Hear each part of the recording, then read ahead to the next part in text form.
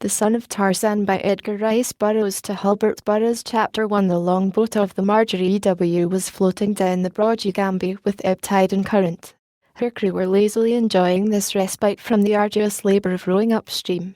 3 miles below them lay the Marjorie E.W. herself, quite ready to sail so soon as they should have clambered aboard and swung the longboat to its davits. Presently the attention of every man was drawn from his dreaming or his gossiping to the northern bank of the river. There, screaming at them in a cracked falsetto and with skinny arms outstretched, stood a strange apparition of a man. "What the hell?" ejaculated one of the crew. "A white man," muttered the mate, and then, "Man the oars, boys, and we'll just pull over and see what he wants." When they came close to the shore they saw an emaciated creature with scant white locks tangled and matted. The thin, bent body was naked but for a loincloth. Tears were rolling down the sunken pock-marked cheeks. The man jabbered at them in a strange tongue. "Russian," hazarded the mate. "Savvy English?" he called to the man.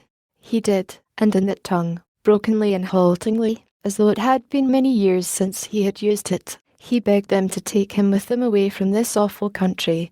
Once on board the Marjorie E.W. the stranger told his rescuers a pitiful tale of privation, hardships, and torture, extending over a period of 10 years.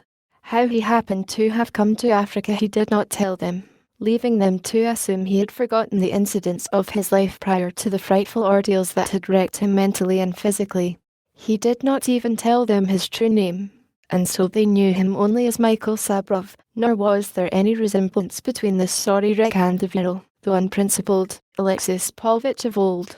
It had been 10 years since the Russian had escaped the fate of his friend, the archfiend Rokov, and not once, but many times during those 10 years had Paulvitch cursed the fate that had given to Nicholas Rokov death and immunity from suffering while it had meted to him the hideous terrors of an existence infinitely worse than the death that persistently refused to claim him.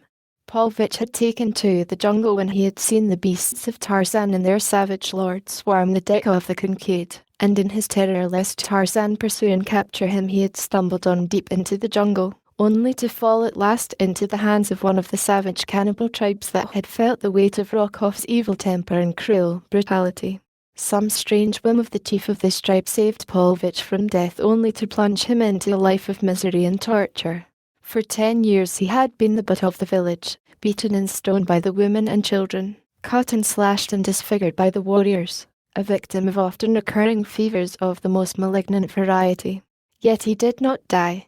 Smallpox laid its hideous clutches upon him, leaving him unspeakably branded with its repulsive marks. Between it and the attentions of the tribe the countenance of Alexis Paulvitch was so altered that his own mother could not have recognized in the pitiful mask he called his face a single familiar feature. A few scraggly, yellow-white locks had supplanted the thick, dark hair that had covered his head. His limbs were bent and twisted. He walked with a shuffling, unsteady gait, his body doubled forward. His teeth were gone, knocked out by his savage masters. Even his mentality was but a sorry mockery of what it once had been. They took him aboard the Marjorie E.W., and there they fed and nursed him. He gained a little in strength, but his appearance never altered for the better. A human derelict, battered and wrecked, they had found him. A human derelict, battered and wrecked, he would remain until death claimed him. Though still in his 30s, Alexis Paulvitch could easily have passed for 80. Inscrutable nature had demanded of the accomplice a greater penalty than his principal had paid.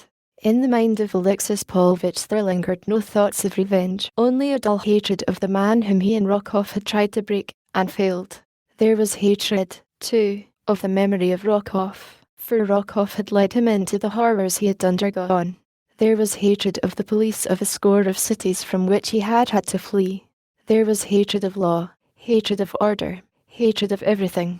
Every moment of the man's waking life was filled with morbid thought of hatred. He had become mentally as he was physically in outward appearance, the personification of the blighting emotion of hate.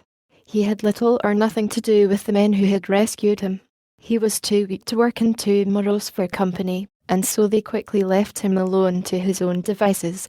The Marjorie E.W. had been chartered by a syndicate of wealthy manufacturers, equipped with a laboratory and a staff of scientists, and sent out to search for some natural product which the manufacturers who footed the bills had been importing from South America at an enormous cost. What the product was none on board the Marjorie W. knew except the scientists, nor is it of any moment to us, other than that it led the ship to a certain island off the coast of Africa after Alexis Paulvitch had been taken aboard. The ship lay at anchor off the coast for several weeks. The monotony of life aboard her became trying for the crew.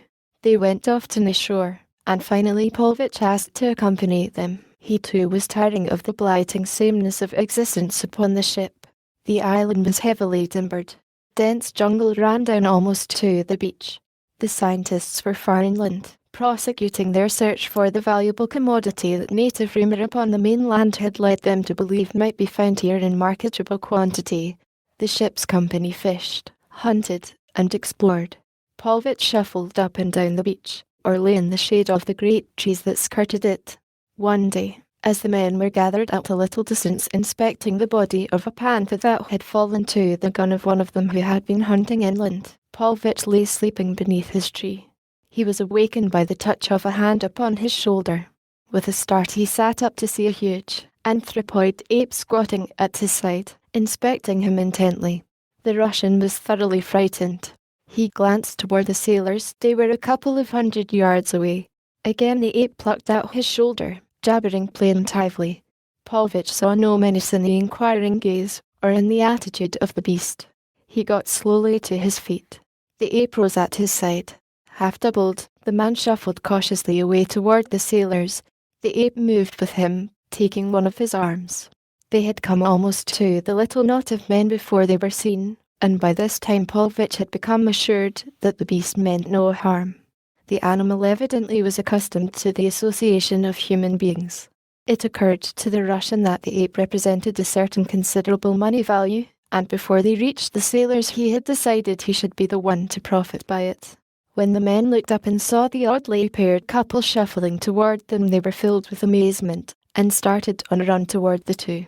The ape showed no sign of fear. Instead he grasped each sailor by the shoulder and peered long and earnestly into his face. Having inspected them all, he returned to Paulvitch's side, disappointment written strongly upon his countenance and in his carriage. The men were delighted with him. They gathered about, asking Paulvitch many questions, and examining his companion. The Russian told them that the ape was his. Nothing further would he offer, but kept harping continually upon the same theme. The ape is mine. The ape is mine. Tiring of Paulvitch, one of the men essayed a pleasantry. Circling about behind the ape, he prodded the anthropoid in the back with a pin. Like a flash the beast wheeled upon its tormentor, and, in the briefest instant of turning, the placid, friendly animal was metamorphosed to a frenzied demon of rage. The broad grin that had sat upon the sailors' face as he perpetrated his little joke froze to an expression of terror. He attempted to dodge the long arms that reached for him, but, failing, drew a long knife that hung at his belt. With a single wrench the ape tore the weapon from the man's grasp and flung it to one side. Then his yellow fangs were buried in the sailor's shoulder. With sticks and knives the man's companions fell upon the beast, while Paulvitch danced around the cursing, snarling pack, mumbling and screaming pleas and threats. He saw his visions of wealth rapidly dissipating before the weapons of the sailors. The ape, however, proved no easy victim to the superior numbers that seemed fated to overwhelm him. Rising from the sailor who had precipitated the battle, he shook his giant shoulders, freeing himself from two of the men that were clinging to his back, and with mighty blows of his open palms felled one after another of his attackers, leaping hither and thither with the agility of a small monkey. The fight had been witnessed by the captain and mate who were just landing from the Marjorie W., and Paulvitch saw these two now running forward with drawn revolvers, while the two sailors who had brought them ashore trailed at their heels. The ape stood looking about him at the havoc he had wrought, but whether he was awaiting a renewal of the attack or was deliberating which of his foes he should exterminate first, Paulvitch could not guess. What he could guess, however, was that the moment the two officers came within firing distance of the beast they would put an end to him in short order unless something were done and done quickly to prevent. The ape had made no move to attack the Russian, but even so the man was none too sure of what might happen were he to interfere with the savage beast, now thoroughly aroused to bestial rage, and with the smell of new spilled blood fresh in its nostrils. For an instant he hesitated, and then again there rose before him the dreams of affluence which this great anthropoid would doubtless turn to realities once Paulvitch had landed him safely in some great metropolis like London. The captain was shouting to him now to stand aside that he might have a shot at the animal, but instead Paulvitch shuffled to the opposite side, and though the man's hair quivered at its roots he mastered his fear and laid hold of the op's arm. "Come," he commanded, and tugged to pull the beast from among the sailors, many of whom were now sitting up in wide-eyed fright or crawling away from their conqueror upon hands and knees. Slowly the ape permitted itself to be led to one side, nor did it show the slightest indication of a desire to harm the Russian. The captain came to a halt a few paces from the odd pair. "Get aside, Sabrov," he commanded. "I'll put the brute where he won't chew up any more able seamen." "It wasn't his fault, Captain," pleaded Paulvitch. "Please don't shoot him. The men started it, they attacked him first. You see, he's perfectly gentle, and he's mine, he's mine, he's mine. I won't let you kill him," he concluded, as his erect mentality pictured anew the pleasure that money would buy in London, money that he could not hope to possess without some such windfall as the ape represented. The captain lowered his weapon. "The men started it, did they?" he repeated. "How about that?" And he turned toward the sailors who had by this time picked themselves from the ground, none of them much the worse for his experience except the fellow who had been the cause of it, and who would doubtless nurse a sore shoulder for a week or so. "Simpson done it," said one of the men. "He stuck a pin into the monk from behind, and the monk got him, which served him bloomin' well right, and he got the rest of us, too, for which I can't blame him, since we all jumped him to once." The captain looked at Simpson, who sheepishly admitted the truth of the allegation. Then he stepped over to the ape as though to discover for himself the sort of temper the beast possessed, but it was noticeable that he kept his revolver cocked and levelled as he did so. However, he spoke soothingly to the animal who squatted at the Russian's side, looking first at one and then another of the sailors. As the captain approached him, the ape half rose and waddled forward to meet him. Upon his countenance was the same strange, searching expression that had marked his scrutiny of each of the sailors he had first encountered. He came quite close to the officer and laid a paw upon one of the man's shoulders, studying his face intently for a long moment. Then came the expression of disappointment accompanied by what was almost a human sigh, as he turned away to peer in the same curious fashion into the faces of the mate and the two sailors who had arrived with the officers. In each instance he sighed and passed on, returning at length to Paulvitch's side, where he squatted down once more, thereafter evincing little or no interest in any of the other men, and apparently forgetful of his recent battle with them. When the party returned aboard the Marjorie W., Paulvitch was accompanied by the ape, who seemed anxious to follow him. The captain interposed no obstacles to the arrangement, and so the great anthropoid was tacitly admitted to membership in the ship's company. Once aboard he examined each new face minutely, evincing the same disappointment in each instance that had marked his scrutiny of the others.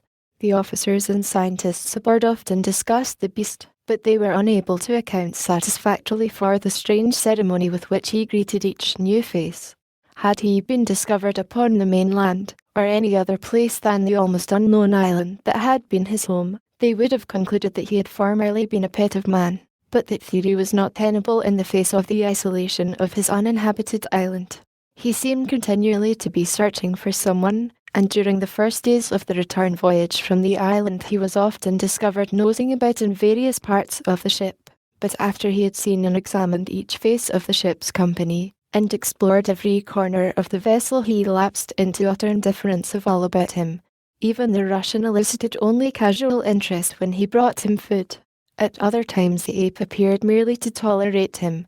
He never showed affection for him, or for anyone else upon the Marjorie W., nor did he at any time evince any indication of the savage temper that had marked his resentment of the attack of the sailors upon him at the time that he had come among them.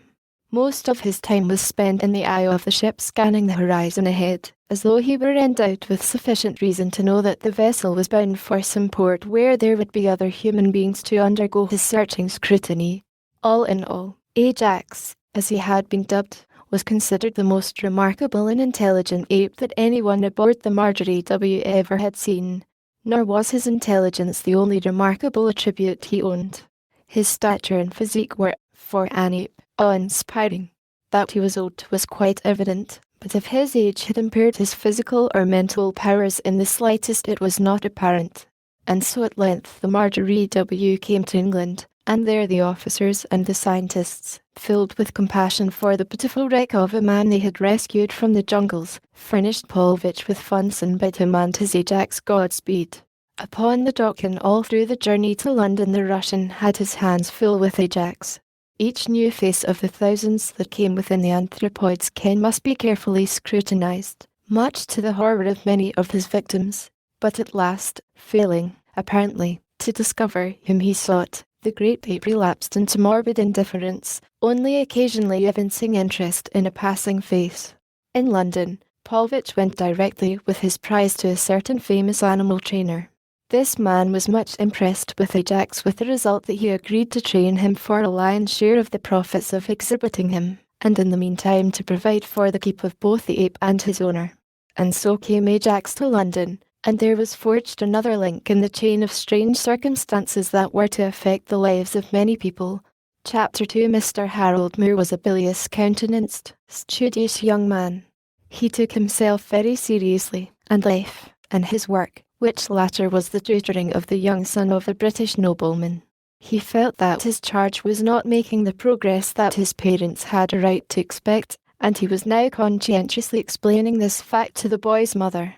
"It's not that he isn't bright," he was saying. "If that were true I should have hopes of succeeding, for then I might bring to bear all my energies in overcoming his obtuseness.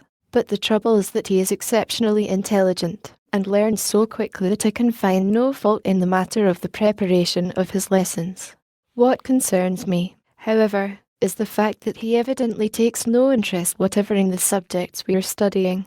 He merely accomplishes each lesson as a task to be rid of as quickly as possible, and I am sure that no lesson ever again enters his mind until the hours of study and recitation once more arrive.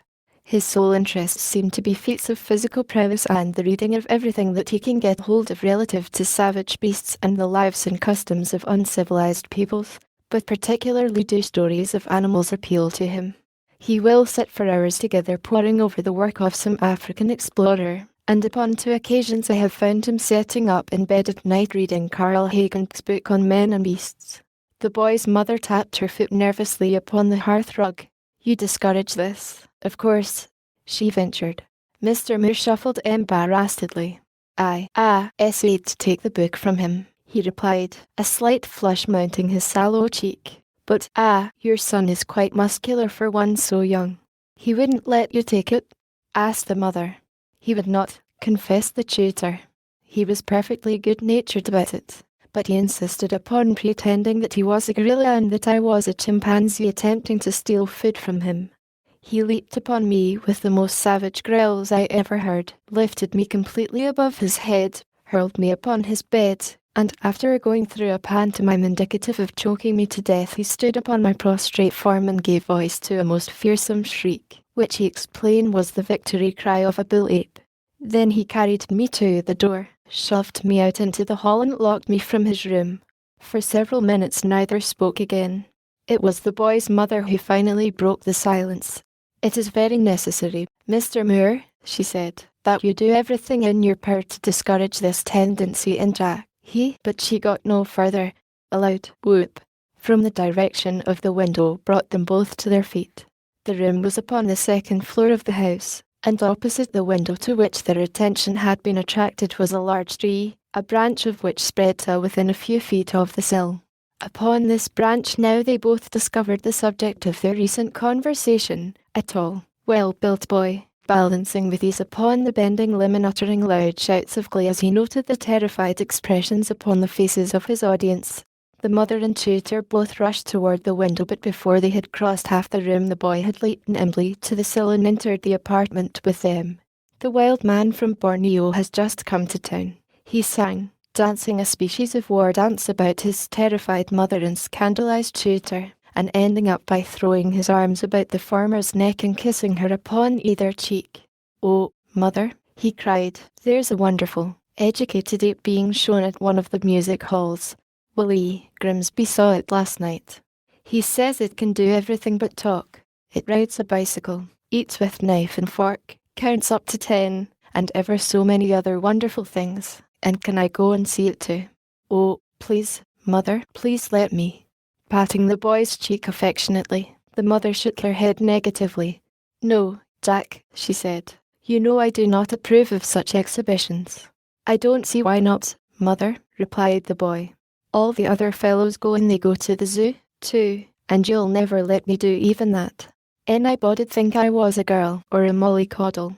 Oh, father, he exclaimed, as the door opened to admit a tall, grey-eyed man. Oh, father, can't I go? Go where, my son? Asked the newcomer. He wants to go to a music hall to see a trained ape, said the mother, looking warningly at her husband. Ajax? Questioned the man. The boy nodded. Well, I don't know that I blame you, my son, said the father. I wouldn't mind seeing him myself. They say he is very wonderful, and that for an anthropoid he is unusually large.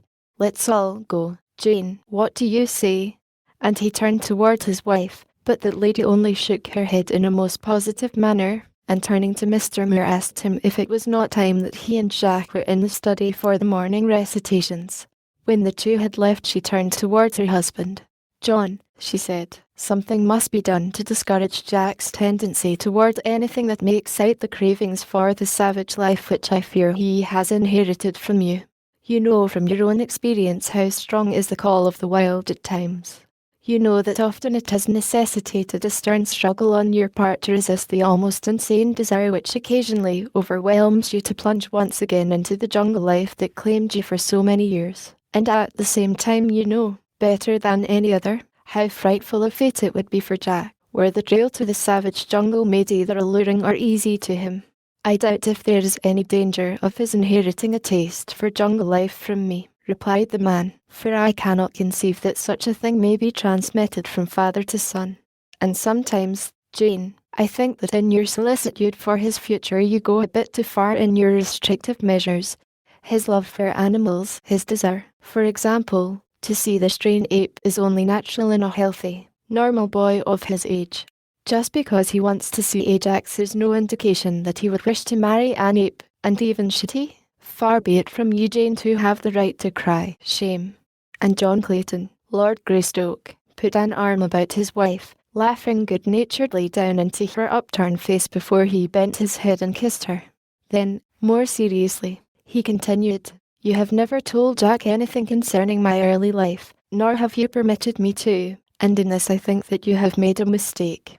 Had I been able to tell him of the experiences of Tarzan of the Apes, I could doubtless have taken much of the glamour and romance from jungle life that naturally surrounds it in the minds of those who have had no experience of it.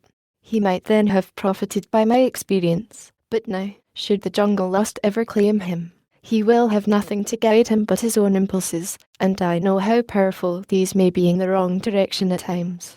But Lady Greystoke only shook her head as she had 100 other times when the subject had claimed her attention in the past. No, John, she insisted, I shall never give my consent to the implanting in Jack's mind of any suggestion of the savage life which we both wish to preserve him from. It was evening before the subject was again referred to, and then it was raised by Jack himself. He had been sitting, curled in a large chair, reading, when he suddenly looked up and addressed his father. Why, he asked, coming directly to the point, can't I go and see Ajax? Your mother does not approve, replied his father. Do you? That is not the question, evaded Lord Greystoke. It is enough that your mother objects. I am going to see him, announced the boy, after a few moments of thoughtful silence. I am not different from Willie Grimsby, or any other of the fellows who have been to see him. It did not harm them and it will not harm me. I could go without telling you, but I would not do that. So I tell you now, beforehand, that I am going to see Ajax. There was nothing disrespectful or defiant in the boy's tone or manner. His was merely a dispassionate statement of facts. His father could scarce repress either a smile or a show of the admiration he felt for the manly course his son had pursued. I admire your candour, Jack, he said. Permit me to be candid, as well. If you go to see Ajax without permission, I shall punish you. I have never inflicted corporal punishment upon you, but I warn you that should you disobey your mother's wishes in this instance, I shall." "Yes, sir," replied the boy, "and then I shall tell you, sir, when I have been to see Ajax." Mr. Moore's room was next to that of his youthful charge, and it was the tutor's custom to have a look into the boys each evening as the former was about to retire. This evening he was particularly careful not to neglect his duty, for he had just come from a conference with the boy's father and mother in which it had been impressed upon him that he must exercise the greatest care to prevent Jack visiting the music hall where Ajax was being shown. So, when he opened the boy's door at about 9:30, he was greatly excited, though not entirely surprised to find the future Lord Greystoke fully dressed for the street and about to crawl from his open bedroom window. Mr. Moore made a rapid spring across the apartment, but the waste of energy was unnecessary, for when the boy heard him within the chamber and realized that he had been discovered, he turned back as though to relinquish his planned adventure. "Where were you going?" panted the excited Mr. Moore. "I am going to see Ajax," replied the boy, quietly. "I am astonished," cried Mr. Moore, but a moment later he was infinitely more astonished, for the boy, approaching close to him, suddenly seized him about the waist, lifted him from his feet and threw him face downward upon the bed, shoving his face deep into a soft pillow. "Be quiet," admonished the victor, "or I'll choke you." Mr. Moore struggled, but his efforts were in vain. Whatever else Tarzan of the Apes may or may not have handed down to his son, he had at least bequeathed him almost as marvellous a physique as he himself had possessed at the same age. The tutor was as putty in the boy's hands. Kneeling upon him, Jack tore strips from a sheet and bound the man's hands behind his back. Then he rolled him over and stuffed a gag of the same material between his teeth, securing it with a strip wound about the back of his victim's head. All the while he talked in a low, conversational tone. "I am Wajah, chief of the Wajih," he explained, "and you're Muhammad Dubn, the Arab sheikh, who would murder my people and steal my ivory." And he dexterously trussed Mr. Moore's hobbled ankles up behind to meet his hobbled wrists. "Ah, ha, villain! I have you in me power at last. I go, but I shall return." And the son of Tarzan skipped across the room, slipped through the open window, and slid to liberty by way of the downspout from Annie's trough. Mr. Moore wriggled and struggled about the bed. He was sure that he should suffocate unless aid came quickly. In his frenzy of terror he managed to roll off the bed. The pain and shock of the fall jolted him back to something like sane consideration of his plight, where before he had been unable to think intelligently because of the hysterical fear that had claimed him. He now lay quietly searching for some means of escape from his dilemma. It finally occurred to him that the room in which Lord and Lady Greystoke had been sitting when he left them was directly beneath that in which he lay upon the floor. He knew that some time had lapsed since he had come upstairs and that they might be gone by this time, for it seemed to him that he had struggled about the bed, in his efforts to free himself, for an eternity. But the best that he could do was to attempt to attract attention from below, and so, after many failures, he managed to work himself into a position in which he could tap the toe of his boot against the floor. This he proceeded to do at short intervals, until, after what seemed a very long time, he was rewarded by hearing footsteps ascending the stairs, and presently a knock upon the door. Mr. Moore tapped vigorously with his toe. He could not reply in any other way. The knock was repeated after a moment's silence. Again Mr. Moore tapped. Would they never open the door? Laboriously he rolled in the direction of succour. If he could get his back against the door he could then tap upon its base, when surely he must be heard. The knocking was repeated a little louder, and finally a voice called, "Mr. Jack." It was one of the housemen. Moore recognised the fellow's voice. He came near to bursting a blood vessel in an endeavour to scream, "Come in," through the stifling gag. After a moment the man knocked again, quite loudly, and again called the boy's name. Receiving no reply he turned the knob, and at the same instant a sudden recollection filled the tutor anew with numbing terror. He had, himself, locked the door behind him when he had entered the room. He heard the servant try the door several times and then depart, upon which Mr. Moore swooned. In the meantime Jack was enjoying to the full the stolen pleasures of the music hall. He had reached the Temple of Mirth just as Ajax's act was commencing, and having purchased a box seat was now leaning breathlessly over the rail watching every move of the great ape, his eyes wide in wonder.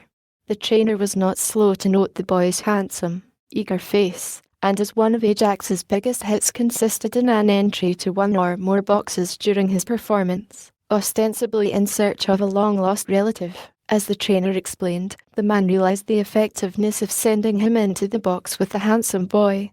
Doubtless, would be terror-stricken by proximity to the shaggy, powerful beast. When the time came, therefore, for the ape to return from the wings in reply to an encore, the trainer directed its attention to the boy who chanced to be the sole occupant of the box in which he sat. With a spring the huge anthropoid leaped from the stage to the boy's side. But if the trainer had looked for a laughable scene of fright, he was mistaken. A broad smile lighted the boy's features as he laid his hand upon the shaggy arm of his visitor. The ape, grasping the boy by either shoulder, peered long and earnestly into his face, while the latter stroked his head and talked to him in a low voice. Never had Ajax devoted so long a time to an examination of another as he did in this instance. He seemed troubled and not a little excited, jabbering and mumbling to the boy, and now caressing him, as the trainer had never seen him caress a human being before. Presently he clambered over into the box with him and snuggled down close to the boy's side. The audience was delighted, but they were still more delighted when the trainer, the period of his act having elapsed, attempted to persuade Ajax to leave the box. The ape would not budge. The manager, becoming excited at the delay, urged the trainer to greater haste. But when the latter entered the box to drag away the reluctant Ajax, he was met by bared fangs and menacing growls. The audience was delirious with joy. They cheered the ape, they cheered the boy, and they hooted and jeered at the trainer and the manager. Which luckless individual had inadvertently shown himself and attempted to assist the trainer. Finally, reduced to desperation and realizing that this show of mutiny upon the part of his valuable possession might render the animal worthless for exhibition purposes in the future if not immediately subdued, the trainer had hastened to his dressing room and procured a heavy whip. With this he now returned to the box, but when he had threatened Ajax with it but once, he found himself facing two infuriated enemies instead of one, for the boy had leaped to his feet, and seizing a chair was standing ready at the opposite side to defend his newfound friend. There was no longer a smile upon his handsome face.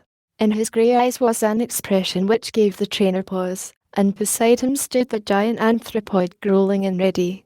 What might have happened, but for a timely interruption, may only be surmised, but that the trainer would have received a severe mauling, if nothing more, was clearly indicated by the attitude of the two who faced him.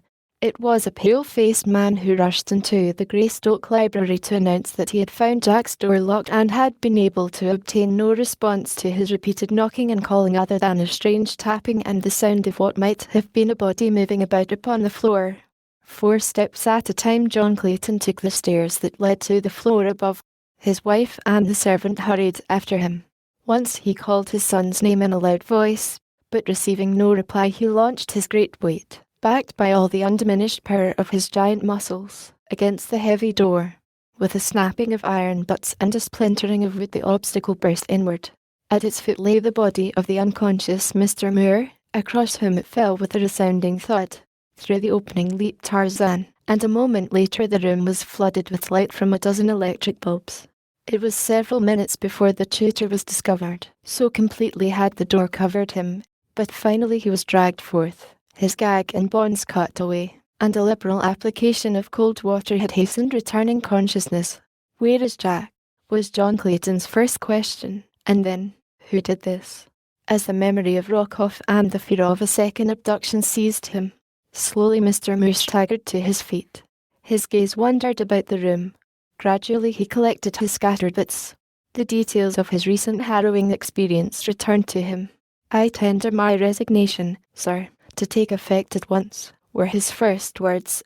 "You do not need a tutor for your son. What he needs is a wild animal trainer." "But where is he?" cried Lady Greystoke. "He has gone to see Ajax." It was with difficulty that Tarzan restrained a smile, and after satisfying himself that the tutor was more scared than injured, he ordered his closed car around and departed in the direction of a certain well-known music hall. Chapter 3 As the trainer, with raised lash, hesitated an instant at the entrance to the box where the boy and the ape confronted him. A tall, broad-shouldered man pushed past him and entered. As his eyes fell upon the newcomer, a slight flush mounted the boy's cheeks. "Father!" he exclaimed. The ape gave one look at the English lord, and then leaped toward him, calling out in excited jabbering. The man, his eyes going wide in astonishment, stopped as though turned to stone. "Hackett!" he cried. The boy looked, bewildered, from the ape to his father, and from his father to the ape. The trainer's jaw dropped as he listened to what followed, for from the lips of the Englishman flowed the gutturals of an ape that were answered in kind by the huge anthropoid that now clung to him. And from the wings a hideously bent and disfigured old man watched the tableau in the box, his pock-marked features working spasmodically in varying expressions that might have marked every sensation in the gamut from pleasure to terror. "Long have I looked for you, Tarzan," said Hackett. "Now that I have found you, I shall come to your jungle and live there always." The man stroked the beast's head. Through his mind there was running rapidly a train of recollection that carried him far into the depths of the primeval African forest where this huge, man-like beast had fought shoulder to shoulder with him years before. He saw the black Mugambi wielding his deadly knob stick, and beside them, with bared fangs and bristling whiskers, Sheeta the Terrible, and pressing close behind the savage and the savage panther, the hideous apes of Hackett. The man sighed. Strong within him surged the jungle lust that he had thought dead. Ah, if he could go back even for a brief month of it, to feel again the brush of leafy branches against his naked hide, to smell the musty rot of dead vegetation, frankincense and myrrh to the jungle born, to sense the noiseless coming of the great carnivore upon his trail, to hunt and to be hunted, to kill. The picture was alluring. And then came another picture, a sweet-faced woman, still young and beautiful, friends, a home, a son. He shrugged his giant shoulders. "It cannot be, Hackett," he said. "But if you would return, I shall see that it is done. You could not be happy here, I may not be happy there." The trainer stepped forward. The ape bared his fangs, growling. "Go with him, Hackett," said Tarzan of the Apes. "I will come and see you tomorrow." The beast moved sullenly to the trainer's side. The latter, at John Clayton's request, told where they might be found. Tarzan turned toward his son. "Come," he said, and the two left the theatre. Neither spoke for several minutes after they had entered the limousine. It was the boy who broke the silence. "The ape knew you," he said, "and you spoke together in the Apis tongue. How did the ape know you, and how did you learn his language?" And then, briefly and for the first time, Tarzan of the Apes told his son of his early life, of the birth in the jungle, of the death of his parents, and of how Kala, the great shape, had suckled and raised him from infancy almost to manhood. He told him, too, of the dangers and the horrors of the jungle, of the great beasts that stalked one by day and by night, of the periods of drought, and of the cataclysmic rains, of hunger, of cold, of intense heat, of nakedness and fear and suffering.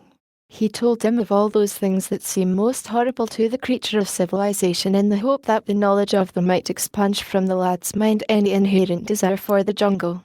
Yet they were the very things that made the memory of the jungle what it was to Tarzan, that made up the composite jungle life he loved.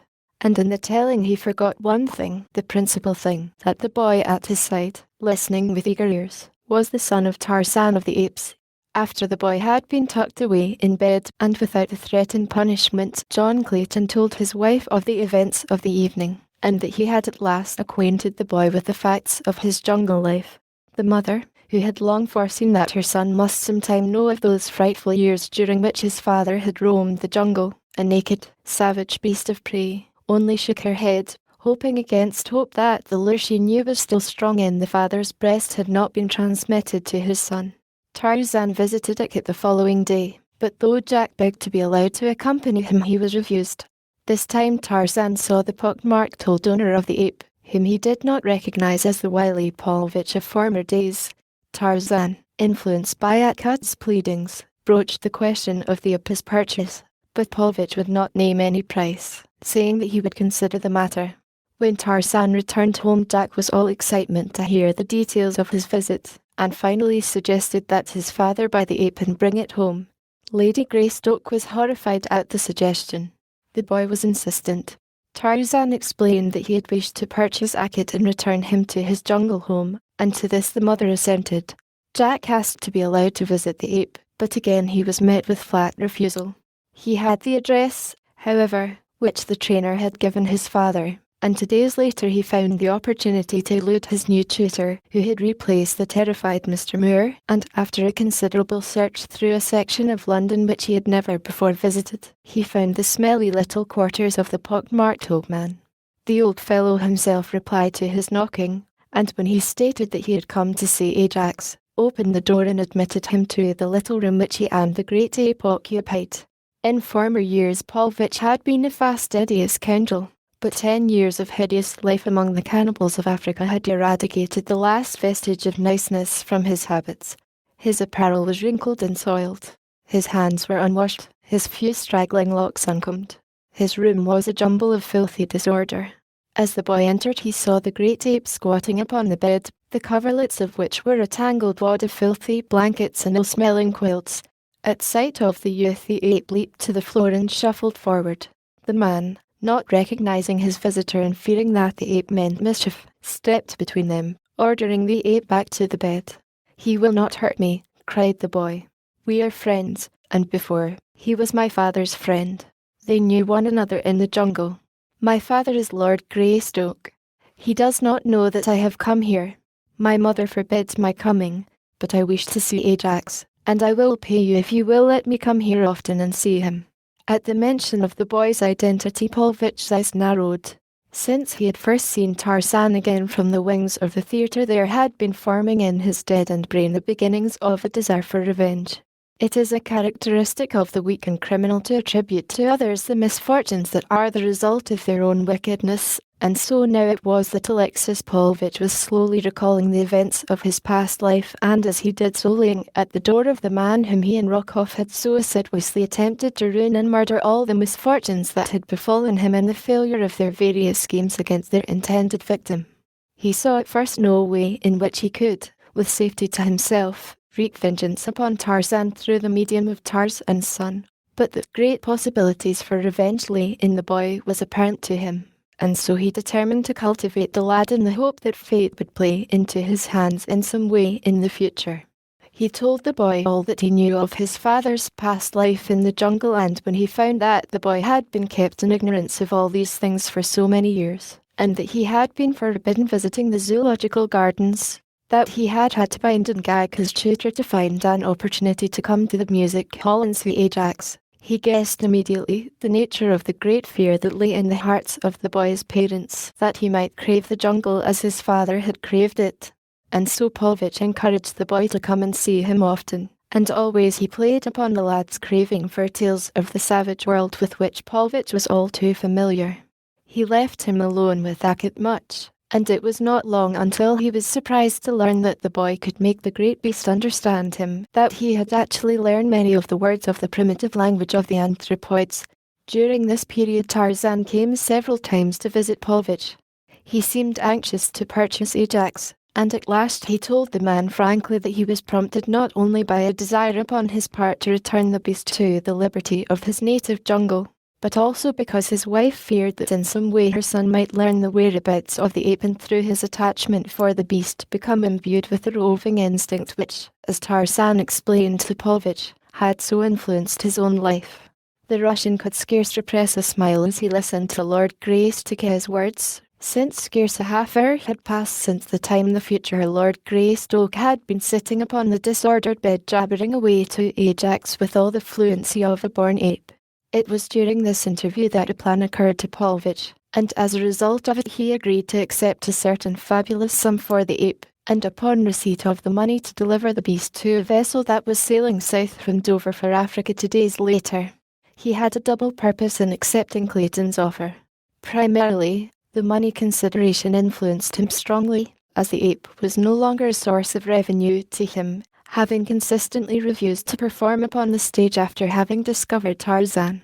It was as though the beast had suffered himself to be brought from his jungle home and exhibited before thousands of curious spectators for the sole purpose of searching out his long-lost friend and master, and, having found him, considered further mingling with the common herd of humans unnecessary. However that may be, the fact remained that no amount of persuasion could influence him even to show himself upon the music hall stage, and upon the single occasion that the trainer attempted force the results were such that the unfortunate man considered himself lucky to have escaped with his life. All that saved him was the accidental presence of Jack Clayton, who had been permitted to visit the animal in the dressing room reserved for him at the music hall, and had immediately interfered when he saw that the savage beast meant serious mischief. And after the money consideration, strong in the heart of the Russian was the desire for revenge, which had been growing with constant brooding over the failures and miseries of his life, which he attributed to Tarzan, the latest, and by no means the least, of which was Ajax's refusal to longer earn money for him.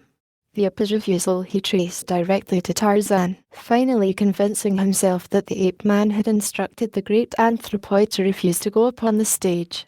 Paulvich's naturally malign disposition was aggravated by the weakening and warping of his mental and physical faculties through torture and privation. From cold, calculating, highly intelligent perversity it had deteriorated into the indiscriminating, dangerous menace of the mentally defective. His plan, however, was sufficiently cunning to at least cast a doubt upon the assertion that his mentality was wandering. It assured him first of the competence which Lord Greystoke had promised to pay him for the deportation of the ape, and then of revenge upon his benefactor through the son he idolized. That part of his scheme was crude and brutal. It lacked the refinement of torture that had marked the master strokes of the Paulvitch of old, when he had worked with the virtuoso of villainy, Nicholas Rokoff, but it at least assured Paulvitch of immunity from responsibility, placing that upon the ape, who would thus also be punished for his refusal longer to support the Russian. Everything played with fiendish unanimity into Paulvitch's hands. As chance would have it, Tarzan's son overheard his father relating to the boy's mother the steps he was taking to return Akut safely to his jungle home, and having overheard he begged them to bring the ape home that he might have him for a playfellow. Tarzan would not have been averse to this plan, but Lady Greystoke was horrified at the very thought of it. Jack pleaded with his mother, but all unavailingly. She was obdurate, and at last the lad appeared to acquiesce in his mother's decision that the ape must be returned to Africa and the boy to school, from which he had been absent on vacation. He did not attempt to visit Paulvitch's room again that day, but instead busied himself in other ways. He had always been well supplied with money, so that when necessity demanded he had no difficulty in collecting several £100. Some of this money he invested in various strange purchases which he managed to smuggle into the house, undetected, when he returned late in the afternoon. The next morning, after giving his father time to precede him and conclude his business with Paulvitch, the lad hastened to the Russian's room. Knowing nothing of the man's true character, the boy dared not take him fully into his confidence for fear that the old fellow would not only refuse to aid him, but would report the whole affair to his father. Instead, he simply asked permission to take Ajax to Dover. He explained that it would relieve the old man of a tiresome journey, as well as placing a number of pounds in his pocket, for the lad purposed paying the Russian well. "You see," he went on, "there will be no danger of detection since I am supposed to be leaving on an afternoon train for school. Instead, I will come here after they have left me on board a train. Then I can take Ajax to Dover, you see, and arrive at school only a day late. No one will be the wiser, no harm will be done, and I shall have had an extra day with Ajax before I lose him forever." The plan fitted perfectly with the which Paulvitch had in mind. Had he known what further the boy contemplated, he would doubtless have entirely abandoned his own scheme of revenge and aided the boy wholeheartedly in the consummation of the lad's, which would have been better for Paulvitch, could he have but read the future but a few short hours ahead. That afternoon Lord and Lady Greystoke bid their son goodbye and saw him safely settled in a first-class compartment of the railway carriage that would set him down at school in a few hours.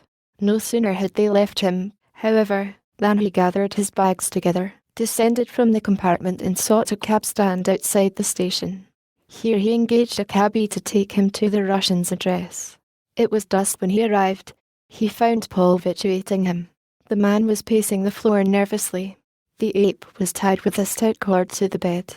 It was the first time that Jack had ever seen Ajax thus secured. He looked questioningly at Paulvitch. The man, mumbling, explained that he believed the animal had guessed that he was to be sent away and he feared he would attempt to escape. Paulvitch carried another piece of cord in his hand.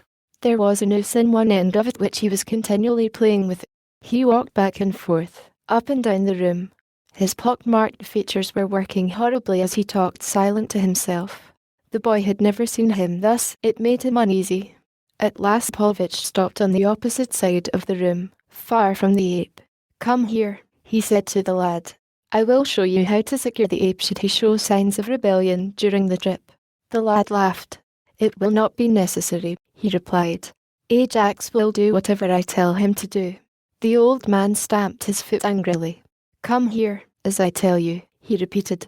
"If you do not do as I say, you shall not accompany the ape to Dover. I will take no chances upon his escaping." Still smiling, the lad crossed the room and stood before the Ruz. "Turn around, with your back toward me," directed the latter, "that I may show you how to bind him quickly." The boy did as he was bid, placing his hands behind him when Paulvitch told him to do so.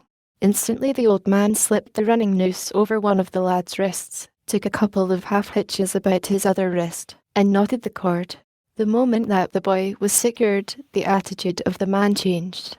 With an angry oath he wheeled his prisoner about, tripped him and hurled him violently to the floor, leaping upon his breast as he fell. From the bed the ape growled and struggled with his bonds.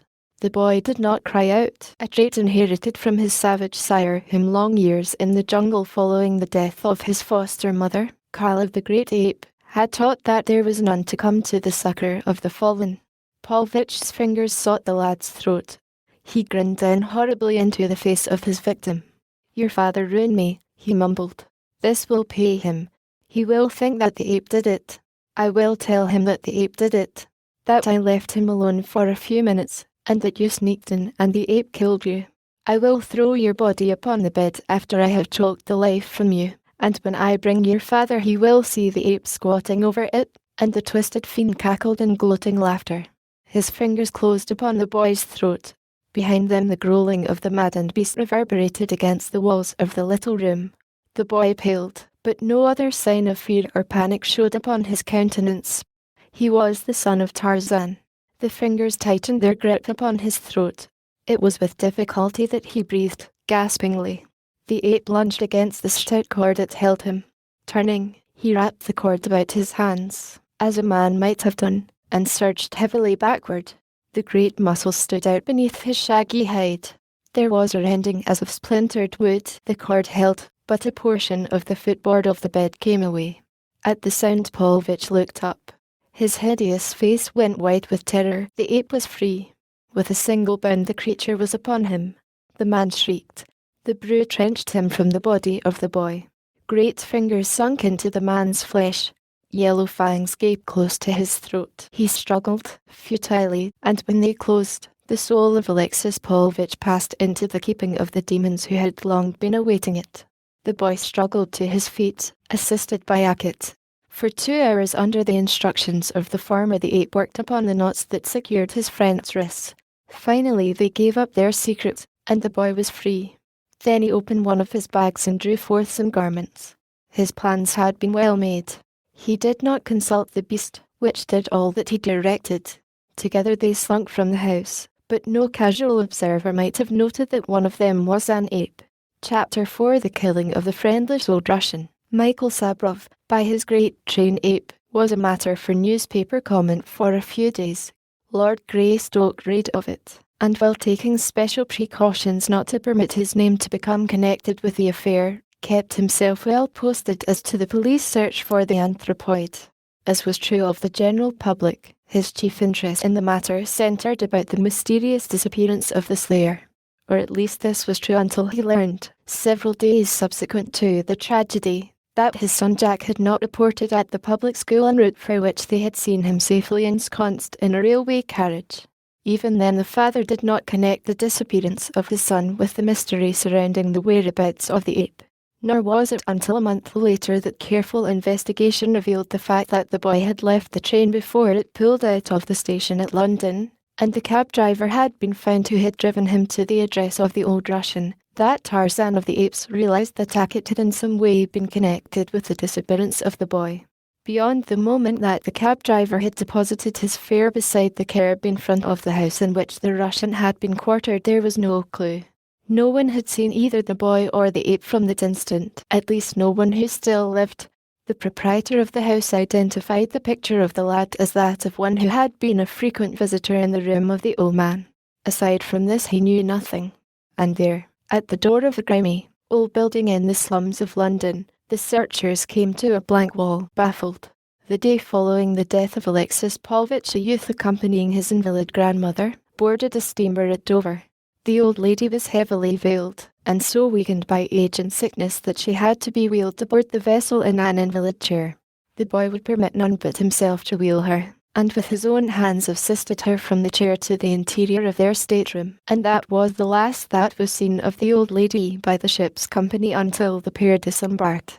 The boy even insisted upon doing the work of their cabin steward, since, as he explained, his grandmother was suffering from a nervous disposition that made the presence of strangers extremely distasteful to her. Outside the cabin, and none there was aboard who knew what he did in the cabin, the lad was just as any other healthy, normal English boy might have been. He mingled with his fellow passengers, became a prime favourite with the officers, and struck up numerous friendships among the common sailors. He was generous and unaffected, yet carried an air of dignity and strength of character that inspired his many new friends with admiration as well as affection for him. Among the passengers there was an American named Condon, a noted black-legged crook who was wanted in a half-dozen of the larger cities of the United States. He had paid little attention to the boy until on one occasion he had seen him accidentally display a roll of banknotes. From then on Condon cultivated the youthful Briton.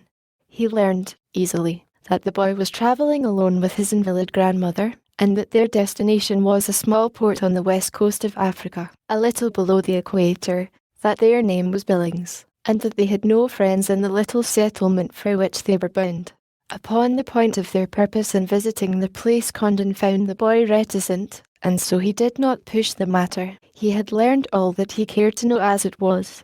Several times Condon attempted to draw the lad into a card game, but his victim was not interested, and the black looks of several of the other men passengers decided the American to find other means of transferring the boy's bankroll to his own pocket.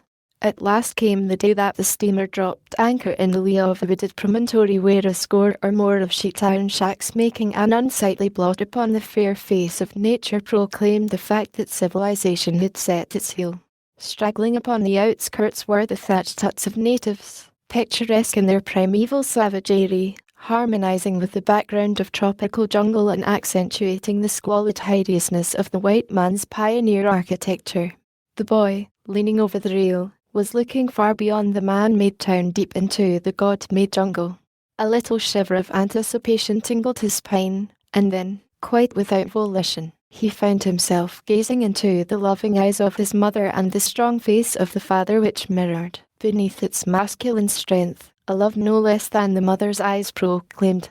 He felt himself weakening in his resolve. Nearby one of the ship's officers was shouting orders to a flotilla of native boats that was approaching to lighter the consignment of the steamer's cargo destined for this tiny post. "When does the next steamer for England touch here?" the boy asked. "The Emmanuel ought to be along most any time now," replied the officer. "I figured we'd find her here," and he went on with his bellowing remarks to the dusty hordes drawing close to the steamer's side. The task of lowering the boy's grandmother over the side to a waiting canoe was rather difficult. The lad insisted on being always at her side, and when at last she was safely ensconced in the bottom of the craft that was to bear them shoreward, her grandson dropped cat-like after her. So interested was he in seeing her comfortably disposed that he failed to notice the little package that had worked from his pocket as he assisted in lowering the sling that contained the old woman over the steamer's side, nor did he notice it even as it slipped out entirely and dropped into the sea. Scarcely had the boat containing the boy and the old woman started for the shore than Condon hailed a canoe upon the other side of the ship, and after bargaining with its owner finally lowered his baggage and himself aboard. Once ashore he kept out of sight of the two-story atrocity that bore the legend "Hotel" to lure unsuspecting wayfarers to its multitudinous discomforts. It was quite dark before he ventured to enter and arrange for accommodations. In a back room upon the second floor the lad was explaining not without considerable difficulty, to his grandmother that he had decided to return to England upon the next steamer. He was endeavouring to make it plain to the old lady that she might remain in Africa if she wished, but that for his part his conscience demanded that he return to his father and mother, who doubtless were even now suffering untold sorrow because of his absence, from which it may be assumed that his parents had not been acquainted with the plans that he and the old lady had made for their adventure into African wilds. Having come to a decision, the lad felt a sense of relief from the worry that had haunted him for many sleepless nights. When he closed his eyes in sleep, it was to dream of a happy reunion with those at home.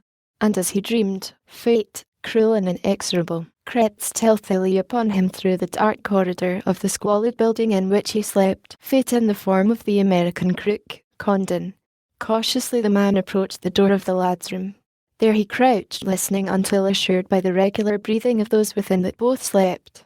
Quietly he inserted a slim, skeleton key in the lock of the door.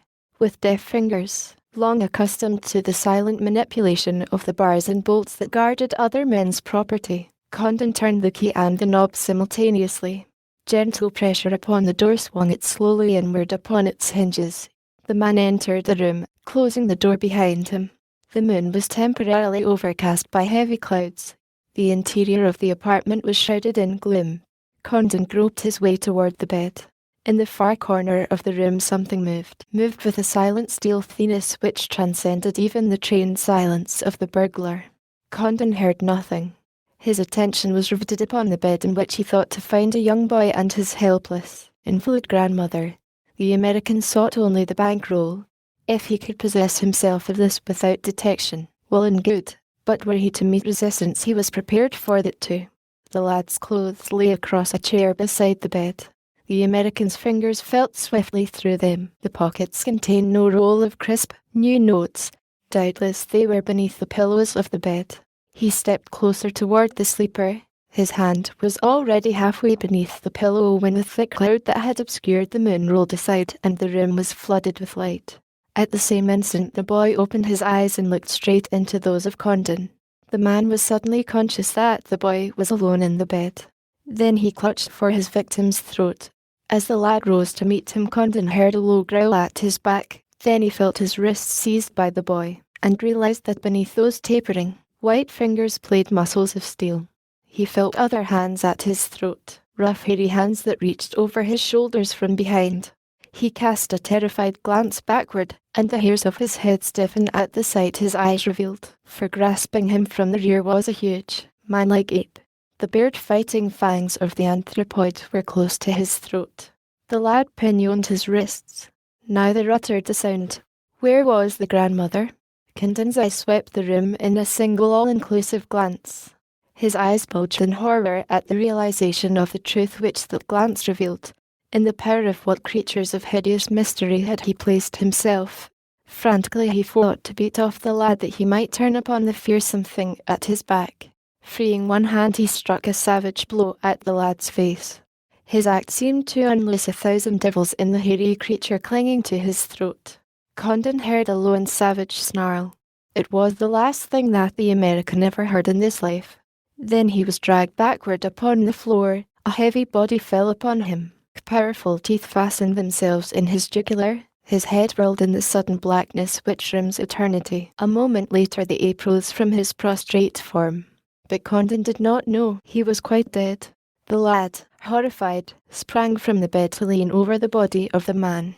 He knew that Akut had killed in his defence, as he had killed Michael Sabrov, but here, in savage Africa, far from home and friends, what would they do to him and his faithful ape? The lad knew that the penalty of murder was death. He even knew that an accomplice might suffer the death penalty with the principal. Who was there who would plead for them? All would be against them. It was little more than a half-civilized community, and the chances were that they would drag Akut and him forth in the morning and hang them both to the nearest tree. He had read of such things being done in America, and Africa was worse even and wilder than the great west of his mother's native land. Yes, they would both be hanged in the morning. Was there no escape? He thought in silence for a few moments, and then, with an exclamation of relief, he struck his palms together and turned toward his clothing upon the chair. Money would do anything. Money would save him an acket. He felt for the bankroll in the pocket in which he had been accustomed to carry it. It was not there. Slowly at first and at last frantically he searched through the remaining pockets of his clothing. Then he dropped upon his hands and knees and examined the floor. Lighting the lamp, he moved the bed to one side and, inch by inch, he felt over the entire floor. Beside the body of Condon he hesitated, but at last he nerved himself to touch it. Rolling it over, he sought beneath it for the money. Nor was it there. He guessed that Condon had entered the room to rob, but he did not believe that the man had had time to possess himself of the money. However, as it was nowhere else, it must be upon the body of the dead man. Again and again he went over the room, only to return each time to the corpse. But nowhere could he find the money. He was half frantic with despair. What were they to do? In the morning they would be discovered and killed. For all his inherited size and strength he was, after all, only a little boy, a frightened, homesick little boy, reasoning faultily from the meagre experience of childhood. He could think of but a single glaring fact: they had killed a fellow man, and they were among savage strangers, thirsting for the blood of the first victim whom fate cast into their clutches. This much he had gleaned from penny dreadfuls, and they must have money. Again he approached the corpse, this time resolutely. The ape squatted in a corner watching his young companion. The youth commenced to remove the American's clothing piece by piece, and, piece by piece, he examined each garment minutely. Even to the shoes he searched with painstaking care, and when the last article had been removed and scrutinized, he dropped back upon the bed with dilated eyes that saw nothing in the present, only a grim tableau of the future in which two forms swung silently from the limb of a great tree. How long he sat thus he did not know, but finally he was aroused by a noise coming from the floor below. Springing quickly to his feet, he blew out the lamp, and crossing the floor silently locked the door. Then he turned toward the ape, his mind made up. Last evening he had been determined to start for home at the first opportunity, to beg the forgiveness of his parents for this mad adventure. Now he knew that he might never return to them. The blood of a fellow man was upon his hands. In his morbid reflections he had long since ceased to attribute the death of Condon to the ape. The hysteria of Bannock had fastened the guilt upon himself. With money he might have bought justice, but penniless. Ah, what hope could there be for strangers without money here? But what had become of the money? He tried to recall when last he had seen it. He could not, nor could he. Would he have been able to account for its disappearance, for he had been entirely unconscious of the falling of the little package from his pocket into the sea as he clambered over the ship's side into the waiting canoe that bore him to shore. Now he turned toward Hackett. "Come," he said, in the language of the great apes. Forgetful of the fact that he wore only a thin pajama suit, he led the way to the open window. Thrusting his head out, he listened attentively. A single tree grew a few feet from the window. Nimbly the lad sprang to its bole, clinging cat-like for an instant before he clambered quietly to the ground below. Close behind him came the great ape. 200 yards away a spur of the jungle ran close to the straggling town. Toward this the lad led the way. None saw them, and a moment later the jungle swallowed them, and John Clayton, future Lord Greystoke, passed from the eyes and the knowledge of men. It was late the following morning that a native houseman knocked upon the door of the room that had been assigned to Mrs. Billings and her grandson. Receiving no response, he inserted his pass key in the lock, only to discover that another key was already there, but from the inside. He reported the fact to Herr Skopf, the proprietor, who at once made his way to the second floor where he, too, pounded vigorously upon the door. Receiving no reply, he bent to the keyhole in an attempt to look through into the room beyond. In so doing, being portly, he lost his balance, which necessitated putting a palm to the floor to maintain his equilibrium. As he did so, he felt something soft and thick and wet beneath his fingers. He raised his open palm before his eyes in the dim light of the corridor and peered at it. Then he gave a little shudder, for even in the semi-darkness he saw a dark red stain upon his hand. Leaping to his feet, he hurled his shoulder against the door. Herr Skopf is a heavy man, or at least he was then. I have not seen him for several years. The frail door collapsed beneath his weight, and Herr Skopf stumbled precipitately into the room beyond. Before him lay the greatest mystery of his life. Upon the floor at his feet was the dead body of a strange man. The neck was broken and the jugular severed as by the fangs of a wild beast. The body was entirely naked, the clothing being strewn about the corpse. The old lady and her grandson were gone. The window was open. They must have disappeared through the window, for the door had been locked from the inside. But how could the boy have carried his invalid grandmother from a second-story window to the ground? It was preposterous. Again Herr Skopf searched the small room. He noticed that the bed was pulled well away from the wall. Why? He looked beneath it again for the third or fourth time. The two were gone, and yet his judgment told him that the old lady could not have gone without porters to carry her down as they had carried her up the previous day. Further search deepened the mystery. All the clothing of the two was still in the room. If they had gone, then they must have gone naked or in their night clothes. Herr Skopf shook his head. Then he scratched it. He was baffled.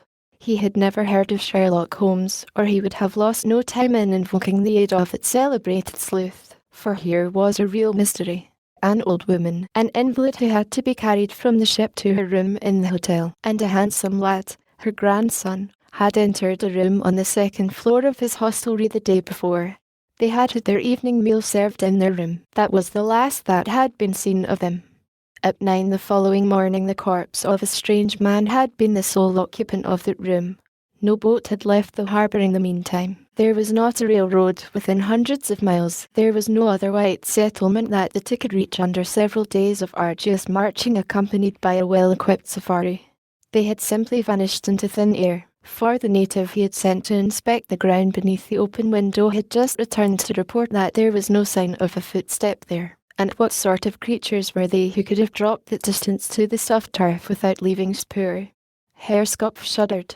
Yes, it was a great mystery. There was something uncanny about the whole thing. He hated to think about it, and he dreaded the coming of night. It was a great mystery to Herr Skopf, and, doubtless, still is. Chapter 5 Captain Armand Jacket of the Foreign Legion sat upon an outspread saddle blanket at the foot of a stunted palm tree. His broad shoulders and his close-cropped head rested in luxurious ease against the rough bole of the palm. His long legs were stretched straight before him, overlapping the meagre blanket, his spurs buried in the sandy soil of the little desert oasis. The captain was taking his ease after a long day of weary riding across the shifting sands of the desert. Lazily he puffed upon his cigarette and watched his orderly who was preparing his evening meal. Captain Armand Jacket was well satisfied with himself and the world. A little to his right rose the noisy activity of his troop of sun-tanned veterans, released for the time from the irksome trammels of discipline, relaxing tired muscles, laughing, joking, and smoking as they, too, prepared to eat after a 12-hour fast. Among them, silent and taciturn, squatted 5 white-robed Arabs, securely bound and under heavy guard. It was the sight of these that filled Captain Armand Jacket with the pleasurable satisfaction of a duty well performed. For a long, hot, gaunt month he and his little troop had scoured the places of the desert waste in search of a band of marauders to the sin-stained account of which were charged innumerable thefts of camels, horses, and goats, as well as murders enough to have sent the whole unsavoury gang to the guillotine several times over. A week before, he had come upon them. In the ensuing battle he had lost 2 of his own men, but the punishment inflicted upon the marauders had been severe almost to extinction. A half-dozen, perhaps, had escaped, but the balance, with the exception of the 5 prisoners, had expiated their crimes before the nickel-jacketed bullets of the legionaries, and, best of all, the ringleader, Achmet Ben Houdan, was among the prisoners. From the prisoners Captain Jacket permitted his mind to traverse the remaining miles of sand to the little garrison post where, upon the morrow, he should find awaiting him with eager welcome his wife and little daughter. His eyes softened to the memory of them, as they always did. Even now he could see the beauty of the mother reflected in the childish lines of little Jean's face, and both those faces would be smiling up into his as he swung from his tired mount late the following afternoon. Already he could feel a soft cheek press close to each of his velvet against leather. His reverie was broken in upon by the voice of a sentry summoning a non-commissioned officer. Captain Jacket raised his eyes. The sun had not yet set, But the shadows of the few trees huddled about the waterhole and of his men and their horses stretched far away into the east across the now golden sand. The sentry was pointing in this direction, and the corporal, through narrowed lids, was searching the distance. Captain Jacket rose to his feet. He was not a man content to see through the eyes of others. He must see for himself. Usually he saw things long before others were aware that there was anything to see, a trait that had won for him the sobriquet of Hawk. Now he saw, just beyond the long shadows, a dozen specks rising and falling among the sands. They disappeared and reappeared, but always they grew larger. Jacket recognized them immediately. They were horsemen of the desert. Already a sergeant was running toward him. The entire camp was straining its eyes into the distance. Jacket gave a few terse orders to the sergeant, who saluted, turned upon his heel and returned to the men. Here he gathered a dozen who saddled their horses, mounted and rode out to meet the strangers. The remaining men disposed themselves in readiness for instant action. It was not entirely beyond the range of possibilities that the horsemen riding thus swiftly toward the camp might be friends of the prisoners bent upon the release of their kinsmen by a sudden attack. Jacket doubted this, however, since the strangers were evidently making no attempt to conceal their presence. They were galloping rapidly toward the camp in plain view of all. There might be treachery lurking beneath their fair appearance, but none who knew the Hawk would be so gullible as to hope to trap him thus. The sergeant with his detail met the Arabs 200 yards from the camp. Jacket could see him in conversation with a tall, white-robed figure, evidently the leader of the band. Presently the sergeant and this Arab rode side by side toward camp. Jacket awaited them. The two reined in and dismounted before him. "Sheikh Amr Ben Gitter," announced the sergeant by way of introduction. Captain Jacket eyed the newcomer. He was acquainted with nearly every principal Arab within a radius of several hundred miles. This man he never had seen. He was a tall, weather-beaten, sour-looking man of 60 or more. His eyes were narrow and evil. Captain Jacket did not relish his appearance. "Well?" he asked, tentatively. The Arab came directly to the point. "Achmet Ben Houdan is my sister's son," he said. "If you will give him into my keeping, I will see that he sins no more against the laws of the French." Jacket shook his head. "That cannot be," he replied. "I must take him back with me. He will be properly and fairly tried by a civil court. If he is innocent, he will be released." "And if he is not innocent?" asked the Arab. "He is charged with many murders. For any one of these, if he is proved guilty, he will have to die." The Arab's left hand was hidden beneath his burnous. Now he withdrew it, disclosing a large goatskin purse, bulging and heavy with coins. He opened the mouth of the purse and let a handful of the contents trickle into the palm of his right hand. All were pieces of good French gold.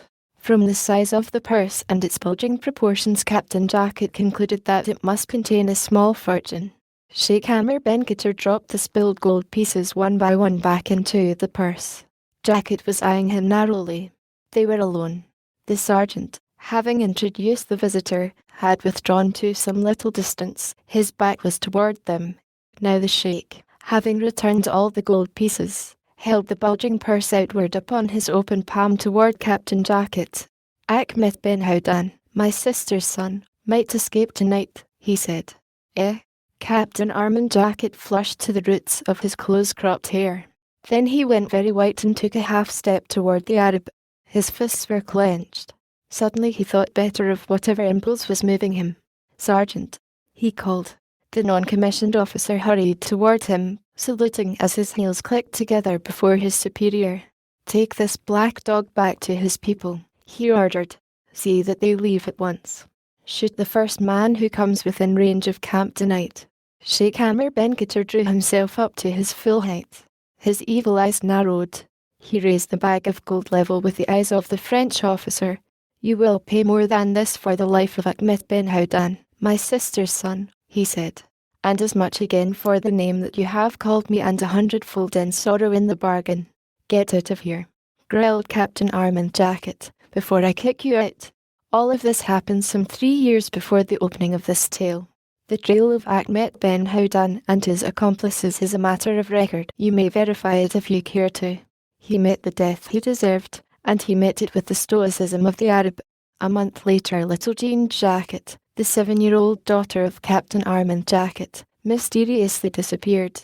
Neither the wealth of her father and mother, or all the powerful resources of the Great Republic were able to wrest the secret of her whereabouts from the inscrutable desert that had swallowed her and her abductor. A reward of such enormous proportions was offered that many adventurers were attracted to the hunt. This was no case for the modern detective of civilization, yet several of these threw themselves into the search. The bones of some are already bleaching beneath the African sun upon the silent sands of the Sahara. To Swedes, Carl Jensen and Sven Malben, after 3 years of following false leads, at last gave up the search far to the south of the Sahara to turn their attention to the more profitable business of ivory poaching. In a great district they were already known for their relentless cruelty and their greed for ivory. The natives feared and hated them. The European governments in whose possessions they worked had long sought them, but, working their way slowly out of the north, they had learned many things in the no-man's land south of the Sahara which gave them immunity from capture through easy avenues of escape that were unknown to those who pursued them. Their raids were sudden and swift. They seized ivory and retreated into the trackless wastes of the north before the guardians of the territory they raped could be made aware of their presence. Relentlessly they slaughtered elephants themselves as well as stealing ivory from the natives. Their following consisted of 100 or more renegade Arabs and Negro slaves, a fierce, relentless band of cutthroats.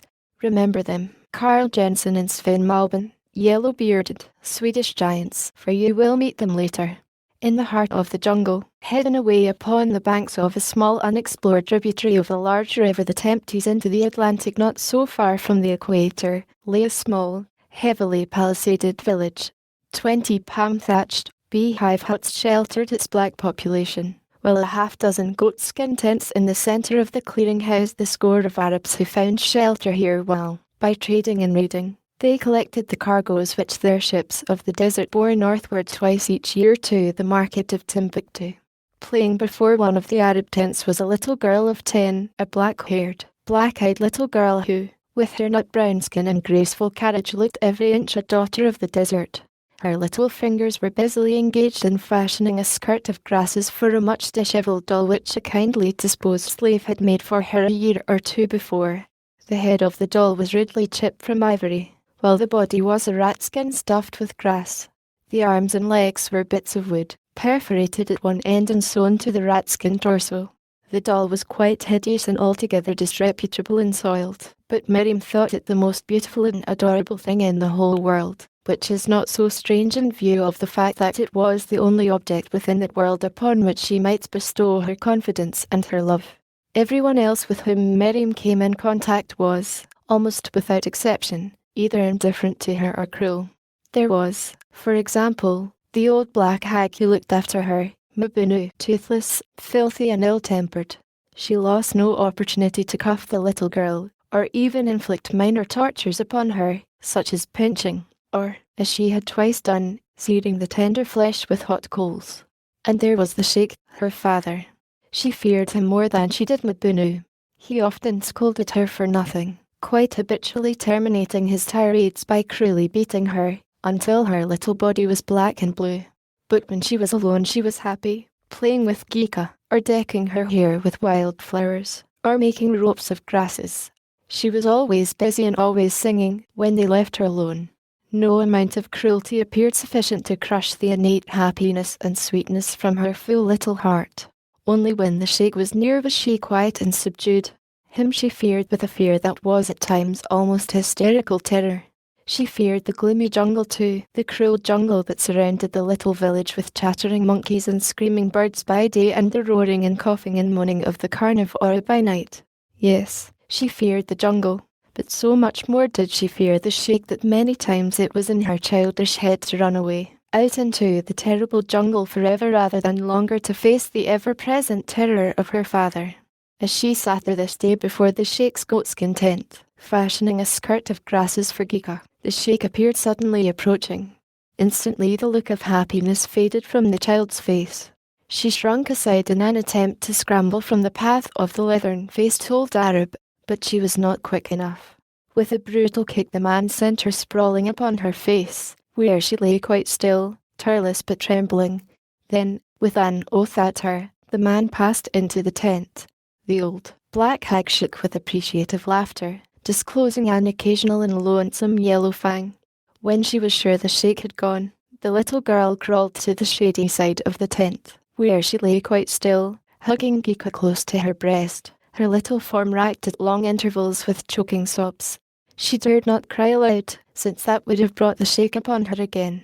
The anguish in her little heart was not alone the anguish of physical pain, but the infinitely more pathetic anguish of love denied, a childish heart that yearns for love. Little Miriam could scarce recall any other existence than that of the stern cruelty of the Sheikh Mabunu.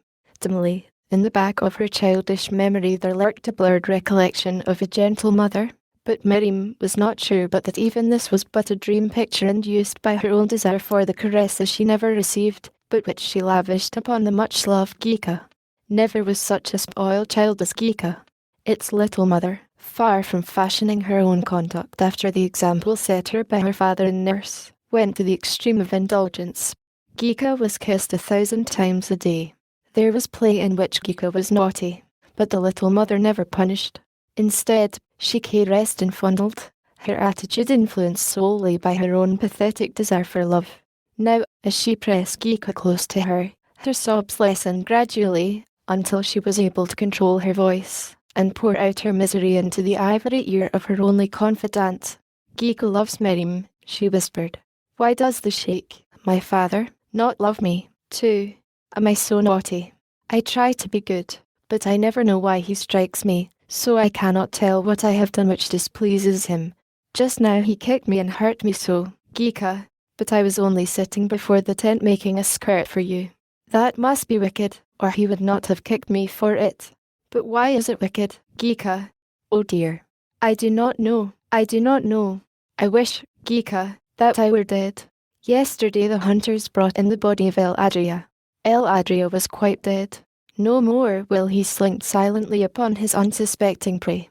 No more will his great head and his maned shoulders strike terror to the hearts of the grass-eaters at the drinking ford by night.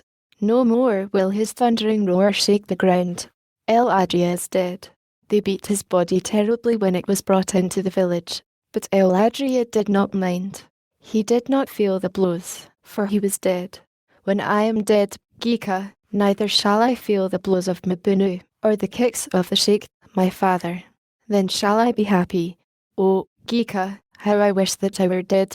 If Geeka contemplated a remonstrance, it was cut short by sounds of altercation beyond the village gates. Miriam listened. With the curiosity of childhood, she would have liked to have run down there and learn what it was that caused the men to talk so loudly.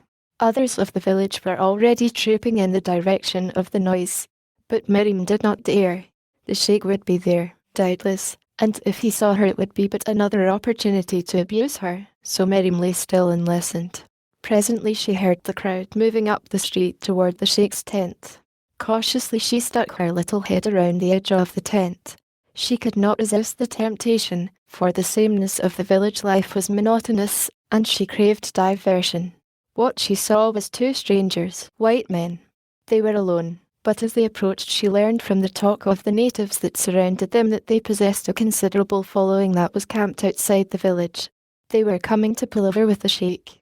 The old Arab met them at the entrance to his tent. His eyes narrowed wickedly when they had appraised the newcomers.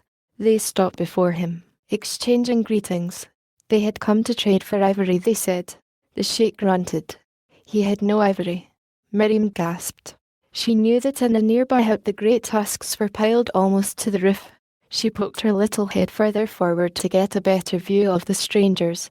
How white their skins, how yellow their great beards. Suddenly one of them turned his eyes in her direction. She tried to dodge back out of sight, for she feared all men, but he saw her. Miriam noticed a look of almost shocked surprise that crossed his face. The sheikh saw it too, and guessed the cause of it. I have no ivory, he repeated. I do not wish to trade. Go away. Go now. He stepped from his tent and almost pushed the strangers about in the direction of the gates. They demurred, and then the sheikh threatened. It would have been suicide to have disobeyed, so the two men turned and left the village, making their way immediately to their own camp. The sheikh returned to his tent, but he did not enter it. Instead he walked to the side where little Miriam lay close to the goatskin wall, very frightened. The sheikh stooped and clutched her by the arm. Viciously he jerked her to her feet, dragged her to the entrance of the tent, and shoved her viciously within. Following her he again seized her, beating her ruthlessly. "Stay within," he growled. "Never let the strangers see thy face. Next time you show yourself to strangers I shall kill you." With a final vicious cuff he knocked the child into a far corner of the tent, where she lay stifling her moans, while the sheikh paced to and fro muttering to himself. At the entrance sat Mabunu, muttering and chuckling. In the camp of the strangers one was speaking rapidly to the other. "There is no doubt of it, Malbin," he was saying. "Not the slightest, but why the old scoundrel hasn't claimed the reward long since is what puzzles me. There are some things dearer to an Arab, Jensen, than money," returned the first speaker. "Revenge is one of them." "Anyhow it will not harm to try the power of gold," replied Jensen. Malbin shrugged. "Not on the sheikh," he said. "We might try it on one of his people, but the sheikh will not part with his revenge for gold. To offer it to him would only confirm his suspicions that we must have awakened when we were talking to him before his tent. If we got away with our lives, then we should be fortunate." "Well, try bribery, then," assented Jensen. But bribery failed gruesomely.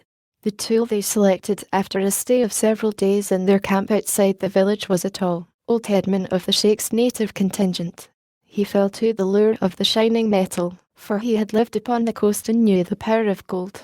He promised to bring them what they craved, late that night. Immediately after dark the two white men commenced to make arrangements to break camp.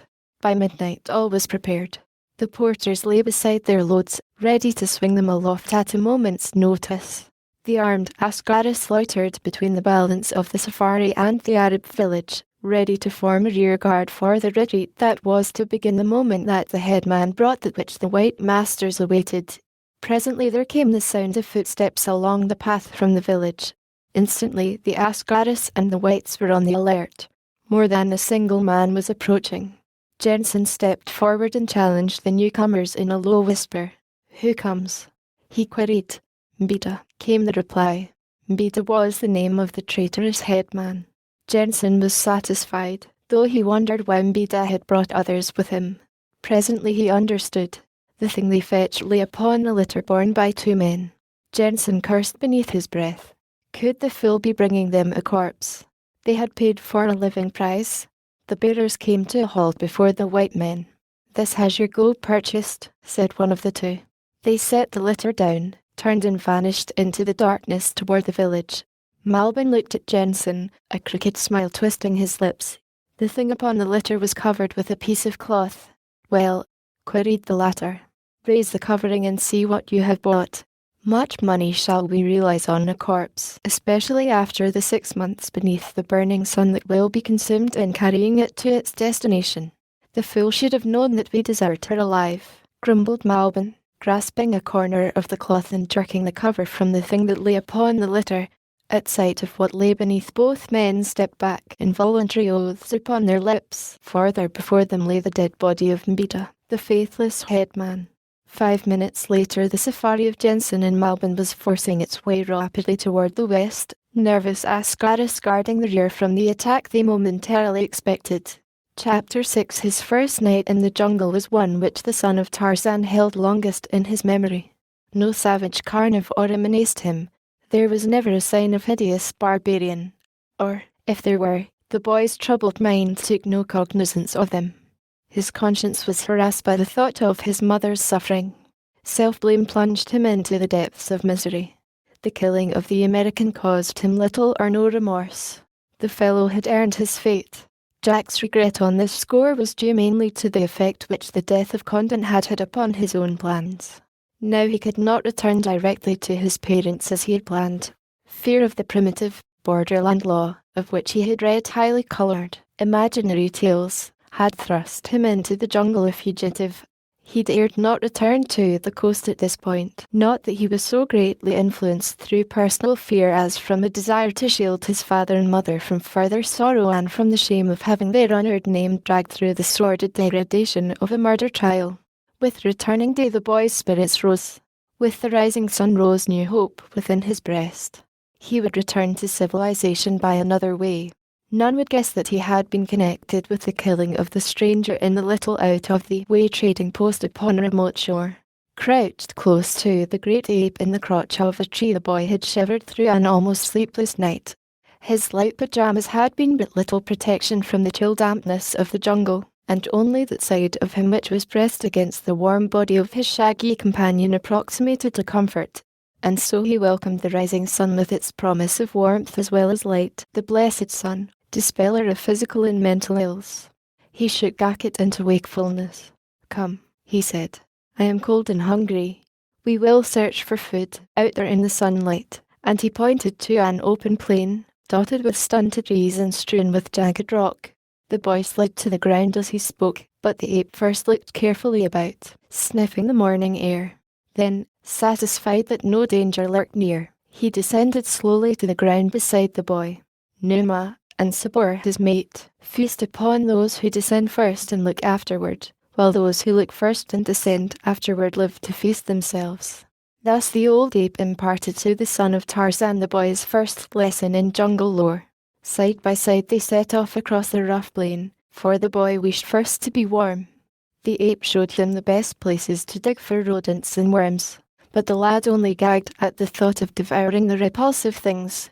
Some eggs they found, and these he sucked raw, as also he ate roots and tubers which Hackett unearthed. Beyond the plain and across the low bluff they came upon water, brackish, ill-smelling stuff in a shallow water hole, the sides and bottom of which were trampled by the feet of many beasts. A herd of zebra galloped away as they approached. The lad was too thirsty by now to cavil at anything even remotely resembling water, so he drank his fill while Hackett stood with raised head, alert for any danger. Before the ape drank he cautioned the boy to be watchful, but as he drank he raised his head from time to time to cast a quick glance toward a clump of bushes 100 yards away upon the opposite side of the water hole. When he had done he rose and spoke to the boy, in the language that was their common heritage, the tongue of the great apes. "There is no danger near?" he asked. "None," replied the boy. "I saw nothing move while you drank." "Your eyes will help you but little in the jungle," said the ape.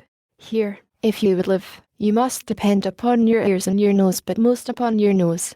When we came down to drink I knew that no danger lurked near upon this side of the water hole, for else the zebras would have discovered it and fled before we came, but upon the other side toward which the wind blows danger might lie concealed.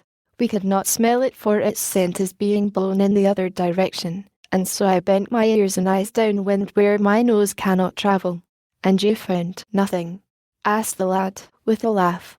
"I found Numa crouching in the clump of bushes where the tall grasses grow," and Hackett pointed. "A lion!" exclaimed the boy. "How do you know?" "I can see nothing." "Numa's there, though," replied the great ape. "First I heard him sigh. To you the sigh of Numa may sound no different from the other noises which the wind makes among the grasses and the trees, but later you must learn to know the sigh of Numa. Then I watched, and at last I saw the tall grasses moving at one point to a force other than the force of the wind. See, they are spread there upon either side of Numa's great body, and as he breathes, you see the little motion at either side that is not caused by the wind, the motion that none of the other grasses have." The boy strained his eyes, better eyes than the ordinary boy inherits, and at last he gave a little exclamation of discovery. "Yes," he said, "I see. He lies there," and he pointed. "His head is toward us. Is he watching us?" "Numa is watching us," replied Hackett, "but we're in little danger, unless we approach too close, for he is lying upon his kill. His belly is almost full, or we should hear him crunching the bones. He is watching us in silence merely from curiosity. Presently he will resume his feeding, or he will rise and come down to the water for a drink. As he neither fears or desires us, he will not try to hide his presence from us. But now is an excellent time to learn to know Numa, for you must learn to know him well if you would live long in the jungle. Where the great apes are many, Numa leaves us alone. Our fangs are long and strong, and we can fight. But when we are alone and he is hungry, we are no match for him. Come, we will circle him and catch his scent. The sooner you learn to know it the better, but keep close to the trees as we go around him, for Numa often does that which he is least expected to do." and keep your ears and your eyes and your nose open. Remember always that there may be an enemy behind every bush, in every tree and amongst every clump of jungle grass. While you're avoiding Numa, do not run into the jaws of Sabor, his mate. Follow me, and Akit set off in a wide circle about the waterhole and the crouching lion. The boy followed close upon his heels, his every sense upon the alert, his nerves keyed to the highest pitch of excitement. This was life.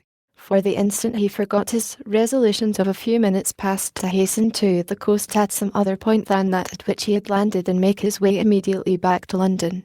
He thought now only of the savage joy of living, and of pitting one's wits and prowess against the wiles and might of the savage jungle brood which haunted the broad plains and the gloomy forest isles of the great, untamed continent. He knew no fear. His father had had none to transmit to him. But honour and conscience he did have, and these were to trouble him many times as they battled with his inherent love of freedom for possession of his soul. They had passed but a short distance to the rear of Numa when the boy caught the unpleasant odour of the carnivore. His face lighted with a smile. Something told him that he would have known that scent among a myriad of others even if Akit had not told him that a lion lay near.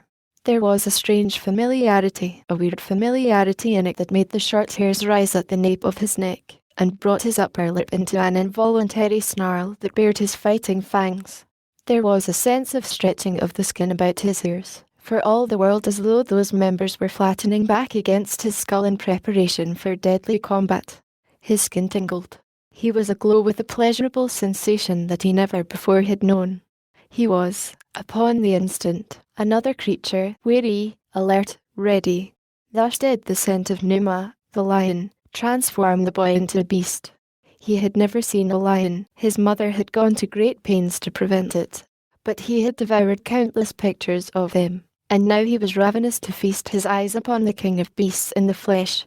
As he drilled Akit he kept an eye cocked over one shoulder, rearward, in the hope that Numa might rise from his cool and reveal himself. Thus it happened that he dropped some little way behind Akit, and the next he knew he was recalled suddenly to a contemplation of other matters than the hidden Numa by a shrill scream of warning from the ape. Turning his eyes quickly in the direction of his companion, the boy saw that, standing in the path directly before him, which sent tremors of excitement racing along every nerve of his body. With body half merging from a clump of bushes in which she must have lain hidden stood a sleek and beautiful lioness.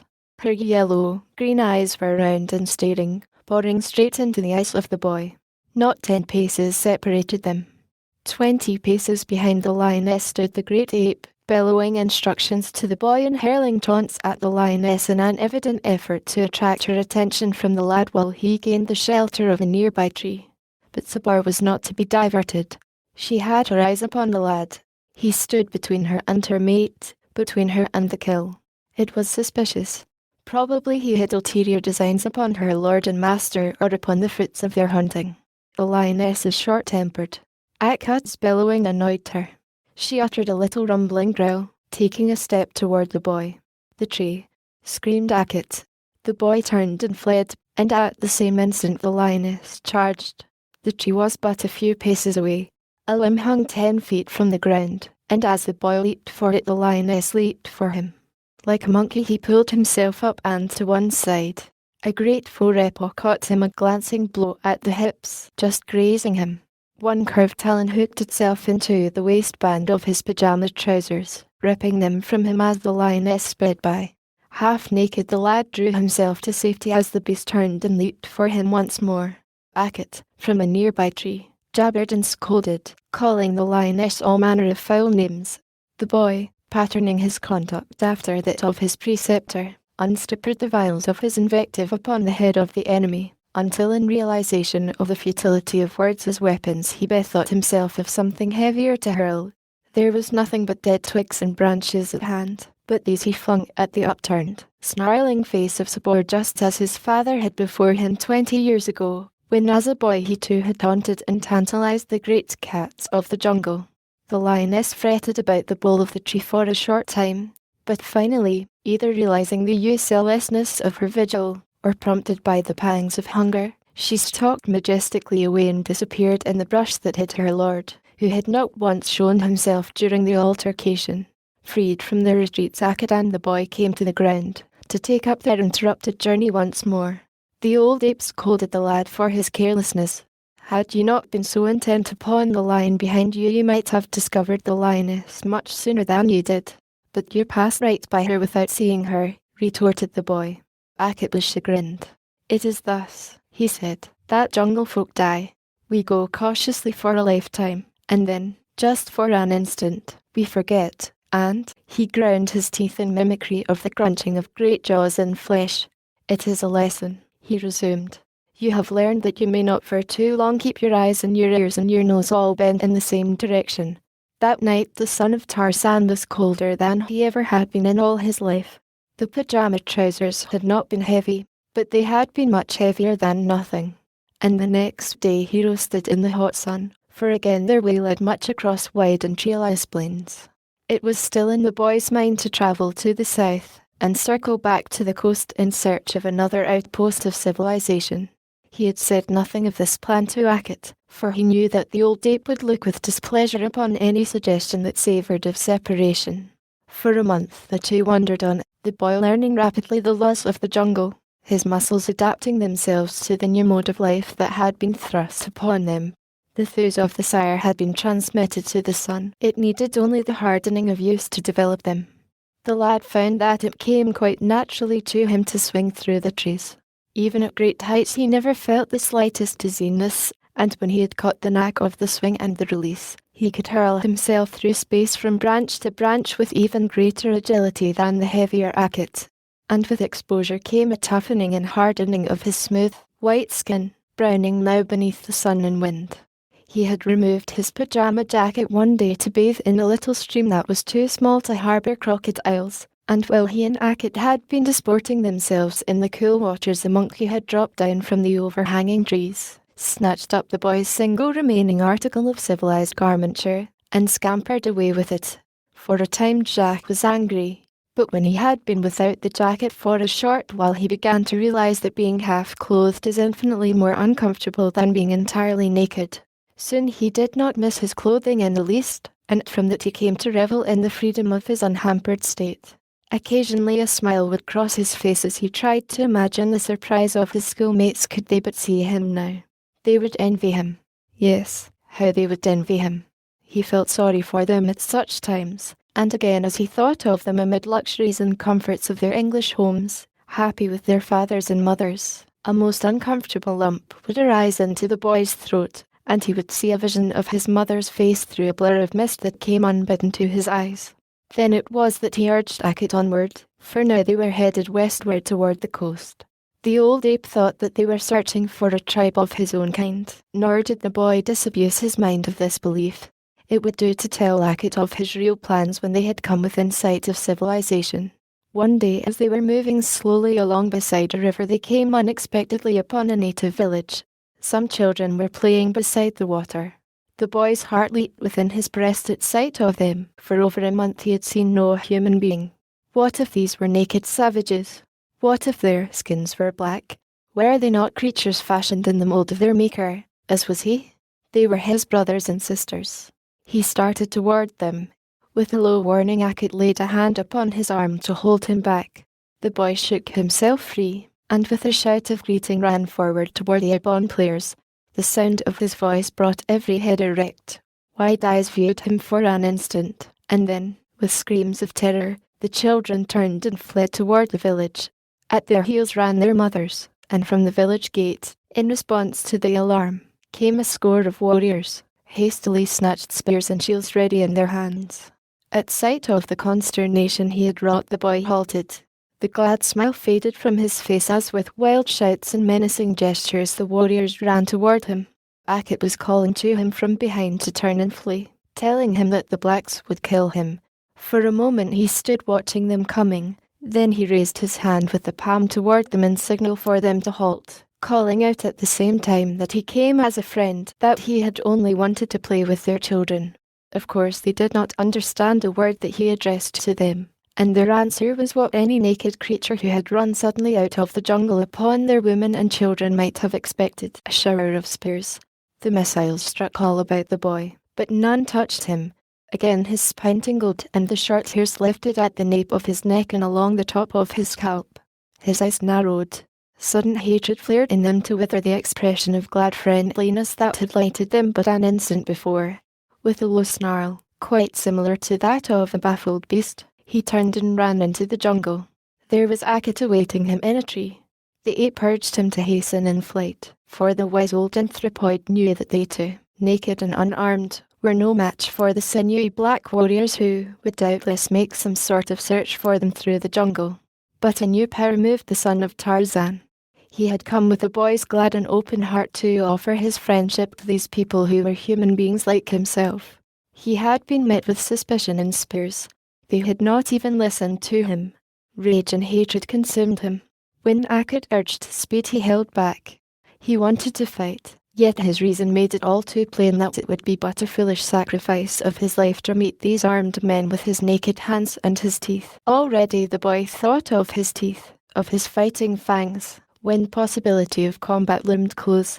Moving slowly through the trees, he kept his eyes over his shoulder, though he no longer neglected the possibilities of other dangers which might lurk on either hand or ahead. His experience with the lioness did not need a repetition to ensure the permanency of the lesson it had taught. Behind he could hear the savages advancing with shouts and cries. He lagged further behind until the pursuers were in sight. They did not see him, for they were not looking among the branches of the trees for human quarry. The lad kept just ahead of them. For a mile perhaps they continued the search, and then they turned back toward the village.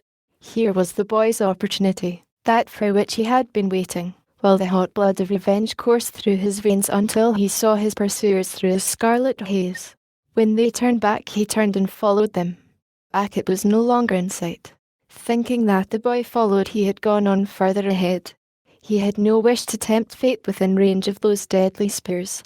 Slinking silently from tree to tree, the boy dogged the footsteps of the returning warriors. At last one dropped behind his fellows as they followed a narrow path toward the village. A grim smile lit the lad's face. Swiftly he hurried forward until he moved almost above the unconscious black, stalking him as Sheeta, the panther, stalked his prey, as the boy had seen Sheeta do on many occasions. Suddenly and silently he leaped forward and downward upon the broad shoulders of his prey. In the instant of contact his fingers sought and found the man's throat. The weight of the boy's body hurled the black heavily to the ground, the knees in his back knocking the breath from him as he struck. Then a set of strong, white teeth fastened themselves in his neck, and muscular fingers closed tighter upon his windpipe. For a time the warrior struggled frantically, throwing himself about in an effort to dislodge his antagonist. But all the while he was weakening, and all the while the grim and silent thing he could not see clung tenaciously to him, and dragged him slowly into the bush to one side of the trail. Hidden there at last, safe from the prying eyes of searchers, should they miss their fellow and return for him. The lad choked the life from the body of his victim. At last he knew by the sudden struggle, followed by limp relaxation, that the warrior was dead. Then a strange desire seized him. His whole being quivered and thrilled. Involuntarily he leaped to his feet and placed one foot upon the body of his gill. His chest expanded. He raised his face toward the heavens and opened his mouth to voice a strange, weird cry that seemed screaming within him for outward expression, but no sound passed his lips. He just stood there for a full minute, his face turned toward the sky, his breast heaving to the pent emotion, like an animate statue of vengeance. The silence which marked the first great kill of the son of Tarzan was to typify all his future kills, just as the hideous victory cry of the bull ape had marked the kills of his mighty sire. Chapter 7 Akut, discovering that the boy was not close behind him, turned back to search for him. He had gone but a short distance in return when he was brought to a sudden and startled halt by sight of a strange figure moving through the trees toward him. It was the boy, yet could it be? In his hand was a long spear. Down his back hung an oblong shield such as the black warriors who had attacked them had worn, and upon ankle and arm were bands of iron and brass, while a loin cloth was twisted about the youth's middle. A knife was thrust through its folds. When the boy saw the ape, he hastened forward to exhibit his trophies. Proudly he called attention to each of his newly won possessions. Boastfully he recounted the details of his exploit. "With my bare hands and my teeth I killed him," he said. I would have made friends with them, but they chose to be my enemies. And now that I have a spear, I shall show Numa, too, what it means to have me for a foe.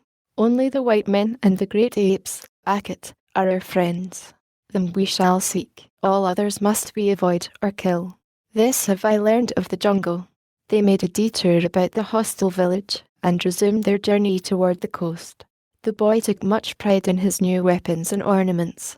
He practiced continually with the spear, throwing it at some object ahead hour by hour as they travelled their loitering way, until he gained a proficiency such as only youthful muscles may attain to speedily.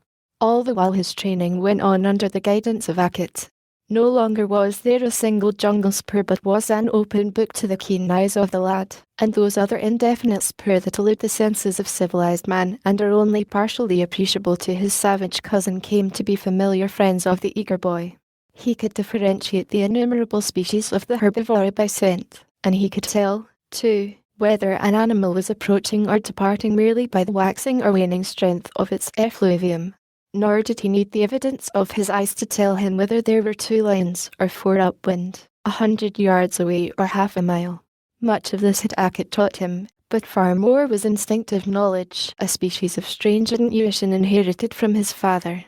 He had come to love the jungle life, the constant battle of wits and senses against the many deadly foes that lurked by day and by night along the pathway of the wary and the unwary appealed to the spirit of adventure which breathes strong in the heart of every red-blooded son of primordial Adam. Yet, though he loved it, he had not let his selfish desires outweigh the sense of duty that had brought him to a realization of the moral wrong which lay beneath the adventurous escapade that had brought him to Africa.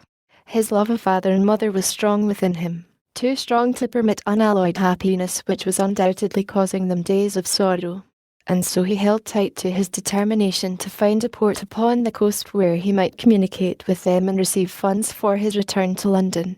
There he felt sure that he could now persuade his parents to let him spend at least a portion of his time upon those African estates which from little careless remarks dropped at home he knew his father possessed. That would be something. Better at least than a lifetime of the cramped and cloying restrictions of civilization. And so he was rather contented than otherwise as he made his way in the direction of the coast, for while he enjoyed the liberty and the savage pleasures of the wild, his conscience was at the same time clear, for he knew that he was doing all that lay in his power to return to his parents. He rather looked forward, too, to meeting white men again, creatures of his own kind, for there had been many occasions upon which he had longed for other companionship than that of the old ape. The affair with the blacks still rankled in his heart. He had approached them in such innocent good fellowship and with such childlike assurance of a hospitable welcome that the reception which had been accorded him had proved a shock to his boyish ideals. He no longer looked upon the black man as his brother, but rather as only another of the innumerable foes of the bloodthirsty jungle, a beast of prey which walked upon 2 feet instead of 4. But if the blacks were his enemies, there were those in the world who were not. There were those who always would welcome him with open arms, who would accept him as a friend and brother, and with whom he might find sanctuary from every enemy. Yes, there were always white men. Somewhere along the coast or even in the depths of the jungle itself there were white men. To them he would be a welcome visitor. They would befriend him. And there were also the great apes, the friends of his father and of Akit.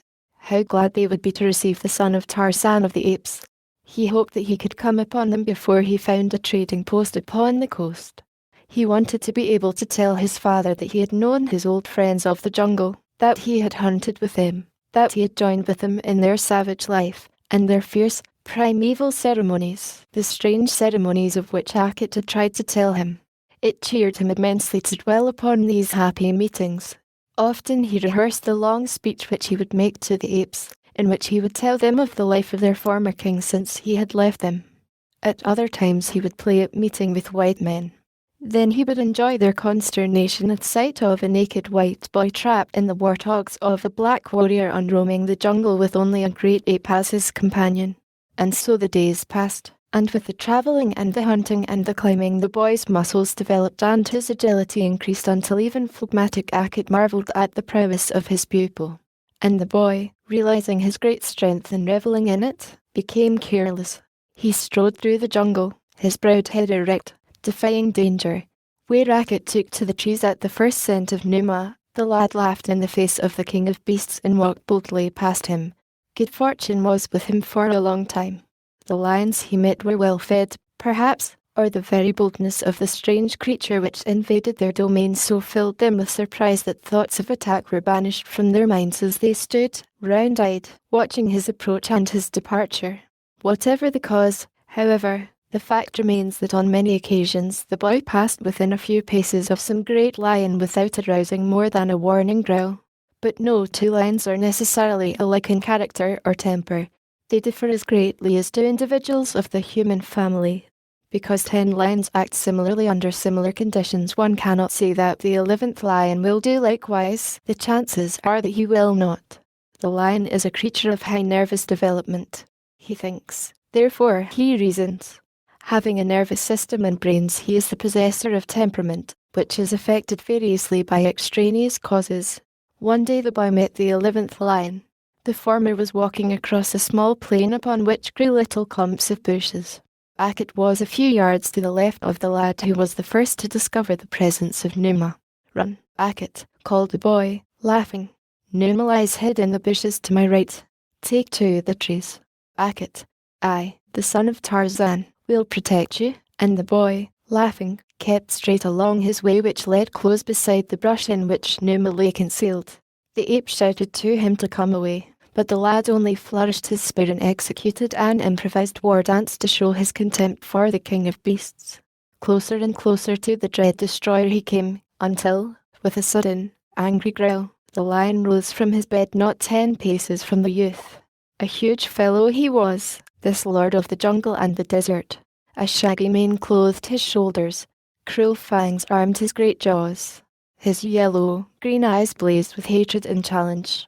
The boy, with his pitifully inadequate spear ready in his hand, realized quickly that this lion was different from the others he had met, but he had gone too far now to retreat. The nearest tree lay several yards to his left. The lion could be upon him before he had covered half the distance, and that the beast intended to charge none could doubt who looked upon him now. Beyond the lion was a thorn tree, only a few feet beyond him. It was the nearest sanctuary, but Numa stood between it and his prey. The feel of the long spear shaft in his hand and the sight of the tree beyond the lion gave the lad an idea, a preposterous idea, a ridiculous, forlorn hope of an idea. But there was no time now to weigh chances. There was but a single chance, and that was the thorn tree. If the lion charged, it would be too late. The lad must charge first, and to the astonishment of Racket and none the less of Numa, the boy leaped swiftly toward the beast. Just for a second was the lion motionless with surprise, and in that second Jack Layton put to the crucial test an accomplishment which he had practiced at school. Straight for the savage brute he ran, his spear held but foremost across his body. Racket shrieked in terror and amazement. The lion stood with wide, round eyes awaiting the attack, ready to rear upon his hind feet and receive this rash creature with blows that could crush the skull of a buffalo. Just in front of the lion the boy placed the butt of his spear upon the ground, gave a mighty spring, and, before the bewildered beast could guess the trick that had been played upon him, sailed over the lion's head into the rending embrace of the thorn tree, safe but lacerated. Racket had never before seen a pole vault. Now he leaped up and down within the safety of his own tree, screaming taunts and boasts at the discomfited Numa, while the boy, torn and bleeding, sought some position in his thorny retreat in which he might find the least agony. He had saved his life, but at considerable cost in suffering. It seemed to him that the lion would never leave, and it was a full hour before the angry brute gave up his vigil and strode majestically away across the plain. When he was at a safe distance, the boy extricated himself from the thorn tree, but not without inflicting new wounds upon his already tortured flesh. It was many days before the outward evidence of the lesson he had learned had left him, while the impression upon his mind was one that was to remain with him for life. Never again did he uselessly tempt fate. He took long chances often in his afterlife, but only when the taking of chances might further the attainment of some cherished end, and, always thereafter, he practiced pole vaulting. For several days the boy and the ape lay up while the former recovered from the painful wounds inflicted by the sharp thorns. The great anthropoid licked the wounds of his human friend, nor, aside from this, did they receive other treatment, but they soon healed, for healthy flesh quickly replaces itself. When the lad felt fit again, the two continued their journey toward the coast, and once more the boy's mind was filled with pleasurable anticipation. And at last the much-dreamed-of moment came. They were passing through a tangled forest when the boy's sharp eyes discovered from the lower branches through which he was travelling an old but well-marked spoor, a spoor that set his heart to leaping. The spoor of man, of white men, for among the prints of naked feet were the well-defined outlines of European-made boots. The trail, which marked the passage of a good-sized company, pointed north at right angles to the course the boy and the ape were taking toward the coast. Doubtless these white men knew the nearest coast settlement. They might even be headed for it now. At any rate, it would be worthwhile overtaking them, if even only for the pleasure of meeting again creatures of his own kind. The lad was all excitement, palpitant with eagerness to be off in pursuit. Akit demurred. He wanted nothing of men. To him the lad was a fellow ape, for he was the son of the king of apes. He tried to dissuade the boy, telling him that soon they should come upon a tribe of their own folk where some day when he was older the boy should be king as his father had before him. But Jack was obdurate. He insisted that he wanted to see white men again. He wanted to send a message to his parents. Akit listened, and as he listened the intuition of the beast suggested the truth to him. The boy was planning to return to his own kind. The thought filled the old ape with sorrow. He loved the boy as he had loved the father, with the loyalty and faithfulness of a hound for its master. In his ape brain and his ape heart he had nursed the hope that he and the lad would never be separated. He saw all his fondly cherished plans fading away, and yet he remained loyal to the lad and to his wishes. Though disconsolate, he gave in to the boy's determination to pursue the safari of the white men, accompanying him upon what he believed would be their last journey together. This spoor was but a couple of days old when the two discovered it, which meant that the slow-moving caravan was but a few hours distant from them, whose trained and agile muscles could carry their bodies swiftly through the branches above the tangled undergrowth which had impeded the progress of the laden carriers of the white men. The boy was in the lead, excitement and anticipation carrying him ahead of his companion, to whom the attainment of their goal meant only sorrow. And it was the boy who first saw the rear guard of the caravan and the white men he had been so anxious to overtake. Stumbling along the tangled trail of those ahead, a dozen heavily laden blacks who, from fatigue or sickness, had dropped behind, were being prodded by the black soldiers of the rear guard, kicked when they fell, and then roughly jerked to their feet and hustled onward. On either side walked a giant white man, heavy blonde beards almost obliterating their countenances. The boy's lips formed a glad cry of salutation as his eyes first discovered a white, a cry that was never uttered, for almost immediately he witnessed that which turned his happiness to anger as he saw that both the white men were wielding heavy whips brutally upon the naked backs of the poor devils, staggering along beneath loads that would have overtaxed the strength and endurance of strong men at the beginning of a new day.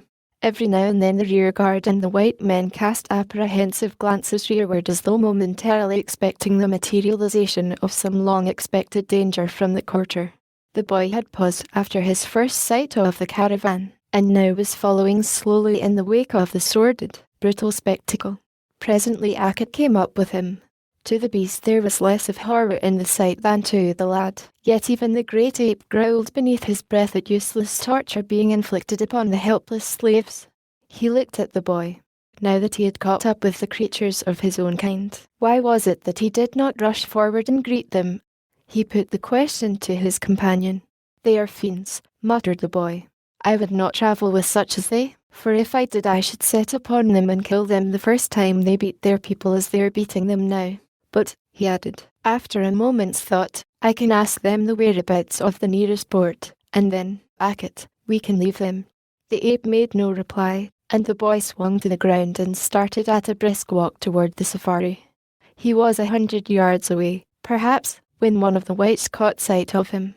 The man gave a shout of alarm, instantly levelling his rifle upon the boy and firing.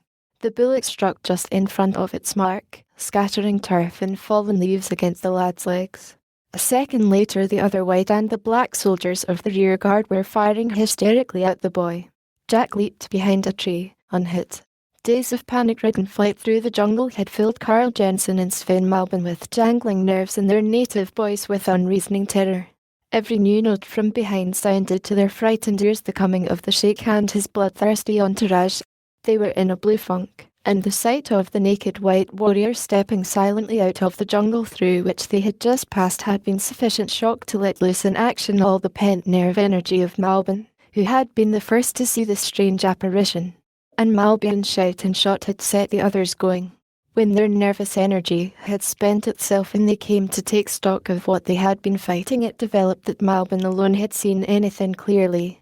Several of the blacks averred that they too had obtained a good view of the creature, but their descriptions of it varied so greatly that Jensen, who had seen nothing himself, was inclined to be a trifle sceptical. One of the blacks insisted that the thing had been 11 feet tall, with a man's body and the head of an elephant. Another had seen 3 immense Arabs with huge black beards, but when, after conquering their nervousness, the rearguard advanced upon the enemy's position to investigate, they found nothing, for Akit and the boy had retreated out of range of the unfriendly guns. Jack was disheartened and sad. He had not entirely recovered from the depressing effect of the unfriendly reception he had received at the hands of the blacks, and now he had found an even more hostile one accorded him by men of his own colour. "The lesser beasts flee from me in terror," he murmured, half to himself. "The greater beasts are ready to tear me to pieces at sight. Black men would kill me with their spears or arrows. And now white men, men of my own kind, have fired upon me and driven me away. Are all the creatures of the world my enemies? Has the son of Tarzan no friend other than Akit?" The old ape drew closer to the boy.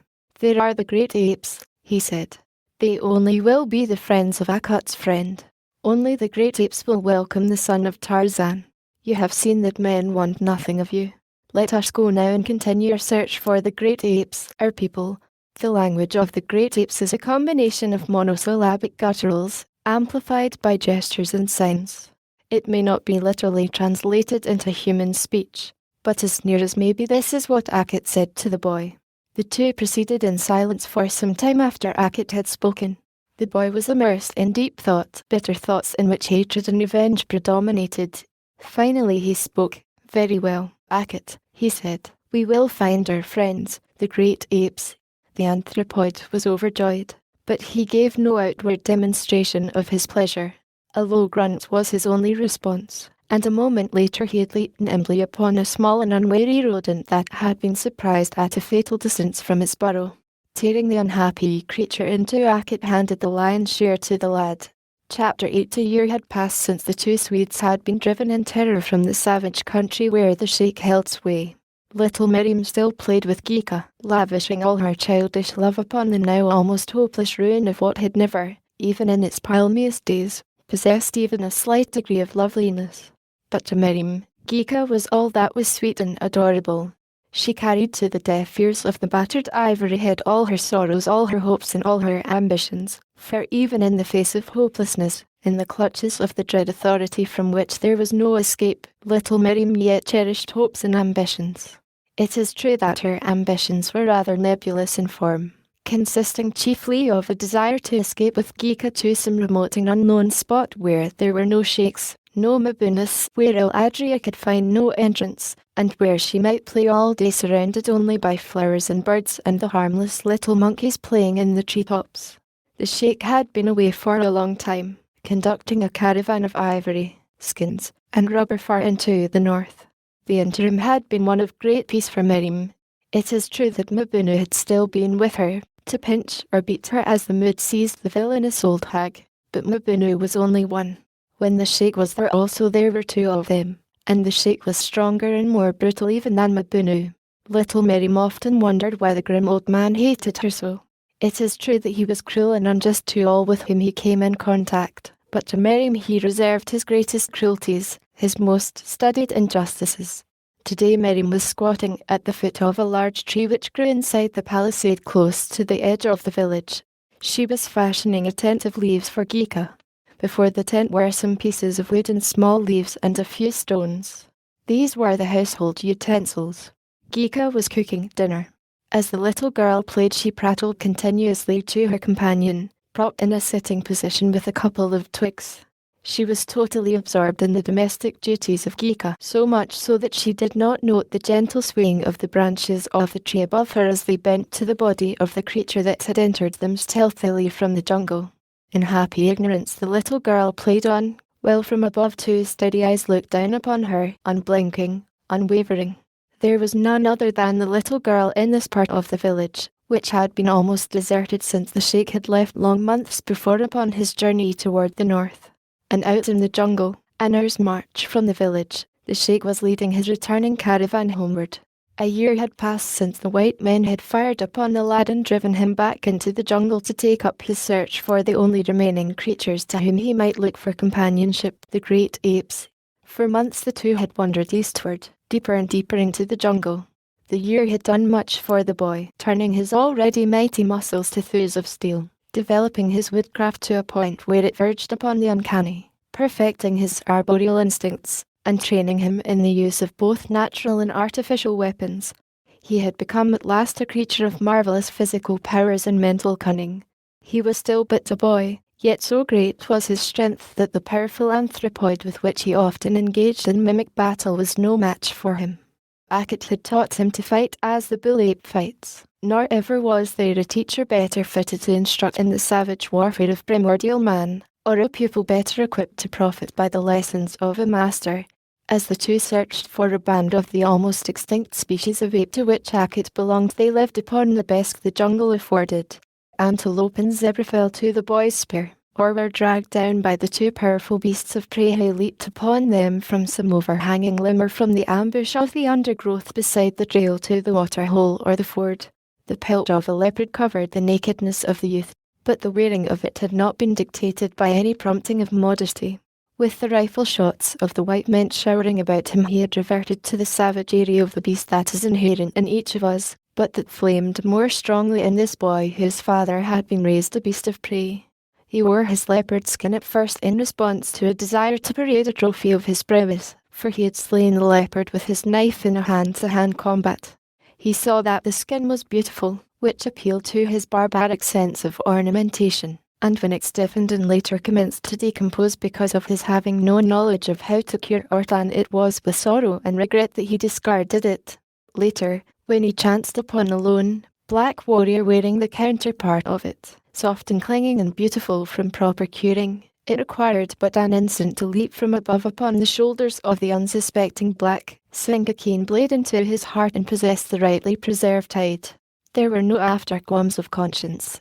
In the jungle might is right, nor does it take long to inculcate this axiom in the mind of a jungle dweller, regardless of what his past training may have been. That the black would have killed him had he had the chance the boy knew full well. Neither he nor the black were any more sacred than the lion, or the buffalo, the zebra or the deer, or any other of the countless creatures who roamed, or slunk, or flew, or wriggled through the dark mazes of the forest. Each had but a single life, which was sought by many. The greater number of enemies slain, the better chance to prolong that life. So the boy smiled and on the finery of the vanquished, and went his way with Akut, searching, always searching for the elusive anthropoids who were to welcome them with open arms. And at last they found them. Deep in the jungle, buried far from sight of man, they came upon such another little natural arena as had witnessed the wild ceremony of the dum-dum in which the boy's father had taken part long years before. First, at a great distance, they heard the beating of the drum of the great apes. They were sleeping in the safety of a huge tree when the booming sound smote upon their ears. Both awoke at once. Akut was the first to interpret the strange cadence. The great apes, he growled. They danced the dum-dum. Come, Korik, son of Tarzan, let us go to our people. Months before, Akut had given the boy a name of his own choosing, since he could not master the man-given name of Jack. Korik is as near as it may be interpreted into human speech. In the language of the apes it means killer. Now the killer rose upon the branch of the great tree where he had been sleeping with his back braced against the stem.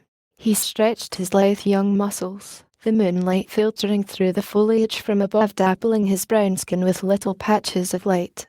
The ape, too, stood up, half squatting after the manner of his kind.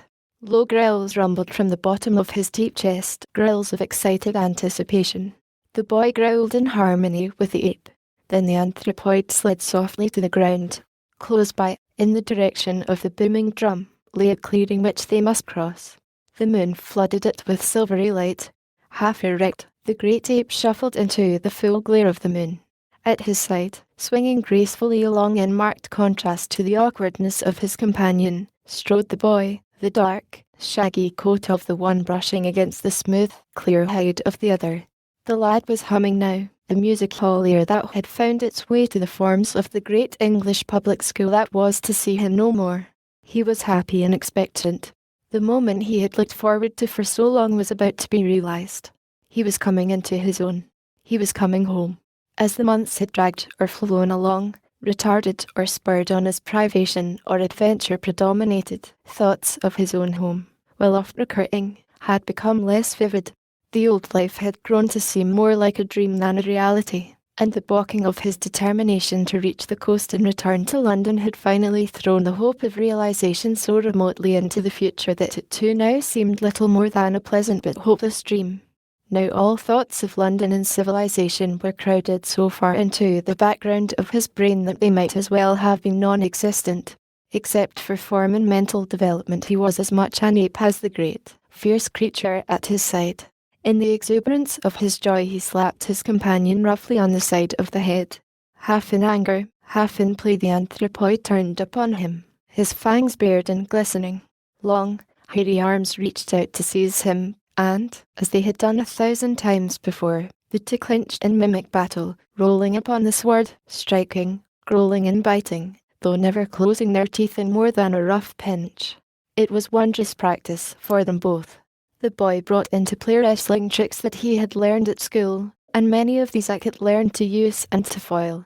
And from the ape the boy learned the methods that had been handed down to Hackett from some common ancestor of them both, who had roamed a teeming earth when ferns were trees and crocodiles were birds. But there was one art the boy possessed which Hackett could not master, though he did achieve fair proficiency in it for an ape, boxing. To have his bull-like charges stopped and crumpled with a suddenly planted fist upon the end of his snout, or a painful jolt in the short ribs, always surprised Hackett. It angered him too, and at such times his mighty jaws came nearer to closing in the soft flesh of his friend than at any other, for he was still an ape, with an ape's short temper and brutal instincts. But the difficulty was in catching his tormentor while his rage lasted, for when he lost his head and rushed madly into close quarters with the boy, he discovered that the stinging hail of blows released upon him always found their mark and effectually stopped him, effectually and painfully. Then he would withdraw, growling viciously, backing away with grinning jaws distended, to sulk for an hour or so. Tonight they did not box. Just for a moment or two they wrestled playfully, until the scent of Sheeta, the panther, brought them to their feet, alert and wary. The great cat was passing through the jungle in front of them. For a moment it paused, listening. The boy and the ape growled menacingly in chorus and the carnivore moved on. Then the two took up their journey toward the sound of the dum-dum. Louder and louder came the beating of the drum. Now, at last, they could hear the growling of the dancing apes, and strong to their nostrils came the scent of their kind. The lad trembled with excitement. The hair down Hackett's spine stiffened. The symptoms of happiness and anger are often similar. Silently they crept through the jungle as they neared the meeting place of the apes. Now they were in the trees, worming their way forward, alert for sentinels. Presently, through a break in the foliage, the scene burst upon the eager eyes of the boy. To Hackett it was a familiar one, but to Corrick it was all new. His nerves tingled at the savage sight. The great bulls were dancing in the moonlight, leaping in an irregular circle about the flat-top earthen drum about which 3 old females sat beating its resounding top with sticks worn smooth by long years of use. Hackett, knowing the temper and customs of his kind, was too wise to make their presence known until the frenzy of the dance had passed. After the drum was quiet and the bellies of the tribe well filled, he would hail them. Then would come a parley, after which he and Corrick would be accepted into membership by the community. There might be those who would object, but such could be overcome by brute force, of which he and the lad had an ample surplus. For weeks, possibly months, their presence might cause ever-decreasing suspicion among others of the tribe, but eventually they would become as born brothers to these strange apes. He hoped that they had been among those who had known Tarzan, for that would help in the introduction of the lad and in the consummation of Akut's dearest wish, that Korik should become king of the apes. It was with difficulty, however, that Akut kept the boy from rushing into the midst of the dancing anthropoids, an act that would have meant the instant extermination of them both, since the hysterical frenzy into which the great apes work themselves during the performance of their strange rites is of such a nature that even the most ferocious of the carnivora give them a wide berth at such times. As the moon declined slowly toward the lofty, foliaged horizon of the amphitheatre, the booming of the drum decreased and lessened were the exertions of the dancers, until, at last, the final note was struck and the huge beasts turned to fall upon the feast they had dragged hither for the orgy. From what he had seen and heard, Akut was able to explain to Korik that the rites proclaimed the choosing of a new king, and he pointed out to the boy the massive figure of the shaggy monarch, come into his kingship, no doubt, as many human rulers have come into theirs, by the murder of his predecessor. When the apes had filled their bellies and many of them had sought the bases of the trees to curl up in sleep, Akut plucked Korik by the arm. "Come," he whispered. "Come slowly. Follow me. Do as Akut does." Then he advanced slowly through the trees until he stood upon a bough overhanging one side of the amphitheatre. Here he stood in silence for a moment. Then he uttered a low growl. Instantly a score of apes leaped to their feet. Their savage little eyes sped quickly around the periphery of the clearing. The king ape was the first to see the two figures upon the branch. He gave voice to an ominous growl. Then he took a few lumbering steps in the direction of the intruders. His hair was bristling. His legs were stiff, imparting a halting, jerky motion to his gait. Behind him pressed a number of bulls. He stopped just a little before he came beneath the two, just far enough to be beyond their spring. "Wary king." Here he stood rocking himself to and fro upon his short legs, baring his fangs in hideous grinnings, rumbling out an ever-increasing volume of growls, which were slowly but steadily increasing to the proportions of roars. Akut knew that he was planning an attack upon them. The old ape did not wish to fight. He had come with the boy to cast his lot with the tribe. "I am Akut," he said. "This is Korik. Korik is the son of Tarzan, who was king of the apes. I, too, was king of the apes who dwelt in the midst of the great waters. We have come to hunt with you, to fight with you. We are great hunters. We are mighty fighters. Let us come in peace." The king ceased his rocking. He eyed the pair from beneath his beetling brows. His bloodshot eyes were savage and crafty. His kingship was very new and he was jealous of it. He feared the encroachments of two strange apes. The sleek, brown, hairless body of the lad spelled man, and man he feared and hated. "Go away," he growled. "Go away, or I will kill you." The eager lad, standing behind the great Akut, had been pulsing with anticipation and happiness. He wanted to leap down among these hairy monsters and show them that he was their friend, that he was one of them. He had expected that they would receive him with open arms, and now the words of the king ape filled him with indignation and sorrow. The blacks had set upon him and driven him away. Then he had turned to the white men, to those of his own kind, only to hear the ping of bullets where he had expected words of cordial welcome. The great apes had remained his final hope. To them he looked for the companionship man had denied him. Suddenly rage overwhelmed him. The king ape was almost directly beneath him. The others were formed in a half-circle several yards behind the king. They were watching events interestedly. Before Akut could guess his intention, or prevent, the boy leaped to the ground directly in the path of the king, who had now succeeded in stimulating himself to a frenzy of fury. "I am Korik," shouted the boy. "I am the killer. I came to live among you as a friend. You want to drive me away. Very well, then, I shall go. But before I go I shall show you that the son of Tarzan is your master, as his father was before him, that he is not afraid of your king, are you?" For an instant the king ape had stood motionless with surprise. He had expected no such rash action upon the part of either of the intruders. Akut was equally surprised. Now he shouted excitedly for Korik to come back, for he knew that in the sacred arena the other bulls might be expected to come to the assistance of their king against an outsider, though there was small likelihood that the king would need assistance.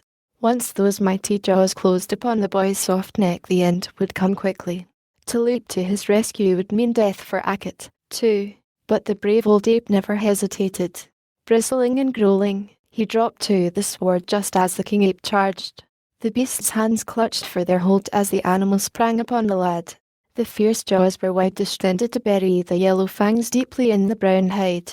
Korik, too, leaped forward to meet the attack, but leaped crouching, beneath the outstretched arms. At the instant of contact the lad pivoted on one foot, and with all the weight of his body and the strength of his trained muscles drove a clenched fist into the bull's stomach. With a gasping shriek the king ape collapsed, clutching futilely for the agile, naked creature nimbly sidestepping from his grasp. Howls of rage and dismay broke from the bull apes behind the fallen king, as with murder in their savage little hearts they rushed forward upon Korik and Akit. But the old ape was too wise to court any such unequal encounter. To have counselled the boy to retreat now would have been futile, and Akit knew it. To delay even a second in argument would have sealed the death warrants of them both. There was but a single hope and Akit seized it. Grasping the lad around the waist he lifted him bodily from the ground, and turning ran swiftly toward another tree which swung low branches above the arena. Close upon their heels swarmed the hideous mob, but Akit, old though he was and burdened by the weight of the struggling Korik, was still fleeter than his pursuers. With the bound he grasped a low limb, and with the agility of a little monkey swung himself and the boy to temporary safety. Nor did he hesitate even here, but raced on through the jungle night, bearing his burden to safety. For a time the bulls pursued, but presently, as the swifter outdistanced the slower and found themselves separated from their fellows, they abandoned the chase, standing roaring and screaming until the jungle reverberated their hideous noises. Then they turned and retraced their way to the amphitheatre. When Akit felt assured that they were no longer pursued, he stopped and released Korik. The boy was furious. "Why did you drag me away?" he cried. I would have taught them all. Now they will think that I am afraid of them." "What they think cannot harm you," said Akit. "You're alive. If I had not brought you away you would be dead now, and so would I. Do you not know that even Numa slinks from the path of the great apes when there are many of them and they are mad?" Chapter 9. It was an unhappy Korik who wandered aimlessly through the jungle the day following his inhospitable reception by the great apes. His heart was heavy from disappointment. Unsatisfied vengeance smouldered in his breast. He looked with hatred upon the denizens of his jungle world, baring his fighting fangs and growling at those that came within radius of his senses. The mark of his father's early life was strong upon him and enhanced by months of association with beasts. From him the imitative faculty of youth had absorbed a countless number of little mannerisms of the predatory creatures of the wild. He bared his fangs now as naturally and upon as slight provocation as Sheeta, the panther, bared his. He growled as ferociously as Akit himself. When he came suddenly upon another beast his quick crouch bore a strange resemblance to the arching of the cat's back. Korik, the killer, was looking for trouble. In his heart of hearts he hoped to meet the king ape who had driven him from the amphitheatre. To this end he insisted upon remaining in the vicinity. But the exigencies of the perpetual search for food led them several miles further away during day. They were moving slowly downwind, and warily because the advantage was with whatever beast might chance to be hunting ahead of them, where their scent spur was being borne by the light breeze. Suddenly the two halted simultaneously. Two heads were cocked upon one side. Like creatures hewn from solid rock they stood immovable, listening. Not a muscle quivered. For several seconds they remained thus, then Korik advanced cautiously a few yards and leaped nimbly into a tree. Akit followed close upon his heels. Neither had made a noise that would have been appreciable to human ears at a dozen paces. Stopping often to listen they crept forward through the trees. That both were greatly puzzled was apparent from the questioning looks they cast at one another from time to time. Finally the lad caught a glimpse of a palisade 100 yards ahead, and beyond it the tops of some goatskin tents and a number of thatched huts. His lip upcurled in a savage snarl. Blacks! How he hated them! He signed to Akit to remain where he was while he advanced to reconnoitre. Woe betide the unfortunate villager whom the killer came upon now, slinking through the lower branches of the trees, leaping lightly from one jungle giant to its neighbour where the distance was not too great, or swinging from one handhold to another. Korik came silently toward the village. He heard a voice beyond the palisade and toward that he made his way. A great tree overhung the enclosure at the very point from which the voice came. Into this Korik crept. His spear was ready in his hand. His ears told him of the proximity of a human being. All that his eye required was a single glance to show him his target. Then, lightning-like, the missile would fly to its goal. With raised spear he crept among the branches of the tree, glaring narrowly downward in search of the owner of the voice which rose to him from below. At last he saw a human back. The spear hand flew to the limit of the throwing position to gather the force that would send the iron-shod missile completely through the body of the unconscious victim. And then the killer paused. He leaned forward a little to get a better view of the target. Was it to ensure more perfect aim, or had there been that in the graceful lines and the childish curves of the little body below him that had held in check the spirit of murder running riot in his veins?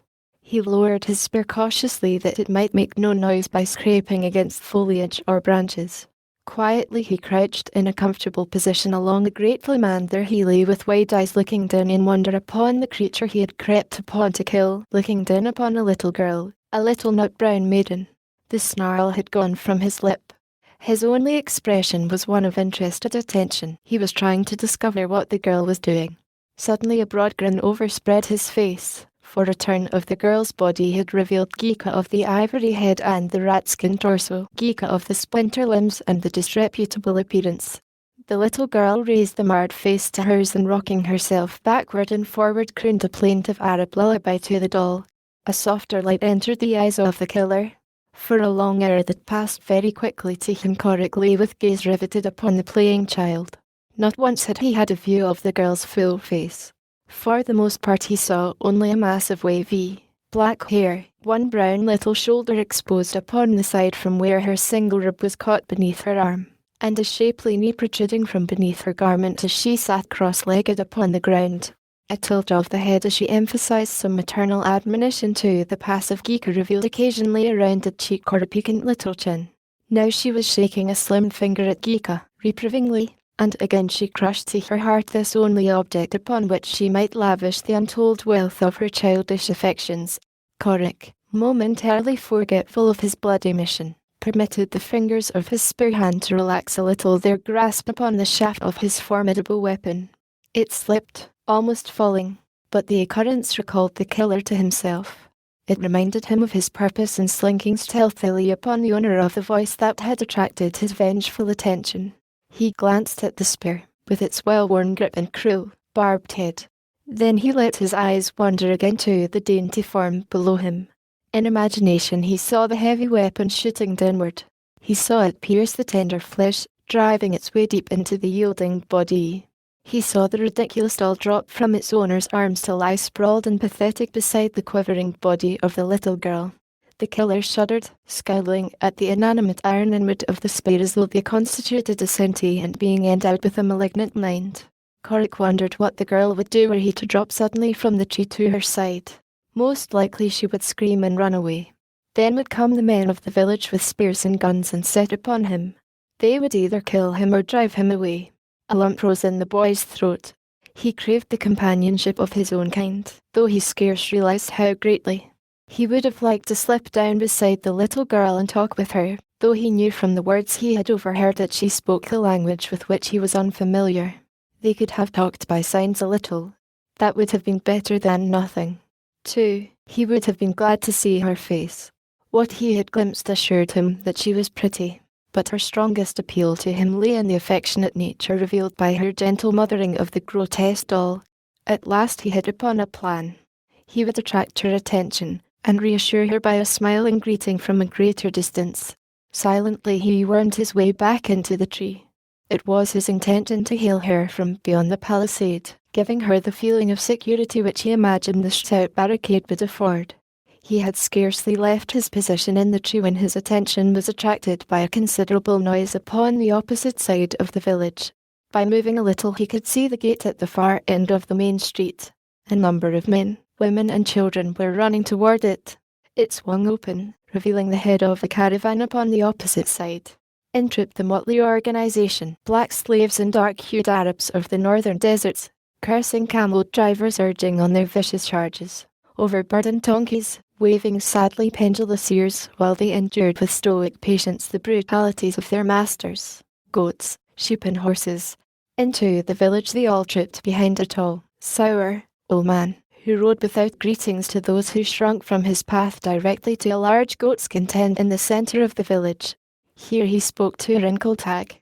Corrick, from his vantage spot, could see it all. He saw the old man asking questions of the black woman, and then he saw the latter point toward a secluded corner of the village which was hidden from the main street by the tents of the Arabs and the huts of the natives in the direction of the tree beneath which the little girl played. This was doubtless her father, thought Corrick.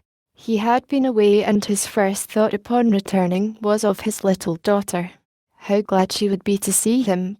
How she would run and throw herself into his arms, to be crushed to his breast and covered with his kisses.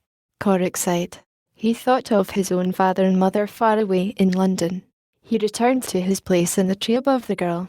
If he couldn't have happiness of this sort himself, he wanted to enjoy the happiness of others. Possibly if he made himself known to the old man, he might be permitted to come to the village occasionally as a friend. It would be worth trying. He would wait until the old Arab had greeted his daughter, then he would make his presence known with signs of peace. The Arab was striding softly toward the girl. In a moment he would be beside her, and then how surprised and delighted she would be. Corrick's eyes sparkled in anticipation, and now the old man stood behind the little girl. His stern old face was still and relaxed.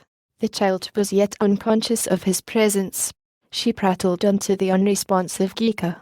Then the old man coughed. With a start the child glanced quickly up over her shoulder. Corrick could see her full face now.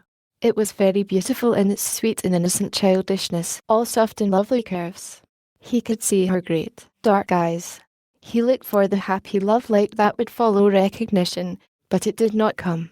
Instead, terror, stark, paralyzing terror, was mirrored in her eyes, in the expression of her mouth, in the tense, cowering attitude of her body.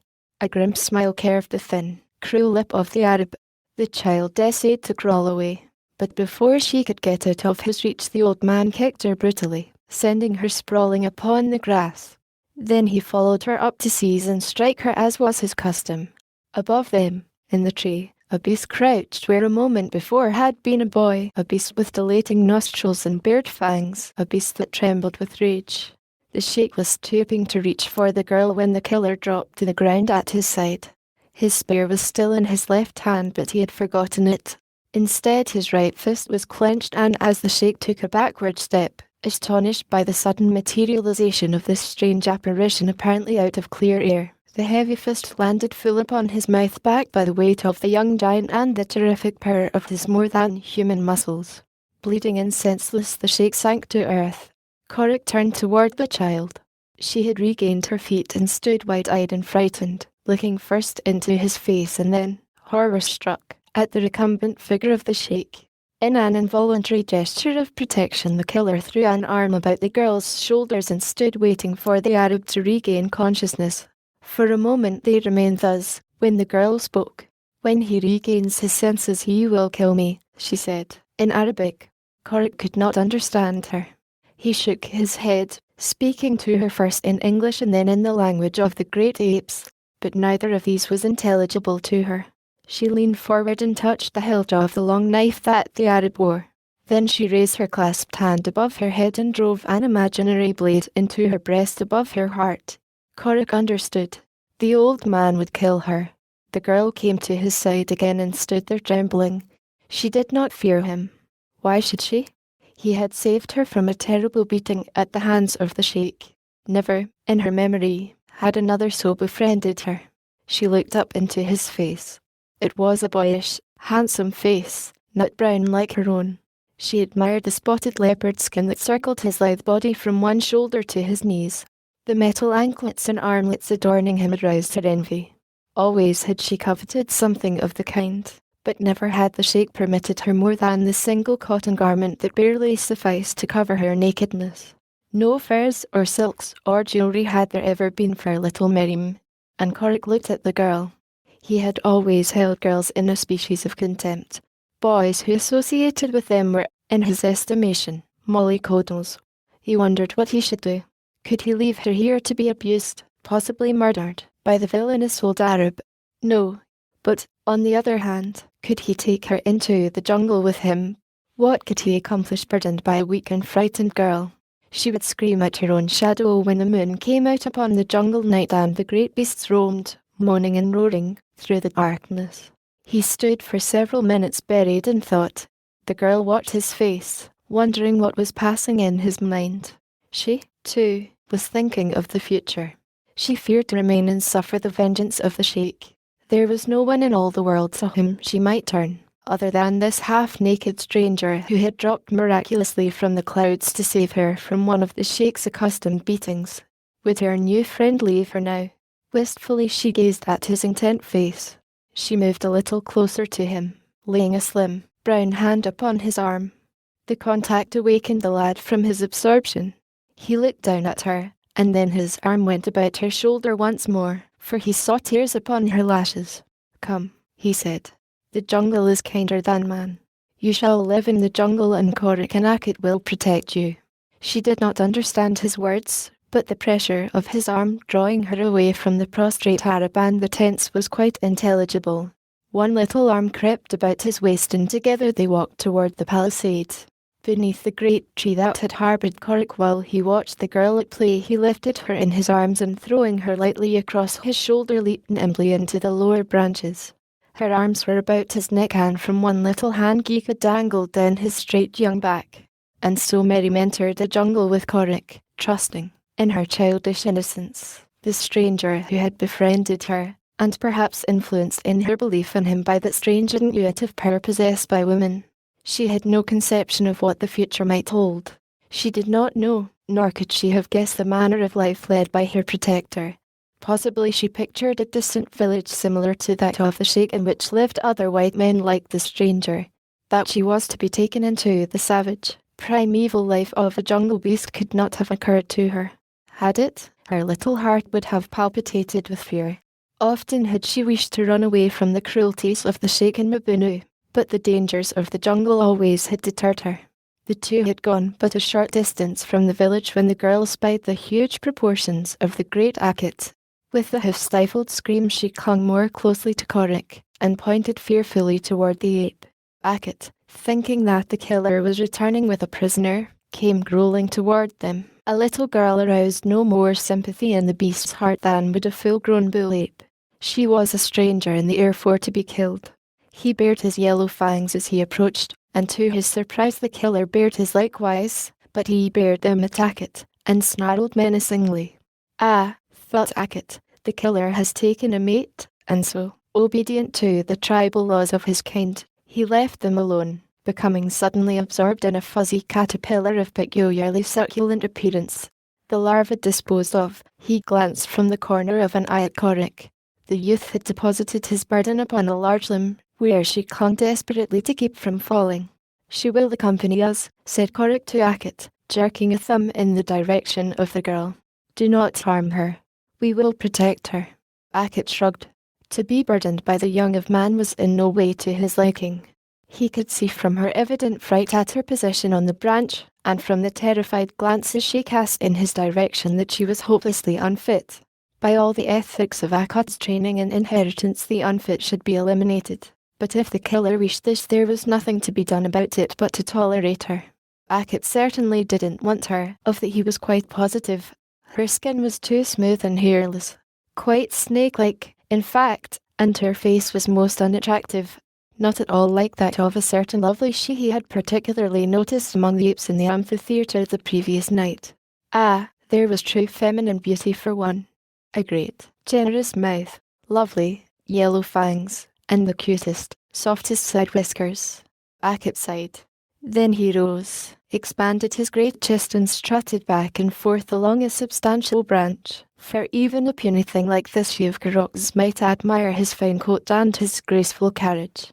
But poor little Miriam only shrank closer to Korik and almost wished that she were back in the village of the sheikh where the terrors of existence were of human origin, and so more or less familiar. The hideous ape frightened her. He was so large and so ferocious in appearance. His actions she could only interpret as a menace, for how could she guess that he was parading to excite admiration?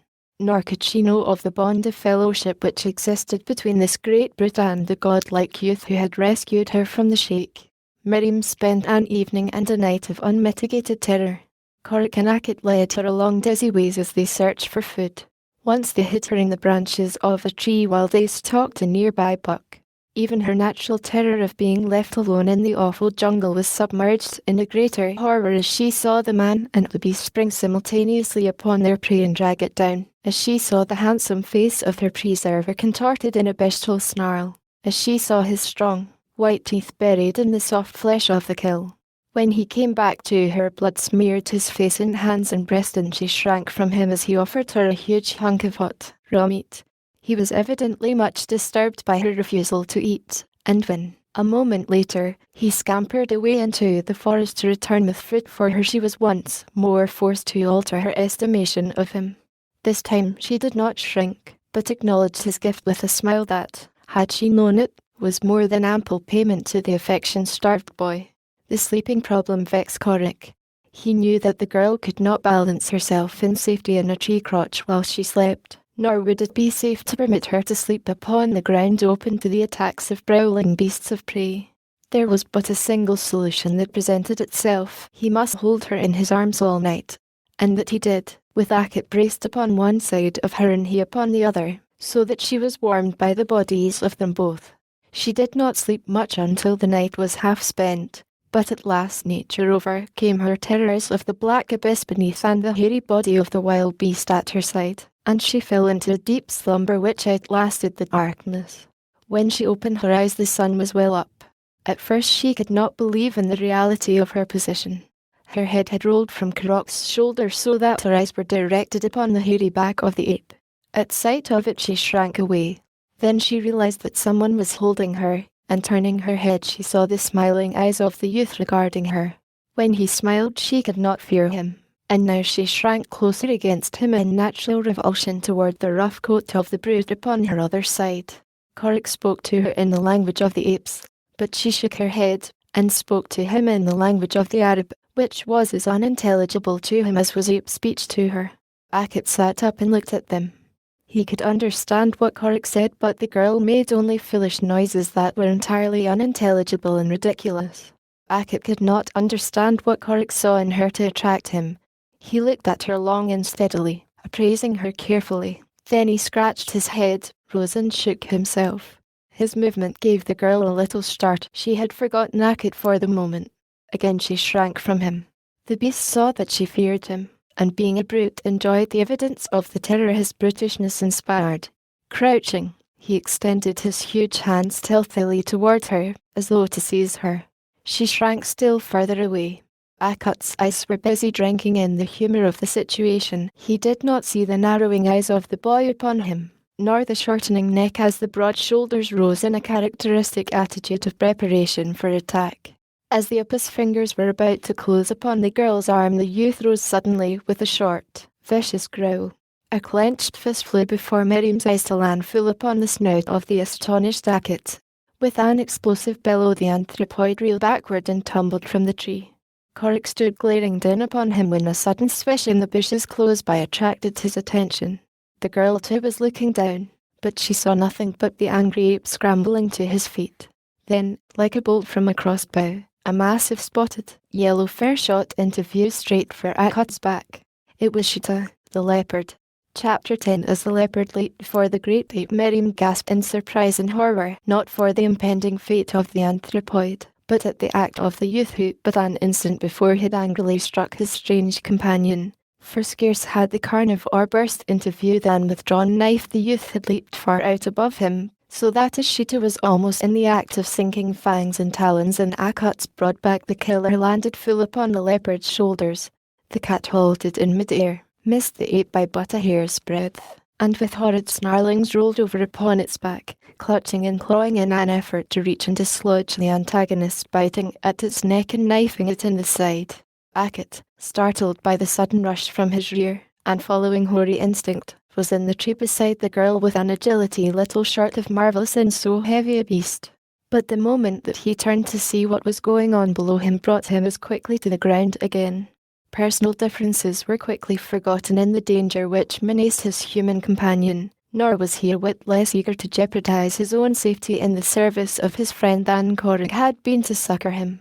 The result was that Sheeta presently found two ferocious creatures tearing him to ribbons.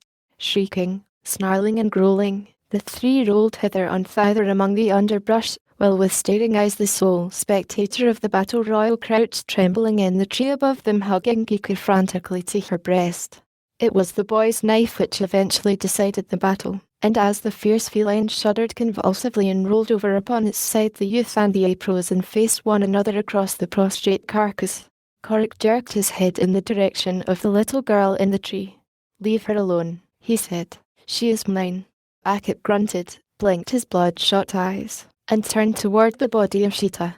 Standing erect upon it, he threw out his great chest, raised his face toward the heavens, and gave voice to so horrid a scream that once again the little girl shuddered and shrank. It was the victory cry of the bull ape that has made a kill. The boy only looked on for a moment in silence. Then he leaped into the tree again to the girl's side. Akip presently rejoined them. For a few minutes he busied himself licking his wounds. Then he wandered off to hunt his breakfast. For many months the strange life of the three went on, unmarked by any unusual occurrences. At least without any occurrences that seemed unusual to the youth or the ape.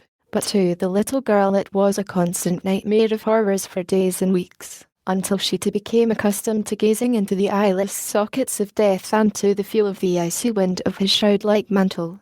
Slowly she learned the rudiments of the only common medium of thought exchange which her companions possessed, the language of the great apes. More quickly she perfected herself in jungle craft, so that the time soon came when she was an important factor in the chase, watching while the others slept, or helping them to trace the spoor of whatever prey they might be stalking. Akip accepted her on a footing which bordered upon equality when it was necessary for them to come into close contact, but for the most part he avoided her. The youth always was kind to her, and if there were many occasions upon which he felt the burden of her presence, he hid it from her. Finding that the night damp and chill caused her discomfort and even suffering, Korik constructed a tight little shelter high among the swaying branches of a giant tree. Here little Miriam slept in comparative warmth and safety, while the killer and the ape perched upon nearby branches, the former always before the entrance to the lofty domicile, where he best could guard its inmate from the dangers of arboreal enemies. They were too high to feel much fear of Sheeta, but there was always Hista, the snake, to strike terror to one's soul, and the great baboons who lived nearby, and who, while never attacking, always bared their fangs and barked at any of the trio when they passed near them. After the construction of the shelter, the activities of the three became localized. They ranged less widely, for there was always the necessity of returning to their own tree at nightfall. A river flowed nearby. Game and fruit were plentiful, as were fish also. Existence had settled down to the daily humdrum of the wild, the search for food and the sleeping upon full bellies. They looked no further ahead than today. If the youth thought of his past and of those who longed for him in the distant metropolis, it was in a detached and impersonal sort of way, as though that other life belonged to another creature than himself. He had given up hope of returning to civilization, for since his various rebuffs at the hands of those to whom he had looked for friendship, he had wandered so far inland as to realize that he was completely lost in the mazes of the jungle. Then, too, since the coming of Miriam, he had found in her that one thing which he had most missed before in his savage, jungle life, human companionship. In his friendship for her there was appreciable no trace of sex influence of which he was cognizant. They were friends, companions, that was all. Both might have been boys, except for the half-tender and always masterful manifestation of the protective instinct which was apparent in Korok's attitude. The little girl idolized him as she might have idolized an indulgent brother had she had one. Love was a thing unknown to either, but as the youth neared manhood it was inevitable that it should come to him as it did to every other savage, jungle male. As Miriam became proficient in their common language, the pleasures of their companionship grew correspondingly, for now they could converse unaided by the mental powers of their human heritage. They amplified the restricted vocabulary of the apes until talking was transformed from a task into an enjoyable pastime. When Korik hunted, Miriam usually accompanied him, for she had learned the fine art of silence, when silence was desirable. She could pass through the branches of the great trees now with all the agility and stealth of the killer himself. Great heights no longer appalled her. She swung from limb to limb, or she raced through the mighty branches, sure-footed, lithe, and fearless. Corrick was very proud of her, and even old Ackett grunted in approval where before he had growled in contempt. A distant village of blacks had furnished her with a mantle of fur and feathers, with copper ornaments, and weapons, for Corrick would not permit her to go unarmed, or unversed in the use of the weapons he stole for her. A leather thong over one shoulder supported the ever-present Geeka, who was still the recipient of her most sacred confidences. A light spear and a long knife were her weapons of offence or defence. Her body, rounding into the fullness of an early maturity, followed the lines of a Greek goddess, but there the similarity ceased, for her face was beautiful. As she grew more accustomed to the jungle and the ways of its wild denizens, fear left her. As time wore on, she even hunted alone when Corrick and Ackett were prowling at a great distance, as they were sometimes forced to do when game was scarce in their immediate vicinity. Upon these occasions she usually confined her endeavours to the smaller animals, though sometimes she brought down a deer, and once even Horta, the boar, a great tusker that even Sheeta might have thought twice before attacking. In their stamping grounds in the jungle the three were familiar figures. The little monkeys knew them well, often coming close to chatter and frolic about them. When Ackett was by, the small folk kept their distance, but with Corrick they were less shy, and when both the males were gone they would come close to Miriam, tugging at her ornaments or playing with Geeka, who was a never-ending source of amusement to them. The girl played with them and fed them, and when she was alone they helped her to pass the long hours until Corrock's return. Nor were they worthless as friends. In the hunt they helped her locate her quarry. Often they would come racing through the trees to her side to announce the near presence of antelope or giraffe, or with excited warnings of the proximity of Sheeta or Numa. Luscious, sun-kissed fruits which hung far out upon the frail bough of the jungle's waving crest were brought to her by these tiny, nimble allies. Sometimes they played tricks upon her, but she was always kind and gentle with them, and in their wild, half-human way they were kind to her and affectionate. Their language being similar to that of the great apes, Miriam could converse with them, though the poverty of their vocabulary rendered these exchanges anything but feasts of reason. For familiar objects they had names, as well as for those conditions which induced pain or pleasure, joy, sorrow, or rage. These root words were so similar to those in use among the great anthropoids as to suggest that the language of the Manus was the mother tongue. At best it lent itself to but material and sordid exchange. Dreams, aspirations, hopes, the past, the future held no place in the conversation of Manu, the monkey. All was of the present, particularly of filling his belly and catching lice. Poor food was this to nourish the mental appetite of a girl just upon the brink of womanhood. And so, finding Manu only amusing as an occasional playfellow or pet, Miriam poured out her sweetest soul thoughts into the deaf ears of Geeka's ivory head. To Geeka she spoke in Arabic, knowing that Geeka, being but a doll, could not understand the language of Corrick and Ackett, and that the language of Corrick and Ackett being that of male apes contained nothing of interest to an Arab doll. Geeka had undergone a transformation since her little mother had left the village of the Sheikh. Her garmenture now reflected in miniature that of Miriam. A tiny bit of leopard skin covered her rat-skin torso from shoulder to splinter knee. A band of braided grasses about her brow held in place a few gaudy feathers from the parakeet, while other bits of grass were fashioned into imitations of arm and leg ornaments of metal. Geeka was a perfect little savage, but at heart she was unchanged, being the same omnivorous listener as of yore. An excellent trait in Geeka was that she never interrupted in order to talk about herself. Today was no exception. She had been listening attentively to Miriam for an hour, propped against the bole of a tree while her lithe, young mistress stretched cat-like and luxurious along a swaying branch before her. "Little Geeka," said Miriam, "our Corrick has been gone for a long time today. We miss him, little Geeka, do we not? It is dull and lonesome in the great jungle when our Corrick is away. What will he bring us this time, eh? Another shining band of metal for Miriam's ankle, or a soft, doeskin loincloth from the body of a black she? He tells me that it is harder to get the possessions of the shes, for he will not kill them as he does the males, and they fight savagely when he leaps upon them to wrest their ornaments from them. Then come the males with spears and arrows, and Korik takes to the trees.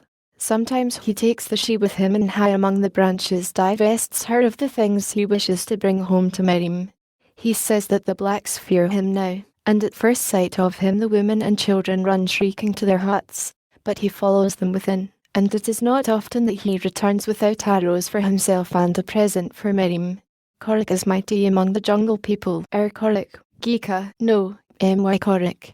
Miriam's conversation was interrupted by the sudden plunge of an excited little monkey that landed upon her shoulders in a flying leap from a neighbouring tree.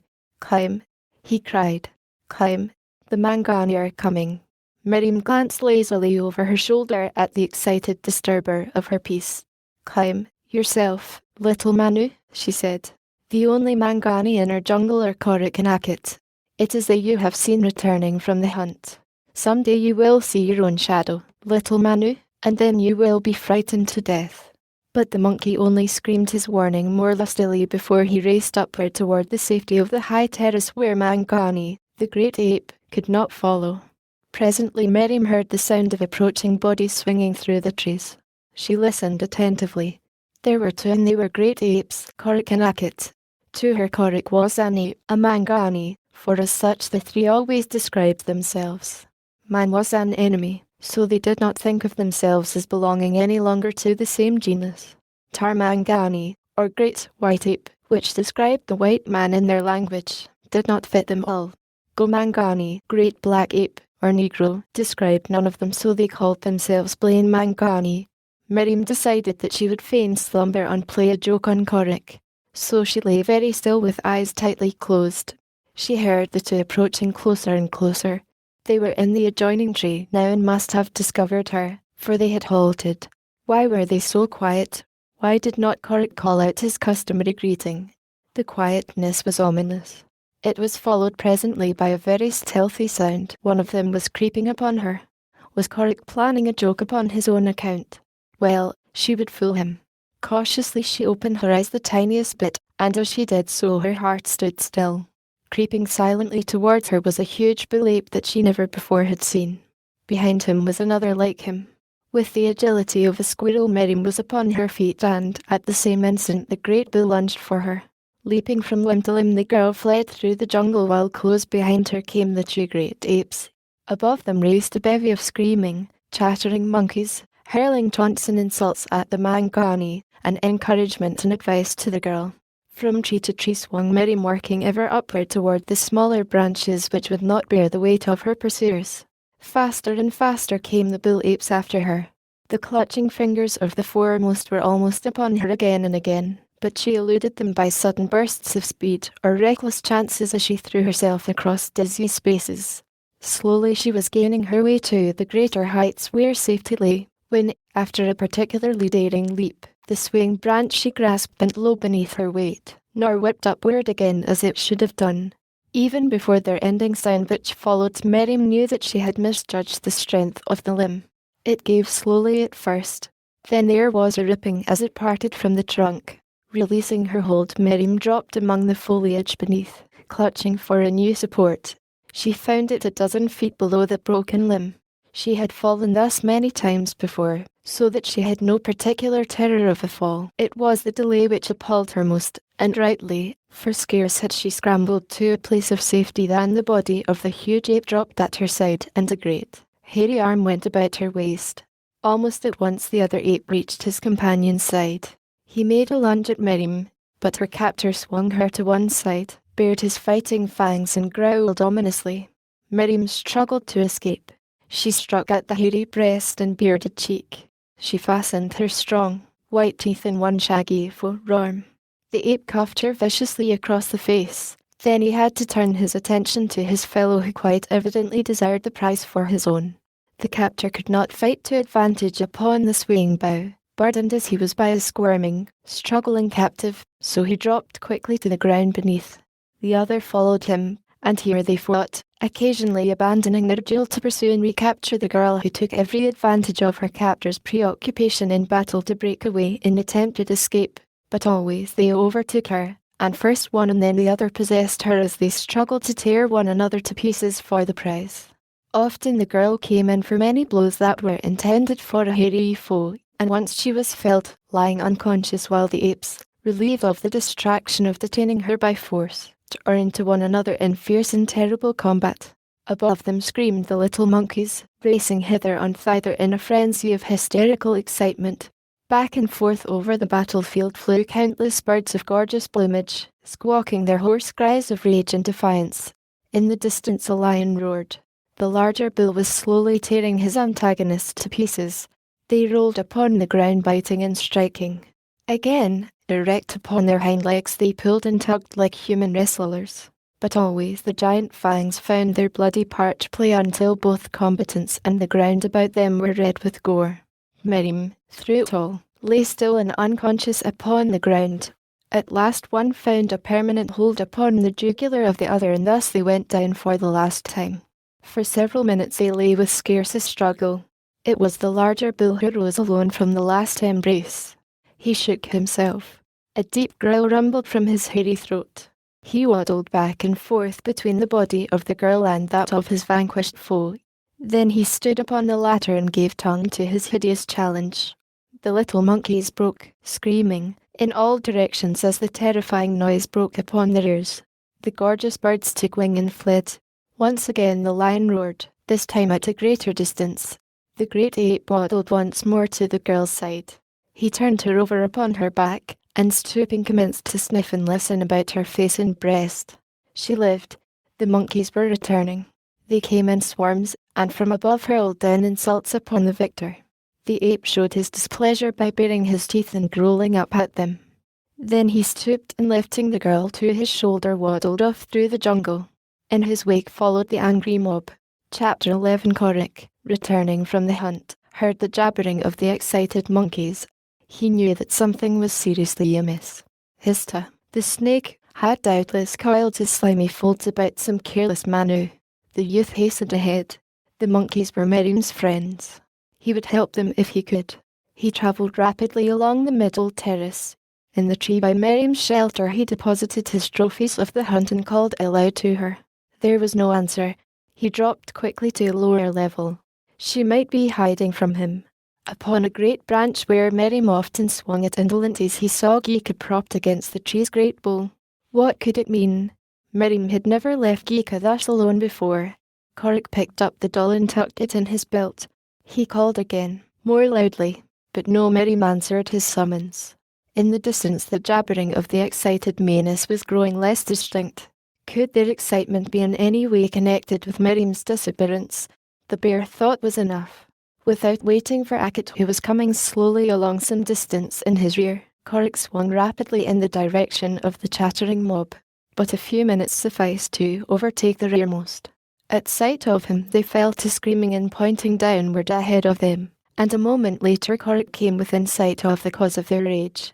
The youth's heart stood still in terror as he saw the limp body of the girl across the hairy shoulders of a great ape. That she was dead he did not doubt, and in that instant there arose within him a something which he did not try to interpret nor could have had he tried. But all at once the whole world seemed centred in that tender, graceful body, that frail little body, hanging so pitifully limp and helpless across the bulging shoulders of the brute. He knew then that little Miriam was his world, his sun, his moon, his stars. With her going had gone all light and warmth and happiness. A groan escaped his lips, and after that a series of hideous roars, more bestial than the beasts, as he dropped plummet like a mad descent toward the perpetrator of this hideous crime.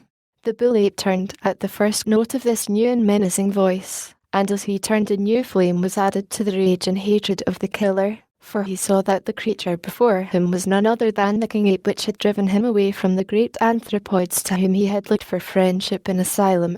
Dropping the body of the girl to the ground, the bull turned to battle anew for possession of his expensive prize. But this time he looked for an easy conquest. He too recognized Korik. Had he not chased him away from the amphitheatre without even having to lay a fang or paw upon him? With lowered head and bulging shoulders he rushed headlong for the smooth-skinned creature who was daring to question his right to his prey. They met head-on like two charging bulls, to go down together tearing and striking. Korik forgot his knife. Rage and bloodlust such as his could be satisfied only by the feel of hot flesh between rending fangs, by the gush of new life blood against his bare skin. For, though he did not realize it, Korik, the killer, was fighting for something more compelling than hate or revenge. He was a great male fighting another male for a she of his own kind. So impetuous was the attack of the man-ape that he found his hold before the anthropoid could prevent him. A savage hold, with strong jaws closed upon a pulsing jugular, and there he clung, with closed eyes, while his fingers sought another hold upon the shaggy throat. It was then that Miriam opened her eyes. At the sight before her they went wide. "Korik," she cried. "Korik, my Korik, I knew that you would come. Kill him, Korik, kill him." And with flashing eyes and heaving bosom the girl, coming to her feet, ran to Korok's side to encourage him. Nearby lay the killer's spear, where he had flung it as he charged the ape. The girl saw it and snatched it up. No faintness overcame her in the face of this battle primeval at her feet. For her there was no hysterical reaction from the nerve strain of her own personal encounter with the bull. She was excited, but cool and entirely unafraid. Her Korik was battling with another Mangani that would have stolen her, but she did not seek the safety of an overhanging bough there to watch the battle from afar, as would a she-Mangani. Instead she placed the point of Korok's spear against the bullet beside and plunged the sharp point deep into the savage heart. Korik had not needed her aid, for the great bull had been already as good as dead, with the blood gushing from his torn jugular. But Korik rose smiling with a word of approbation for his helper. How tall and fine she was! Had she changed suddenly within the few hours of his absence, or had his battle with the ape affected his vision? He might have been looking at Miriam through new eyes for the many startling and wonderful surprises his gaze revealed. How long it had been since he had found her in her father's village, a little Arab girl, he did not know, for time is of no import in the jungle and so he had kept no track of the passing days. But he realized, as he looked upon her now, that she was no longer such a little girl as he had first seen playing with Geeka beneath the great tree just within the palisade. The change must have been very gradual to have eluded his notice until now. And what was it that had caused him to realize it so suddenly? His gaze wandered from the girl to the body of the dead bull. For the first time there flashed to his understanding the explanation of the reason for the girl's attempted abduction. Korok's eyes went wide and then they closed to narrow slits of rage as he stood glaring down upon the abysmal brute at his feet. When next his glance rose to Miriam's face a slow flush suffused his own. Now, indeed, was he looking upon her through new eyes, the eyes of a man looking upon a maid. Akut had come up just as Miriam had speared Korok's antagonist. The exultation of the old ape was keen. He strutted, stiff-legged and truculent about the body of the fallen enemy. He growled and upcurved his long, flexible lip. His hair bristled. He was paying no attention to Miriam and Korik. Back in the uttermost recesses of his little brain something was stirring, something which the sight and smell of the great bull had aroused.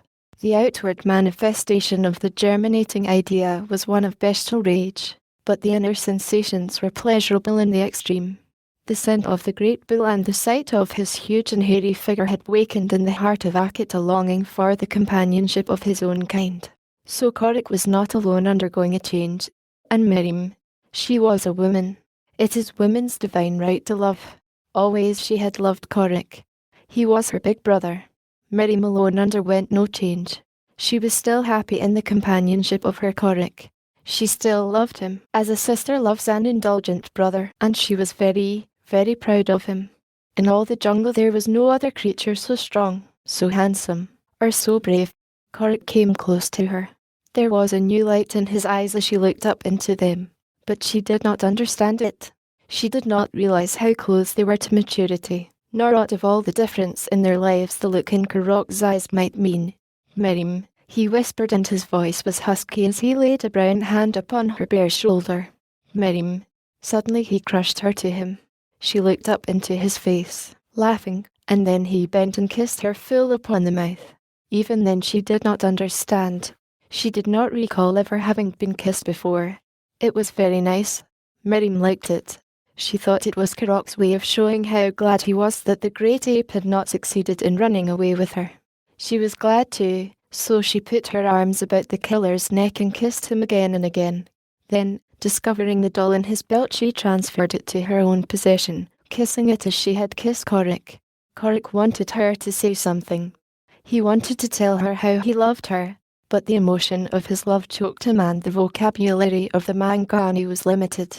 There came a sudden interruption. It was from Akit, a sudden, low growl, no louder than those he had been giving vent to the while he pranced about the dead bull, nor half so loud in fact, but of a timbre that bore straight to the perceptive faculties of the jungle beast ingrained in Korik. It was a warning. Korik looked quickly up from the glorious vision of the sweet face so close to his. Now his other faculties awoke. His ears, his nostrils were on the alert. Something was coming. The killer moved to Akat's side. Miriam was just behind them. The three stood like carved statues gazing into the leafy tangle of the jungle. The noise that had attracted their attention increased, and presently a great ape broke through the underbrush a few paces from where they stood. The beast halted at sight of them. He gave a warning grunt back over his shoulder, and a moment later, coming cautiously, another bull appeared. He was followed by others, both bulls and females with young, until 200 hairy monsters stood glaring at the three. It was the tribe of the dead king ape. Akit was the first to speak. He pointed to the body of the dead bull. Korik, mighty fighter, has killed your king. He grunted.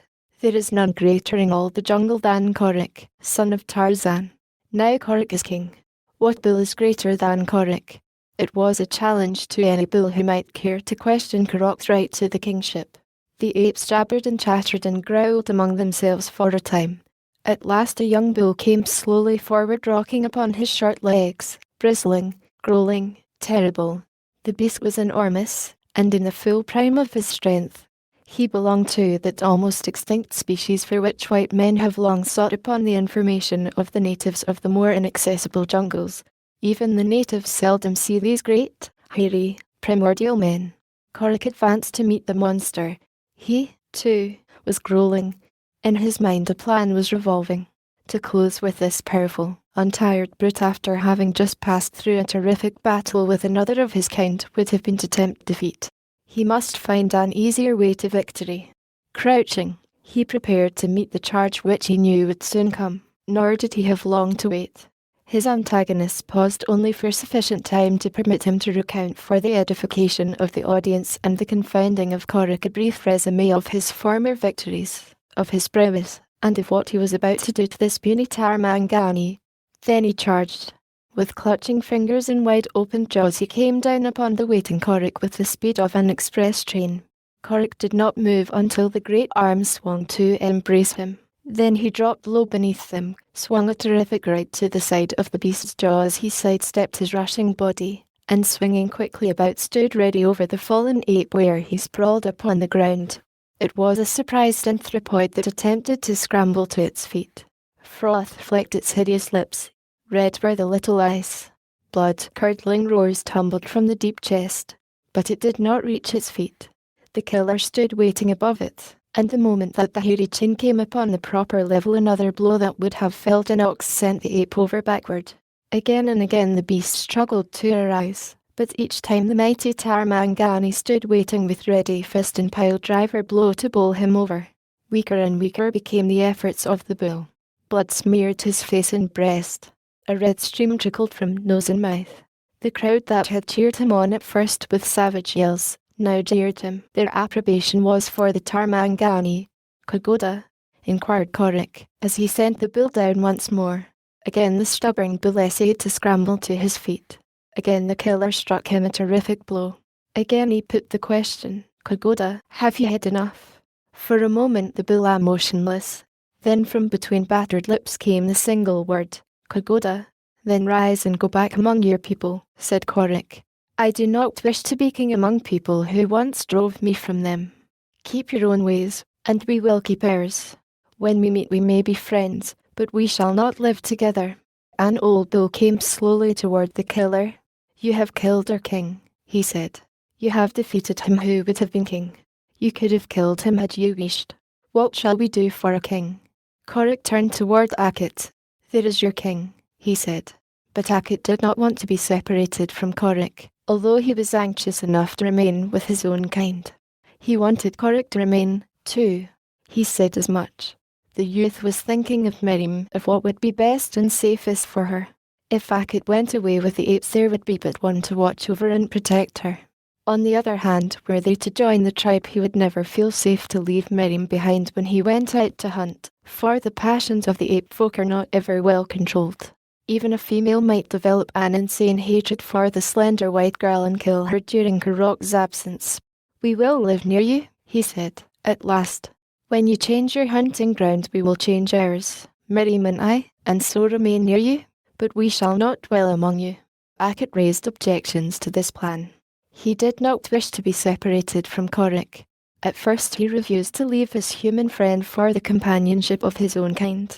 But when he saw the last of the tribe wandering off into the jungle again, and his glance rested upon the lithe figure of the dead king's young mate as she cast admiring glances at her lord's successor, the call of blood would not be denied.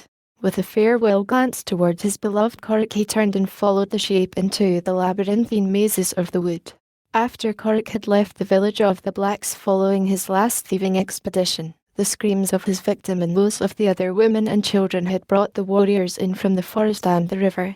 Great was the excitement and hot was the rage of the men when they learned that the white devil had again entered their homes, frightened their women and stolen arrows and ornaments and food.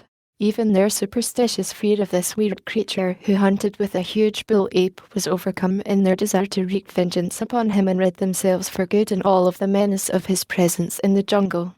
And so it was that a score of the fleetest and most doughty warriors of the tribe set out in pursuit of Korok and Akut, but a few minutes after they had left the scene of the killer's many depredations. The youth and the ape had travelled slowly and with no precautions against a successful pursuit. Nor was their attitude of careless indifference to the blacks at all remarkable. So many similar raids had gone unpunished that the two had come to look upon the Negroes with contempt. The return journey led them straight upwind, the result being that the scent of their pursuers was borne away from them, so they proceeded upon their way in total ignorance of the fact that tireless trackers but little less expert in the mysteries of woodcraft than themselves were dogging their trail with savage insistence. The little party of warriors was led by Kovudu, the chief, a middle-aged savage of exceptional cunning and bravery. It was he who first came within sight of the quarry which they had followed for hours by the mysterious methods of their almost uncanny powers of observation, intuition, and even scent. Kovudu and his men came upon Korok, Akut and Miriam after the killing of the king ape, the noise of the combat having led them at last straight to their quarry. The sight of the slender white girl had amazed the savage chief and held him gazing at the trio for a moment before ordering his warriors to rush out upon their prey. In that moment it was that the great apes came, and again the blacks remained awestruck witnesses to the palaver and the battle between Korok and the young bull. But now the apes had gone, and the white youth and the white maid stood alone in the jungle. One of Kovudu's men leaned close to the ear of his chief. "Look," he whispered, and pointed to something that dangled at the girl's side. "When my brother and I were slaves in the village of the sheikh, my brother made that thing for the sheikh's little daughter. She played with it always and called it after my brother, whose name is Gika. Just before we escaped, someone came and struck down the sheikh, stealing his daughter away. If this is she, the sheikh will pay you well for her return." Karok's arm had again gone around the shoulders of Miriam. Love raced hot through his young veins. Civilization was but a half-remembered state. London as remote as ancient Rome. In all the world there were but they two, Korok, the killer, and Miriam, his mate. Again he drew her close to him and covered her willing lips with his hot kisses. And then from behind him broke a hideous bedlam of savage war cries, and a score of shrieking blacks were upon them. Korok turned to give battle. Miriam with her own light spear stood by his side. An avalanche of barbed missiles flew about them. One pierced Karok's shoulder, another his leg, and he went down. Miriam was unscathed, for the blacks had intentionally spared her. Now they rushed forward to finish Korok and make good the girl's capture. But as they came, there came also from another point in the jungle the great Akut, and at his heels the huge bulls of his new kingdom. Snarling and roaring they rushed upon the black warriors when they saw the mischief they had already wrought. Kovudu, realizing the danger of coming to close quarters with these mighty ape men, seized Miriam and called upon his warriors to retreat. For a time the apes followed them, and several of the blacks were badly mauled and one killed before they succeeded in escaping. Nor would they have gotten off thus easily had Dick had not been more concerned with the condition of the wounded Corrick than with the fate of the girl upon whom he had always looked as more or less of an interloper and an unquestioned burden. Corrick lay bleeding and unconscious when Akkot reached his side. The great ape tore the heavy spears from his flesh, licked the wounds, and then carried his friend to the lofty shelter that Corrick had constructed for Miriam. Further than this the brood could do nothing. Nature must accomplish the rest unaided, or Corrick must die. He did not die, however. For days he lay helpless with fever, while Akkot and the apes hunted close by that they might protect him from such birds and beasts as might reach his lofty retreat. Occasionally Akkot brought him juicy fruits which helped to slake his thirst and allay his fever, and little by little his powerful constitution overcame the effects of the spear thrusts. The wounds healed and his strength returned. All during his rational moments since he had lain upon the soft furs which line Miriam's nest he had suffered more acutely from fears for Miriam than from the pain of his own wounds. For her he must live. For her he must regain his strength that he might set out in search of her. What had the blacks done to her? Did she still live, or had they sacrificed her to their lust for torture in human flesh? Corrick almost trembled with terror as the most hideous possibilities of the girl's fate suggested themselves to him out of his knowledge of the customs of Kovudu's tribe. The days dragged their weary lengths along, but at last he had sufficiently regained his strength to crawl from the shelter and make his way unaided to the ground. Now he lived more upon raw meat, for which he was entirely dependent on Akkot's skill and generosity. With the meat diet his strength returned more rapidly, and at last he felt that he was fit to undertake the journey to the village of the blacks. Chapter 12. Two tall, bearded white men moved cautiously through the jungle from their camp beside a wide river. They were Carl Jensen and Sven Malben, but little altered in appearance since the day, years before, that they in their safari had been so badly frightened by Corrick and Akkot as the former sought haven with them. Every year had they come into the jungle to trade with the natives, or to rob them, to hunt and trap, or to guide other white men in the land they knew so well. Always since their experience with the Sheikh had they operated at a safe distance from his territory. Now they were closer to his village than they had been for years, yet safe enough from discovery owing to the uninhabited nature of the intervening jungle and the fear and enmity of Kovudu's people for the Sheikh, in time past, had raided and all but exterminated the tribe. This year they had come to trap live specimens for a European zoological garden, and today they were approaching a trap which they had set in the hope of capturing a specimen of the large baboons that frequented the neighbourhood. As they approached the trap they became aware from the noises emanating from its vicinity that their efforts had been crowned with success. The barking and screaming of hundreds of baboons could mean naught else than that one or more of their number had fallen a victim to the allurements of the bait. The extreme caution of the two men was prompted by former experiences with the intelligent and dog-like creatures with which they had to deal. More than one trapper has lost his life in battle with enraged baboons who will hesitate to attack nothing upon one occasion, while upon another single gunshot will disperse hundreds of them.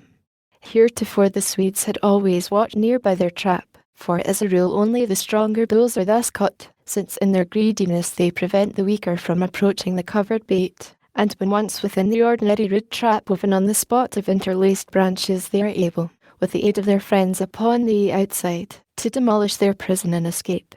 But in this instance the trappers had utilized a special steel cage which could withstand all the strength and cunning of a baboon. It was only necessary, therefore, to drive away the herd which they knew were surrounding the prison and wait for their boys who were even now following them to the trap. As they came within sight of the spot they found conditions precisely as they had expected. A large male was battering frantically against the steel wires of the cage that held him captive. Upon the outside several hundred other baboons were tearing and tugging in his aid, and all were roaring and jabbering and barking at the top of their lungs. But what neither the Swedes nor the baboons saw was the half-naked figure of a youth hidden in the foliage of a nearby tree. He had come upon the scene at almost the same instant as Jensen and Malben, and was watching the activities of the baboons with every mark of interest. Karokk's relations with the baboons had never been over-friendly. A species of armed toleration had marked their occasional meetings. The baboons and Akkot had walked stiff-legged and growling past one another, while Corrick had maintained a bird-fang neutrality. So now he was not greatly disturbed by the predicament of their king. Curiosity prompted him to tarry a moment, and in that moment his quick eyes caught the unfamiliar coloration of the clothing of the two Swedes behind a bush not far from him. Now he was all alertness. Who were these interlopers? What was their business in the jungle of the Mangani? Korik slunk noiselessly around them to a point where he might get their scent as well as a better view of them, and scarce had he done so when he recognized them. They were the men who had fired upon him years before. His eyes blazed. He could feel the hairs upon his scalp stiffen at the roots. He watched them with the intentness of a panther about to spring upon its prey. He saw them rise and, shouting, attempt to frighten away the baboons as they approached the cage. Then one of them raised his rifle and fired into the midst of the surprised and angry herd. For an instant Korik thought that the baboons were about to charge, but 2 more shots from the rifles of the white men sent them scampering into the trees. Then the 2 Europeans advanced upon the cage. Korik thought that they were going to kill the king. He cared nothing for the king, but he cared less for the 2 white men. The king had never attempted to kill him. The white men had. The king was a denizen of his own beloved jungle. The white men were aliens. His loyalty therefore was to the baboon against the human. He could speak the language of the baboon. It was identical to that of the great apes. Across the clearing he saw the jabbering horde watching. Raising his voice he shouted to them. The white men turned at the sound of this new factor behind them. They thought it was another baboon that had circled them, but though they searched the trees with their eyes they saw nothing of the now silent figure hidden by the foliage. Again Korik shouted. I am the killer, he cried. These men are my enemies and yours. I will help you free your king. Run out upon the strangers when you see me do so, and together we will drive them away and free your king. And from the baboons came a great chorus. We will do what you say, Korik. Dropping from his tree, Korik ran toward the 2 Swedes, and at the same instant 300 baboons followed his example. At sight of the strange apparition of the half-naked white warrior rushing upon them with uplifted spear, Jensen and Malbin raised their rifles and fired at Korik. But in the excitement both missed, and a moment later the baboons were upon them. Now their only hope of safety lay in escape, and dodging here and there, fighting off the great beasts that leaped upon their backs, they ran into the jungle. Even then they would have died but for the coming of their men, whom they met a couple of 100 yards from the cage. Once the white men had turned in flight, Korik gave them no further attention, turning instead to the imprisoned baboon. The fastenings of the door that had eluded the mental powers of the baboons yielded their secret immediately to the human intelligence of the killer, and a moment later the king baboon stepped forth to liberty. He wasted no breath in thanks to Korik, nor did the young man expect thanks. He knew that none of the baboons would ever forget his service, though as a matter of fact he did not care if they did. What he had done had been prompted by a desire to be revenged upon the 2 white men. The baboons could never be of service to him. Now they were racing in the direction of the battle that was being waged between their fellows and the followers of the 2 Swedes, and as the din of battle subsided in the distance, Korik turned and resumed his journey toward the village of Kovudu. On the way he came upon a herd of elephants standing in an open forest glade. Here the trees were too far apart to permit Korik to travel through the branches, a trail he much preferred not only because of its freedom from dense underbrush and the wider field of vision it gave him, but from pride in his arboreal ability. It was exhilarating to swing from tree to tree, to test the prowess of his mighty muscles, to reap the pleasurable fruits of his hard-won agility. Korik joyed in the thrills of the high-flung upper terraces of the great forest, where, unhampered and unhindered, he might laugh down upon the great brutes who must keep forever to the darkness and the gloom of the musty soil. But here, in this open glade where Tantor flapped his giant ears and swayed his huge bulk from side to side, the ape-man must pass along the surface of the ground, a pygmy amongst giants. A great bill raised his trunk to rattle a low warning as he sensed the coming of an intruder. His weak eyes roved hither and thither, but it was his keen scent and acute hearing which first located the ape-man. The herd moved restlessly, prepared for fight, for the old bull had caught the scent of man. Peace, Tantor, called the killer. It is I, Korik, Tarmangani. The bull lowered his trunk and the herd resumed their interrupted meditations. Korik passed within a foot of the great bull. A sinuous trunk undulated toward him, touching his brown head in a half-caress. Korik slapped the great shoulder affectionately as he went by. For years he had been upon good terms with Dancer and his people. Of all the jungle folk he loved best the mighty Pachyderm, the most peaceful and, at the same time, the most terrible of them all. The gentle gazelle feared him not, yet Numa, lord of the jungle, gave him a wide berth. Among the younger bulls, the cows and the calves Korik wound his way. Now and then another trunk would run out to touch him, and once a playful calf grasped his legs and upset him. The afternoon was almost spent when Korik arrived at the village of Kovudu. There were many natives lolling in shady spots beside the conical huts or beneath the branches of the several trees which had been left standing within the enclosure. Warriors were in evidence upon hand. It was not a good time for a lone enemy to prosecute a search through the village. Korik determined to await the coming of darkness. He was a match for many warriors, but he could not, unaided, overcome an entire tribe, not even for his beloved Merim. While he waited among the branches and foliage of a nearby tree, he searched the village constantly with his keen eyes, and twice he circled it, sniffing the vagrant breezes which puffed erratically from first one point of the compass and then another. Among the various stenches peculiar to a native village, the ape-man's sensitive nostrils were finally rewarded by cognizance of the delicate aroma which marked the presence of her he sought. Merim was there, in one of those huts, but which one he could not know without closer investigation, and so he waited, with the dogged patience of a beast of prey, until night had fallen. The campfires of the blacks dotted the gloom with little points of light, casting their feeble rays in tiny circles of luminosity that brought into glistening relief the naked bodies of those who lay or squatted about them. It was then that Korik slid silently from the tree that had hidden him and dropped lightly to the ground within the enclosure.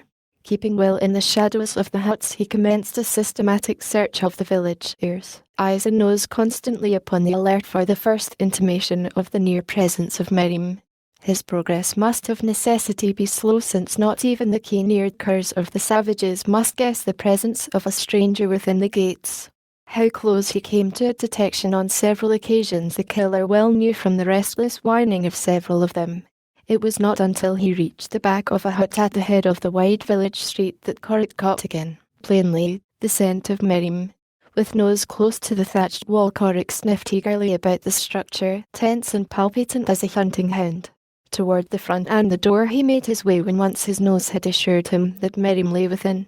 But as he rounded the side and came within view of the entrance, he saw a burly negro armed with a long spear squatting at the portal of the girls' prison.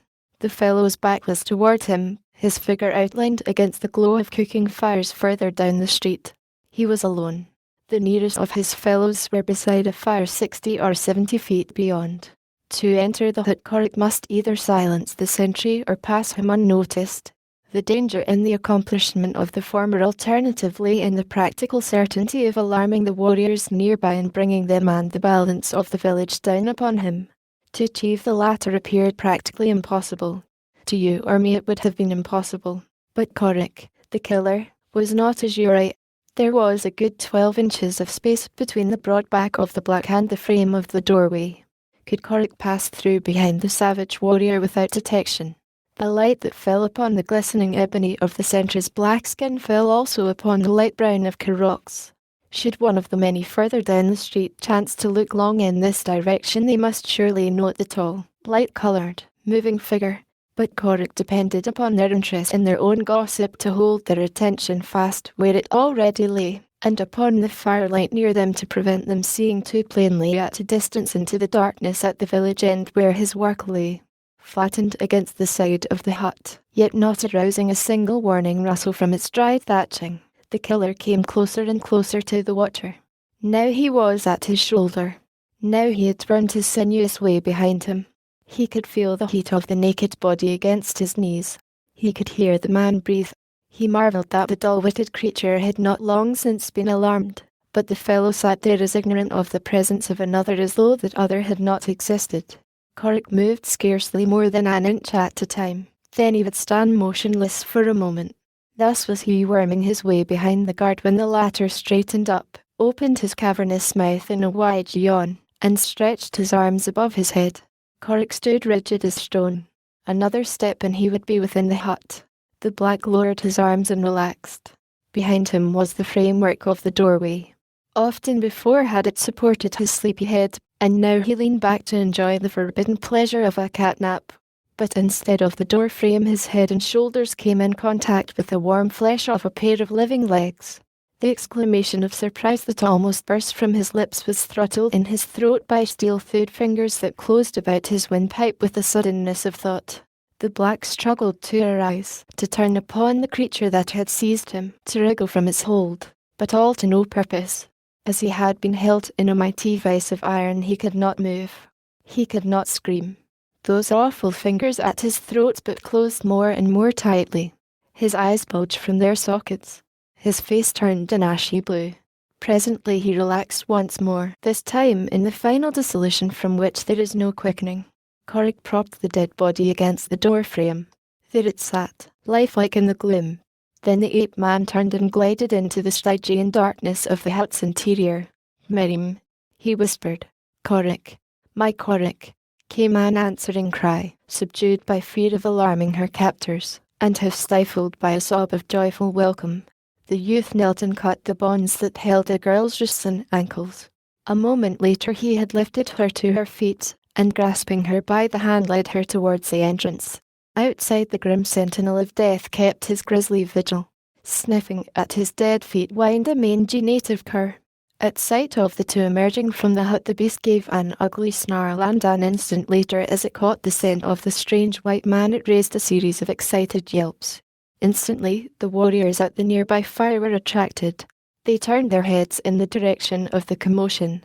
It was impossible that they should fail to see the whiteskins of the fugitives. Corrick slunk quickly into the shadows at the hut's side, drawing Miriam with him, but he was too late. The blacks had seen enough to arouse their suspicions, and a dozen of them were now running to investigate.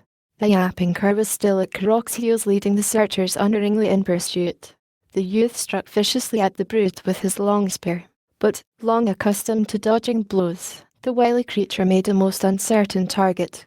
Other blacks had been alarmed by the running and shouting of their companions, and now the entire population of the village was swarming up the street to assist in the search. Their first discovery was the dead body of the sentry, and a moment later one of the bravest of them had entered the hut and discovered the absence of the prisoner. These startling announcements filled the blacks with a combination of terror and rage, but, seeing no foe in evidence, they were unable to permit their rage to get the better of their terror, and so the leaders, pushed on by those behind them, ran rapidly around the hut in the direction of the yapping of the mangy cur. Here they found a single white warrior making away with their captive, and recognizing him as the author of numerous raids and indignities, and believing that they had him cornered and at a disadvantage, they charged savagely upon him.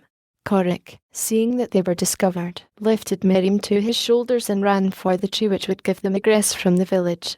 He was handicapped in his flight by the weight of the girl, whose legs would but scarce bear her weight, to say nothing of maintaining her in rapid flight, for the tightly drawn bonds that had been about her ankles for so long had stopped circulation and partially paralysed her extremities. Had this not been the case, the escape of the two would have been a feat of little moment, since Miriam was scarcely a whit less agile than Corrick, and fully as much at home in the trees as he. But with the girl on his shoulder, Corrick could not both run and fight to advantage, and the result was that before he had covered half the distance to the tree, a score of native curs, attracted by the yelping of their mate and the yells and shouts of their masters, had closed in upon the fleeing white man, snapping at his legs and at last succeeding in tripping him. As he went down, the hyena-like brutes were upon him, and as he struggled to his feet, the blacks closed in. A couple of them seized the clawing, biting Miriam, and subdued her. A blow upon the head was sufficient. For the ape-man, they found more drastic measures would be necessary. Weighted down as he was by dogs and warriors, he still managed to struggle to his feet. To right and left he swung, crushing blows to the faces of his human antagonists. To the dogs he paid not the slightest attention other than to seize the more persistent and wring their necks with a single quick movement of the wrist. An obstacle came at him by an ebon Hercules he caught and wrested from his antagonist, and then the blacks experienced to the full the possibilities for punishment that lay within those smooth flowing muscles beneath the velvet brown skin of the strange, white giant. He rushed among them with all the force and ferocity of a bull elephant gone mad. Hither and thither he charged, striking down the few who had the temerity to stand against him, and it was evident that unless a chance spear thrust brought him down he would drive the entire village and regain his prize. But old Kovudu was not to be so easily robbed of the ransom which the girl represented, and seeing that their attack, which had up to now resulted in a series of individual combats with the white warrior, he called his tribesmen off, and forming them in a compact body about the girl and the two who watched over her, bid them do nothing more than repel the assaults of the ape-man. Again and again Korik rushed against this human barricade bristling with spear points. Again and again he was repulsed, often with severe wounds to caution him to greater wariness. From head to foot he was red with his own blood, and at last, weakening from the loss of it, he came to the bitter realization that alone he could do no more to succor his Miriam. Presently an idea flashed through his brain. He called aloud to the girl. She had regained consciousness now and replied. "Korik goes," he shouted, "but he will return and take you from the Gomangani. Goodbye, my Miriam. Korik will come for you again." "Goodbye," cried the girl. "Miriam will look for you until you come."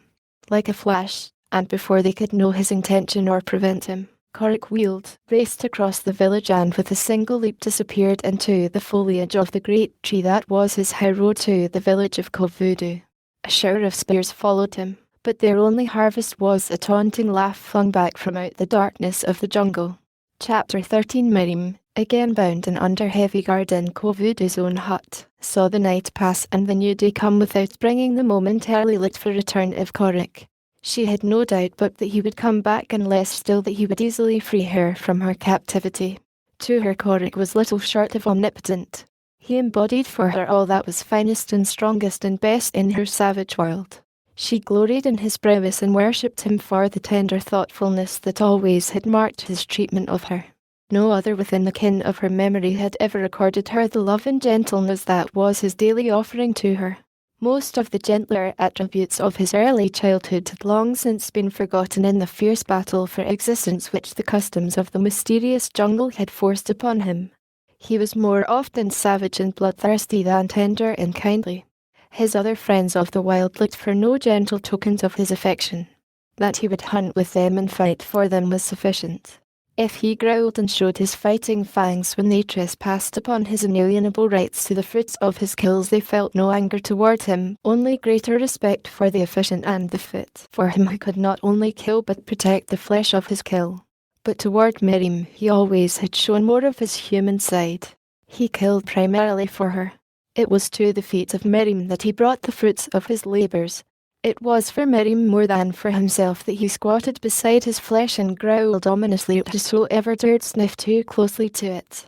When he was cold in the dark days of rain, or thirsty in a prolonged drought, his discomfort engendered first of all thoughts of Miriam's welfare. After she had been made warm, after her thirst had been slaked, then he turned to the affair of ministering to his own wants. The softest skins fell gracefully from the graceful shoulders of his Miriam. The sweetest scented grasses lined her bower where other soft, furry pelts made hers the downiest couch in all the jungle. What wonder then that Miriam loved her Korik? But she loved him as a little sister might love a big brother who was very good to her. As yet she knew naught of the love of a maid for a man. So now as she lay waiting for him, she dreamed of him and of all that he meant to her. She compared him with the sheikh, her father, and at thought of the stern, grizzled, old Arab she shuddered. Even the savage blacks had been less harsh to her than he. Not understanding their tongue, she could not guess what purpose they had in keeping her a prisoner. She knew that man ate man, and she had expected to be eaten. But she had been with them for some time now and no harm had befallen her. She did not know that a runner had been dispatched to the distant village of the sheikh to barter with him for a ransom. She did not know, nor did Kovudu, that the runner had never reached his destination, that he had fallen in with the safari of Jensen in Melbourne, and with the talkativeness of the native to other natives had unfolded his whole mission to the black servants of the two Swedes. These had not been long in retailing the matter to their masters, and the result was that when the runner left their camp to continue his journey, he had scarce passed from sight before there came the report of a rifle, and he rolled lifeless into the underbrush with a bullet in his back. A few moments later Malbin strolled back into the encampment, where he went to some pains to let it be known that he had had a shot at a fine buck and missed. The Swedes knew that their men hated them, and that an overt attack against Kovudu would quickly be carried to the chief at the first opportunity. Nor were they sufficiently strong in either guns or loyal followers to risk antagonizing the wily old chief.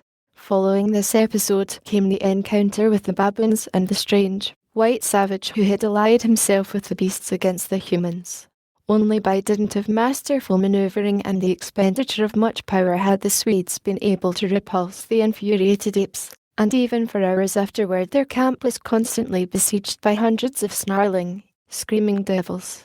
The Swedes, rifles in hand, repelled numerous savage charges which lacked only efficient leadership to have rendered them as effective in results as they were terrifying in appearance.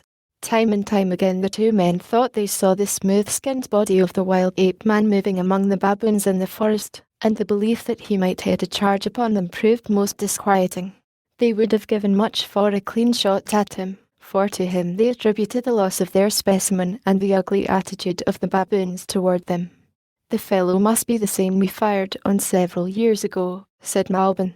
"That time he was accompanied by a gorilla. Did you get a good look at him, Carl?" "Yes," replied Jensen. "He was not 5 paces from me when I fired at him.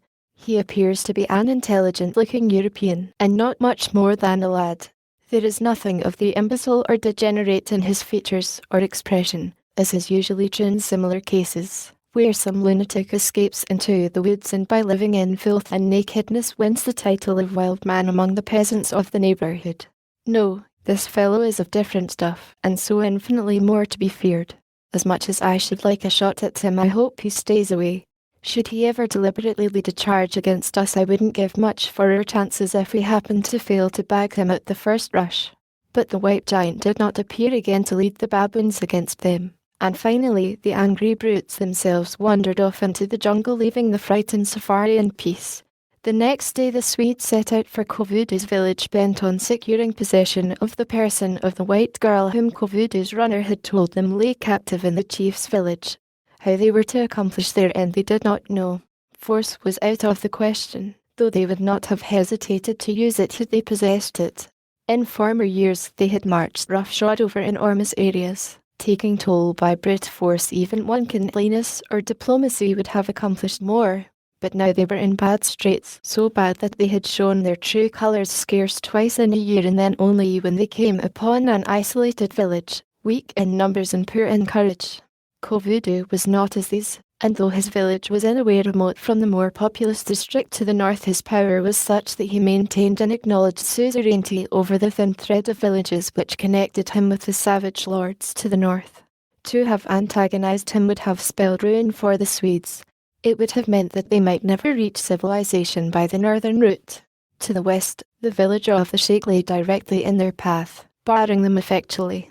To the east the trail was unknown to them, and to the south there was no trail. So the two Swedes approached the village of Kovudu with friendly words upon their tongues and deep craft in their hearts. Their plans were well made. There was no mention of the white prisoner. They chose to pretend that they were not aware that Kovudu had a white prisoner. They exchanged gifts with the old chief, haggling with his plenipotentiaries over the value of what they were to receive for what they gave, as is customary and proper when one has no ulterior motives. Unwarranted generosity would have aroused suspicion. During the palaver which followed they retailed the gossip of the villages through which they had passed, receiving in exchange such news as Kovudu possessed.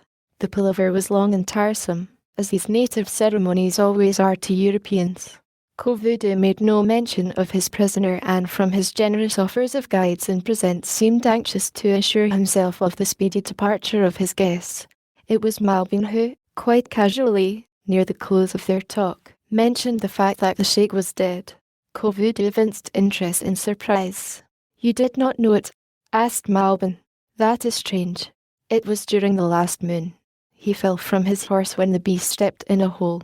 The horse fell upon him. When his men came up, the Sheikh was quite dead." Kovudu scratched his head. He was much disappointed. No Sheikh meant no ransom for the white girl. Now she was worthless, unless he utilized her for a feast or a mate. The latter thought aroused him. He spat at a small beetle crawling through the dust before him. He eyed Malbin appraisingly. These white men were peculiar. They travelled far from their own villages without women. Yet he knew they cared for women. But how much did they care for them? That was the question that disturbed Go Voodoo. I know where there is a white girl, he said, unexpectedly. If you wish to buy her, she may be cheap. Malbin shrugged. We have troubles enough, Go Voodoo, he said, without burdening ourselves with an old she-hyena. And as for paying for one, Malbin snapped his fingers in derision. She is young, said Go Voodoo, and good-looking. The Swedes laughed. There are no good-looking white women in the jungle, Go Voodoo, said Jensen. You should be ashamed to try to make fun of old friends. Go Voodoo sprang to his feet. Come, he said, I will show you that she is all I say. Malbin and Jensen rose to follow him, and as they did so their eyes met, and Malbin slowly drooped one of his lids in a sly wink. Together they followed Go Voodoo toward his hut. In the dim interior they discerned the figure of a woman lying bound upon a sleeping mat. Malbin took a single glance and turned away. She must be 1,000 years old, Go Voodoo, he said, as he left the hut. She is young, cried the savage. It is dark in here. You cannot see. Wait, I will have her brought out into the sunlight. And he commanded the 2 warriors who watched the girl to cut the bonds from her ankles and lead her forth for inspection. Malbin and Jensen evinced no eagerness, though both were fairly bursting with it, not to see the girl but to obtain possession of her. They cared not if she had the face of a marmoset, or the figure of pot-bellied Go Voodoo himself. All that they wished to know was that she was the girl who had been stolen from the sheikh several years before. They thought that they would recognize her for such if she was indeed the same, but even so the testimony of the runner Go Voodoo had sent to the sheikh was such as to assure them that the girl was the one they had once before attempted to abduct. As Miriam was brought forth from the darkness of the hut's interior, the 2 men turned with every appearance of disinterestedness to glance at her. It was with difficulty that Malbin suppressed an ejaculation of astonishment. The girl's beauty fairly took his breath from him, but instantly he recovered his poise and turned to Go Voodoo. Well, he said to the old chief, is she not both young and good-looking? Asked Go Voodoo. She is not old, replied Malbin, but even so she will be a burden. We did not come from the north after wives. There are more than enough there for us. Miriam stood looking straight at the white men. She expected nothing from them. They were to her as much enemies as the black men. She hated and feared them all. Malbin spoke to her in Arabic. We are friends, he said. Would you like to have us take you away from here? Slowly and dimly, as though from a great distance, recollection of the once familiar tongue returned to her. I should like to go free, she said, and go back to Korik. You would like to go with us? Persisted Malbin. No, said Miriam. Malbin turned to Go Voodoo. She does not wish to go with us, he said. Your men, returned the black. Can you not take her by force? It would only add to her troubles, replied the Swede. No, Go Voodoo, we do not wish her, though, if you wish to be rid of her, we will take her away because of our friendship for you. Now Go Voodoo knew that he had made a sale. They wanted her. So he commenced to bargain, and in the end the person of Miriam passed from the possession of the black chieftain into that of the 2 Swedes in consideration of 6 yards of American, 3 empty brass cartridge shells and a shiny, new jackknife from New Jersey. And all but Miriam were more than pleased with the bargain. Go Voodoo stipulated but a single condition, and that was that the Europeans were to leave his village and take the girl with them as early the next morning as they could get started. After the sale was consummated, he did not hesitate to explain his reasons for this demand. He told them of the strenuous attempt of the girl's savage mate to rescue her, and suggested that the sooner they got her out of the country, the more likely they were to retain possession of her. Miriam was again bound and placed under guard, but this time in the tent of the Swedes. Malbin talked to her, trying to persuade her to accompany them willingly. He told her that they would return her to her own village, but when he discovered that she would rather die than go back to the old sheikh, he assured her that they would not take her there, nor, as a matter of fact, had they had an intention of so doing. As he talked with the girl, the Swede feasted his eyes upon the beautiful lines of her face and figure. She had grown tall and straight and slender toward maturity since he had seen her in the sheikh's village on the Long Gondi.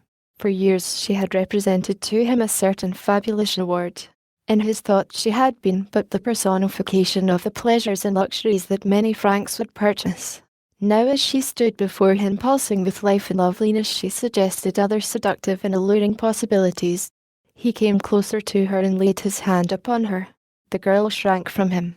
He seized her and she struck him heavily in the mouth as he sought to kiss her. Then Jensen entered the tent. "Malbin," he almost shouted. "You fool." Sven Malbin released his hold upon the girl and turned toward his companion.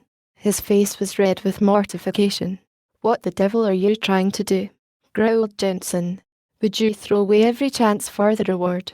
If we maltreat her, we not only couldn't collect a sou, but they'd send us to prison for our pains." "I thought you had more sense, Malbin." "I'm not a wooden man," growled Malbin. "You'd better be," rejoined Jensen, "at least until we have delivered her over in safety and collected what will be coming to us." "Oh, hell," cried Malbin. "What's the use? They'll be glad enough to have her back, and by the time we get there with her she'll be only too glad to keep her mouth shut." "Why not?" "Because I say not," growled Jensen. "I've always let you boss things, Sven, but here's a case where what I say has got to go because I'm right and you're wrong, and we both know it." "You're getting damned virtuous all of a sudden," growled Malbin. "Perhaps you think I have forgotten about the innkeeper's daughter, and little Celilla, and the nigger at—" "Shut up," snapped Jensen. "It's not a matter of virtue and you are as well aware of that as I. I don't want to quarrel with you, but so help me God, Sven, you're not going to harm this girl if I have to kill you to prevent it. I've suffered and slaved and been nearly killed 40 times in the last 9 or 10 years trying to accomplish what luck has thrown at our feet at last, and now I'm not going to be robbed of the fruits of success because you happen to be more of a beast than a man. Again I warn you, Sven," and he tapped the revolver that swung in its holster at his hip. Malbin gave his friend an ugly look, shrugged his shoulders, and left the tent. Jensen turned to Miriam. "If he bothers you again, call me," he said. "I shall always be near." The girl had not understood the conversation that had been carried on by her two owners, for it had been in Swedish, but what Jensen had just said to her in Arabic she understood and from it grasped an excellent idea of what had passed between the two. The expressions upon their faces, their gestures, and Jensen's final tapping of his revolver before Malbin had left the tent had all been eloquent of the seriousness of their altercation. Now, toward Jensen she looked for friendship, and with the innocence of youth she threw herself upon his mercy, begging him to set her free, that she might return to Korik and her jungle life. But she was doomed to another disappointment, for the man only laughed at her roughly and told her that if she tried to escape she would be punished by the very thing that he had just saved her from. All that night she lay listening for a signal from Korik. All about the jungle life moved through the darkness. To her sensitive ears came sounds that the others in the camp could not hear, sounds that she interpreted as we might interpret the speech of a friend, but not once came a single note that reflected the presence of Korik. But she knew that he would come. Nothing short of death itself could prevent her Korik from returning for her. What delayed him though? When morning came again and the night had brought no stirring Korik, Miriam's faith and loyalty were still unshaken though misgivings began to assail her as to the safety of her friend. It seemed unbelievable that serious mishap could have overtaken her wonderful Korik who daily passed unscathed through all the terrors of the jungle. Yet morning came, the morning meal was eaten, the camp broken, and the disreputable safari of the Swedes was on the move northward with still no sign of the rescue the girl momentarily expected.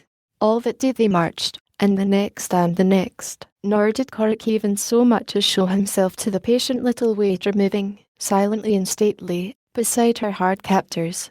Malbin remained scowling and angry. He replied to Jensen's friendly advances in curt monosyllables. To Miriam he did not speak, but on several occasions she discovered him glaring at her from beneath half-closed lids, greedily. The look sent a shudder through her.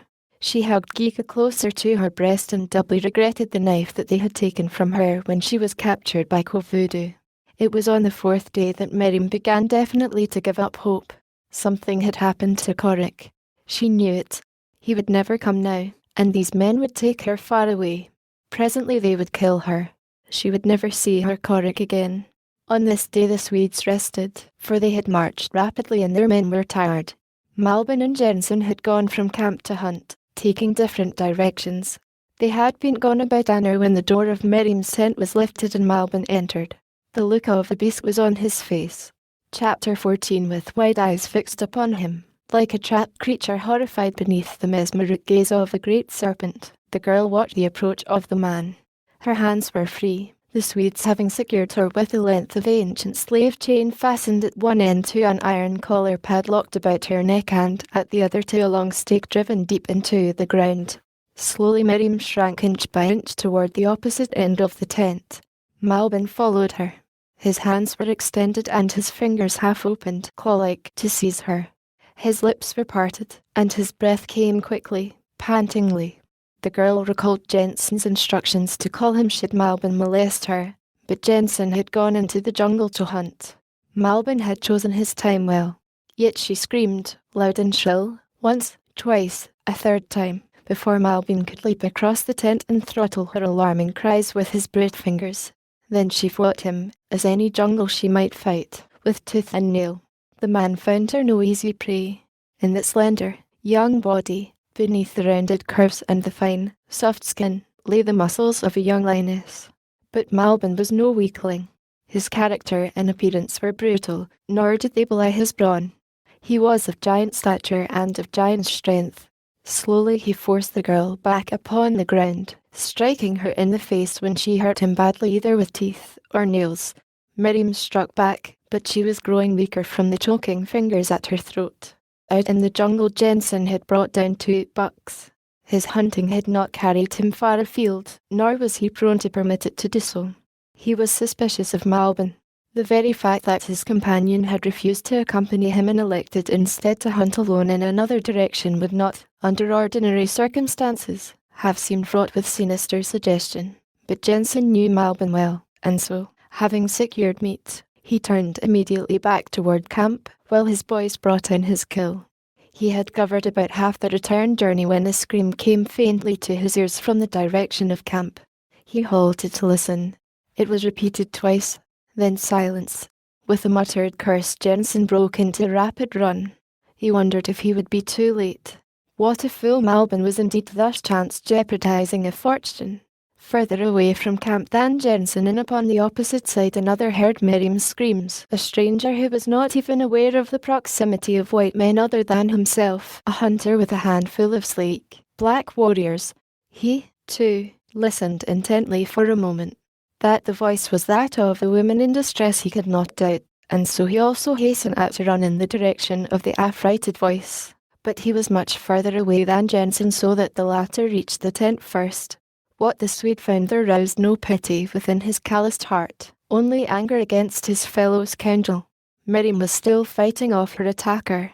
Malbin still was shouting blows upon her. Jensen, streaming foul curses upon his erstwhile friend, burst into the tent. Malbin, interrupted, dropped his victim and turned to meet Jensen's infuriated charge. He whipped a revolver from his hip. Jensen, anticipating the lightning move of the other's hand, drew almost simultaneously, and both men fired at once. Jensen was still moving toward Malbin at the time, but at the flash of the explosion he stopped. His revolver dropped from nerveless fingers. For a moment he staggered drunkenly. Deliberately Malbin put 2 more bullets into his friend's body at close range. Even in the midst of the excitement and her terror, Miriam found herself wondering at the tenacity of life which the hitman displayed. His eyes were closed, his head dropped forward upon his breast, his hands hung limply before him.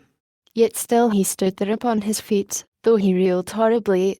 It was not until the 3rd bullet had found its mark within his body that he lunged forward upon his face.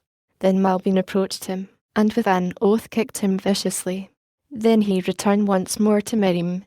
Again he seized her, and at the same instant the flaps of the tent opened silently and a tall white man stood in the aperture. Neither Miriam or Malbin saw the newcomer. The latter's back was toward him while his body hid the stranger from Miriam's eyes. He crossed the tent quickly, stepping over Jensen's body. The first intimation Malbin had that he was not to carry out his design without further interruption was a heavy hand upon his shoulder. He wheeled to face an utter stranger, a tall, black-haired, grey-eyed stranger clad in khaki and pith helmet.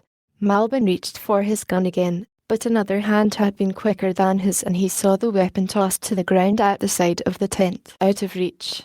What is the meaning of this? The stranger addressed his question to Miriam in a tongue she did not understand. She shook her head and spoke in Arabic.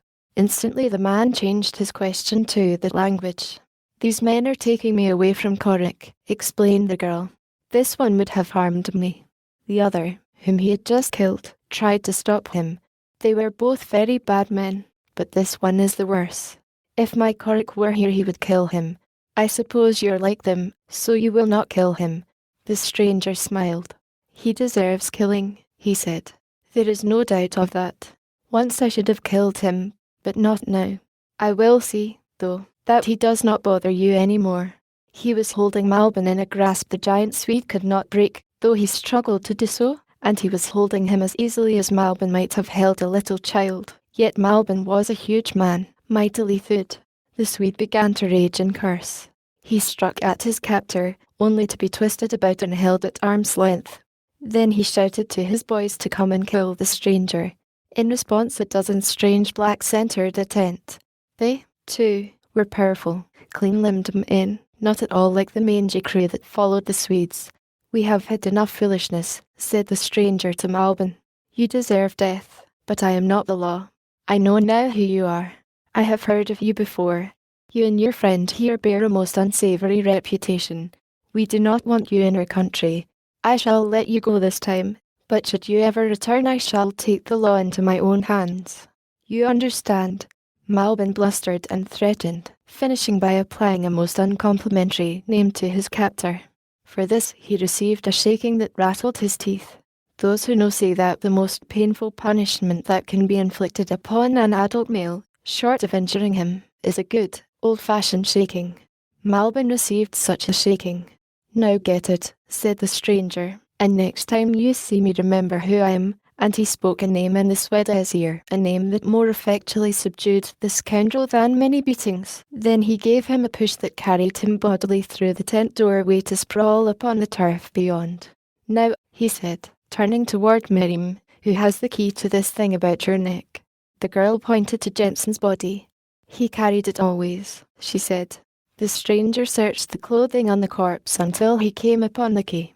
A moment more Miriam was free. "Will you let me go back to my Korik?" she asked. "I will see that you're returned to your people," he replied. "Who are they and where is their village?" He had been eyeing her strange, barbaric garmenture wonderingly. From her speech she was evidently an Arab girl, but he had never before seen one thus clothed. "Who are your people? Who is Korik?" he asked again. "Korik. Why, Korik is an ape. I have no other people. Korik and I live in the jungle alone since Ad went to be king of the apes." She had always thus pronounced Akkad's name, for so it had sounded to her when first she came with Korik and the ape. Korik could have been kind, but he would not. A questioning expression entered the stranger's eyes. He looked at the girl closely. "So Korik is an ape," he said. "And what, pray, are you?" "I am Miriam. I, also, a man-ape." Was the stranger's only oral comment upon this startling announcement, but what he thought might have been partially interpreted through the pitying light that entered his eyes. He approached the girl and started to lay his hand upon her forehead. She drew back with a savage little growl. A smile touched his lips. "You need not fear me," he said. "I shall not harm you. I only wish to discover if you have fever, if you're entirely well. If you're, we will set forth in search of Korik." Miriam looked straight into the keen grey eyes. She must have found there an unquestionable assurance of the honourableness of their owner, for she permitted him to lay his palm upon her forehead and feel her pulse. Apparently she had no fever. "How long have you been an ape?" asked the man. "Since I was a little girl, many, many years ago, and Korik came and took me from my father who was beating me. Since then I have lived in the trees with Korik and At." "Where in the jungle lives Korik?" asked the stranger. Miriam pointed with a sweep of her hand that took in, generously, half the continent of Africa. "Could you find your way back to him?" "I do not know," she replied, "but he will find his way to me." "Then I have a plan," said the stranger. "I live but a few marches from here. I shall take you home where my wife will look after you and care for you until we can find Korik or Korik finds us. If he could find you here, he can find you at my village. Is it not so?" Miriam thought that it was so, but she did not like the idea of not starting immediately back to meet Korik. On the other hand, the man had no intention of permitting this poor, insane child to wander further amidst the dangers of the jungle. From whence she had come, or what she had undergone, he could not guess. But that her Korik in their life among the apes was but a figment of a disordered mind he could not doubt. He knew the jungle well, and he knew that men have lived alone and naked among the savage beasts for years. But a frail and slender girl. No, it was not possible. Together they went outside. Malbian's boys were striking camp in preparation for a hasty departure. The stranger's blacks were conversing with them. Malbian stood at a distance, angry and glaring. The stranger approached one of his own men. "Find out where they got this girl," he commanded. The Negro thus addressed questioned one of Malbian's followers. Presently he returned to his master. "They bought her from Oko Voodoo," he said. "That is all that this fellow will tell me. He pretends that he knows nothing more, and I guess that he does not." These two white men were very bad men. They did many things that their boys knew not the meanings of. It would be well, Bwana, to kill the other. I wish that I might, but a new law is come into this part of the jungle. It is not as it was in the old days, Muviri, replied the master. The stranger remained until Malbian and his safari had disappeared into the jungle toward the north. Miriam, trustful now, stood at his side, Geeka clutched in one slim, brown hand. They talked together, the man wondering at the faltering Arabic of the girl, but attributing it finally to her defective mentality. Could he have known that years had elapsed since she had used it until she was taken by the Swedes, he would not have wondered that she had forgotten it. There was yet another reason why the language of the sheikh had thus readily eluded her, but of that reason she herself could not have guessed the truth any better than could the man. He tried to persuade her to return with him to his village, as he called it, or dower, in Arabic, but she was insistent upon searching immediately for Korik. As a last resort, he determined to take her with him by force rather than sacrifice her life to the insane hallucination which haunted her. But, being a wise man, he determined to humour her first and then attempt to lead her as he would have her go. So when they took up their march, it was in the direction of the south, though his own ranch lay almost due east.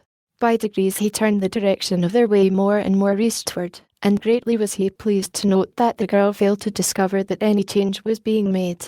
Little by little she became more trusting. At first she had but her intuition to guide her belief that this big Tarmangani meant her no harm. But as the days passed and she saw that his kindness and consideration never faltered, she came to compare him with Korik, and to be very fond of him, but never did her loyalty to her a payment flag. On the 5th day they came suddenly upon a great plain, and from the edge of the forest the girl saw in the distance fenced fields and many buildings. At the sight she drew back in astonishment. "Where are we?" she asked, pointing. "We could not find Korik," replied the man, "and as our way led near my dower I have brought you here to wait and rest with my wife until my men can find your ape, or he finds you. It is better thus, little one. You will be safer with us, and you will be happier." "I am afraid, Bwana," said the girl. "In that hour they will beat me as did the sheikh, my father. Let me go back into the jungle. There Korik will find me. He would not think to look for me in the dower of a white man." "No one will beat you, child," replied the man. "I have not done so, have I? Well, here all belong to me. They will treat you well. Here no one is beaten. My wife will be very good to you, and at last Korik will come, for I shall send men to search for him." The girl shook her head. They could not bring him, for he would kill them, as all men have tried to kill him. "I am afraid. Let me go, Bwana. You do not know the way to your own country. You would be lost. The leopards or the lions would get you the first night, and after all you would not find your Korik. It is better that you stay with us. Did I not save you from the bad man? Do you not owe me something for that? Well, then remain with us for a few weeks at least until we can determine what is best for you. You are only a little girl. It would be wicked to permit you to go alone into the jungle." Miriam laughed. "The jungle," she said, "is my father and my mother. It has been kinder to me than have men. I am not afraid of the jungle, nor am I afraid of the leopard or the lion. When my time comes I shall die. It may be that a leopard or a lion shall kill me, or it may be a tiny bug no bigger than the end of my littlest finger. When the lion leaps upon me, or the little bug stings me, I shall be afraid. Oh, then I shall be terribly afraid, I know. But life would be very miserable indeed were I to spend it in terror of a thing that has not yet happened. If it be the lion, my terror shall be short of life, but if it be the little bug, I may suffer for days before I die. And so I fear the lion least of all. He is great and noisy. I can hear him, or see him, or smell him in time to escape, but any moment I may place a hand or foot on the little bug, and never know that he is there until I feel his deadly sting. No, I do not fear the jungle. I love it. I should rather die than leave it forever, but your tower is close beside the jungle. You have been good to me. I will do as you wish, and remain here for a while to wait the coming of my Korik. Good, said the man, and he led the way down toward the flower-covered bungalow behind which lay the barns and outhouses of a well-ordered African farm. As they came nearer, a dozen dogs ran barking toward them, gaunt wolf-hounds, a huge Great Dane, a nimble-footed collie, and a number of yapping, quarrelsome fox-terriers. At first their appearance was savage and unfriendly in the extreme, but once they recognized the foremost black warriors, and the white man behind them, their attitude underwent a remarkable change. The collie and the fox-terriers became frantic with delirious joy, and while the wolf-hounds and the Great Dane were not a whit less delighted at the return of their master, their greetings were of a more dignified nature. Each in turn sniffed at Miriam, who displayed not the slightest fear of any of them. The wolf-hounds bristled and growled at the scent of wild beasts that clung to her garment, but when she laid her hand upon their heads and her soft voice murmured caressingly, they half closed their eyes, lifting their upper lips in contented canine smiles. The man was watching them and he too smiled, for it was seldom that these savage brutes took thus kindly to strangers. It was as though in some subtle way the girl had breathed a message of kindred savagery to their savage hearts. With her slim fingers grasping the collar of a wolf-hound upon neither side of her, Miriam walked on toward the bungalow, upon the porch of which a woman dressed in white waved a welcome to her returning lord. There was more fear in the girl's eyes now than there had been in the presence of strange men or savage beasts. She hesitated, turning an appealing glance toward the man. "This is my wife," he said. "She will be glad to welcome you." The woman came down the path to meet them. The man kissed her, and turning toward Miriam introduced them. Speaking in the Arab tongue the girl understood. "This is Miriam, my dear," he said, and he told the story of the jungle waif in so far as he knew it. Miriam saw that the woman was beautiful. She saw that sweetness and goodness were stamped indelibly upon her countenance. She no longer feared her, and when her brief story had been narrated and the woman came and put her arms about her and kissed her and called her "poor little darling," something snapped in Miriam's little heart. She buried her face on the bosom of this new friend, in whose voice was the mother tone that Miriam had not heard for so many years that she had forgotten its very existence. She buried her face on the kindly bosom and wept as she had not wept before in all her life, tears of relief and joy that she could not fathom. And so came Miriam, the savage little Mangani, out of her beloved jungle into the midst of a home of culture and refinement. Already, Bwana, and my dear, as she first heard them called and continued to call them, were as father and mother to her. Once her savage fears allayed, she went to the opposite extreme of trustfulness and love. Now she was willing to wait here until they found Korik, or Korik found her. She did not give up that thought. Korik, her Korik always was first. Chapter 15. And out in the jungle, far away, Korik, covered with wounds, stiff with clotted blood, burning with rage and sorrow, swung back upon the trail of the great baboons. He had not found them where he had last seen them, nor in any of their usual haunts, but he sought them along the well-marked spoor they had left behind them, and at last he overtook them. When first he came upon them they were moving slowly but steadily southward in one of those periodic migrations, the reasons for which the baboon himself is best able to explain. At sight of the white warrior who came upon them from downwind, the herd halted in response to the warning cry of the sentinel that had discovered him. There was much growling and muttering, much stiff-legged circling on the part of the bulls. The mothers, in nervous, high-pitched tones, called their young to their sides, and with them moved to safety behind their lords and masters. Korik called aloud to the king. At the familiar voice, advanced slowly, warily, and still stiff-legged. He must have the confirmatory evidence of his nose before venturing to rely too implicitly upon the testimony of his ears and eyes. Korik stood perfectly still. To have advanced then might have precipitated an immediate attack, or, as easily, a panic of flight. Wild beasts are creatures of nerves.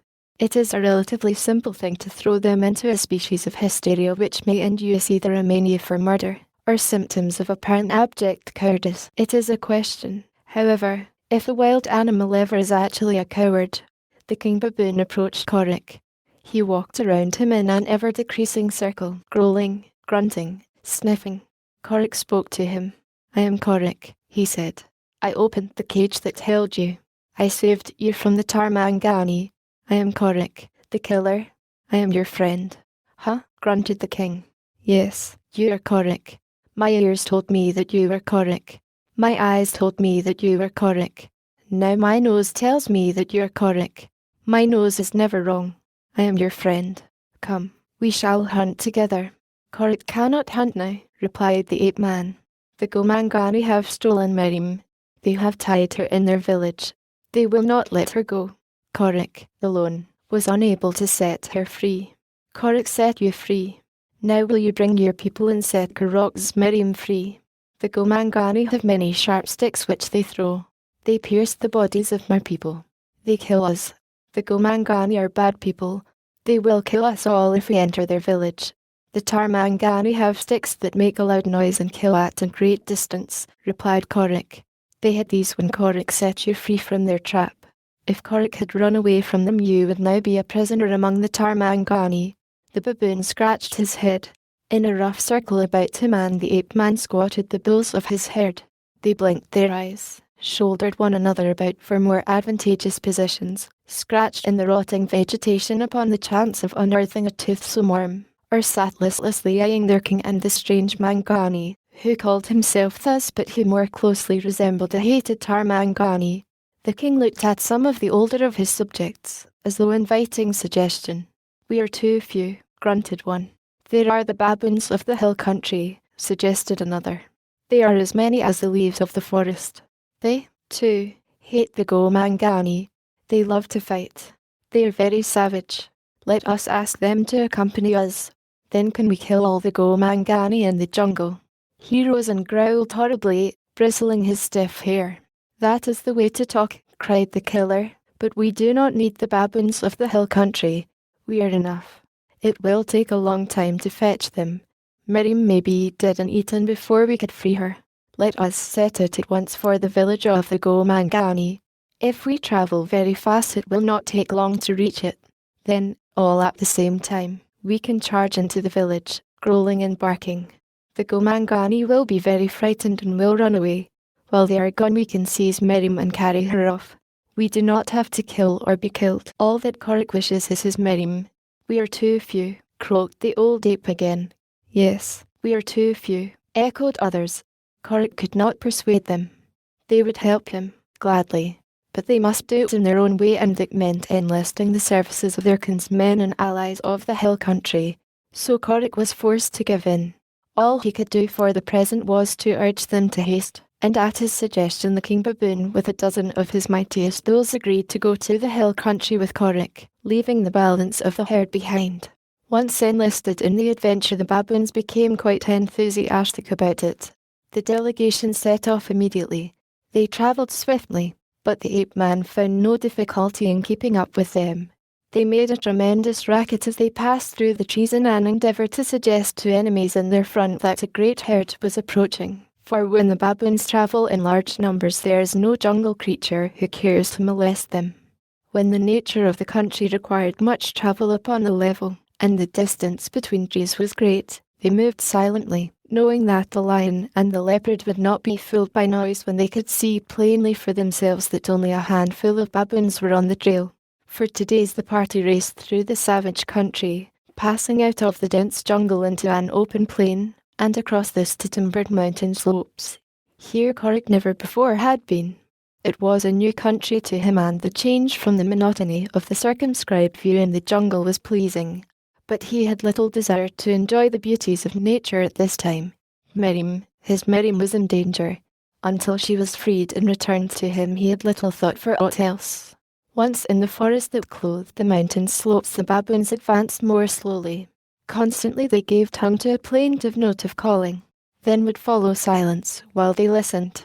At last, faintly from the distance straight ahead came an answer. The baboons continued to travel in the direction of the voices that floated through the forest to them in the intervals of their own silence. Thus, calling and listening, they came closer to their kinsmen. It was evident Korik were coming to meet them in great numbers, but when, at last, the baboons of the hill country came in view, the ape-man was staggered at the reality that broke upon his vision.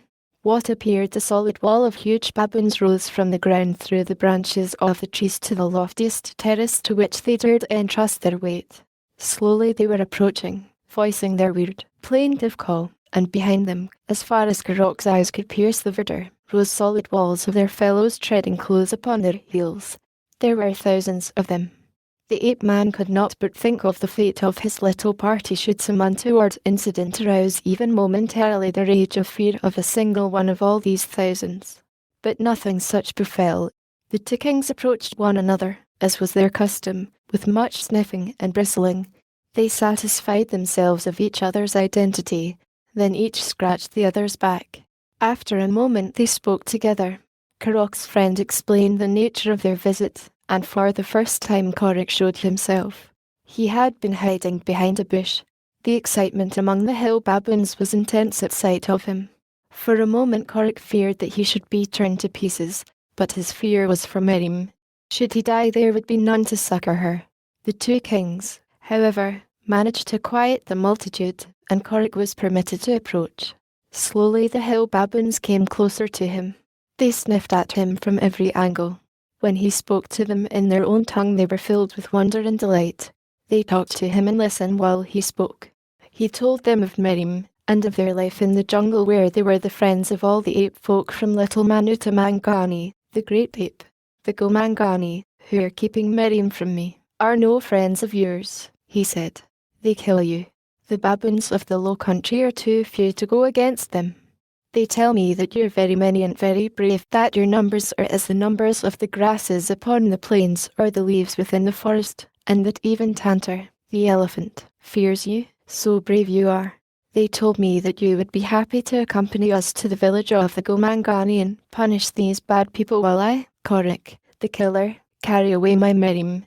The king ape puffed out his chest and strutted about very stiff-legged indeed. So also did many of the other great bulls of his nation. They were pleased and flattered by the words of the strange Armangani, who called himself Mangani and spoke the language of the hairy progenitors of man. Yes, said one, we of the hill country are mighty fighters. Tantor fears us. Numa fears us. Sheeta fears us. The Gomangani of the hill country are glad to pass us by in peace. I, for one, will come with you to the village of the Gomangani of the low places. I am the king's first he-child. Alone can I kill all the Gomangani of the low country. And he swelled his chest and strutted proudly back and forth, until the itching back of a comrade commanded his industrious attention. I am Gub, cried another. My fighting fangs are long. They are sharp. They are strong. Into the soft flesh of many a Gomangani have they been buried. Alone I slew the sister of Sheeta. Gub will go to the low country with you and kill so many of the Gomangani that there will be none left to count the dead. And then he, too, strutted and pranced before the admiring eyes of the shiz and the young. Korik looked at the king, questioningly. Your bulls are very brave, he said, but braver than any is the king. Thus addressed, the shaggy bull, still in his prime, else he had been no longer king, growled ferociously. The forest echoed to his lusty challenges. The little baboons clutched fearfully at their mothers' hairy necks. The bulls, electrified, leaped high in air and took up the roaring challenge of their king. The din was terrific. Korik came close to the king and shouted in his ear, Come. Then he started off through the forest toward the plain that they must cross on their long journey back to the village of Govudu, the Gomangani. The king, still roaring and shrieking, wheeled and followed him. In their wake came the handful of low-country baboons and the thousands of the Hill Clan, savage, wiry, dog-like creatures, athirst for blood. And so they came, upon the second day, to the village of Kovudu. It was mid-afternoon. The village was sunk in the quiet of the great equatorial sun heat.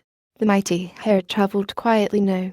Beneath the thousands of padded feet the forest gave forth no greater sound than might have been produced by the increased sighing of a stronger breeze through the leafy branches of the trees. Korik and the two kings were in the lead. Close beside the village they halted until the stragglers had closed up. Now utter silence reigned. Korik, creeping stealthily, entered the tree that overhung the palisade. He glanced behind him. The pack were close upon his heels. The time had come. He had warned them continuously during the long march that no harm must befall the white she who lay a prisoner within the village. All others were their legitimate prey. Then, raising his face toward the sky, he gave voice to a single cry. It was the signal. In response 3,000 hairy bulls leaped screaming and barking into the village of the terrified blacks. Warriors poured from every hut. Mothers gathered their babies in their arms and fled toward the gates as they saw the horrid horde pouring into the village street. Kovudu marshalled his fighting men about him and, leaping and yelling to arouse their courage, offered a bristling, spear-tipped front to the charging horde. Korik, as he had led the march, led the charge. The blacks were struck with horror and dismay at the sight of this white-skinned youth at the head of a pack of hideous baboons. For an instant they held their ground, hurling their spears once at the advancing multitude, but before they could fit arrows to their bows they wavered, gave, and turned in terrified right into their ranks. Upon their backs, sinking strong fangs into the muscles of their necks, sprang the baboons, and first among them, most ferocious, most bloodthirsty, most terrible was Korik, the killer. At the village gates, through which the blacks poured in panic, Korik left them to the tender mercies of his allies and turned himself eagerly toward the hut in which Miriam had been a prisoner. It was empty. One after another the filthy interiors revealed the same disheartening fact: Miriam was in none of them. That she had not been taken by the blacks in their flight from the village Korik knew, for he had watched carefully for a glimpse of her among the fugitives. To the mind of the ape-man, knowing as he did the proclivities of the savages, there was but a single explanation. Miriam had been killed and eaten. With the conviction that Miriam was dead there surged through Korok's brain a wave of blood-red rage against those he believed to be her murderer. In the distance he could hear the snarling of the baboons mixed with the screams of their victims, and towards this he made his way. When he came upon them the baboons had commenced to tire of the sport of battle, and the blacks in a little knot were making a new stand, using their knobsticks effectively upon the few bulls who still persisted in attacking them. Among these broke Korik from the branches of a tree above them. Swift, relentless, terrible, he hurled himself upon the savage warriors of Kovudu. Blind fury possessed him, too. It protected him by its very ferocity. Like a wounded lioness he was here, there, everywhere, striking terrific blows with hard fists and with the precision and timeliness of the trained fighter. Again and again he buried his teeth in the flesh of a foeman.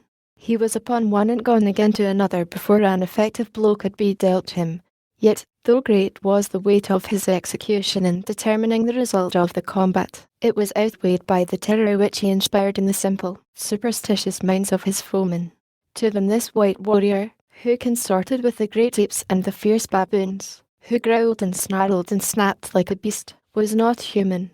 He was a demon of the forest, a fearsome god of evil whom they had offended, and who had come out of his lair deep in the jungle to punish them. And because of this belief there were many who offered but little defence, feeling as they did the futility of pitting their puny mortal strength against that of a deity. Those who could fled, until at last there were no more to pay the penalty for a deed, which, while not beyond them, they were, nevertheless, not guilty of. Panting and bloody, Korik paused for want of further victims. The baboons gathered about him, sated themselves with blood and battle. They lolled upon the ground, fagged. In the distance Kovudu was gathering his scattered tribesmen, and taking account of injuries and losses. His people were panic-stricken. Nothing could prevail upon them to remain longer in this country. They would not even return to the village for their belongings. Instead, they insisted upon continuing their flight until they had put many miles between themselves and the stamping ground of the demon who had so bitterly attacked them. And thus it befell that Corric drove from their homes the only people who might have aided him in a search for Miriam, and cut off the only connecting link between him and her from whomsoever might come in search of him from the hour of the kindly Bwana who had befriended his little jungle sweetheart. It was a sour and savage Corric who bade farewell to his baboon allies upon the following morning. They wished him to accompany him, but the ape-man had no heart for the society of any. Jungle life had encouraged taciturnity in him. His sorrow had deepened this to a sullen moroseness that could not brook even the savage companionship of the ill-natured baboons. Brooding and despondent, he took his solitary way into the deepest jungle. He moved along the ground when he knew that Numa was abroad and hungry. He took to the same trees that harboured Sheeta, the panther. He courted death in 100 ways and 100 forms. His mind was ever occupied with reminiscences of Miriam and the happy years that they had spent together. He realised now to the full what she had meant to him. The sweet face, the tanned, supple, little body, the bright smile that always had welcomed his return from the hunt haunted him continually. Inaction soon threatened him with madness. He must be on the go. He must fill his days with labour and excitement that he might forget that night might find him so exhausted that he should sleep in blessed unconsciousness of his misery until a new day had come. Had he guessed that by any possibility Miriam might still live, he would at least have had hope. His days could have been devoted to searching for her, but he implicitly believed that she was dead. For a long year, he led his solitary, roaming life.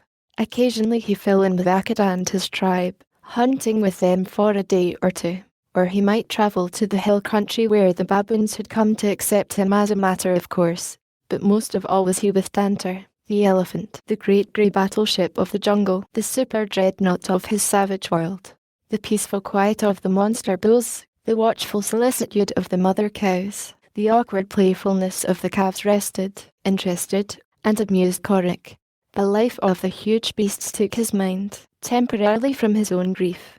He came to love them as he loved not even the great apes, and there was one gigantic tusker in particular of which he was very fond, the lord of the herd, a savage beast that was wont to charge a stranger upon the slightest provocation, or upon no provocation whatsoever. And to Corric this mountain of destruction was docile and affectionate as a lapdog. He came when Corric called. He wound his trunk about the ape-man's body and lifted him to his broad neck in response to a gesture, and there would Corric lie at full length, kicking his toes affectionately into the thick hide and brushing the flies from about the tender ears of his colossal chum with a leafy branch torn from a nearby tree by Tantor for the purpose. And all the while Miriam was scarce 100 miles away. Chapter 16. To Miriam, in her new home. The days passed quickly. At first she was all anxiety to be off into the jungle searching for her Corric. Bwana, as she insisted upon calling her benefactor, dissuaded her from making the attempt at once by dispatching a headman with a party of blacks to Kovudu's village with instructions to learn from the old savage how he came into possession of the white girl and as much of her antecedents as might be culled from the black chieftain. Bwana particularly charged his headman with the duty of questioning Kovudu relative to the strange character whom the girl called Corric, and of searching for the ape-man if he found the slightest evidence upon which to ground a belief in the existence of such an individual. Bwana was more than fully convinced that Corric was a creature of the girl's disordered imagination. He believed that the terrors and hardships she had undergone during captivity among the blacks and her frightful experience with the two Swedes had unbalanced her mind, but as the days passed and he became better acquainted with her and able to observe her under the ordinary conditions of the quiet of his African home, he was forced to admit that her strange tale puzzled him not a little, for there was no other evidence whatever that Miriam was not in full possession of her normal faculties. The white man's wife, whom Miriam had christened "my dear," from having first heard her thus addressed by Bwana, took not only a deep interest in the little jungle waif because of her forlorn and friendless state, but grew to love her as well for her sunny disposition and natural charm of temperament. And Miriam, similarly impressed by little attributes in the gentle, cultured woman, reciprocated the other's regard and affection.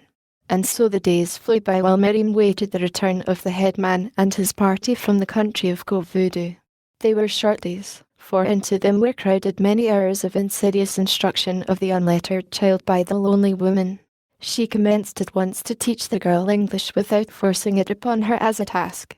She varied the instruction with lessons in sewing and deportment, nor once did she let Miriam guess that it was not all play. Nor was this difficult, since the girl was avid to learn. Then there were pretty dresses to be made to take the place of the single leopard skin, and in this she found the child as responsive and enthusiastic as any civilized miss of her acquaintance. A month passed before the head man returned, a month that had transformed the savage, half-naked little Tarmangani into a daintily frocked girl of at least outward civilization. Miriam had progressed rapidly with the intricacies of the English language, for Bwana and my dear had persistently refused to speak Arabic from the time they had decided that Miriam must learn English, which had been a day or two after her introduction into their home. The report of the headman plunged Miriam into a period of despondency, for he had found the village of Kovudu deserted, nor, search as he would, could he discover a single native anywhere in the vicinity. For some time he had camped near the village, spending the days in a systematic search of the environs for traces of Miriam's Korik. But in this quest, too, had he failed. He had seen neither apes nor ape man. Miriam at first insisted upon setting forth herself in search of Korik, but Bwana prevailed upon her to wait. He would go himself, he assured her, as soon as he could find the time, and at last Miriam consented to abide by his wishes. But it was months before she ceased to mourn almost airily for her Korik. My dear grieved with the grieving girl and did her best to comfort and cheer her. She told her that if Korik lived he would find her, but all the time she believed that Korik had never existed beyond the child's dreams. She planned amusements to distract Miriam's attention from her sorrow, and she instituted a well-designed campaign to impress upon the child the desirability of civilized life and customs. Nor was this difficult, as she was soon to learn, for it rapidly became evident that beneath the uncouth savagery of the girl was a bedrock of innate refinement and a seti of taste and predilection that quite equalled that of her instructor. My dear was delighted. She was lonely and childless, and so she lavished upon this little stranger all the mother love that would have gone to her own had she had one.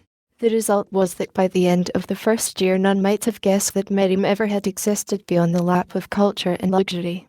She was 16 now, though she easily might have passed for 19, and she was very good to look upon, with her black hair and her tan skin and all the freshness and purity of health and innocence. Yet she still nursed her secret sorrow, though she no longer mentioned it to my dear. Scarce an hour passed that did not bring its recollection of Korik, and its poignant yearning to see him again. Miriam spoke English fluently now, and read and wrote it as well.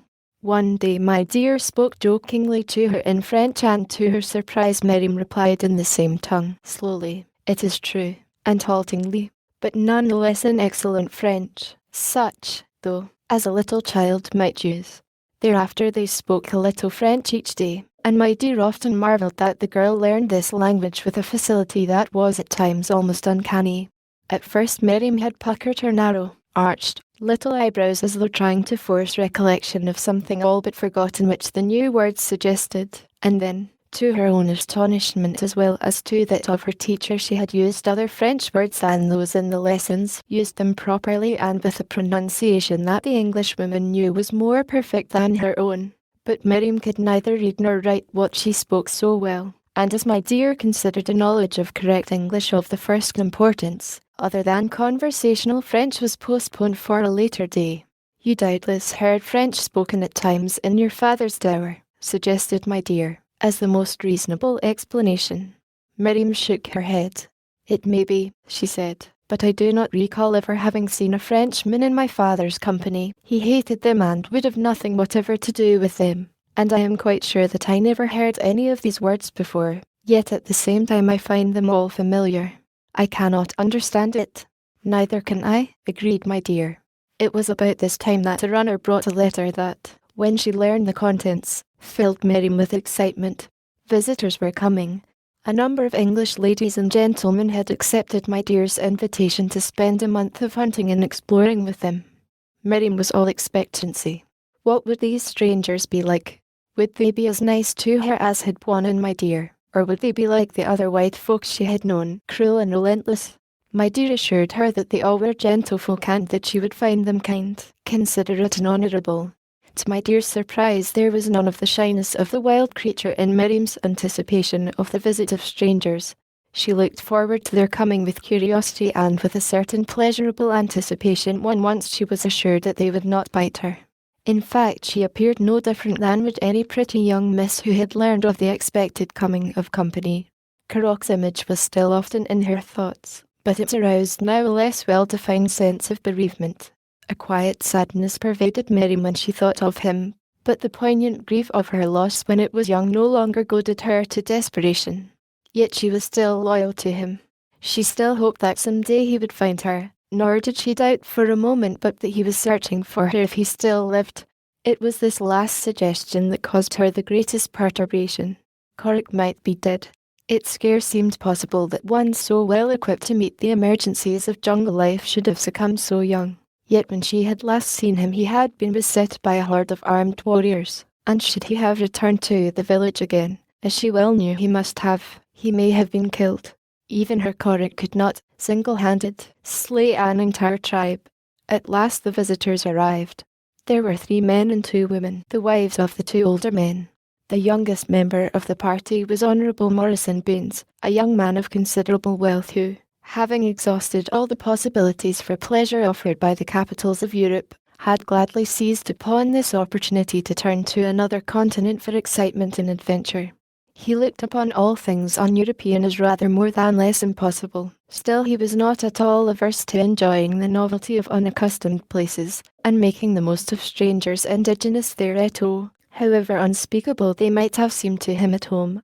In manner he was suave and courteous to all, if possible a trifle more punctilious toward those he considered of meaner clay than toward the few he mentally admitted to equality. Nature had favoured him with a splendid physique and a handsome face, and also with sufficient good judgment to appreciate that while he might enjoy the contemplation of his superiority to the masses, there was little likelihood of the masses being equally entranced by the same cause. And so he easily maintained the reputation of being a most democratic and likeable fellow, and indeed he was likeable. Just a shade of his egotism was occasionally apparent, never sufficient to become a burden to his associates. And this, briefly, was the Honourable Morrison Baines of luxurious European civilization. What would be the Honourable Morrison Baines of Central Africa it were difficult to guess. Miriam, at first, was shy and reserved in the presence of the strangers. Her benefactors had seen fit to ignore mention of her strange past, and so she passed as their word whose antecedents not having been mentioned were not to be inquired into. The guests found her sweet and unassuming, laughing, vivacious and a never-exhausted storehouse of quaint and interesting jungle lore. She had ridden much during her year with Bwana and My Dear. She knew each favourite clump of concealing reeds along the river that the buffalo loved best. She knew a dozen places where lions laired, and every drinking hole in the drier country 25 miles back from the river. With unerring precision that was almost uncanny, she could track the largest or the smallest beast to his hiding place. But the thing that baffled them all was her instant consciousness of the presence of carnivores that others, exerting their faculties to the utmost, could neither see nor hear. The Honourable Morrison Baines found Miriam a most beautiful and charming companion. He was delighted with her from the first, particularly so, it is possible, because he had not thought to find companionship of this sort upon the African estate of his London friends. They were together a great deal as they were the only unmarried couple in the little company. Miriam, entirely unaccustomed to the companionship of such as Baines, was fascinated by him. His tales of the great, gay cities with which he was familiar filled her with admiration and with wonder. If the Honourable Morrison always shone to advantage in these narratives, Miriam saw in that fact but a most natural consequence to his presence upon the scene of his story. Wherever Morrison might be, he must be a hero, so thought the girl. With the actual presence and companionship of the young Englishman, the image of Corrick became less real. Where before it had been an actuality to her, she now realised that Corrick was but a memory. To that memory she still was loyal. But what weight has a memory in the presence of a fascinating reality? Miriam had never accompanied the men upon a hunt since the arrival of the guests. She never had cared particularly for the sport of killing.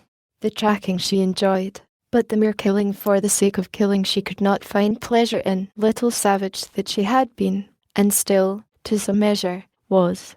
When Bwana had gone forth to shoot for meat, she had always been his enthusiastic companion, but with the coming of the London guests the hunting had deteriorated into mere killing. Slaughter the host would not permit, yet the purpose of the hunts were for heads and skins and not for food. So Miriam remained behind and spent her days either with my dear upon the shaded verandah, or riding her favourite pony across the plains or to the forest edge. Here she would leave him untethered while she took to the trees for the moment's unalloyed pleasures of a return to the wild, free existence of her earlier childhood. Then would come again visions of Corrick, and, tired at last of leaping and swinging through the trees, she would stretch herself comfortably upon a branch and dream. And presently, as today, she found the features of Corrick slowly dissolve and merge into those of another, and the figure of a tanned, half-naked Tarmangani become a khaki-clothed Englishman astride a hunting pony. And while she dreamed there came to her ears from a distance, faintly, the terrified bleating of a kid. Miriam was instantly alert. Uri, even had we been able to hear the pitiful wail at so great distance, could not have interpreted it, but to Miriam it meant a species of terror that afflicts the ruminant when a carnivore is near and escape impossible. It had been both a pleasure and a sport of Corrock's to rob Numa of his prey whenever possible, and Miriam too had often joyed in the thrill of snatching some dainty morsel almost from the very jaws of the king of beasts.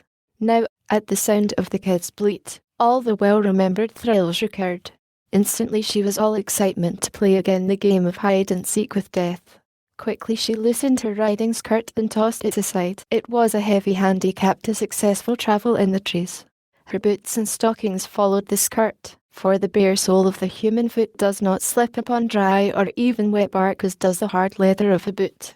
She would have liked to discard her riding breeches also, but the motherly admonitions of my dear had convinced Miriam that it was not good form to go naked through the world. At her hip hung a hunting knife. Her rifle was still in its boot at her pony's withers. Her revolver she had not brought. The kid was still bleating as Miriam started rapidly in its direction, which she knew was straight toward a certain waterhole which had once been famous as a rendezvous for lanes. Of late there had been no evidence of carnivore in the neighbourhood of this drinking place, but Miriam was positive that the bleating of the kid was due to the presence of either lion or panther. But she would soon know, for she was rapidly approaching the terrified animal. She wondered as she hastened onward that the sounds continued to come from the same point. Why did the kid not run away? And then she came in sight of the little animal and knew. The kid was tethered to a stake beside the waterhole. Miriam paused in the branches of a nearby tree and scanned the surrounding clearing with quick, penetrating eyes. Where was the hunter? Bwana and his people did not hunt thus. Who could have tethered this poor little beast as a lure to Numa? Bwana never countenanced such acts in his country, and his word was law among those who hunted within a radius of many miles of his estate. Some wandering savages, doubtless, thought Miriam, but where were they? Not even her keen eyes could discover them. And where was Numa? Why had he not long since sprung upon this delicious and defenceless morsel?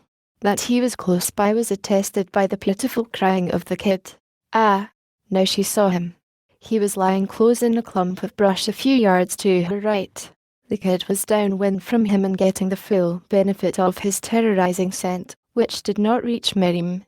To circle to the opposite side of the clearing where the trees approached closer to the kid. To leap quickly to the little animal's side and cut the tether that held him would be the work of but a moment.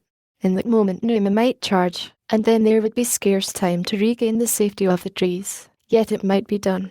Miriam had escaped from closer quarters than that many times before. The doubt that gave her momentary pause was caused by fear of the unseen hunters more than by fear of Numa. If they were stranger blacks, the spears that they held in readiness for Numa might as readily be loosed upon whomever dared release their bait as upon the prey they sought thus to trap. Again the kid struggled to be free. Again his piteous wail touched the tender heartstrings of the girl. Tossing discretion aside, she commenced to circle the clearing. Only from Numa did she attempt to conceal her presence. At last she reached the opposite trees. An instant she paused to look toward the great lion, and at the same moment she saw the huge beast rise slowly to his full height. A low roar betokened that he was ready. Miriam loosened her knife and leaped to the ground. A quick run brought her to the side of the kid. Numa saw her. He lashed his tail against his tawny sides. He roared terribly, but, for an instant, he remained where he stood, surprised into inaction, doubtless, by the strange apparition that had sprung so unexpectedly from the jungle. Other eyes were upon Miriam, too, eyes in which were no less surprise than that reflected in the yellow-green orbs of the carnivore. A white man, hiding in a thorn boma, half rose as the young girl leaped into the clearing and dashed toward the kid. He saw Numa hesitate. He raised his rifle and covered the beast's breast. The girl reached the kid's side. Her knife flashed, and the little prisoner was free. With the parting bleat it dashed off into the jungle. Then the girl turned to retreat toward the safety of the tree from which she had dropped so suddenly and unexpectedly into the surprise view of the lion, the kid and the man. As she turned, the girl's face was turned toward the hunter. His eyes went wide as he saw her features. He gave a little gasp of surprise, but now the lion demanded all his attention. The baffled, angry beast was charging. His breast was still covered by the motionless rifle. The man could have fired and stopped the charge at once, but for some reason, since he had seen the girl's face, he hesitated. Could it be that he did not care to save her? Or did he prefer, if possible, to remain unseen by her? It must have been the latter cause which kept the trigger finger of the steady hand from exerting the little pressure that would have brought the great beast to at least a temporary pause. Like an eagle, the man watched the race for life the girl was making. A second or two measured the time which the whole exciting event consumed from the moment that the lion broke into his charge. Nor once did the rifle sights fail to cover the broad breast of the tawny sire as the lion's course took him a little to the man's left. Once, at the very last moment, when escape seemed impossible, the hunter's finger tightened ever so little upon the trigger, but almost coincidentally the girl leaped for an overhanging branch and seized it. The lion leaped too, but the nimble Miriam had swung herself beyond his reach without a second or an inch to spare. The man breathed a sigh of relief as he lowered his rifle. He saw the girl fling a grimace at the angry, roaring man-eater beneath her, and then, laughing, speed away into the forest. For an hour the lion remained about the water hole. 100 times could the hunter have bagged his prey. Why did he fail to do so? Was he afraid that the shot might attract the girl and cause her to return?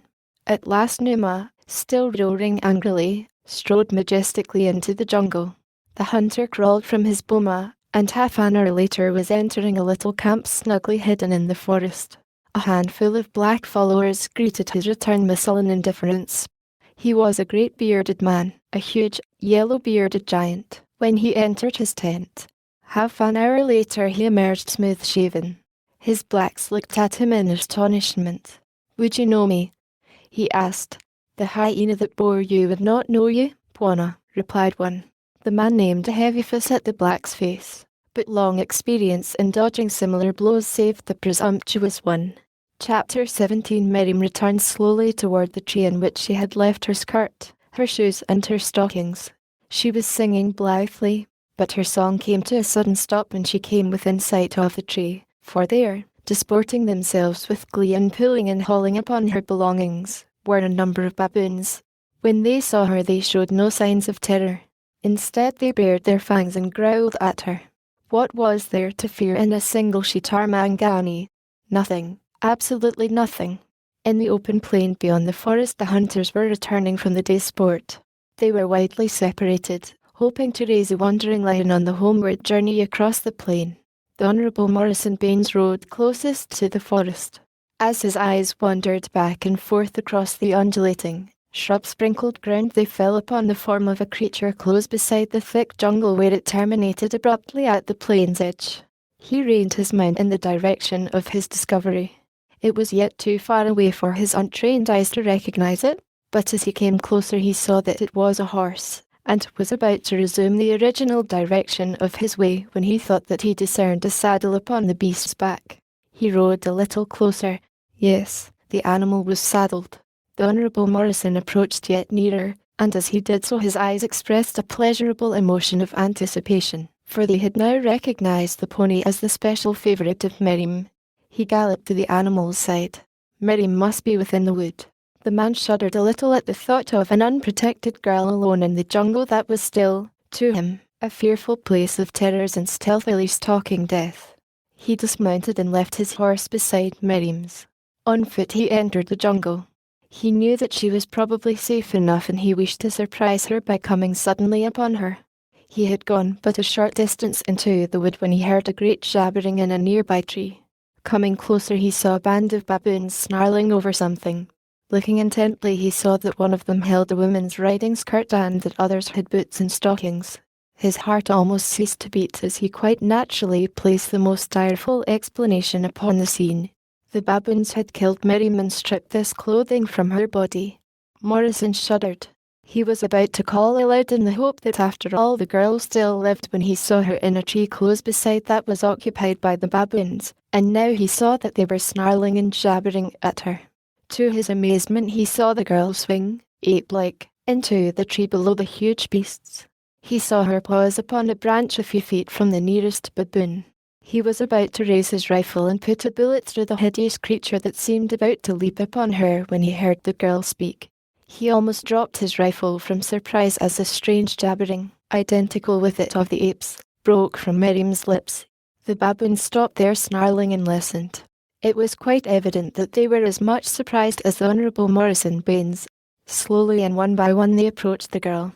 She gave not the slightest evidence of fear of them. They quite surrounded her now so that Baines could not have fired without endangering the girl's life, but he no longer desired to fire. He was consumed with curiosity. For several minutes the girl carried on what could be nothing less than a conversation with the baboons, and then with seeming alacrity every article of her apparel in their possession was handed over to her. The baboons still crowded eagerly about her as she donned them. They chattered to her and she chattered back. The Honourable Morrison Baines sat down at the foot of a tree and mopped his perspiring brow. Then he rose and made his way back to his mount. When Miriam emerged from the forest a few minutes later, she found him there, and he eyed her with wide eyes in which were both wonder and a sort of terror. "I saw your horse here," he explained, "and thought that I would wait and ride home with you. You do not mind?"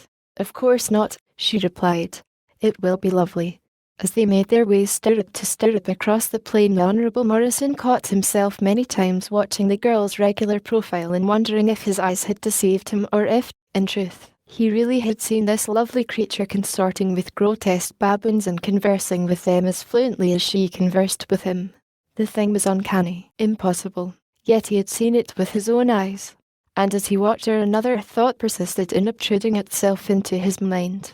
She was most beautiful and very desirable. But what did he know of her? Was she not altogether impossible? Was the scene that he had but just witnessed not sufficient proof of her impossibility? A woman who climbed trees and conversed with the baboons of the jungle. It was quite horrible. Again the Honourable Morrison mopped his brow. Miriam glanced toward him. "You're warm," she said. "Now that the sun is setting I find it quite cool. Why do you perspire now?" He had not intended to let her know that he had seen her with the baboons. But quite suddenly, before he realized what he was saying, he had blurted it out. "I perspire from emotion," he said. "I went into the jungle when I discovered your pony. I wanted to surprise you, but it was I who was surprised. I saw you in the trees with the baboons."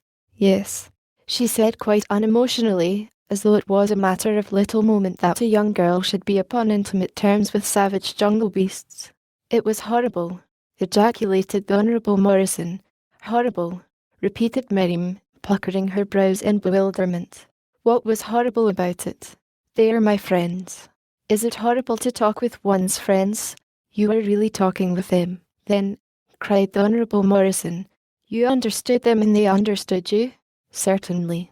But they are hideous creatures, degraded beasts of a lower order." "How could you speak the language of beasts?" "They are not hideous, and they are not degraded," replied Miriam. "Friends are never that.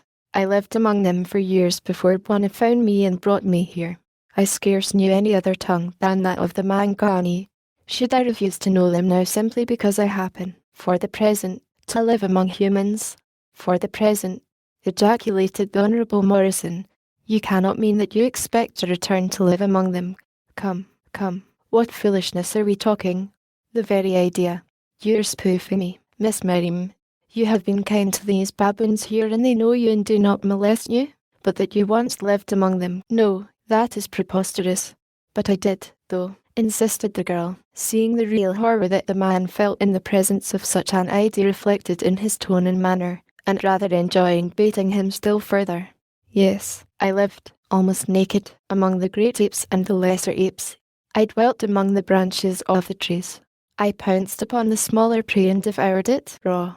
With Korik and At I hunted the antelope and the boar, and I sat upon a tree limb and made faces at Numa, the lion, and threw sticks at him and annoyed him until he roared so terribly in his rage that the earth shook. And Korik built me a lair high among the branches of a mighty tree. He brought me fruits and flesh. He fought for me and was kind to me, until I came to Bwana, and my dear, I do not recall that any other than Korik was ever kind to me. There was a wistful note in the girl's voice now, and she had forgotten that she was bantering the Honourable Morrison. She was thinking of Korik.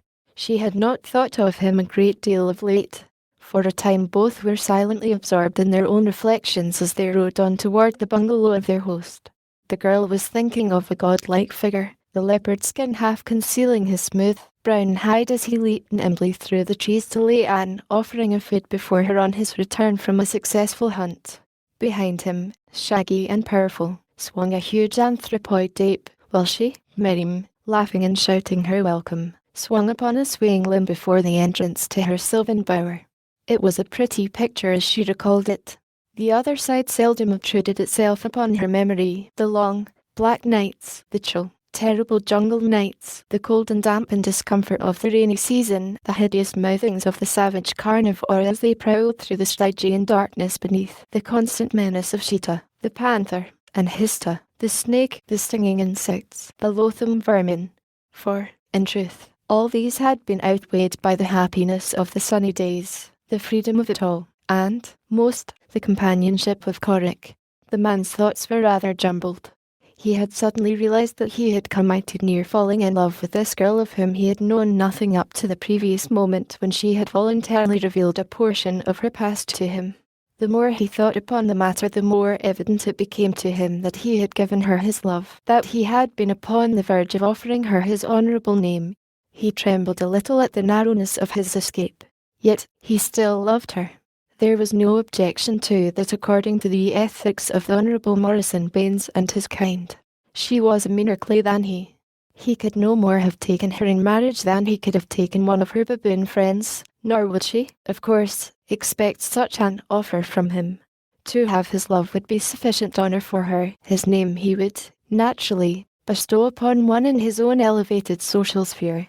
A girl who had consorted with apes, according to her own admission, had lived almost naked among them, could have no considerable sense of the finer qualities of virtue.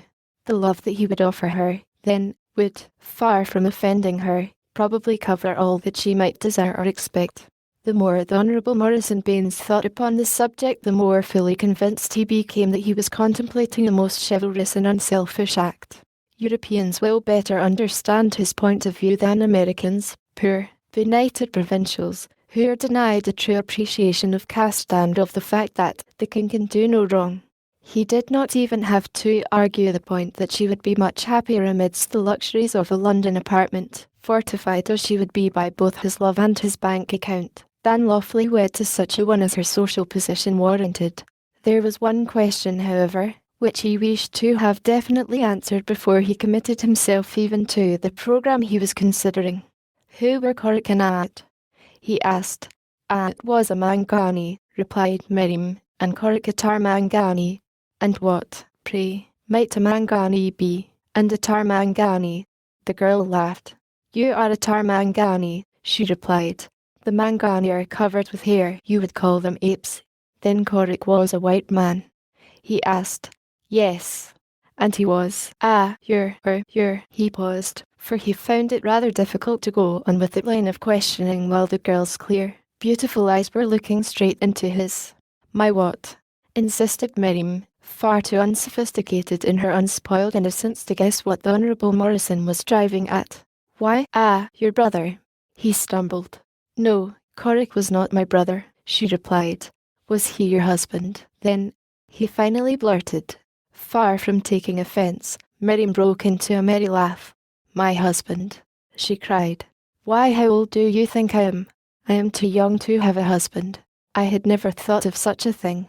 Corrick was. Why? And now she hesitated, too, for she never before had attempted to analyse the relationship that existed between herself and Corrick. Why? Corrick was just Corrick. And again she broke into a gay laugh as she realised the illuminating quality of her description. Looking at her and listening to her, the man beside her could not believe that depravity of any sort or degree entered into the girl's nature. Yet he wanted to believe that she had not been virtuous, for otherwise his task was less a sinecure. The Honourable Morrison was not entirely without conscience. For several days the Honourable Morrison made no appreciable progress toward the consummation of his scheme. Sometimes he almost abandoned it, for he found himself time and again wondering how slight might be the provocation necessary to trick him into making a bona fide offer of marriage to Miriam if he permitted himself to fall more deeply in love with her, and it was difficult to see her daily and not love her. There was a quality about her which, all unknown to the Honourable Morrison, was making his task an extremely difficult one. It was that quality of innate goodness and cleanness which is a good girl's stoutest bulwark and protection, an impregnable barrier that only degeneracy has the effrontery to assail. The Honourable Morrison Baines would never be considered a degenerate. He was sitting with Miriam upon the veranda one evening after the others had retired. Earlier they had been playing tennis, a game in which the Honourable Morrison shone to advantage, as, in truth, he did in most all manly sports. He was telling Miriam stories of London and Paris, of balls and banquets, of the wonderful women in their wonderful gowns, of the pleasures and pastimes of the rich and powerful. The Honourable Morrison was a past master in the art of insidious boasting. His egotism was never flagrant or tiresome. He was never crude in it, for crudeness was a plebeianism that the Honourable Morrison studiously avoided. Yet the impression derived by a listener to the Honourable Morrison was one that was not at all calculated to detract from the glory of the House of Baines, or from that of its representative. Miriam was entranced. His tales were like fairy stories to this little jungle maid. The Honourable Morrison loomed large and wonderful and magnificent in her mind's eye. He fascinated her, and when he drew closer to her after a short silence and took her hand, she thrilled as one might thrill beneath the touch of a deity, a thrill of exaltation not unmixed with fear. He bent his lips close to her ear. "Miriam," he whispered. "My little Miriam. May I hope to have the right to call you my little Miriam?" The girl turned wide eyes upward to his face, but it was in shadow. She trembled, but she did not draw away. The man put an arm about her and drew her closer. "I love you," he whispered. She did not reply. She did not know what to say. She knew nothing of love. She had never given it a thought, but she did know that it was very nice to be loved, whatever it meant. It was nice to have people kind to one. She had known so little of kindness or affection. "Tell me," he said, "that you return my love." His lips came steadily closer to hers. They had almost touched when a vision of Corrick sprang like a miracle before her eyes. She saw Corrick's face close to hers. She felt his lips hot against hers. And then for the first time in her life she guessed what love meant. She drew away, gently. "I am not sure," she said, "that I love you. Let us wait. There is plenty of time. I am too young to marry yet, and I am not sure that I should be happy in London or Paris. They rather frighten me." How easily and naturally she had connected his avowal of love with the idea of marriage. The Honourable Morrison was perfectly sure that he had not mentioned marriage. He had been particularly careful not to do so. And then she was not sure that she loved him. That, too, came rather in the nature of a shock to his vanity. It seemed incredible that this little barbarian should have any doubts whatever as to the desirability of the Honourable Morrison Baines. The first flush of passion cooled. The Honourable Morrison was enabled to reason more logically. The start had been all wrong. It would be better now to wait and prepare her mind gradually for the only proposition which his exalted estate would permit him to offer her. He would go slow. He glanced down at the girl's profile. It was bathed in the silvery light of the great tropic moon. The Honourable Morrison Baines wondered if it were to be so easy a matter to go slow. She was most alluring. Miriam rose. The vision of Corrick was still before her. "Good night," she said. "It is almost too beautiful to leave." She waved her hand in a comprehensive gesture which took in the starry heavens, the great moon, the broad, silvered plain, and the dense shadows in the distance that marked the jungle. "Oh, how I love it. You would love London more, he said earnestly. "And London would love you. You would be a famous beauty in any capital of Europe. You would have the world at your feet, Miriam. Good night," she repeated, and left him. The Honourable Morrison selected a cigarette from his crested case, lighted it, blew a thin line of blue smoke toward the moon, and smiled. Chapter 18. Miriam and Bwana were sitting on the veranda together the following day when a horseman appeared in the distance riding across the plain toward the bungalow. Bwana shaded his eyes with his hand and gazed out toward the oncoming rider. He was puzzled. Strangers were few in Central Africa. Even the blacks, for a distance of many miles in every direction, were well known to him. No white man came within 100 miles. That word of his coming did not reach Bwana long before the stranger. His every move was reported to the big Bwana. Just what animals he killed and how many of each species. How he killed them, too, for Bwana would not permit the use of prussic acid or strychnine, and how he treated his boys. Several European sportsmen had been turned back to the coast by the big Englishman's orders because of unwarranted cruelty to their black followers, and one, whose name had long been heralded in civilized communities as that of a great sportsman, was driven from Africa with orders never to return when Bwana found that his big bag of 14 lions had been made by the diligent use of poison bait. The result was that all good sportsmen and all the natives loved and respected him. His word was law where there had never been law before. There was scarce a headman from coast to coast who would not heed the big Bwana's commands in preference to those of the hunters who employed them. And so it was easy to turn back any undesirable stranger. Bwana had simply to threaten to order his boys to desert him. But there was evidently one who had slipped into the country unheralded. Bwana could not imagine who the approaching horseman might be. After the manner of frontier hospitality the globe round, he met the newcomer at the gate, welcoming him even before he had dismounted. He saw a tall, well-knit man of 30 or over, blond of hair and smooth-shaven. There was a tantalizing familiarity about him that convinced Bwana that he should be able to call the visitor by name, yet he was unable to do so. The newcomer was evidently of Scandinavian origin. Both his appearance and accent denoted that. His manner was rough but open. He made a good impression upon the Englishman, who was wont to accept strangers in this wild and savage country at their own valuation, asking no questions and assuming the best of them until they proved themselves undeserving of his friendship and hospitality. "It is rather unusual that a white man comes unheralded," he said, as they walked together toward the field into which he had suggested that the traveller might turn his pony. "My friends, the natives, keep us rather well posted. It is probably due to the fact that I came from the south," explained the stranger, "that you did not hear of my coming. I have seen a village for several marches." "No, there are none to the south of us for many miles," replied Bwana. "Since Kovudu deserted his country, I rather doubt that one could find a native in that direction under 200 or 300 miles.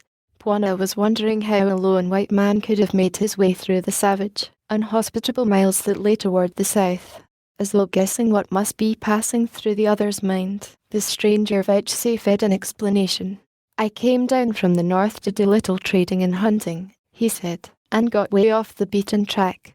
My head man, who was the only member of the safari who had ever before been in the country, took sick and died. We could find no natives to guide us, and so I simply swung back straight north. We have been living on the fruits of our guns for over a month. Didn't have an idea there was a white man within 1,000 miles of us when we camped last night by a waterhole at the edge of the plain. This morning I started out to hunt and saw the smoke from your chimney, so I sent my gun bearer back to camp with the good news and rode straight over here myself. Of course I've heard of you. Everybody who comes into Central Africa does, and I'd be mighty glad of permission to rest up and hunt around here for a couple of weeks." "Certainly," replied Bwana. "Move your camp up close to the river below my boys' camp and make yourself at home." They had reached the veranda now and Bwana was introducing the stranger to Miriam, my dear, who had just come from the bungalow's interior. "This is Mr. Hansen," he said, using the name the man had given him. "He is a trader who has lost his way in the jungle to the south." My dear and Miriam bowed their acknowledgments of the introduction. The man seemed rather ill at ease in their presence. His host attributed this to the fact that his guest was unaccustomed to the society of cultured women, and so found a pretext to quickly extricate him from his seemingly unpleasant position and lead him away to his study and the brandy and soda, which were evidently much less embarrassing to Mr. Hanson. When the two had left them, Miriam turned toward my dear. "It is odd," she said, "but I could almost swear that I had known Mr. Hanson in the past. It is odd, but quite impossible," and she gave the matter no further thought. Hanson did not accept Bwana's invitation to move his camp closer to the bungalow. He said his boys were inclined to be quarrelsome, and so were better off at a distance, and he, himself, was around but little, and then always avoided coming into contact with the ladies, a fact which naturally aroused only laughing comment on the rough trader's bashfulness. He accompanied the men on several hunting trips where they found him perfectly at home and well versed in all the finer points of big game hunting. Of an evening he often spent much time with the white foreman of the big farm, evidently finding in the society of this rougher man more common interests than the cultured guests of Bwana possessed for him. So it came that his was a familiar figure about the premises by night. He came and went as he saw fit, often wandering along in the great flower garden that was the especial pride and joy of my dear and Miriam. The first time that he had been surprised there he apologised gruffly, explaining that he had always been fond of the good old blooms of northern Europe which my dear had so successfully transplanted in African soil. Was it, though, the ever beautiful blossoms of hollyhocks in flocks that drew him to the perfumed air of the garden, or that other infinitely more beautiful flower who wandered often among the blooms beneath the great moon, the black-haired, sun-tanned Miriam? For 3 weeks Hanson had remained. During this time he said that his boys were resting and gaining strength after their terrible ordeals in the untracked jungle to the south, but he had not been as idle as he appeared to have been. He divided his small following into 2 parties, entrusting the leadership of each to men whom he believed that he could trust. To them he explained his plans and the rich reward that they would win from him if they carried his designs to a successful conclusion. One party he moved very slowly northward along the trail that connects with the great caravan routes entering the Sahara from the south. The other he ordered straight westward with orders to halt and go into permanent camp just beyond the great river which marks the natural boundary of the country that the Big Bwana rightfully considers almost his own. To his host he explained that he was moving his safari slowly toward the north. He said nothing of the party moving westward. Then, one day, he announced that half his boys had deserted, for a hunting party from the bungalow had come across his northerly camp and he feared that they might have noticed the reduced numbers of his following. And thus matters stood when, one hot night, Miriam, unable to sleep, rose and wandered out into the garden. The Honourable Morrison had been urging his suit once more that evening, and the girl's mind was in such a turmoil that she had been unable to sleep. The wide heavens about her seemed to promise a greater freedom from doubt and questioning. Baines had urged her to tell him that she loved him. A dozen times she thought that she might honestly give him the answer that he demanded. Corrick Fast was becoming but a memory. That he was dead she had come to believe, since otherwise he would have sought her out. She did not know that he had even better reason to believe her dead, and that it was because of that belief he had made no effort to find her after his raid upon the village of Kovudu. Behind a great flowering shrub Hanson lay gazing at the stars and waiting. He had lain thus and there many nights before. For what was he waiting, or for whom? He heard the girl approaching, and half raised himself to his elbow. A dozen paces away, the reins looped over a fence post, stood his pony. Miriam, walking slowly, approached the bush behind which the waiter lay. Hanson drew a large bandana handkerchief from his pocket and rose stealthily to his knees. A pony neighed down at the kennels. Far out across the plain a lion roared. Hanson changed his position until he squatted upon both feet, ready to come erect quickly. Again the pony neighed, this time closer. There was the sound of his body brushing against shrubbery. Hanson heard and wondered how the animal had gotten from the corral, for it was evident that he was already in the garden. The man turned his head in the direction of the beast. What he saw sent him to the ground. Huddled close beneath the shrubbery, a man was coming, leading 2 ponies. Miriam heard now and stopped to look and listen. A moment later the Honourable Morrison Baines drew near. The 2 saddled mounts sat at his heels. Miriam looked up at him in surprise. The Honourable Morrison grinned sheepishly. "I couldn't sleep," he explained, and was going for a bit of a ride when I chanced to see you out here, and I thought you'd like to join me. Ripping good sport, you know, night riding. Come on." Miriam laughed. The adventure appealed to her. "All right," she said. Hansen swore beneath his breath. The two led their horses from the garden to the gate and through it. There they discovered Hansen's mount. "Why, here's the trader's pony," remarked Baines. "He's probably down visiting with the foreman," said Miriam. "Pretty late for him, isn't it?" remarked the Honourable Morrison. "I'd hate to have to ride back through the jungle at night to his camp." As though to give weight to his apprehensions, the distant lion roared again. The Honourable Morrison shivered and glanced at the girl to note the effect of the uncanny sound upon her. She appeared not to have noticed it. A moment later the two had mounted and were moving slowly across the moon-bathed plain. The girl turned her pony's head straight toward the jungle. It was in the direction of the roaring of the hungry lion. "Hadn't we better steer clear of that fellow?" suggested the Honourable Morrison. "I guess you didn't hear him." "Yes, I heard him," laughed Miriam. "Let's ride over and call on him." The Honourable Morrison laughed uneasily. He didn't care to appear at a disadvantage before this girl, nor did he care, either, to approach a hungry lion too closely at night. He carried his rifle in his saddle boot, but moonlight is an uncertain light to shoot by, nor ever had he faced a lion alone, even by day. The thought gave him a distinct nausea. The beast ceased his roaring now. They heard him no more, and the Honourable Morrison gained courage accordingly. They were riding downwind toward the jungle. The lion lay in a little swale to their right. He was old. For 2 nights he had not fed, for no longer was his charge as swift or his spring as mighty as in the days of his prime when he spread terror among the creatures of his wild domain. For 2 nights and days he had gone empty, and for a long time before that he had fed only upon carrion. He was old, but he was yet a terrible engine of destruction. At the edge of the forest the Honourable Morrison drew rein. He had no desire to go further. Numa, silent upon his padded feet, crept into the jungle beyond them. The wind, now, was blowing gently between him and his intended prey. He had come a long way in search of man, for even in his youth he had tasted human flesh, and while it was poor stuff by comparison with eland and zebra, it was less difficult to kill. In Numa's estimation man was a slow-witted, slow-footed creature which commanded no respect unless accompanied by the acrid odour which spelled to the monarch's sensitive nostrils the great noise and the blinding flash of an express rifle. He caught the dangerous scent tonight, but he was ravenous to madness. He would face a dozen rifles, if necessary, to fill his empty belly.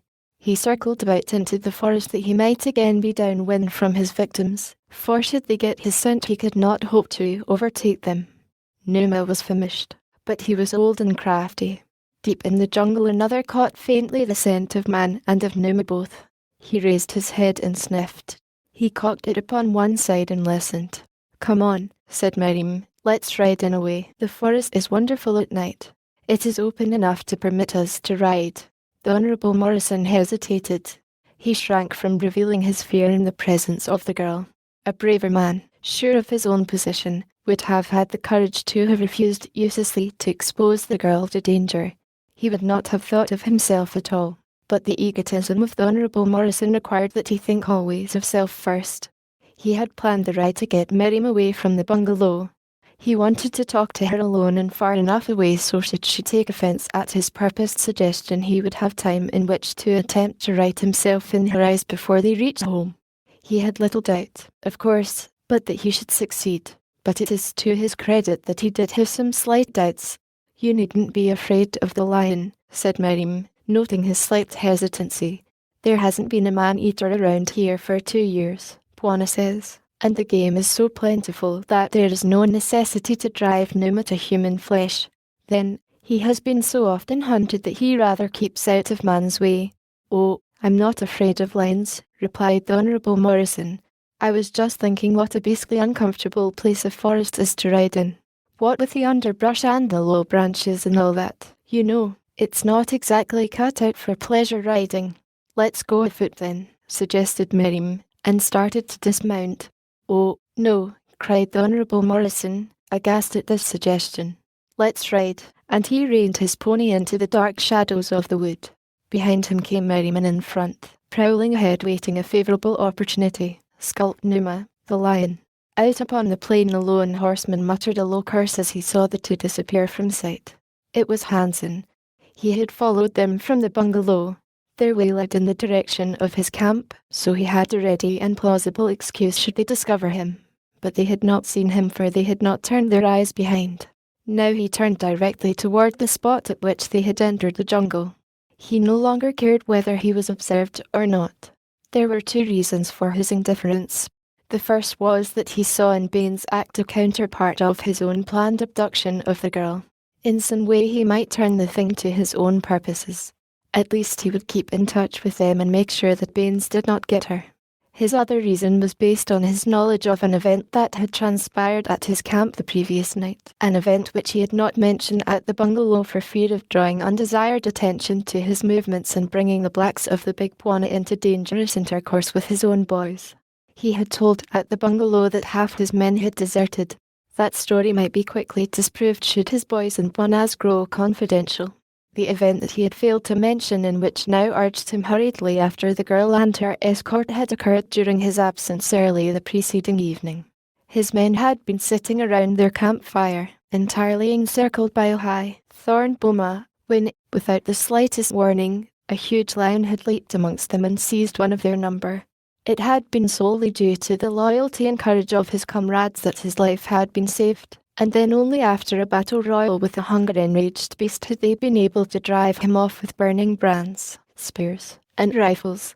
From this Hansen knew that a man-eater had wandered into the district or been developed by the aging of one of the many lions who ranged the plains and hills by night, or lay up in the cool wood by day. He had heard the roaring of a hungry lion not half an hour before, and there was little doubt in his mind but that the man-eater was stalking Merriman Baines. He cursed the Englishman for a fool, and spurred rapidly after them. Merriman Baines had drawn up in a small, natural clearing. 100 yards beyond them Numa lay crouching in the underbrush, his yellow-green eyes fixed upon his prey, the tip of his sinuous tail jerking spasmodically. He was measuring the distance between him and them. He was wondering if he dared venture a charge, or should he wait yet a little longer in the hope that they might ride straight into his jaws. He was very hungry, but also was he very crafty. He could not chance losing his meat by a hasty and ill-considered rush. Had he waited the night before until the blacks slept, he would not have been forced to go hungry for another 24 hours.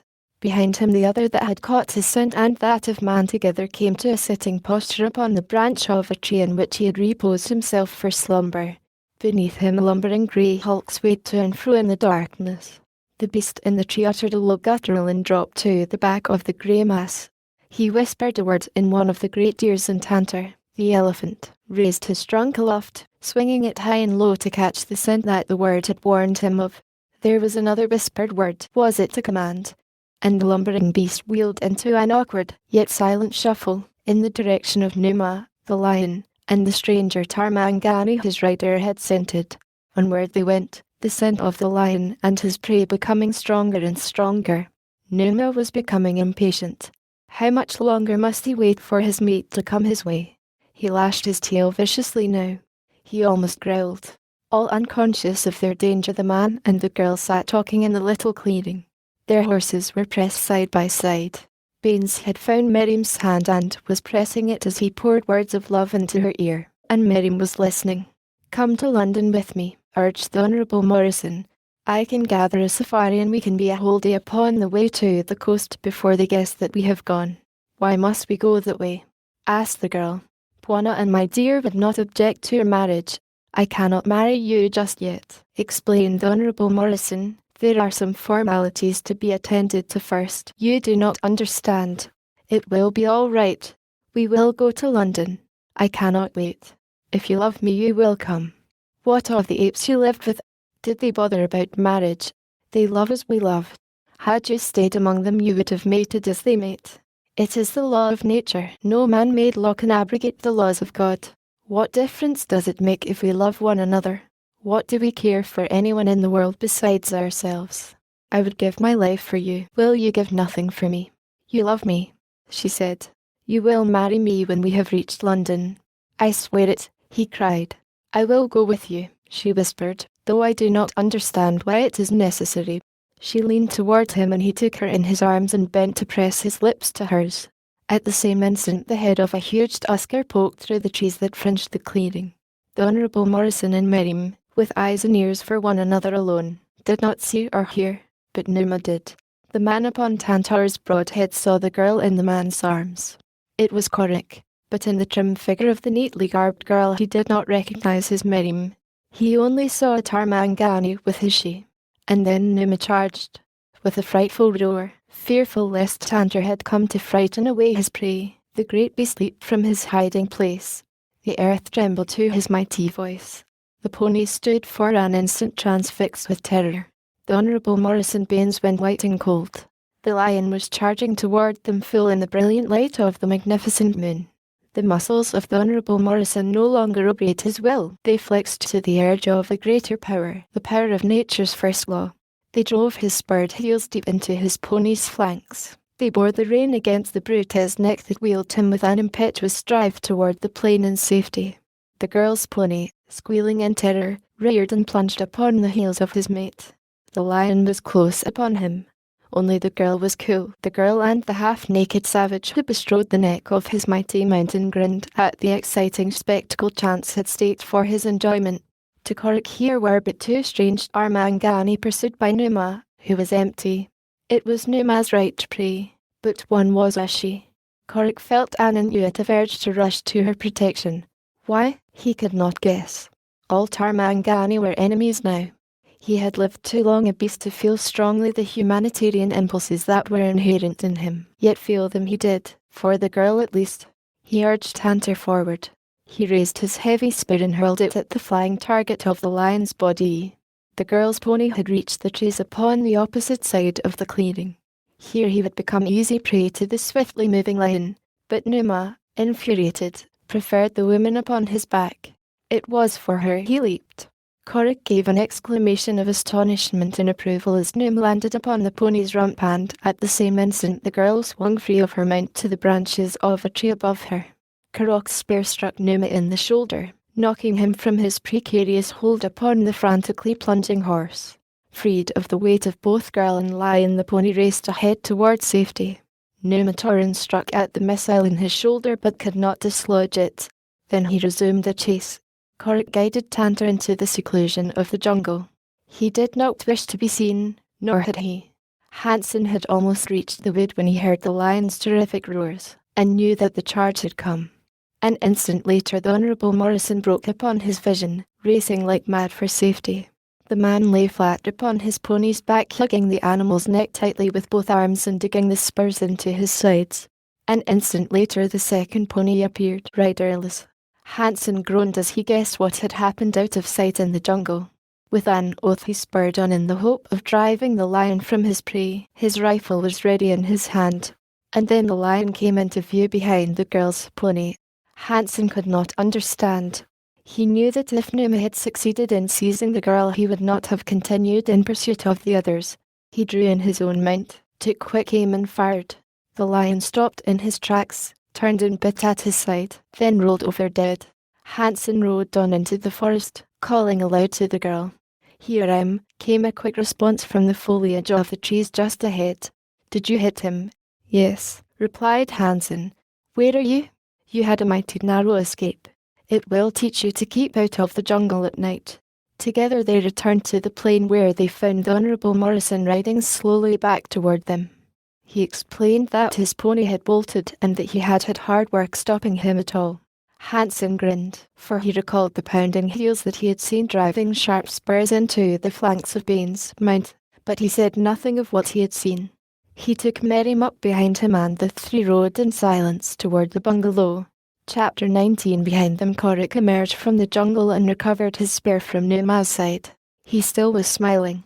He had enjoyed the spectacle exceedingly. There was one thing that troubled him, the agility with which the she had clambered from her pony's back into the safety of the tree above her. That was more like Mangani, more like his lost Miriam. He sighed. His lost Miriam. His little, dead Miriam.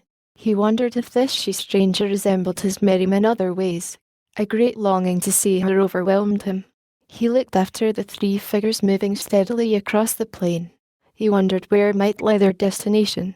A desire to follow them came over him, but he only stood there watching until they had disappeared in the distance. The sight of the civilized girl and the dapper, khaki-clad Englishman had aroused in Corrick memories long dormant. Once he had dreamed of returning to the world of such as these, but with the death of Miriam, hope and ambition seemed to have deserted him. He cared now only to pass the remainder of his life in solitude, as far from man as possible. With a sigh he turned slowly back into the jungle.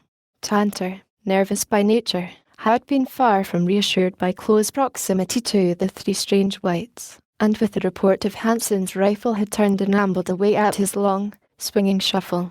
He was nowhere in sight when Corrick returned to look for him. The ape-man, however, was little concerned by the absence of his friend. Tantor had a habit of wandering off unexpectedly.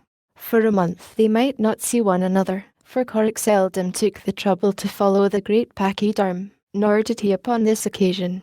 Instead he found a comfortable perch in a large tree and was soon asleep. At the bungalow, Bwana had met the returning adventurers on the veranda. In a moment of wakefulness he had heard the report of Hansen's rifle far out across the plain, and wondered what it might mean. Presently it had occurred to him that the man whom he considered in the light of a guest might have met with an accident on his way back to camp, so he had arisen and gone to his foreman's quarters, where he had learned that Hansen had been there earlier in the evening but had departed several hours before. Returning from the foreman's quarters, Bwana had noticed that the corral gate was open, and further investigation revealed the fact that Miriam's pony was gone, and also the one most often used by Baines. Instantly Bwana assumed that the shot had been fired by Honourable Morrison, and he had again aroused his foreman and was making preparations to set forth an investigation when he had seen the party approaching across the plain. Explanation on the part of the Englishman met a rather chilly reception from his host. Miriam was silent. She saw that Bwana was angry with her. It was the first time and she was heartbroken. "Go to your room, Miriam," he said, "and Baines, if you will step into my study, I'd like to have a word with you in a moment." He stepped toward Hansen as the others turned to obey him. There was something about Bwana even in his gentlest moods that commanded instant obedience. "How did you happen to be with them, Hansen?" he asked. "I'd been sitting in the garden," replied the trader, "after leaving Jarvis' quarters. I have a habit of doing that, as your lady probably knows. Tonight I fell asleep behind a bush, and was awakened by them two spooning. I couldn't hear what they said, but presently Baines brings two ponies and they ride off. I didn't like to interfere, for it wasn't any of my business, but I knew they hadn't ought to be ridden about the time of night, leastways not the girl. It wasn't right and it wasn't safe, so I follows them, and it's just as well I did." Baines was getting away from the line as fast as he could, leaving the girl to take care of herself, when I got a lucky shot into the beast's shoulder that fixed him. Hansen paused. Both men were silent for a time. Presently the trader coughed in an embarrassed manner, as though there was something on his mind he felt in duty bound to say, but hated to. "What is it, Hansen?" asked Bwana. "You were about to say something, weren't you?" "Well, you see, it's like this," ventured Hansen. "Been around here evenings a good deal. I've seen them two together a lot, and, beggin' your pardon, sir, but I don't think Mr. Baines means the girl any good. I've overheard enough to make me think he's trying to get her to run off with him." Hansen, to fit his own ends, hit nearer the truth than he knew. He was afraid that Baines would interfere with his own plans, and he had hit upon a scheme to both utilize the young Englishman and get rid of him at the same time. "And I thought," continued the trader, "that inasmuch as I'm about due to move, you might like to suggest to Mr. Baines that he go with me. I'd be willing to take him north to the caravan trails as a favour to you, sir." Bwana stood in deep thought for a moment. Presently he looked up. "Of course, Hansen, Mr. Baines is my guest," he said, a grim twinkle in his eye. "Really, I cannot accuse him of planning to run away with Miriam on the evidence that we have, and as he is my guest I should hate to be so discourteous as to ask him to leave. But, if I recall his words correctly, it seems to me that he has spoken of returning home, and I am sure that nothing would delight him more than going north with you. You say you start tomorrow. I think Mr. Baines will accompany you. Drop over in the morning. If you please. And now good night, and thank you for keeping a watchful eye on Miriam. Hansen hid a grin as he turned and sought his saddle. Bwana stepped from the veranda to his study, where he found the Honourable Morrison pacing back and forth, evidently very ill at ease. Baines, said Bwana, coming directly to the point. Hansen is leaving for the north tomorrow. He has taken a great fancy to you, and just asked me to say to you that he'd be glad to have you accompany him. Good night, Baines. At Bwana's suggestion, Miriam kept to her room the following morning until after the Honourable Morrison Baines had departed. Hansen had come for him early. In fact, he had remained all night with the foreman, Jervis, that they might get an early start. The farewell exchanges between the Honourable Morrison and his host were of the most formal type, and when at last the guest rode away, Bwana breathed a sigh of relief. It had been an unpleasant duty and he was glad that it was over, but he did not regret his action.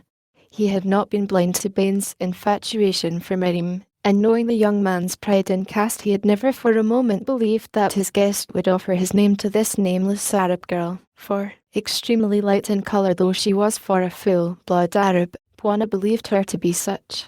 He did not mention the subject again to Miriam, and in this he made a mistake, for the young girl, well realising the debt of gratitude she owed Bwana and my dear, was both proud and sensitive, so that Bwana's action in sending Baines away and giving her no opportunity to explain or defend hurt and mortified her. Also it did much toward making a martyr of Baines in her eyes and arousing in her breast a keen feeling of loyalty toward him. What she had half mistaken for love before, she now wholly mistook for love. Bwana and my dear might have told her much of the social barriers that they only too well knew Baines must feel existed between Miriam and himself, but they hesitated to wound her. It would have been better had they inflicted this lesser sorrow, and saved the child the misery that was to follow because of her ignorance. As Hansen and Baines rode toward the farmer's camp, the Englishman maintained a morose silence. The other was attempting to formulate an opening that would lead naturally to the proposition he had in mind. He rode a neck behind his companion, grinning as he noted the sullen scowl upon the other's patrician face. Rather rough on you, wasn't he?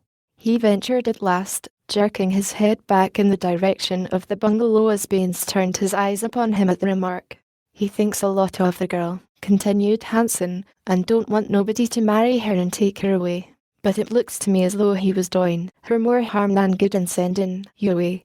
She ought to marry sometime, and she couldn't do better than a fine young gentleman like you. Baines, who had at first felt inclined to take offence at the mention of his private affairs by this common fellow, was mollified by Hansen's final remark, and immediately commenced to see in him a man of fine discrimination. He's a darned bounder, grumbled the Honourable Morrison, but I'll get even with him. He may be the whole thing in Central Africa, but I'm as big as he is in London, and he'll find it out when he comes home. If I was you, said Hansen, I wouldn't let any man keep me from getting the girl I want. Between you and me, I ain't got no use for him either, and if I can help you any way, just call on me. It's mighty good of you, Hansen, replied Baines, warming up a bit, but what can a fellow do here in this God-forsaken hole? I know what I'd do, said Hansen. I'd take the girl along with me. If she loves you, she'll go. All right. It can't be done, said Baines. He bosses this whole blooming country for miles around. He'd be sure to catch us. No, he wouldn't, not with me running things, said Hansen. I've been trading and hunting here for 10 years and I know as much about the country as he does. If you want to take the girl along, I'll help you, and I'll guarantee that there won't nobody catch up with us before we reach the coast. I'll tell you what, you write her a note and I'll get it to her by my head man. Ask her to meet you to say goodbye, she won't refuse that. In the meantime we can be moving. Camp a little further north all the time and you can make arrangements with her to be all ready on a certain night. Tell her I'll meet her then while you wait for us in camp. That'll be better for I know the country well and can cover it quicker than you. You can take care of the safari and be moving along slow toward the north and the girl and I'll catch up to you. But suppose she won't come, suggested Baines. Then make another date for a last goodbye, said Hansen, and instead of you I'll be there and I'll bring her along anyway. She'll have to come, and after it's all over she won't feel so bad about it, especially after living with you for 2 months while we're macking the coast. A shocked and angry protest rose to Bain's lips, but he did not utter it, for almost simultaneously came the realization that this was practically the same thing he had been planning upon himself. It had sounded brutal and criminal from the lips of the rough trader, but nevertheless the young Englishman saw that with Hanson's help and his knowledge of African travel the possibilities of success would be much greater than as though the Honourable Morrison were to attempt the thing single-handed. And so he nodded a glum assent. The balance of the long ride to Hanson's northerly camp was made in silence, for both men were occupied with their own thoughts, most of which were far from being either complimentary or loyal to the other. As they rode through the wood, the sounds of their careless passage came to the ears of another jungle wayfarer. The killer had determined to come back to the place where he had seen the white girl who took to the trees with the ability of long habitude. There was a compelling something in the recollection of her that drew him irresistibly toward her. He wished to see her by the light of day, to see her features, to see the colour of her eyes and hair. It seemed to him that she must bear a strong resemblance to his lost Miriam, and yet he knew that the chances were that she did not. The fleeting glimpse that he had had of her in the moonlight as she swung from the back of her plunging pony into the branches of the tree above her had shown him a girl of about the same height as his Miriam, but of a more rounded and developed femininity. Now he was moving lazily back in the direction of the spot where he had seen the girl when the sounds of the approaching horseman came to his sharp ears. He moved stealthily through the branches until he came within sight of the riders. The younger man he instantly recognized as the same he had seen with his arms about the girl in the moonlit glade just the instant before Numa charged. The other he did not recognize, though there was a familiarity about his carriage and figure that puzzled Korik. The ape-man decided that to find the girl again he would but have to keep in touch with the young Englishman, and so he fell in behind the pair, following them to Hanson's camp. Here the Honourable Morrison penned a brief note, which Hanson gave into the keeping of one of his boys who started off forthwith toward the south. Korik remained in the vicinity of the camp, keeping a careful watch upon the Englishman. He had half expected to find the girl at the destination of the two riders and had been disappointed when no sign of her materialized about the camp. Baines was restless, pacing back and forth beneath the trees when he should have been resting against the forced marches of the coming flight. Hanson lay in his hammock and smoked. They spoke but little. Korik lay stretched upon a branch among the dense foliage above them. Thus passed the balance of the afternoon. Korik became hungry and thirsty. He doubted that either of the men would leave camp now before morning, so he withdrew, but toward the south, for there it seemed most likely the girl still was. In the garden beside the bungalow Miriam wandered thoughtfully in the moonlight. She still smarted from Bwana's, to her, unjust treatment of the Honourable Morrison Baines. Nothing had been explained to her, for both Bwana and my dear had wished to spare her the mortification and sorrow of the true explanation of Baines' proposal. They knew, as Miriam did not, that the man had no intention of marrying her, else he would have come directly to Bwana, knowing full well that no objection would be interposed if Miriam really cared for him. Miriam loved them both and was grateful to them for all that they had done for her, but deep in her little heart surged the savage love of liberty that her years of untrammeled freedom in the jungle had made part and parcel of her being. Now, for the first time since she had come to them, Miriam felt like a prisoner in the bungalow of Bwana and my dear. Like a caged tigress the girl paced the length of the enclosure. Once she paused near the outer fence, her head upon one side, listening. What was it she had heard? The pad of naked human feet just beyond the garden. She listened for a moment. The sound was not repeated. Then she resumed her restless walking. Down to the opposite end of the garden she passed, turned and retraced her steps toward the upper end. Upon the sward near the bushes that hid the fence, full in the glare of the moonlight, lay a white envelope that had not been there when she had turned almost upon the very spot a moment before. Miriam stopped short in her tracks, listening again, and sniffing more than ever the tigress, alert, ready. Beyond the bushes a naked black runner squatted, peering through the foliage. He saw her take a step closer to the letter. She had seen it. He rose quietly and following the shadows of the bushes that ran down to the corral was soon gone from sight. Miriam's strained ears heard his every move. She made no attempt to seek closer knowledge of his identity.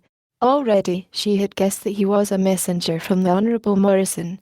She stooped and picked up the envelope. Tearing it open, she easily read the contents by the moon's brilliant light. It was, as she had guessed, from Baines. "I cannot go without seeing you again," it read. "Come to the clearing early tomorrow morning and say goodbye to me. Come alone." There was a little more words that made her heart beat faster and a happy flush mount her cheek. Chapter 20. It was still dark when the Honourable Morrison Baines set forth for the trysting place. He insisted upon having a guide, saying that he was not sure that he could find his way back to the little clearing. As a matter of fact, the thought of that lonely ride through the darkness before the sun rose had been too much for his courage, and he craved company. A black, therefore, preceded him on foot. Behind and above him came Corrick, whom the noise in the camp had awakened. It was 9 o'clock before Baines drew rein in the clearing. Miriam had not yet arrived. The black lay down to rest. Baines lolled in his saddle. Corrick stretched himself comfortably upon a lofty limb, where he could watch those beneath him without being seen. An hour passed. Baines gave evidence of nervousness. Corrick had already guessed that the young Englishman had come here to meet another, nor was he at all in doubt as to the identity of the other. The killer was perfectly satisfied that he was soon again to see the nimble she who had so forcefully reminded him of Miriam. Presently the sound of an approaching horse came to Corrick's ears. She was coming. She had almost reached the clearing before Baines became aware of her presence, and then as he looked up, the foliage parted to the head and shoulders of her mount and Miriam rode into view. Baines spurred to meet her. Corrick looked searchingly down upon her, mentally anathematizing the broad-brimmed hat that hid her features from his eyes. She was abreast the Englishman now. Corrick saw the man take both her hands and draw her close to his breast. He saw the man's face concealed for a moment beneath the same broad brim that hid the girl's. He could imagine their lips meeting, and a twinge of sorrow and sweet recollection combined to close his eyes for an instant in that involuntary muscular act with which we attempt to shut it from the mind's eye-harrowing reflections. When he looked again, they had drawn apart and were conversing earnestly. Corrick could see the man urging something. It was equally evident that the girl was holding back. There were many of her gestures, and the way in which she tossed her head up and to the right, tip-tilting her chin, that reminded Corrick still more strongly of Miriam. And then the conversation was over and the man took the girl in his arms again to kiss her goodbye. She turned and rode toward the point from which she had come. The man sat on his horse watching her. At the edge of the jungle she turned to wave him a final farewell.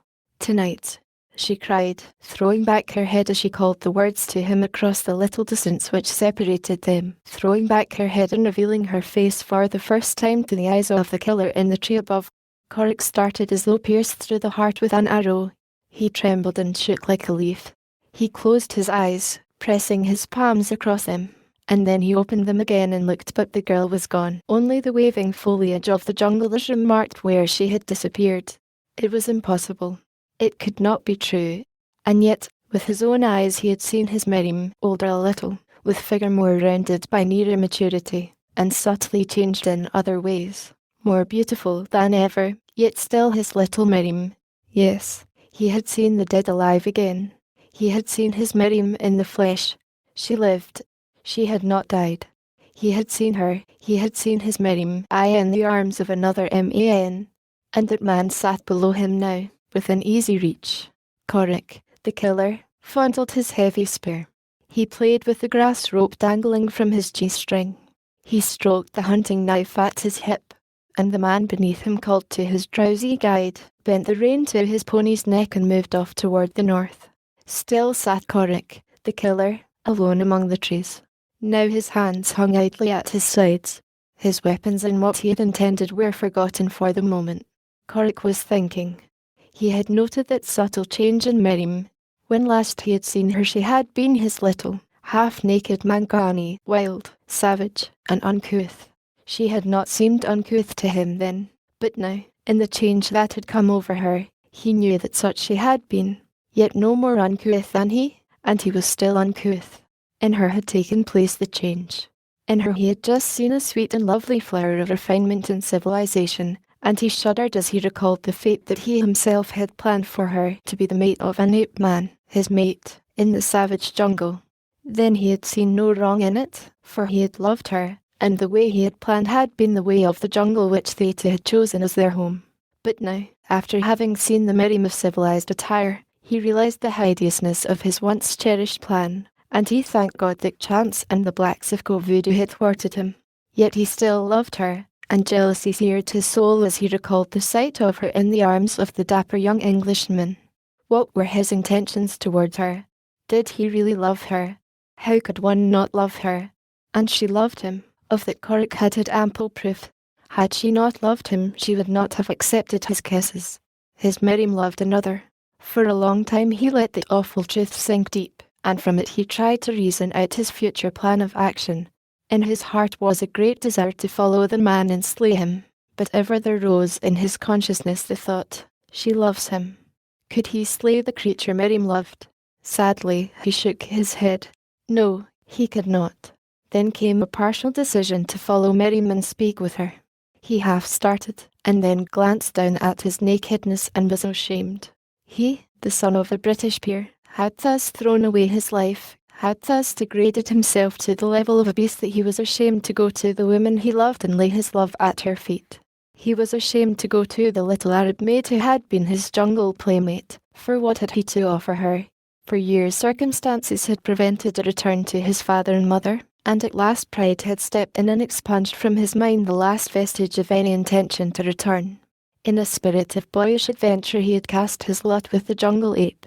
The killing of the crook in the coast inn had filled his childish mind with terror of the law, and driven him deeper into the wilds. The rebuffs that he had met at the hands of men, both black and white, had had their effect upon his mind while yet it was in a formative state, and easily influenced. He had come to believe that the hand of man was against him, and then he had found in Miriam the only human association he required or craved. When she had been snatched from him, his sorrow had been so deep that the thought of ever mingling again with human beings grew still more unutterably distasteful. Finally, and for all time, he thought, the die was cast. Of his own volition he had become a beast he had lived, a beast he would die. Now that it was too late, he regretted it. For now Miriam, still living, had been revealed to him in a guise of progress and advancement that had carried her completely out of his life. Death itself could not have further removed her from him. In her new world she loved a man of her own kind, and Corrick knew that it was right. She was not for him, not for the naked, savage ape. No, she was not for him, but he still was hers. If he could not have her in happiness, he would at least do all that lay in his power to assure happiness to her. He would follow the young Englishman. In the first place he would know that he meant Miriam no harm, and after that, though jealousy wrenched his heart, he would watch over the man Miriam loved, for Miriam's sake. But God help that man if he thought to wrong her. Slowly he aroused himself. He stood erect and stretched his great frame, the muscles of his arms gliding sinuously beneath his tanned skin as he bent his clenched fists behind his head. A movement on the ground beneath caught his eye. An antelope was entering the clearing. Immediately Corrick became aware that he was empty. Again he was a beast. For a moment love had lifted him to sublime heights of honour and renunciation. The antelope was crossing the clearing. Corrick dropped to the ground upon the opposite side of the tree, and so lightly that not even the sensitive ears of the antelope apprehended his presence. He uncoiled his grass rope. It was the latest addition to his armament, yet he was proficient with it. Often he travelled with nothing more than his knife and his rope. They were light and easy to carry. His spear and bow and arrows were cumbersome, and he usually kept one or all of them hidden away in a private cache. Now he held a single coil of the long rope in his right hand, and the balance in his left. The antelope was but a few paces from him. Silently Corrick leaped from his hiding place, swinging the rope free from the entangling shrubbery. The antelope sprang away almost instantly, but instantly, too, the coiled rope, with its sliding noose, flew through the air above him. With unerring precision it settled about the creature's neck. There was a quick wrist movement of the thrower, the noose tightened. The killer braced himself with the rope across his hip, and as the antelope tightened the singing strands in a last frantic bound for liberty, he was thrown over upon his back. Then, instead of approaching the fallen animal as a roper of the western plains might do, Corrick dragged his captive to himself, pulling him in hand over hand, and when he was within reach leaping upon him even as she to the panther might have done. and burying his teeth in the animal's neck while he found its heart with the point of his hunting knife. Recoiling his rope, he cut a few generous strips from his coal and took to the trees again, where he ate in peace. Later he swung off in the direction of a nearby water hole, and then he slept. In his mind, of course, was the suggestion of another meeting between Merrim and the young Englishman that had been borne to him by the girl's parting. Tonight. He had not followed Merrim because he knew from the direction from which she had come and in which she returned that wheresoever she had found an asylum it lay out across the plains, and not wishing to be discovered by the girl he had not cared to venture into the open after her. It would do as well to keep in touch with the young man, and that was precisely what he intended doing. To you or me the possibility of locating the Honourable Morrison in the jungle after having permitted him to get such a considerable start might have seemed remote, but to Korik it was not at all so.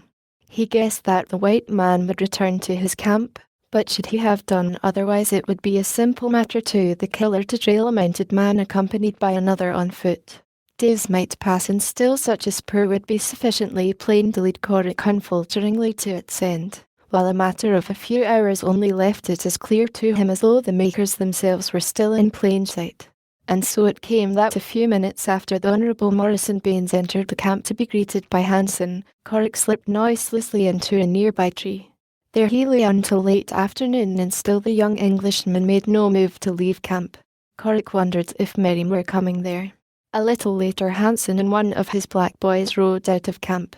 Korik merely noted the fact. He was not particularly interested in what any other member of the company than the young Englishman did. Darkness came and still the young man remained. He ate his evening meal, afterwards smoking numerous cigarettes. Presently he began to pace back and forth before his tent. He kept his boy busy replenishing the fire. A lion coughed and he went into his tent to reappear with an express rifle. Again he admonished the boy to throw more brush upon the fire. Korik saw that he was nervous and afraid, and his lip curled in a sneer of contempt. Was this the creature who had supplanted him in the heart of his Merrim? Was this a man who trembled when Numa coughed? How could such as he protect Merrim from the countless dangers of the jungle? Ah, but he would not have to. They would live in the safety of European civilization, where men in uniforms were hired to protect them. What need had a European of breasts to protect his mate? Again the sneer curled Korok's lip. Hansen and his boy had ridden directly to the clearing. It was already dark when they arrived. Leaving the boy there, Hansen rode to the edge of the plain, leading the boy's horse. There he waited. It was 9 o'clock before he saw a solitary figure galloping toward him from the direction of the bungalow. A few moments later Merrim drew in her mount beside him. She was nervous and flushed. When she recognized Hansen she drew back, startled. Mr. Baines' horse fell on him and sprained his ankle. Hansen hastened to explain. He couldn't very well come, so he sent me to meet you and bring you to camp. The girl could not see in the darkness the gloating, triumphant expression on the speaker's face. We had better hurry, continued Hansen, for we'll have to move along pretty fast if we don't want to be overtaken. Is he hurt badly? Asked Merrim. Only a little sprain, replied Hansen. He can ride all right, but we both thought he'd better lay up tonight and rest, for he'll have plenty hard riding in the next few weeks. Yes, agreed the girl. Hansen swung his pony about and Merrim followed him. They rode north along the edge of the jungle for a mile and then turned straight into it toward the west. Merrim, following, paid little attention to directions. She did not know exactly where Hansen's camp lay, and so she did not guess that he was not leading her toward it. All night they rode, straight toward the west. When morning came, Hansen permitted a short halt for breakfast, which he had provided in well-filled saddlebags before leaving his camp. Then they pushed on again, nor did they halt a second time until in the heat of the day he stopped and motioned the girl to dismount. We will sleep here for a time and let the ponies graze, he said. I had no idea the camp was so far away, said Merrim. I left orders that they were to move on at daybreak, explained the trader, so that we could get a good start. I knew that you and I could easily overtake a laden safari. It may not be until tomorrow that we'll catch up with them. But though they travelled part of the night and all the following day, no sign of the safari appeared ahead of them.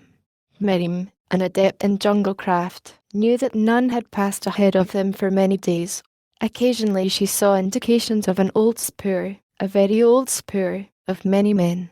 For the most part they followed this well-marked trail along elephant paths and through park-like groves. It was an ideal trail for rapid travelling. Miriam at last became suspicious. Gradually, the attitude of the man at her side had begun to change. Often she surprised him devouring her with his eyes. Steadily the former sensation of previous acquaintanceship urged itself upon her. Somewhere, sometime before she had known this man, it was evident that he had not shaved for several days. A blonde stubble had commenced to cover his neck and cheeks and chin, and with it the assurance that he was no stranger continued to grow upon the girl. It was not until the second day, however, that Miriam rebelled. She drew in her pony at last and voiced her doubts. Hansen assured her that the camp was but a few miles further on. "We should have overtaken them yesterday," he said. "They must have marched much faster than I had believed possible." "They have not marched here at all," said Miriam. "The spoor that we have been following is weeks old." Hansen laughed. "Oh, that's it, is it?" he cried. "Why didn't you say so before? I could have easily explained. We are not coming by the same route, but we'll pick up their trail sometime today, even if we don't overtake them." Now, at last, Miriam knew the man was lying to her. What a fool he must be to think that anyone could believe such a ridiculous explanation.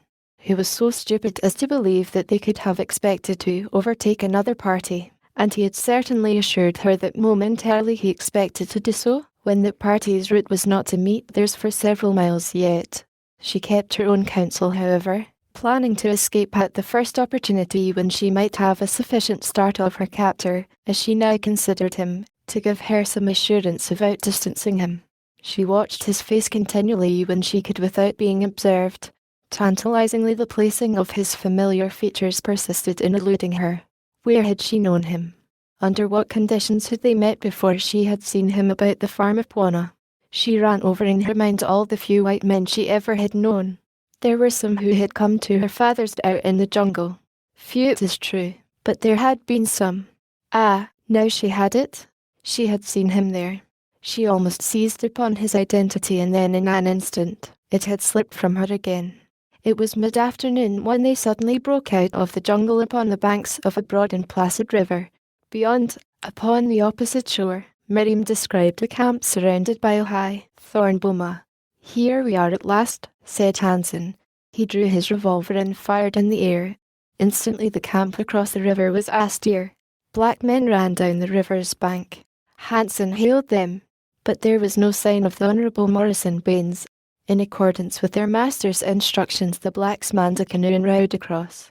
Hansen placed Miriam in the little craft and entered it himself, leaving two boys to watch the horses, which the canoe was to return for and swim across to the campside of the river. Once in the camp, Miriam asked for Baines.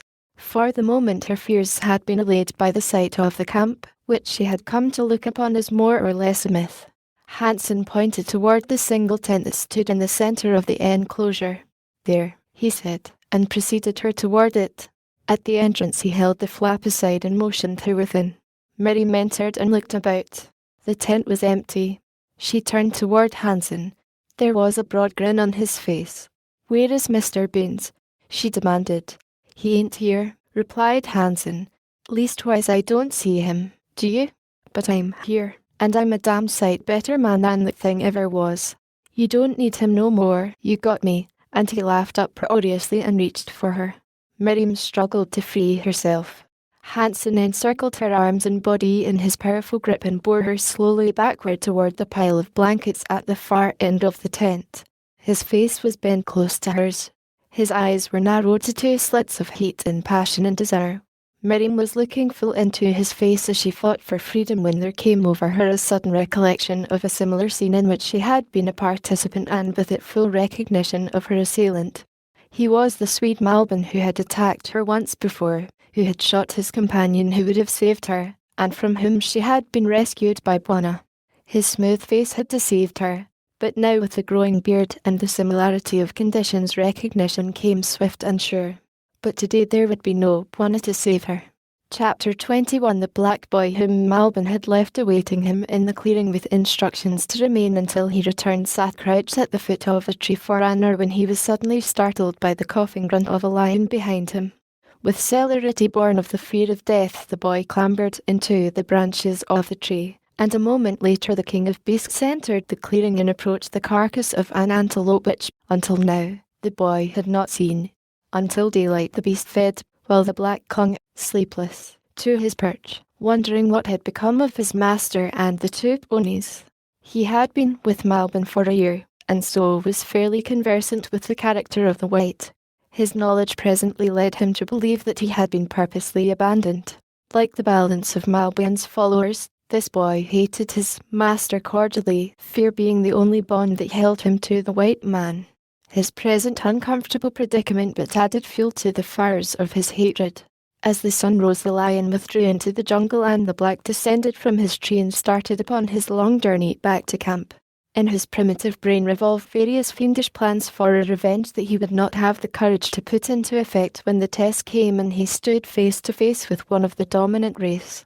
A mile from the clearing he came upon this pair of two ponies crossing his path at right angles. A cunning look entered the black's eyes. He laughed uproariously and slapped his thighs. Negroes are tireless gossipers, which, of course, is but a roundabout way of saying that they are human. Malbin's boys had been no exception to the rule, and as many of them had been with him at various times during the past 10 years, there was little about his acts and life in the African wilds that was not known directly or by hearsay to them all. And so, knowing his master and many of his past deeds, knowing, too, a great deal about the plans of Malbin and Baines that had been overheard by himself or other servants, and knowing well from the gossip of the headmen that half of Malbin's party lay encamped by the great river far to the west, it was not difficult for the boy to put two and two together and arrive at four as the sum, the four being represented by a firm conviction that his master had deceived the other white man and taken the latter's women to his western camp, leaving the other to suffer capture on punishment at the hands of the big Bwana whom all feared. Again the boy bared his rows of big, white teeth and laughed aloud. Then he resumed his northward way, travelling at a dogged trot that ate up the miles with marvellous rapidity. In the Swedish camp the Honourable Morrison had spent an almost sleepless night of nervous apprehension and doubts and fears. Toward morning he had slept, utterly exhausted. It was the headman who woke him shortly after sunrise to remind him that they must at once take up their northward journey. Baines hung back. He wanted to wait for Hansen and Miriam. The headman urged upon him the danger that lay in loitering. The fellow knew his master's plans sufficiently well to understand that he had done something to arouse the ire of the Big Bwana and that it would fare ill with them all if they were overtaken in Big Bwana's country. At the suggestion Baines took alarm. What if the Big Bwana, as the headman called him, had surprised Hansen in his nefarious work? Would he not guess the truth and possibly be already on the march to overtake and punish him? Baines had heard much of his host's summary method of dealing out punishment to malefactors great and small who transgressed the laws or customs of his savage little world which lay beyond the outer ramparts of what men are pleased to call frontiers. In this savage world where there was no law, the Big Bwana was law unto himself and all who dwelt about him. It was even rumoured that he had extracted the death penalty from a white man who had maltreated a native girl. Baines shuddered at the recollection of this piece of gossip as he wondered what his host would exact of the man who had attempted to steal his young, white ward. The thought brought him to his feet. "Yes," he said, nervously, "we must get away from here at once. Do you know the trail to the north?" The headman did, and he lost no time in getting the safari upon the march. It was noon when a tired and sweat-covered runner overtook the trudging little column. The man was greeted with shouts of welcome from his fellows, to whom he imparted all that he knew and guessed of the actions of their master, so that the entire safari was aware of matters before Baines, who marched close to the head of the column, was reached and acquainted with the facts and the imaginings of the black boy whom Malbin had deserted in the clearing the night before. When the Honourable Morrison had listened to all that the boy had to say and realised that the traitor had used him as a tool whereby he himself might get Miriam into his possession, his blood ran hot with rage and he trembled with apprehension for the girl's safety. That another contemplated no worse a deed than he had contemplated in no way palliated the hideousness of the other's offence. At first it did not occur to him that he would have wronged Miriam no less than he believed Hansen contemplated wronging her. Now his rage was more the rage of a man beaten at his own game and robbed of the prize that he had thought already his. "Do you know where your master has gone?" he asked the black. "Yes, Bwana," replied the boy.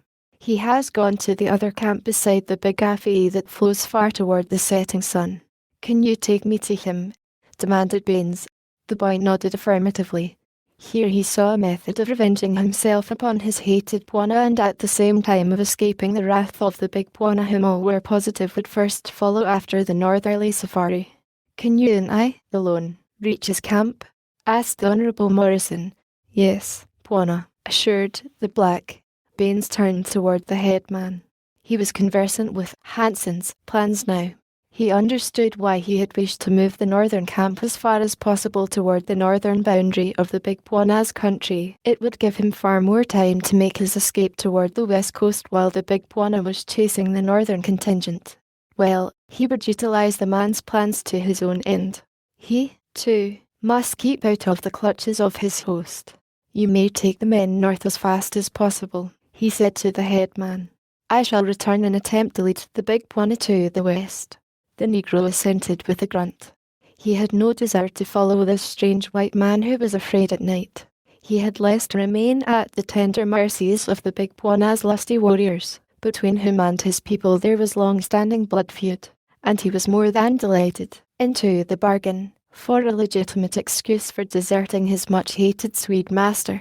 He knew a way to the north and his own country that the white men did not know, a short-cut across an arid plateau where lay water holes of which the white hunters and explorers that had passed from time to time the fringe of the dry country had never dreamed. He might even elude the Big Bwana should he follow them, and with this thought uppermost in his mind he gathered the remnants of Malbih's safari into a semblance of order and moved off toward the north. And toward the southwest the black boy led the Honourable Morrison Baines into the jungles.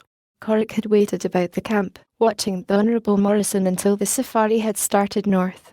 Then, assured that the young Englishman was going in the wrong direction to meet Miriam, he had abandoned him and returned slowly to the point where he had seen the girl, for whom his heart yearned, in the arms of another.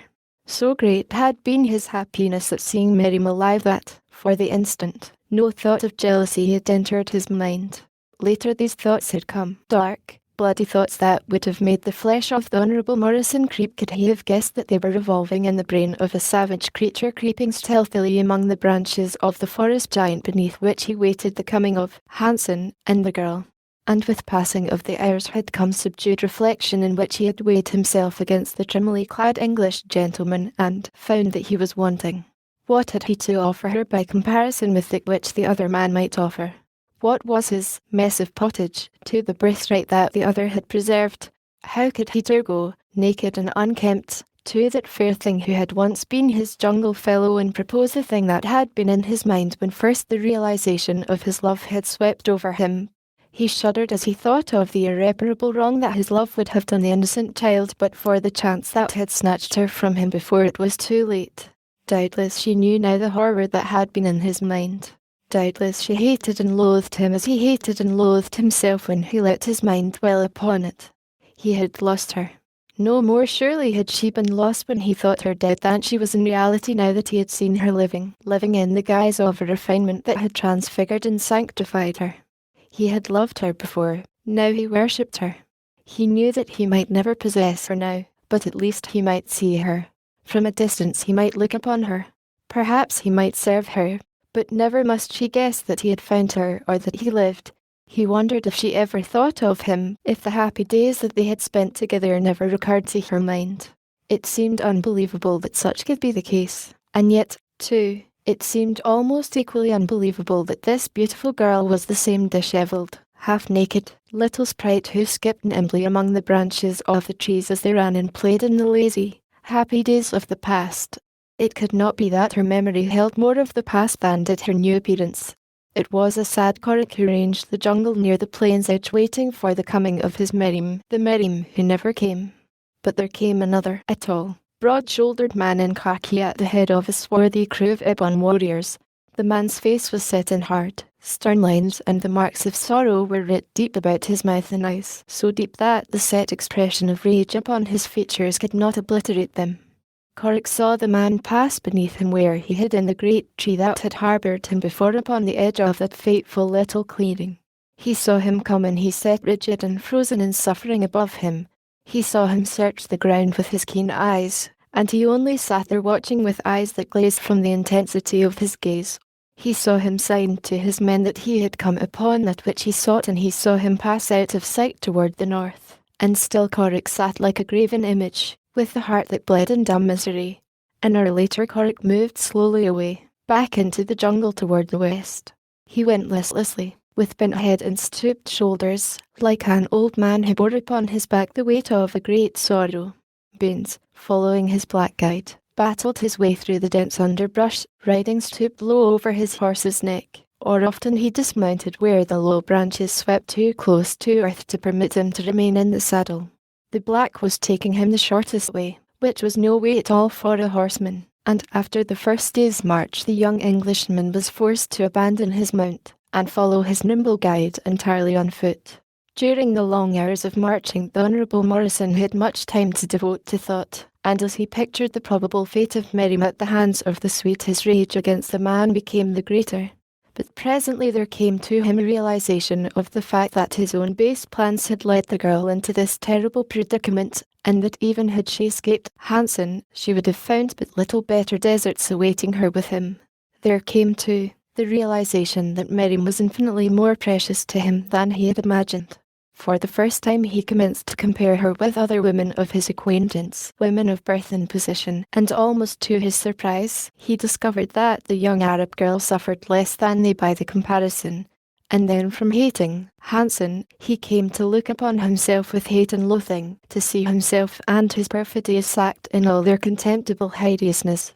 Thus, in the crucible of shame amidst the white heat of naked truths, the passion that the man had felt for the girl he had considered his social inferior was transmuted into love, and as he staggered on there burned within him beside his newborn love another great passion, the passion of hate urging him on to the consummation of revenge.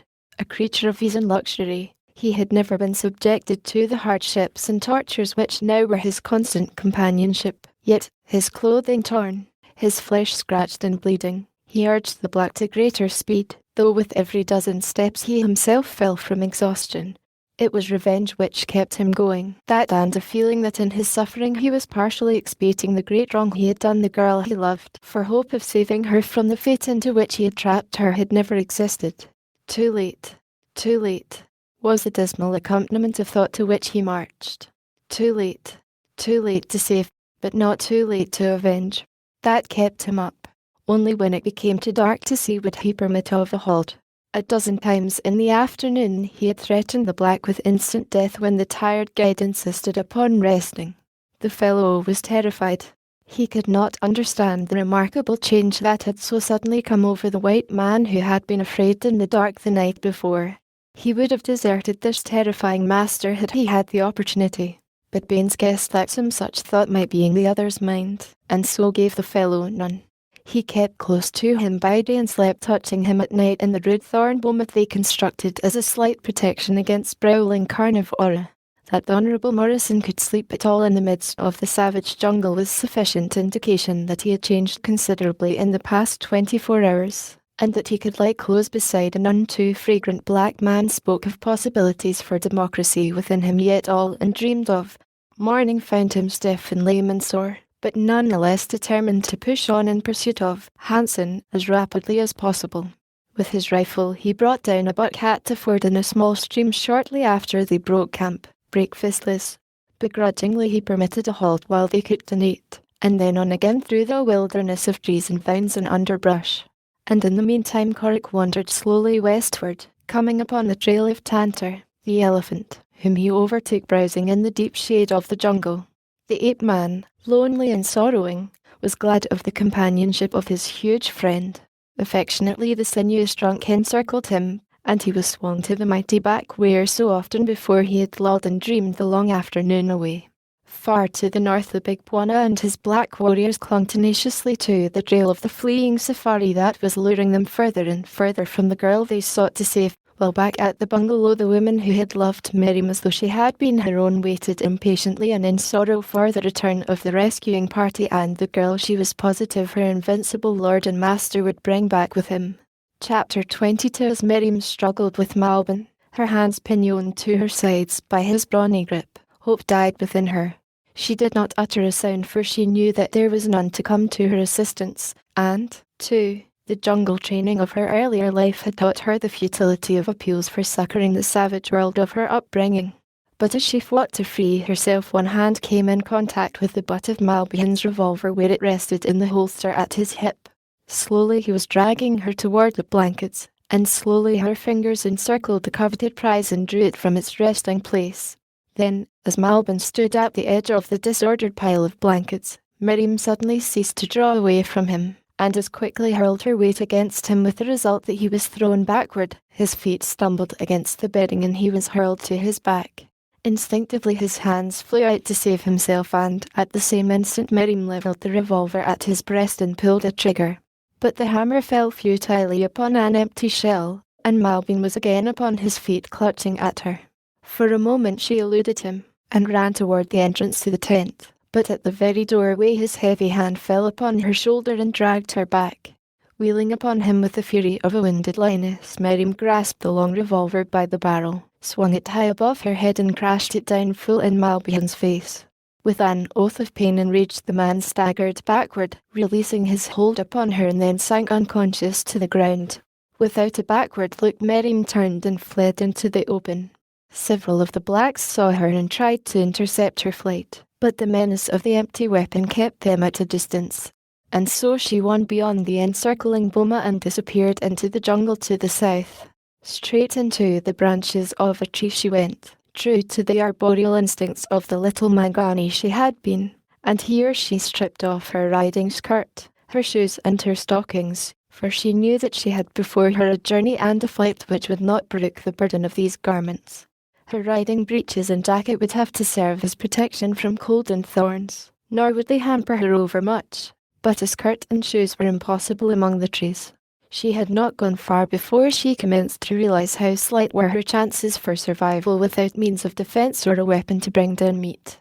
Why had she not thought to strip the cartridge belt from Malbian's waist before she had left his tent?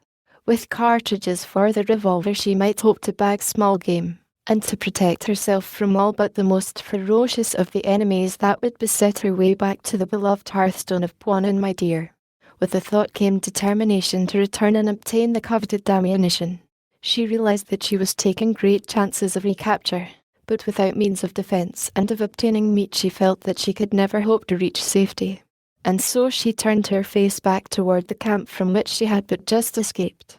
She thought Malbin dead, so terrific a blow had she dealt him, and she hoped to find an opportunity after dark to enter the camp and search his tent for the cartridge belt. But scarcely had she found a hiding place in a great tree at the edge of the boma where she could watch without danger of being discovered, when she saw the Swede emerge from his tent, wiping blood from his face, and hurling a volley of oaths and questions at his terrified followers. Shortly after the entire camp set forth in search of her, and when Miriam was positive that all were gone, she descended from her hiding place and ran quickly across the clearing to Malbian's tent. A hasty survey of the interior revealed no ammunition, but in one corner was a box in which were packed the Sweda's personal belongings that he had sent along by his headman to this westerly camp. Miriam seized the receptacle as the possible container of extra ammunition. Quickly she loosed the cords that held the canvas covering about the box, and a moment later had raised the lid and was rummaging through the heterogeneous accumulation of odds and ends within. There were letters and papers and cuttings from old newspapers, and among other things the photograph of a little girl upon the back of which was pasted a cutting from a Paris daily, a cutting that she could not read, yellowed and dimmed by age and handling, but something about the photograph of the little girl which was also reproduced in the newspaper cutting held her attention. Where had she seen that picture before? And then, quite suddenly, it came to her that this was a picture of herself as she had been years and years before. Where had it been taken? How had it come into the possession of this man? Why had it been reproduced in a newspaper? What was the story that the faded type told of it? Miriam was baffled by the puzzle that her search for ammunition had revealed. She stood gazing at the faded photograph for a time and then bethought herself of the ammunition for which she had come. Turning again to the box, she rummaged to the bottom, and there in a corner she came upon a little box of cartridges. A single glance assured her that they were intended for the weapon she had thrust inside the band of her riding breeches, and slipping them into her pocket she turned once more for an examination of the baffling likeness of herself that she held in her hand. As she stood thus in vain endeavour to fathom this inexplicable mystery, the sound of voices broke upon her ears. Instantly she was all alert. They were coming closer. A second later she recognized the lurid profanity of the Swede. Malbin, her persecutor, was returning. Miriam ran quickly to the opening of the tent and looked out. It was too late. She was fairly cornered. The white man and 3 of his black henchmen were coming straight across the clearing toward the tent. What was she to do? She slipped the photograph into her waist. Quickly she slipped a cartridge into each of the chambers of the revolver. Then she backed toward the end of the tent, keeping the entrance covered by her weapon. The man stopped outside, and Miriam could hear Malbin profanely issuing instructions. He was a long time about it, and while he talked in his bellowing, brutish voice, the girl sought some avenue of escape. Stooping, she raised the bottom of the canvas and looked beneath and beyond. There was no one in sight upon that side. Throwing herself upon her stomach, she ran beneath the tent wall just as Malbin, with a final word to his men, entered the tent. Miriam heard him cross the floor, and then she rose and, stooping low, ran to a native hut directly behind. Once inside this she turned and glanced back. There was no one in sight. She had not been seen. And now from Malbin's tent she heard a great cursing. The Swede had discovered the rifling of his box. He was shouting to his men, and as she heard them reply, Miriam darted from the hut and ran toward the edge of the boma furthest from Malbin's tent. Overhanging the boma at this point was a tree that had been too large, in the eyes of the rest-loving blacks, to cut down, so they had terminated the boma just short of it. Miriam was thankful for whatever circumstance had resulted in the leaving of the particular tree where it was, since it gave her the much-needed avenue of escape which she might not otherwise have had. From her hiding place she saw Malbin again enter the jungle, this time leaving a guard of 3 of his boys in the camp. He went toward the south, and after he had disappeared, Miriam skirted the outside of the enclosure and made her way to the river. Here lay the canoes that had been used in bringing the party from the opposite shore. They were unwieldy things for a lone girl to handle, but there was no other way and she must cross the river. The landing place was in full view of the guard at the camp. To risk the crossing under their eyes would have meant undoubted capture. Her only hope lay in waiting until darkness had fallen, unless some fortuitous circumstance should arise before.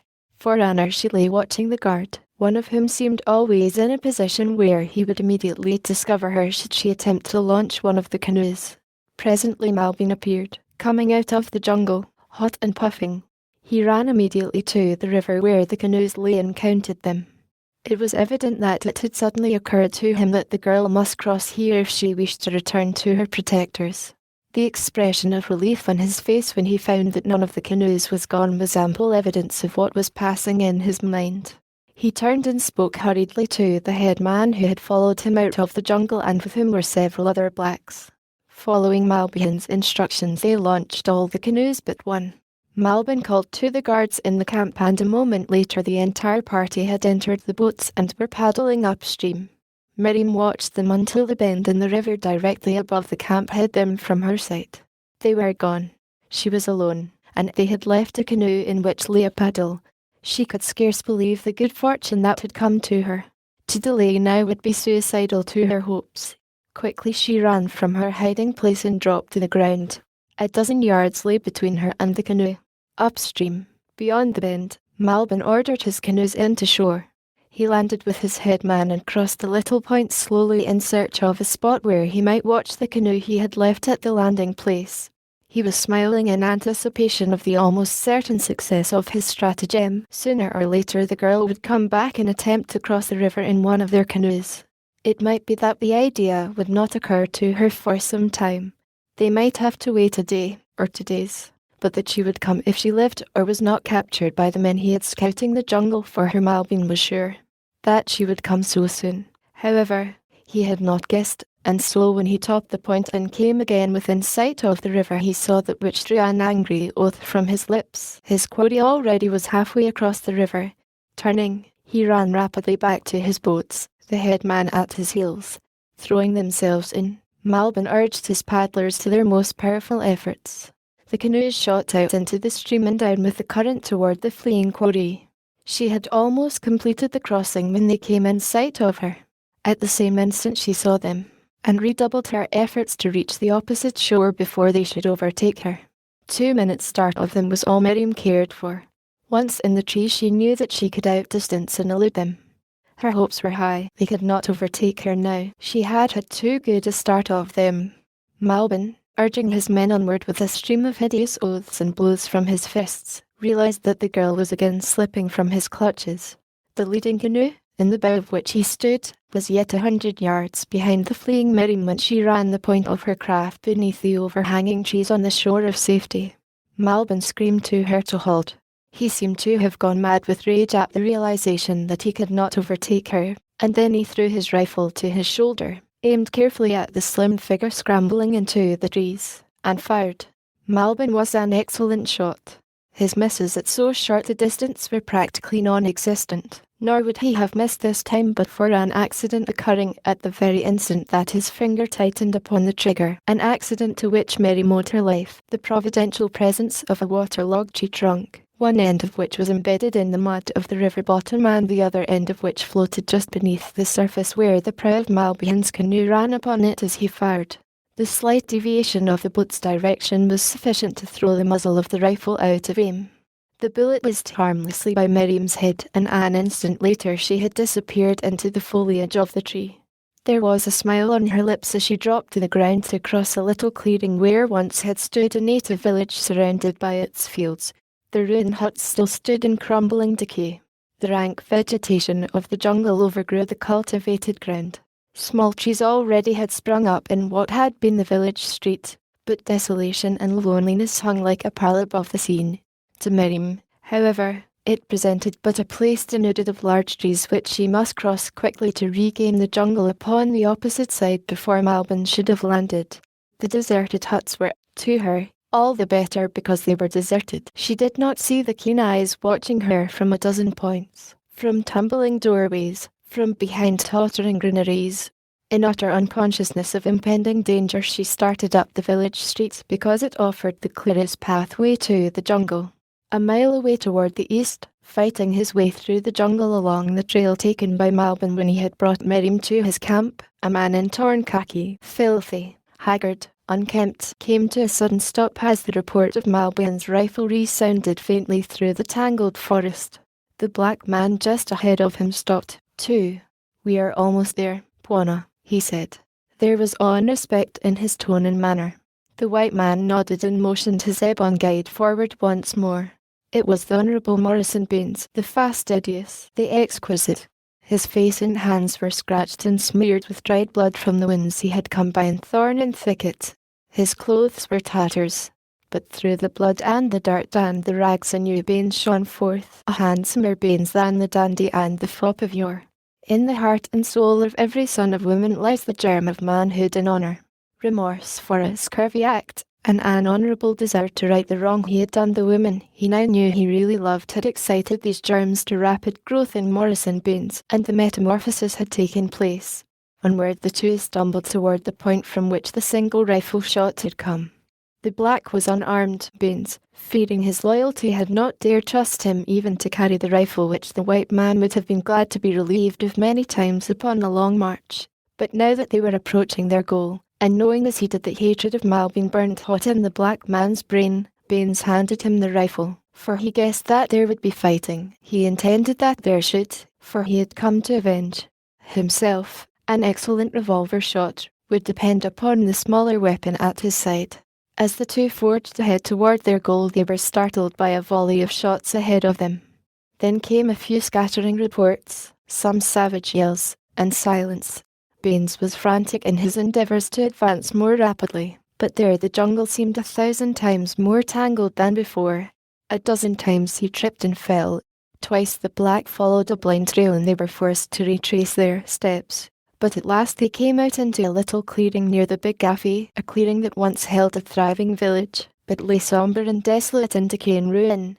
In the jungle vegetation that overgrew what had once been the main village street lay the body of a black man, pierced through the heart with a bullet, and still warm.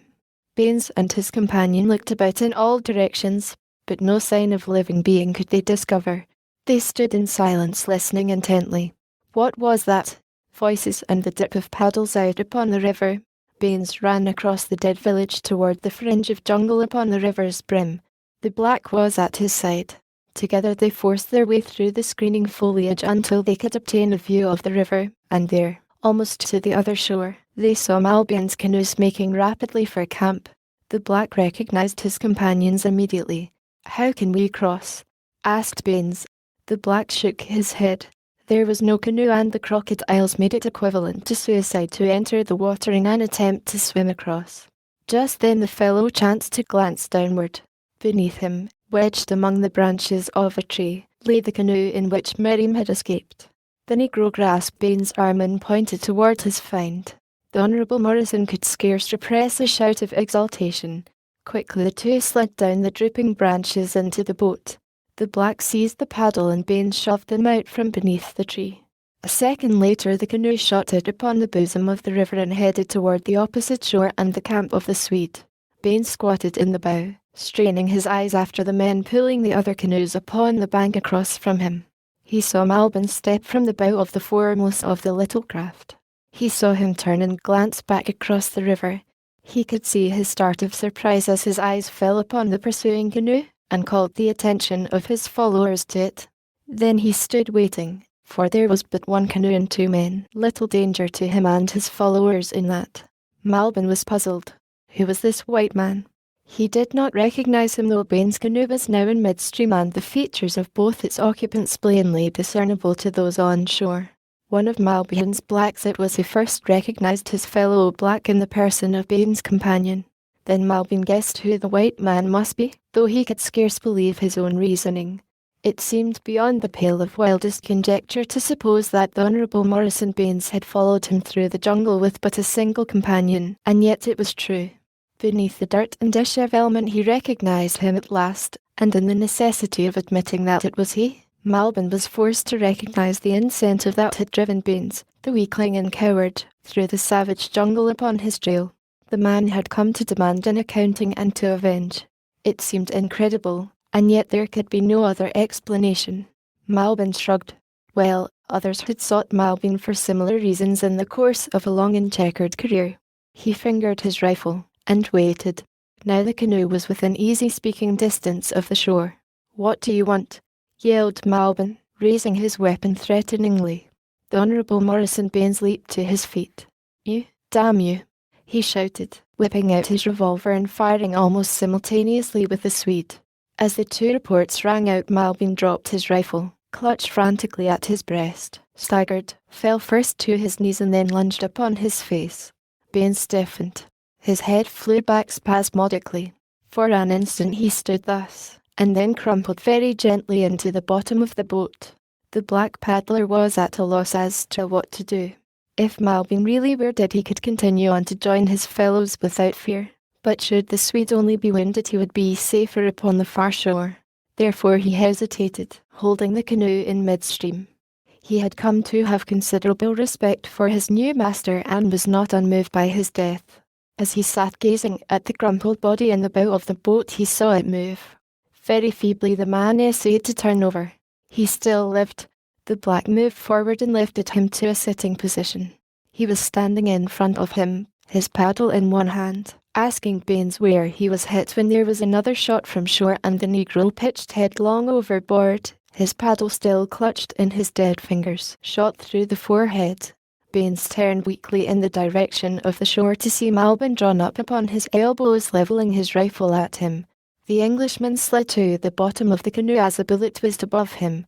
Malbin, sore hit, took longer in aiming, nor was his aim as sure as formerly. With difficulty Baines turned himself over on his belly and grasping his revolver in his right hand drew himself up until he could look over the edge of the canoe. Malbin saw him instantly and fired, but Baines did not flinch or duck. With painstaking care he aimed at the target upon the shore from which he now was drifting with the current.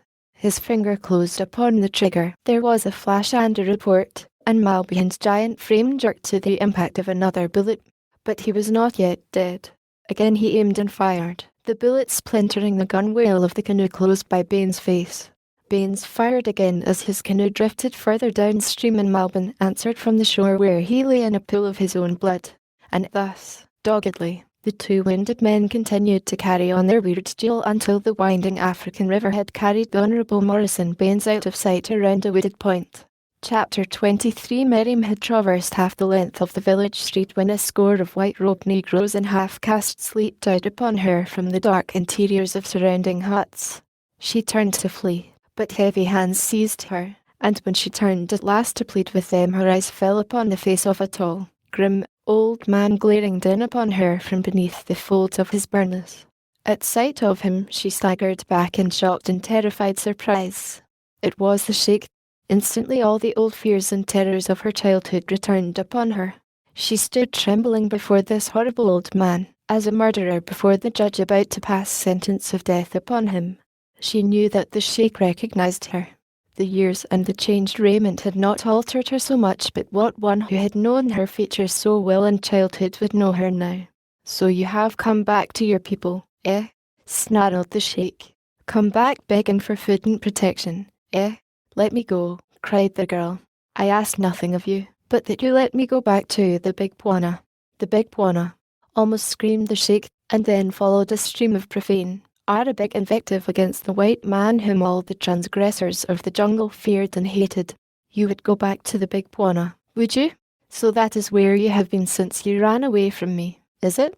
And who comes now across the river after you? The Big Bwana.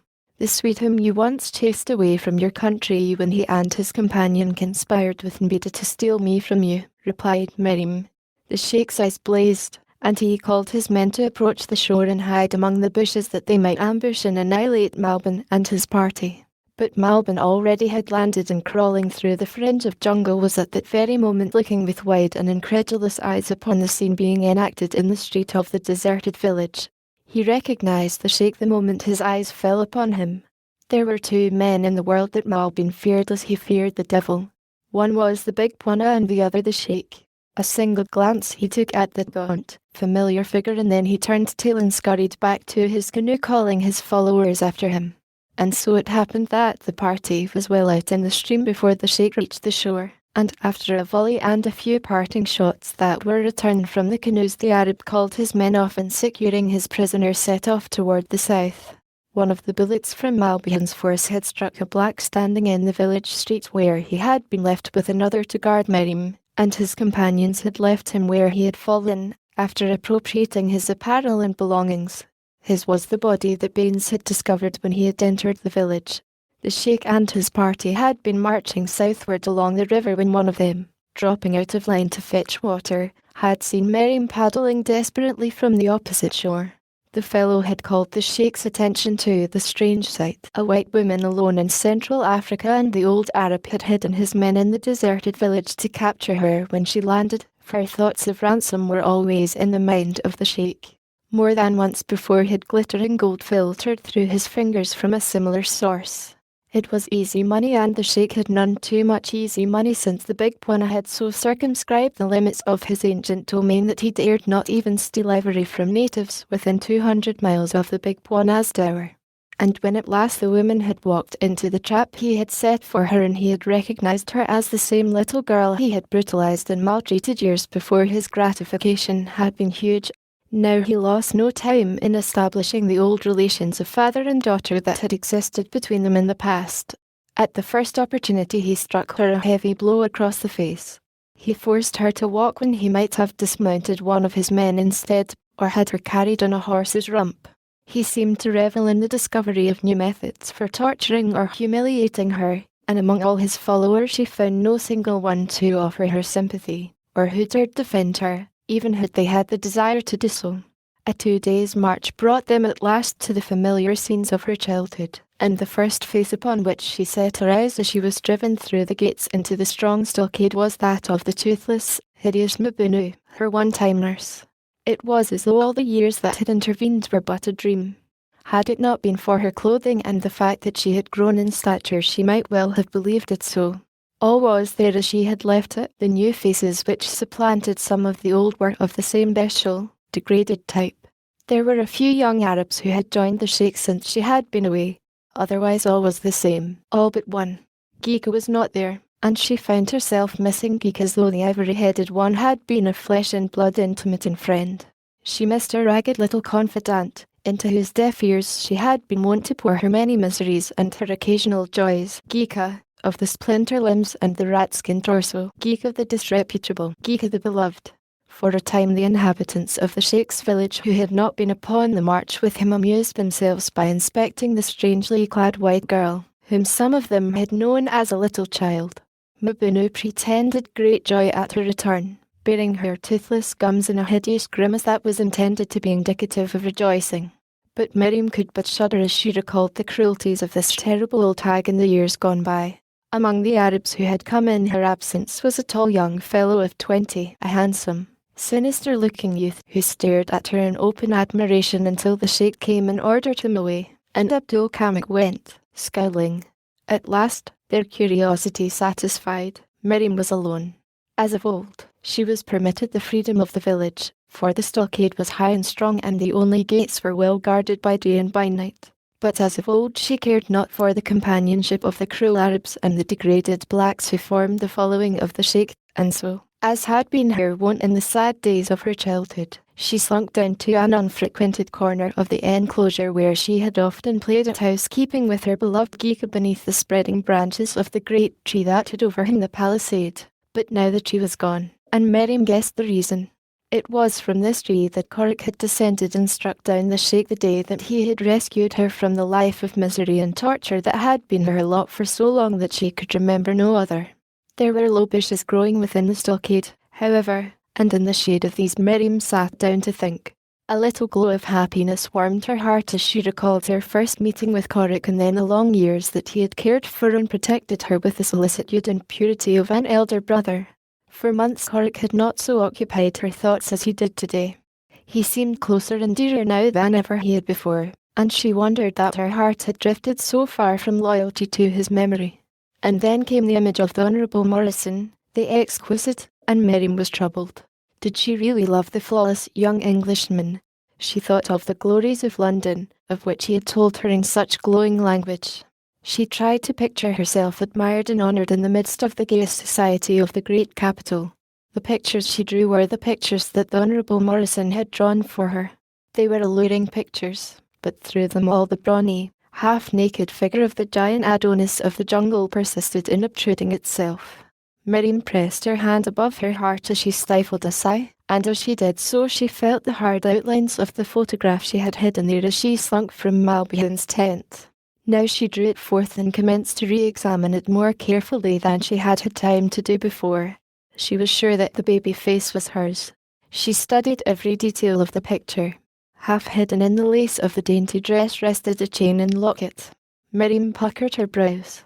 What tantalizing half-memories it awakened. Could this flower of evident civilization be the little Arab Miriam, daughter of the Sheikh? It was impossible, and yet that locket. Miriam knew it. She could not refute the conviction of her memory. She had seen that locket before and it had been hers. What strange mystery lay buried in her past? As she sat gazing at the picture she suddenly became aware that she was not alone, that someone was standing close behind her, someone who had approached her noiselessly. Guiltily she thrust the picture back into her waist. A hand fell upon her shoulder. She was sure that it was the Sheikh and she awaited in dumb terror the blow that she knew would follow. No blow came and she looked upward over her shoulder, into the eyes of Abdul Kamik, the young Arab. "I saw," he said, "the picture that you have just hidden. It is you when you were a child, a very young child. May I see it again?" Miriam drew away from him. "I will give it back," he said. "I have heard of you and I know that you have no love for the Sheikh, your father. Neither have I. I will not betray you. Let me see the picture." Friendless among cruel enemies, Miriam clutched at the straw that Abdul Kamik held out to her. Perhaps in him she might find the friend she needed. Anyway, he had seen the picture, and if he was not a friend he could tell the sheikh about it and it would be taken away from her. So she might as well grant his request in hope that he had spoken fairly, and would deal fairly. She drew the photograph from its hiding place and handed it to him. Abdul Kamik examined it carefully, comparing it, feature by feature, with the girl sitting on the ground looking up into his face. Slowly he nodded his head. "Yes," he said, "it is you. But where was it taken? How does it happen that the sheikh's daughter is clothed in the garments of the unbeliever?" "I do not know," replied Miriam. "I never saw the picture until a couple of days ago, when I found it in the tent of the Swede, Malbin." Abdul Kamik raised his eyebrows. He turned the picture over, and as his eyes fell upon the old newspaper cutting they went wide. He could read French, with difficulty, it is true, but he could read it. He had been to Paris. He had spent 6 months there with a troop of his desert fellows, upon exhibition, and he had improved his time, learning many of the customs, some of the language, and most of the vices of his conquerors. Now he put his learning to use. Slowly, laboriously he read the yellowed cutting. His eyes were no longer wide. Instead they narrowed to 2 slits of cunning. When he had done he looked at the girl. "You have read this?" he asked. "It is French," she replied, "and I do not read French." Abdul Kamik stood long in silence looking at the girl. She was very beautiful. He desired her, as had many other men who had seen her. At last he dropped to one knee beside her. A wonderful idea had sprung to Abdul Kamik's mind.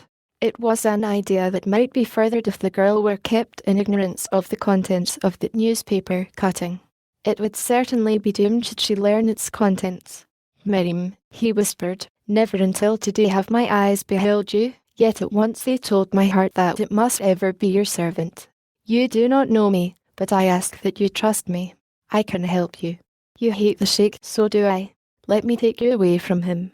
Come with me, and we will go back to the great desert where my father is a sheikh mightier than is yours. Will ye come?" Miriam sat in silence. She hated to wound the only one who had offered her protection and friendship, but she did not want Abdul Kamik's love. Deceived by her silence, the man seized her and strained her to him.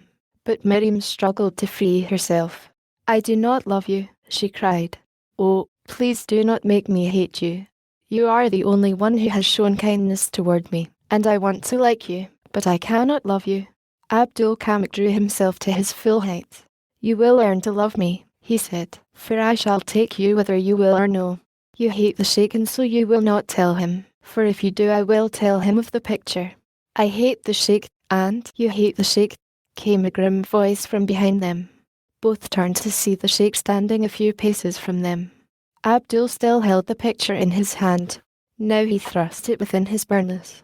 "Yes," he said, "I hate the sheikh," and as he spoke he sprang toward the older man, felled him with a blow and dashed on across the village to the line where his horse was picketed, saddled and ready, for Abdul Kamik had been about to ride forth to hunt when he had seen the stranger girl alone by the bushes. Leaping into the saddle, Abdul Kamik dashed for the village gates. The sheikh, momentarily stunned by the blow that had felled him, now staggered to his feet, shouting lustily to his followers to stop the escaped Arab. A dozen blacks leaped forward to intercept the horseman, only to be ridden down or brushed aside by the muzzle of Abdul Kamik's long musket, which he lashed from side to side about him as he spurred on toward the gate. But here he must surely be intercepted. Already the 2 blacks stationed there were pushing the unwieldy portals too. Up flew the barrel of the fugitive as weapon. With reins flying loose and his horse at a mad gallop, the son of the desert fired once, twice, and both the keepers of the gate dropped in their tracks. With the wild whoop of exultation, twirling his musket high above his head and turning in his saddle to laugh back into the faces of his pursuers, Abdul Kamik dashed out of the village of the sheikh and was swallowed up by the jungle. Foaming with rage, the sheikh ordered immediate pursuit, and then strode rapidly back to where Miriam sat huddled by the bushes where he had left her. "The picture," he cried. "What picture did the dog speak of? Where is it? Give it to me at once." "He took it," replied Miriam, dully. "What was it?" again demanded the sheikh, seizing the girl roughly by the hair and dragging her to her feet, where he shook her venomously. "What was it a picture of?" "Of me," said Miriam, "when I was a little girl. I stole it from Malbin, the Swede. It had printing on the back cut from an old newspaper." The sheikh went white with rage. "What said the printing?" he asked in a voice so low that she but barely caught his words. "I do not know. It was in French and I cannot read French." The sheikh seemed relieved. He almost smiled, nor did he again strike Miriam before he turned and strode away with the parting admonition that she speak never again to any other than Mabunu and himself. And along the caravan trail galloped Abdul Kamak toward the north. As his canoe drifted out of sight and range of the wounded Swede, the Honourable Morrison sank weakly to its bottom, where he lay for long hours in partial stupor. It was night before he fully regained consciousness, and then he lay for a long time looking up at the stars and trying to recollect where he was, what accounted for the gently rocking motion of the thing upon which he lay, and why the position of the stars changed so rapidly and miraculously. For a while he thought he was dreaming, but when he would have moved to shake sleep from him, the pain of his wound recalled to him the events that had led up to his present position. Then it was that he realized that he was floating down a great African river in a native canoe, alone, wounded, and lost. Painfully he dragged himself to a sitting position. He noticed that the wind pained him less than he had imagined it would. He felt of it gingerly. It had ceased to bleed. Possibly it was but a flesh wound after all, and nothing serious. If it totally incapacitated him even for a few days, it would mean death, for by that time he would be too weakened by hunger and pain to provide food for himself. From his own troubles his mind turned to Miriam's. That she had been with the Swede at the time he had attempted to reach the fellow's camp he naturally believed, but he wondered what would become of her now. Even if Hansen died of his wounds, would Miriam be any better off? She was in the power of equally villainous men, brutal savages of the lowest order. Baines buried his face in his hands and rocked back and forth as the hideous picture of her fate burned itself into his consciousness. And it was he who had brought this fate upon her. His wicked desire had snatched a pure and innocent girl from the protection of those who loved her to hurl her into the clutches of the bestial Swede and his outcast following. And not until it had become too late had he realized the magnitude of the crime he himself had planned and contemplated. Not until it had become too late had he realized that greater than his desire, greater than his lust, greater than any passion he had ever felt before was the newborn love that burned within his breast for the girl he would have ruined. The Honourable Morrison Baines did not fully realize the change that had taken place within him. Had one suggested that he ever had been aught than the soul of honour and chivalry, he would have taken umbrage forthwith. He knew that he had done a vile thing when he had plotted to carry Miriam away to London, yet he excused it on the ground of his great passion for the girl having temporarily warped his moral standards by the intensity of its heat. But, as a matter of fact, a new Baines had been born. Never again could this man be bent to dishonour by the intensity of a desire. His moral fibre had been strengthened by the mental suffering he had endured. His mind and his soul had been purged by sorrow and remorse. His one thought now was to atone, win to Miriam's side and lay down his life, if necessary, in her protection. His eyes sought the length of the canoe in search of the paddle, for a determination had galvanized him to immediate action despite his weakness and his wound. But the paddle was gone. He turned his eyes toward the shore. Dimly through the darkness of a moonless night he saw the awful blackness of the jungle, yet it touched no responsive chord of terror within him now as it had done in the past. He did not even wonder that he was unafraid, for his mind was entirely occupied with thoughts of another's danger. Drawing himself to his knees, he leaned over the edge of the canoe and commenced to paddle vigorously with his open palm. Though it tired and hurt him, he kept assiduously at his self-imposed labour for hours. Little by little the drifting canoe moved nearer and nearer the shore. The Honourable Morrison could hear a lion roaring directly opposite him and so close that he felt he must be almost to the shore. He drew his rifle closer to his side, but he did not cease to paddle. After what seemed to the tired man an eternity of time, he felt the brush of branches against the canoe and heard the swirl of the water about them. A moment later he reached out and clutched Tillyphelim. Again the lion roared, very near it seemed now, and Baines wondered if the brute could have been following along the shore waiting for him to land. He tested the strength of the limb to which he clung. It seemed strong enough to support a dozen men. Then he reached down and lifted his rifle from the bottom of the canoe, slipping the sling over his shoulder. Again he tested the branch, and then reaching upward as far as he could for a safe hold, he drew himself painfully and slowly upward until his feet swung clear of the canoe, which, released, floated silently from beneath him to be lost forever in the blackness of the dark shadows downstream. He had burned his bridges behind him. He must either climb aloft or drop back into the river, but there had been no other way. He struggled to raise one leg over the limb, but found himself scarce equal to the effort, for he was very weak. For a time he hung there, feeling his strength ebbing. He knew that he must gain the branch above at once or it would be too late. Suddenly the lion roared almost in his ear. Baines glanced up. He saw two spots of flame a short distance from and above him. The lion was standing on the bank of the river glaring at him, and waiting for him. Well, thought the Honourable Morrison, let him wait. Lions can't climb trees, and if I get into this one I shall be safe enough from him. The young Englishman's feet hung almost to the surface of the water, closer than he knew, for all was pitch dark below as above him. Presently he heard a slight commotion in the river beneath him and something banged against one of his feet, followed almost instantly by a sound that he felt he could not have mistaken, the click of great jaws snapping together. "By George!" exclaimed the Honourable Morrison, aloud. "The beggar nearly got me," and immediately he struggled again to climb higher and to comparative safety, but with the final effort he knew that it was futile. Hope that had survived persistently until now began to wane. He felt his tired, numbed fingers slipping from their hold. He was dropping back into the river, into the jaws of the frightful death that awaited him there. And then he heard the leaves above him rustle to the movement of a creature among them. The branch to which he clung bent beneath an added weight, and no light weight, from the way it sagged. But still Baines clung desperately. He would not give up voluntarily either to the death above or the death below. He felt a soft, warm pad upon the fingers of one of his hands where they circled the branch to which he clung, and then something reached down out of the blackness above and dragged him up among the branches of the tree. Chapter 24. Sometimes lolling upon Tantor's back, sometimes roaming the jungle in solitude, Corrick made his way slowly toward the west and south. He made but a few miles a day, for he had a whole lifetime before him and no place in particular to go. Possibly he would have moved more rapidly but for the thought which continually haunted him that each mile he traversed carried him further and further away from Merim, no longer his Merim, as of yore, it is true, but still as dear to him as ever.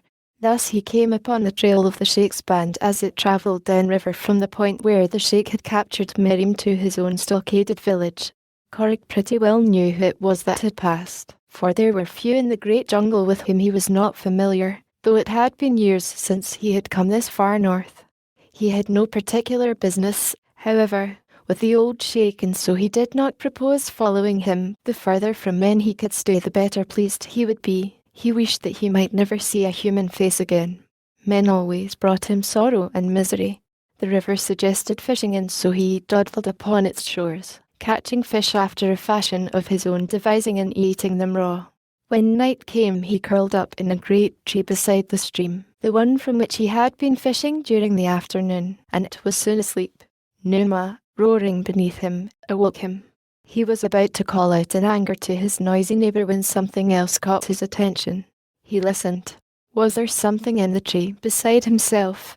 Yes, he heard the noise of something below him trying to clamber upward. Presently he heard the click of a crocodile's jaws in the waters beneath, and then, low but distinct, "By George! The beggar nearly got me." The voice was familiar. Corrick glanced downward toward the speaker. Outlined against the faint luminosity of the water he saw the figure of a man clinging to a lower branch of the tree. Silently and swiftly the ape-man clambered downward. He felt a hand beneath his foot. He reached down and clutched the figure beneath him and dragged it up among the branches. It struggled weakly and struck at him, but Corrick paid no more attention than Tantor to an ant. He lugged his burden to the higher safety and greater comfort of a broad crotch, and there he propped it in a sitting position against the bole of the tree. Numa still was roaring beneath them, doubtless in anger that he had been robbed of his prey. Corrick shouted down at him, calling him, in the language of the great apes, "Old Green-Eyed Eater of Carrion, brother of Dango, the hyena, and other choice appellations of jungle opprobrium. The Honourable Morrison Baines, listening, felt assured that a gorilla had seized upon him. He felt for his revolver, and as he was drawing it stealthily from its holster, a voice asked in perfectly good English, "Who are you?" Baines started so that he nearly fell from the branch. "My God!" he exclaimed. "Are you a man?"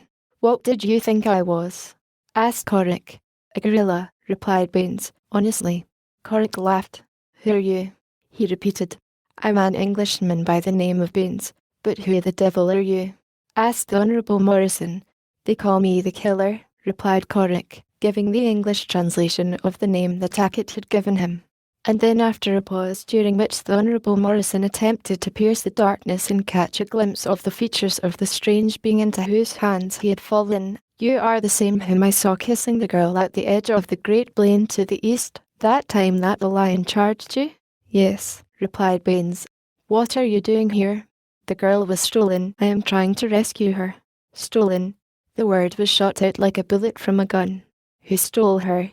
"The Swede trader, Hansen," replied Baines. "Where is he?" Baines related to Corrick all that had transpired since he had come upon Hansen's camp. Before he was done, the first grey dawn had relieved the darkness. Corrick made the Englishman comfortable in the tree. He filled his canteen from the river and fetched him fruits to eat.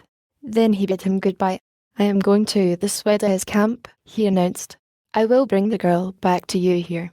"I shall go, too, then," insisted Baines. "It is my right and my duty, for she was to have become my wife." Corrick winced. "You're wounded. You could not make the trip," he said. "I can go much faster alone." "Go, then," replied Baines, "but I shall follow." "It is my right and duty." "As you will," replied Corrick, with a shrug. If the man wanted to be killed, it was none of his affair. He wanted to kill him himself, but for Miriam's sake he would not. If she loved him, then he must do what he could to preserve him, but he could not prevent his following him, more than to advise him against it, and this he did, earnestly. And so Corrick set out rapidly toward the north, and limping slowly and painfully along, soon far to the rear, came the tired and wounded Baines. Corrick had reached the river bank opposite Malbon's camp before Baines had covered 2 miles. Late in the afternoon, the Englishman was still plodding wearily along, forced to stop often for rest when he heard the sound of the galloping feet of a horse behind him. Instinctively he drew into the concealing foliage of the underbrush, and a moment later a white-robed Arab dashed by. Baines did not hail the rider.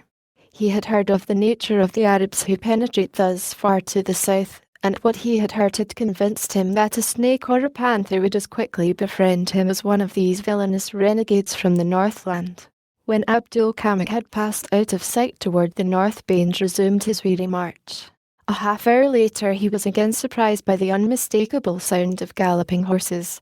This time there were many. Once more he sought a hiding place, but it chanced that he was crossing a clearing which offered little opportunity for concealment. He broke into a slow trot, the best that he could do in his weakened condition, but it did not suffice to carry him to safety, and before he reached the opposite side of the clearing a band of white-robed horsemen dashed into view behind him. At sight of him they shouted in Arabic, which, of course, he could not understand, and then they closed about him, threatening and angry. Their questions were unintelligible to him, and no more could they interpret his English. At last, evidently out of patience, the leader ordered 2 of his men to seize him, which they lost no time in doing. They disarmed him and ordered him to climb to the rump of one of the horses, and then the 2 who had been detailed to guard him turned and rode back toward the south, while the others continued their pursuit of Abdul Kamak. As Corrick came out upon the bank of the river across from which he could see the camp of Malbon, he was at a loss as to how he was to cross. He could see men moving about among the huts inside the boma. Evidently Hansen was still there. Corrick did not know the true identity of Miriam's abductor. How was he to cross? Not even he would dare the perils of the river, almost certain death. For a moment he thought, then wheeled and sped away into the jungle, uttering a peculiar cry, shrill and piercing. Now and again he would halt to listen as though for an answer to his weird call, then on again, deeper and deeper into the wood. At last his listening ears were rewarded by the sound they craved, the trumpeting of a bull elephant, and a few moments later Corrick broke through the trees into the presence of Danter. standing with upraised trunk, waving his great ears. "Quick, Tantor!" shouted the ape-man, and the beast swung him to his head. "Hurry!" And the mighty pachyderm lumbered off through the jungle, guided by kicking of naked heels against the sides of his head. Toward the northwest Korik guided his huge mount, until they came out upon the river a mile or more above the Swedes camp, at a point where Korik knew that there was an elephant ford. Never pausing, the ape-man urged the beast into the river, and with trunk held high, Tantor forged steadily toward the opposite bank. Once an unwary crocodile attacked him, but the sinews trunk dove beneath the surface and, grasping the amphibian about the middle, dragged it to light and hurled it 100 feet downstream. And so, in safety, they made the opposite shore, Korik perched high and dry above the turgid flood. Then back toward the south Tantor moved, steadily, relentlessly, and with a swinging gait which took no heed of any obstacle other than the larger jungle trees. At times Korik was forced to abandon the broadhead and take to the trees above, so close the branches raked the back of the elephant. But at last they came to the edge of the clearing where lay the camp of their renegade Swede, nor even then did they hesitate or halt. The gate lay upon the east side of the camp, facing the river. Tantor and Korik approached from the north. There was no gate there, but what cared Tantor or Korik for gates? At a word from the ape-man, and raising his tender trunk high above the thorns, Tantor breasted the boma, walking through it as though it had not existed. A dozen blacks squatted before their huts, looked up at the noise of his approach. With sudden howls of terror and amazement they leaped to their feet and fled for the open gates. Tantor would have pursued. He hated man, and he thought that Korik had come to hunt these. But the ape-man held him back, guiding him toward a large canvas tent that rose in the center of the clearing. There should be the girl and her abductor. Malbin lay in a hammock beneath canopy before his tent. His wounds were painful and he had lost much blood. He was very weak. He looked up in surprise as he heard the screams of his men and saw them running toward the gate. And then from around the corner of his tent loomed a huge bulk, and Tantor, the great tusker, towered above him. Malbin's boy, feeling neither affection nor loyalty for his master, broken ran at the first glimpse of the beast, and Malbin was left alone and helpless. The elephant stopped a couple of paces from the wounded man's hammock. Malbin cowered, moaning. He was too weak to escape. He could only lie there with staring eyes gazing in horror into the blood-rimmed, angry little orbs fixed upon him, and await his death. Then, to his astonishment, a man slid to the ground from the elephant's back. Almost at once Malbin recognized the strange figure as that of the creature who consorted with apes and baboons, the white warrior of the jungle who had freed the king baboon and led the whole angry horde of hated devils upon him and Jensen. Malbin cowered still lower. "Where is the girl?" demanded Korik, in English. "What girl?" asked Malbin. "There is no girl here, only the women of my boys." "Is it one of them you want?" "The white girl," replied Korik. "Do not lie to me. You lured her from her friends. You have her." "Where is she?" "It was not I," cried Malbin. "It was an Englishman who hired me to steal her. He wished to take her to London with him. She was willing to go. His name is Baines. Go to him, if you want to know where the girl is." "I have just come from him," said Korik. "He sent me to you. The girl is not with him. Now stop your lying and tell me the truth. Where is she?" Korik took a threatening step toward the Swede. Malbin shrank from the anger in the other's face. "I will tell you," he cried. "Do not harm me and I will tell you all that I know. I had the girl here, but it was Baines who persuaded her to leave her friends. He had promised to marry her. He does not know who she is, but I do, and I know that there is a great reward for whoever takes her back to her people. It was the only reward I wanted. But she escaped and crossed the river in one of my canoes. I followed her, but the sheikh was there, God knows how, and he captured her and attacked me and drove me back. Then came Baines, angry because he had lost the girl, and shot me. If you want her, go to the sheikh and ask him for her. She has passed as his daughter since childhood." "She is not the sheikh's daughter?" asked Korik. "She is not," replied Malbin. "Who is she then?" asked Korik. Here Malbin saw his chance. Possibly he could make use of his knowledge after all. It might even buy back his life for him. He was not so credulous as to believe that this savage ape-man would have any compunctions about slaying him. "When you find her I will tell you," he said, "if you will promise to spare my life and divide the reward with me. If you kill me you will never know, for only the sheikh knows and he will never tell. The girl herself is ignorant of her origin. If you have told me the truth I will spare you," said Korik. "I shall go now to the sheikh's village, and if the girl is not there I shall return and slay you. As for the other information you have, if the girl wants it when we have found her we will find a way to purchase it from you." The look in the killer's eyes and his emphasis of the word purchase were none too reassuring to Malbin. Evidently, unless he found means to escape, this devil would have both his secret and his life before he was done with him. He wished he would be gone and take his evil-eyed companion away with him. The swaying bulk towering high above him, and the ugly little eyes of the elephant watching his every move made Malbin nervous. Korik stepped into the Swedi's tent to assure himself that Miriam was not hid there. As he disappeared from view, Tantor, his eye still fixed upon Malbin, took a step nearer the man. An elephant's eyesight is none too good, but the great tusker evidently had harboured suspicions of this yellow-bearded white man from the first. Now he advanced his snake-like trunk toward the Swede, who shrank still deeper into his hammock. The sensitive member felt and smelled back and forth along the body of the terrified Malbin. Tantor uttered a low, rumbling sound. His little eyes blazed. At last he had recognized the creature who had killed his mate long years before. Tantor, the elephant, never forgets and never forgives.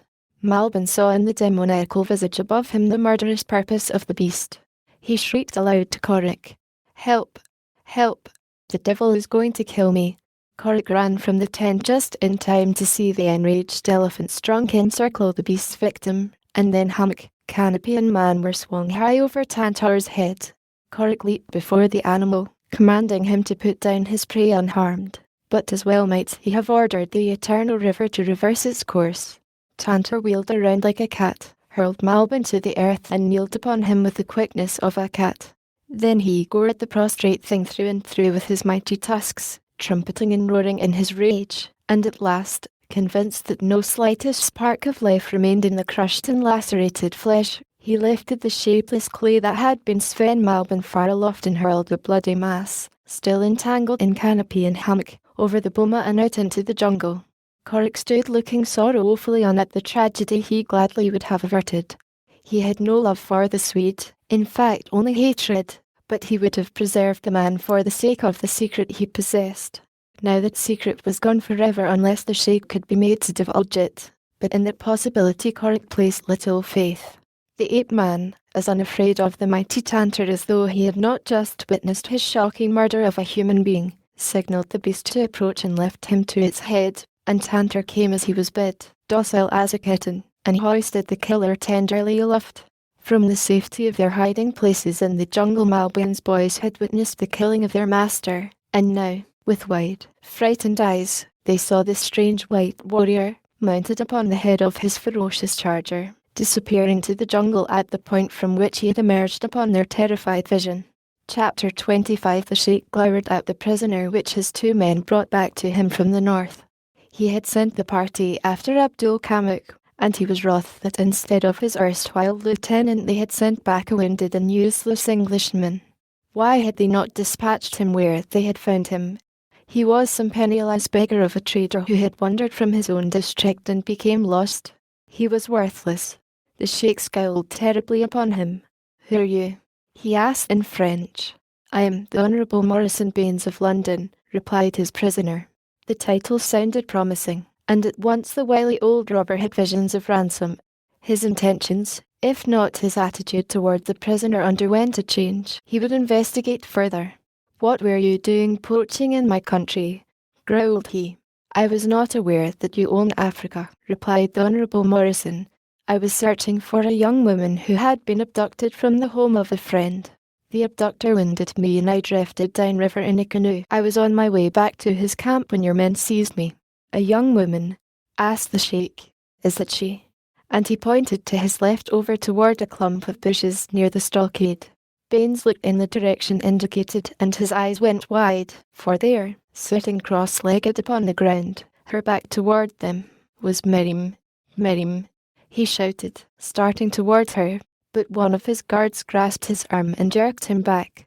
The girl leaped to her feet and turned toward him as she heard her name. "Morrison," she cried. "Be still, and stay where you are," snapped the sheikh, and then to Baines. "So you are the dog of a Christian who stole my daughter from me." "Your daughter," ejaculated Baines. "She is your daughter." "She is my daughter," growled the Arab, "and she is not for any unbeliever. You have earned death, Englishman, but if you can pay for your life I will give it to you." Baines' eyes were still wide at the unexpected sight of Miriam here in the camp of the Arab when he had thought her in Hanson's power. What had happened? How had she escaped the Swede? Had the Arab taken her by force from him, or had she escaped and come voluntarily back to the protection of the man who called her daughter? He would have given much for a word with her. If she was safe here he might only harm her by antagonizing the Arab in an attempt to take her away and return her to her English friends. No longer did the Honourable Morrison harbour thoughts of luring the girl to London. "Well?" asked the sheikh. "Oh," exclaimed Baines, "I beg your pardon, I was thinking of something else." "Why yes, of course, glad to pay, I'm sure. How much do you think I'm worth?" The sheikh named a sum that was rather less exorbitant than the Honourable Morrison had anticipated. The latter nodded his head in token of his entire willingness to pay. He would have promised a sum far beyond his resources just as readily, for he had no intention of paying anything. His one reason for seeming to comply with the sheikh's demands was that the wait for the coming of the ransom money would give him the time and the opportunity to free Miriam if he found that she wished to be freed. The Arab's statement that he was her father naturally raised the question in the Honourable Morrison's mind as to precisely what the girl's attitude toward escape might be. It seemed, of course, preposterous that this fair and beautiful young woman should prefer to remain in the filthy dower of an illiterate old Arab rather than return to the comforts, luxuries, and congenial associations of the hospitable African bungalow from which the Honourable Morrison had trekked her. The man flushed at the thought of his duplicity which these recollections aroused, thoughts which were interrupted by the sheikh, who instructed the Honourable Morrison to write a letter to the British consul at Algiers, dictating the exact phraseology of it with a fluency that indicated to his captive that this was not the first time the old rascal had had occasion to negotiate with English relatives for the ransom of a kinsman. Baines demurred when he saw that the letter was addressed to the consul at Algiers, saying that it would require the better part of a year to get the money back to him. But the sheikh would not listen to Baines' plan to send a messenger directly to the nearest coast town, and from there communicate with the nearest cable station, sending the Honourable Morrison's request for funds straight to his own solicitors. No, the sheikh was cautious and wary. He knew his own plan had worked well in the past. In the other were too many untried elements. He was in no hurry for the money. He could wait a year, or 2 years if necessary, but it should not require over 6 months. He turned to one of the Arabs who had been standing behind him and gave the fellow instructions in relation to the prisoner. Baines could not understand the words, spoken in Arabic, but the jerk of the thumb toward him showed that he was the subject of conversation. The Arab addressed by the sheikh bowed to his master and beckoned Baines to follow him. The Englishman looked toward the sheikh for confirmation. The latter nodded impatiently, and the Honourable Morrison rose and followed his guide toward a native hut which lay close beside one of the outside goatskin tents. In the dark, stifling interior his guard led him, then stepped to the doorway and called to a couple of black boys squatting before their own huts. They came promptly and in accordance with the Arab's instructions bound Baines' wrists and ankles securely. The Englishman objected strenuously, but as neither the blacks nor the Arab could understand a word he said, his pleas were wasted. Having bound him, they left the hut. The Honourable Morrison lay for a long time contemplating the frightful future which awaited him during the long months which must intervene before his friends learned of his predicament and could get succour to him. Now he hoped that they would send the ransom. He would gladly pay all that he was worth to be out of this hole. At first it had been his intention to cable his solicitors to send no money but to communicate with the British West African authorities and have an expedition sent to his aid. His patrician nose wrinkled in disgust as his nostrils were assailed by the awful stench of the hut. The nasty grasses upon which he lay exuded the effluvium of sweaty bodies, of decayed animal matter and of offal. But worse was yet to come. He had lain in the uncomfortable position in which they had thrown him but for a few minutes when he became distinctly conscious of an acute itching sensation upon his hands, his neck and scalp. He wriggled to a sitting posture, horrified and disgusted.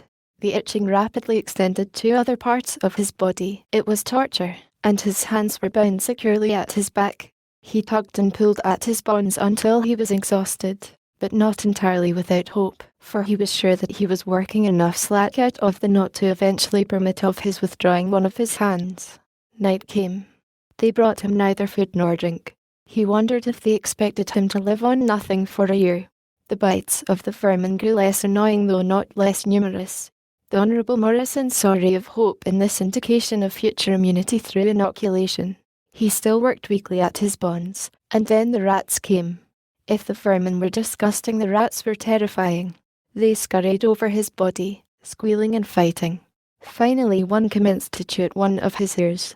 With an oath, the Honourable Morrison struggled to a sitting posture. The rats retreated. He worked his legs beneath him and came to his knees, and then, by superhuman effort, rose to his feet.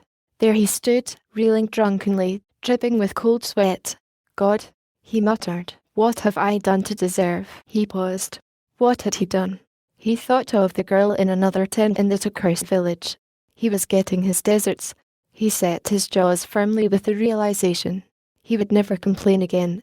At that moment he became aware of voices raised angrily in the goatskin tent close beside the hut in which he lay. One of them was a woman's. Could it be Miriam's?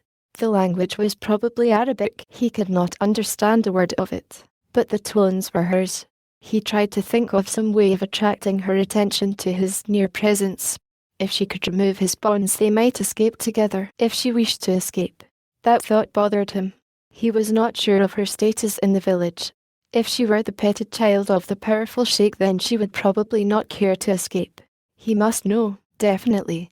At the bungalow he had often heard Miriam sing God Save the King, as Mahdir accompanied her on the piano. Raising his voice he now hummed a tune. Immediately he heard Miriam's voice from the tent. She spoke rapidly. Goodbye, Morrison, she cried. If God is good I shall be dead before morning, for if I still live I shall be worse than dead after tonight. Then he heard an angry exclamation in a man's voice, followed by the sounds of a scuffle. Baines went white with horror.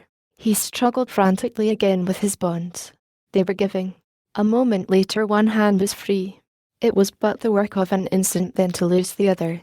Stooping, he untied the rope from his ankles. Then he straightened and started for the hut doorway, bent on reaching Miriam's side. As he stepped out into the night, the figure of a huge black rose and barred his progress. When speed was required of him, Corrick depended upon no other muscles than his own, and so it was that the moment Tantor had landed him safely upon the same side of the river as lay the village of the Sheikh, the ape-man deserted his bulky comrade and took to the trees in a rapid race toward the south and the spot where the Swede had told him Miriam might be. It was dark when he came to the palisade, strengthened considerably since the day that he had rescued Miriam from her pitiful life within its cruel confines. No longer did the giant tree spread its branches above the wooden rampart, but ordinary man-made defences were scarce considered obstacles by Corrick. Loosening the rope at his waist, he tossed the noose over one of the sharpened posts that composed the palisade. A moment later his eyes were above the level of the obstacle, taking in all within their range beyond. There was no one in sight close by, and Corrick drew himself to the top and dropped lightly to the ground within the enclosure. Then he commenced his stealthy search of the village. First toward the Arab tents he made his way, sniffing and listening. He passed behind them, searching for some sign of Miriam. Not even the wild Arab curs heard his passage, so silently he went, a shadow passing through shadows. The odour of tobacco told him that the Arabs were smoking before their tents. The sound of laughter fell upon his ears, and then from the opposite side of the village came the notes of a once familiar tune. God Save the King. Corrick halted in perplexity. Who might it be? The tones were those of a man. He recalled the young Englishman he had left on the river trail and who had disappeared before he returned. A moment later there came to him a woman's voice in reply. It was Miriam's, and the killer, quickened into action, slunk rapidly in the direction of these two voices. The evening meal over, Miriam had gone to her pallet in the women's quarters of the Sheikh's tent. A little corner screened off in the rear by a couple of priceless Persian rugs to form a partition. In these quarters she had dwelt with Mabunu alone, for the sheikh had no wives. Nor were conditions altered now after the years of her absence. She and Mabunu were alone in the women's quarters. Presently the sheikh came and parted the rugs. He glared through the dim light of the interior. "Miriam," he called, "come hither." The girl arose and came into the front of the tent. There the light of a fire illuminated the interior. She saw Ali Ben Kadin, the sheikh's half-brother, squatted upon a rug, smoking. The sheikh was standing. The sheikh and Ali Ben Kadin had had the same father, but Ali Ben Kadin's mother had been a slave, a West Coast negress. Ali Ben Kadin was old and hideous and almost black. His nose and part of one cheek were eaten away by disease. He looked up and grinned as Miriam entered. The sheikh jerked his thumb toward Ali Ben Kadin and addressed Miriam. "I am getting old," he said. "I shall not live much longer. Therefore I have given you to Ali Ben Kadin, my brother." That was all. Ali Ben Kadin rose and came toward her. Miriam shrank back, horrified. The man seized her wrist. "Come," he commanded, and dragged her from the sheikh's tent and to his own. After they had gone the sheikh chuckled. "When I send her north in a few months," he soliloquized, "they will know the reward for slaying the son of the sister of Amr Ben Gitter." And in Ali Ben Kadin's tent Miriam pleaded and threatened, but all to no avail. The hideous old half-caste spoke soft words at first, but when Miriam loosed upon him the vials of her horror and loathing he became enraged, and rushing upon her seized her in his arms. Twice she tore away from him, and in one of the intervals during which she managed to elude him she heard Bain's voice humming the tune that she knew was meant for her ears. At her reply Ali Ben Kadin rushed upon her once again. This time he dragged her back into the rear apartment of his tent where three negresses looked up in stolid indifference to the tragedy being enacted before them. As the Honourable Morrison saw his way blocked by the huge frame of the giant black, his disappointment and rage filled him with a bestial fury that transformed him into a savage beast. With an oath he leaped upon the man before him, the momentum of his body hurling the black to the ground. There they fought, the black to draw his knife, the white to choke the life from the black. Bain's finger shut off the cry for help that the other would have been glad to voice. But presently the Negro succeeded in drawing his weapon, and an instant later Baines felt the sharp steel in his shoulder. Again and again the weapon fell. The white man removed one hand from its choking grip upon the black throat. He felt around upon the ground beside him searching for some missile, and at last his fingers touched a stone and closed upon it. Raising it above his antagonist's head, the Honourable Morrison drove home a terrific blow. Instantly the black relaxed, stunned. Twice more Baines struck him.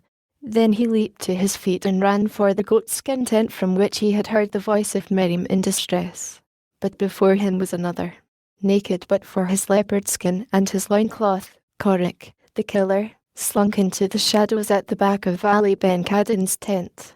The half-caste had just dragged Miriam into the rear chamber as Corrick's sharp knife slit a 6-foot opening in the tent wall, and Corrick, all and mighty, sprang through upon the astonished visions of the inmates. Miriam saw and recognized him the instant that he entered the apartment. Her heart leaped in pride and joy at the sight of the noble figure for which it had hungered for so long. "Corrick," she cried. "Miriam." He uttered the single word as he hurled himself upon the astonished Ali Ben Kadin. The three negresses leaped from their sleeping mats, screaming. Miriam tried to prevent them from escaping, but before she could succeed the terrified blacks had darted through the hole in the tent wall made by Corrick's knife, and were gone screaming through the village. The killer's fingers closed once upon the throat of the hideous Ali. Once his knife plunged into the putrid heart, and Ali Ben Kadin lay dead upon the floor of his tent. Corrick turned toward Miriam and, at the same moment, a bloody and dishevelled apparition leaped into the apartment. "Morrison!" cried the girl. Corrick turned and looked at the newcomer. He had been about to take Miriam in his arms, forgetful of all that might have transpired since last he had seen her. Then the coming of the young Englishman recalled the scene he had witnessed in the little clearing, and a wave of misery swept over the ape-man. Already from without came the sounds of the alarm that the three negresses had started. Men were running toward the tent of Ali Ben Kadin. There was no time to be lost. "Quick!" cried Corrick, turning toward Baines, who had scarce yet realized whether he was facing a friend or foe. Take her to the palisade, following the rear of the tents. Here is my rope. With it you can scale the wall and make your escape. But you, Korik, cried Miriam. I will remain, replied the ape-man. I have business with the sheikh. Miriam would have demurred, but the killer seized them both by the shoulders and hustled them through the slit wall and out into the shadows beyond. Now run for it, he admonished, and turned to meet and hold those who were pouring into the tent from the front. The ape-man fought well, fought as he had never fought before, but the odds were too great for victory, though he won that which he most craved. Time for the Englishman to escape with Miriam. Then he was overwhelmed by numbers, and a few minutes later, bound and guarded, he was carried to the sheikh's tent. The old man eyed him in silence for a long time. He was trying to fix in his own mind some form of torture that would gratify his rage and hatred toward this creature who twice had been the means of his losing possession of Miriam. The killing of Ali Ben Kadem caused him little anger. Always had he hated the hideous son of his father's hideous slave. The blow that this naked white warrior had once struck him added fuel to his rage. He could think of nothing adequate to the creature's offence. And as he sat there looking upon Korik, the silence was broken by the trumpeting of an elephant in the jungle beyond the palisade. A half-smile touched Korok's lips. He turned his head a trifle in the direction from which the sound had come, and then there broke from his lips a low, weird call. One of the blacks guarding him struck him across the mouth with the haft of his spear, but none there knew the significance of his cry. In the jungle, Tantor cocked his ears as the sound of Korok's voice fell upon them. He approached the palisade and, lifting his trunk above it, sniffed. Then he placed his head against the wooden logs and pushed, but the palisade was strong and only gave a little to the pressure. In the sheikh's tent the sheikh rose at last, and, pointing toward the bound captive, turned to one of his lieutenants. Burn him, he commanded. At once. The stake is set. The guard pushed Korik from the sheikh's presence. They dragged him to the open space in the centre of the village, where a high stake was set in the ground. It had not been intended for burnings, but offered a convenient place to tie up refractory slaves that they might be beaten, ofttimes until death relieved their agonies. To the stake they bound Korik. Then they brought brush and piled about him, and the sheikh came and stood by that he might watch the agonies of his victim. But Korik did not wince even after they had fetched a brand and the flames had shot up among the dry tinder. Once, then, he raised his voice in the low call that he had given in the sheikh's tent, and now, from beyond the palisade, came again the trumpeting of an elephant. Old Tantor had been pushing at the palisade in vain. The sound of Korok's voice calling him, and the scent of man, his enemy, filled the great beast with rage and resentment against the dumb barrier that held him back. He wheeled and shuffled back a dozen paces. Then he turned, lifted his trunk and gave voice to a mighty roaring trumpet call of anger, lowered his head and charged like a huge battering ram of flesh and bone and muscle straight for the mighty barrier. The palisade sagged and splintered to the impact, and through the breach rushed the infuriated bull. Korik heard the sounds that the others heard, and he interpreted them as the others did not. The flames were creeping closer to him when one of the blacks, hearing a noise behind him, turned to see the enormous bulk of Tantor lumbering toward them. The man screamed and fled, and then the bull elephant was among them, tossing Negroes and Arabs to right and left as he tore through the flames he feared to the side of the comrade he loved. The sheikh, calling orders to his followers, ran to his tent to get his rifle. Tantor wrapped his trunk about the body of Korik and the stake to which it was bound, and tore it from the ground. The flames were searing his sensitive hide, sensitive for all its thickness, so that in his frenzy to both rescue his friend and escape the hated fire he had all but crushed the life from the ape-man. Lifting his burden high above his head, the giant beast wheeled and raced for the breach that he had just made in the palisade. The sheikh, rifle in hand, rushed from his tent directly into the path of the maddened brute. He raised his weapon and fired once. The bullet missed its mark, and Tantor was upon him, crushing him beneath those gigantic feet as he raced over him as you and I might crush out the life of an ant that chanced to be in our pathway. And then, bearing his burden carefully, Tantor, the elephant, entered the blackness of the jungle. Chapter 26. Miriam, dazed by the unexpected sight of Korik, whom she had long given up as dead, permitted herself to be led away by Baines. Among the tents he guided her safely to the palisade, and there, Following Kurok's instructions, the Englishman pitched a noose over the top of one of the upright logs that formed the barrier. With difficulty he reached the top and then lowered his hand to assist Miriam to his side. "Come," he whispered. "We must hurry." And then, as though she had awakened from a sleep, Miriam came to herself. Back there, fighting her enemies, alone, was Korik, her Korik. Her place was by his side, fighting with him and for him. She glanced up at Baines. "Go," she called. "Make your way back to Bwana and bring help. My place is here. You can do no good remaining. Get away while you can and bring the big Bwana back with you." Silently the Honourable Morrison Baines slid to the ground inside the palisade to Miriam's side. "It was only for you that I left him," he said, nodding toward the tents they had just left. "I knew that he could hold them longer than I and give you a chance to escape that I might not be able to have given you. It was I though he should have remained. I heard you call him Korik and so I know now who he is. He befriended you. I would have wronged you." "No, don't interrupt. I'm going to tell you the truth now and let you know just what a beast I have been. I planned to take you to London, as you know, but I did not plan to marry you. Yes, shrink from me. I deserve it. I deserve your contempt and loathing, but I didn't know then what love was. Since I have learned that I have learned something else. What a cad and what a coward I have been all my life. I looked down upon those whom I considered my social inferiors. I did not think you good enough to bear my name. Since Hansen tricked me and took you for himself I have been through hell, but it has made a man of me, though too late. Now I can come to you with an offer of honest love, which will realize the honour of having such as you share my name with me." For a moment Miriam was silent, buried in thought. Her first question seemed irrelevant. "How did you happen to be in this village?" she asked. He told her all that had transpired since the Black had told him of Hansen's duplicity. "You say that you are a coward," she said, "and yet you have done all this to save me.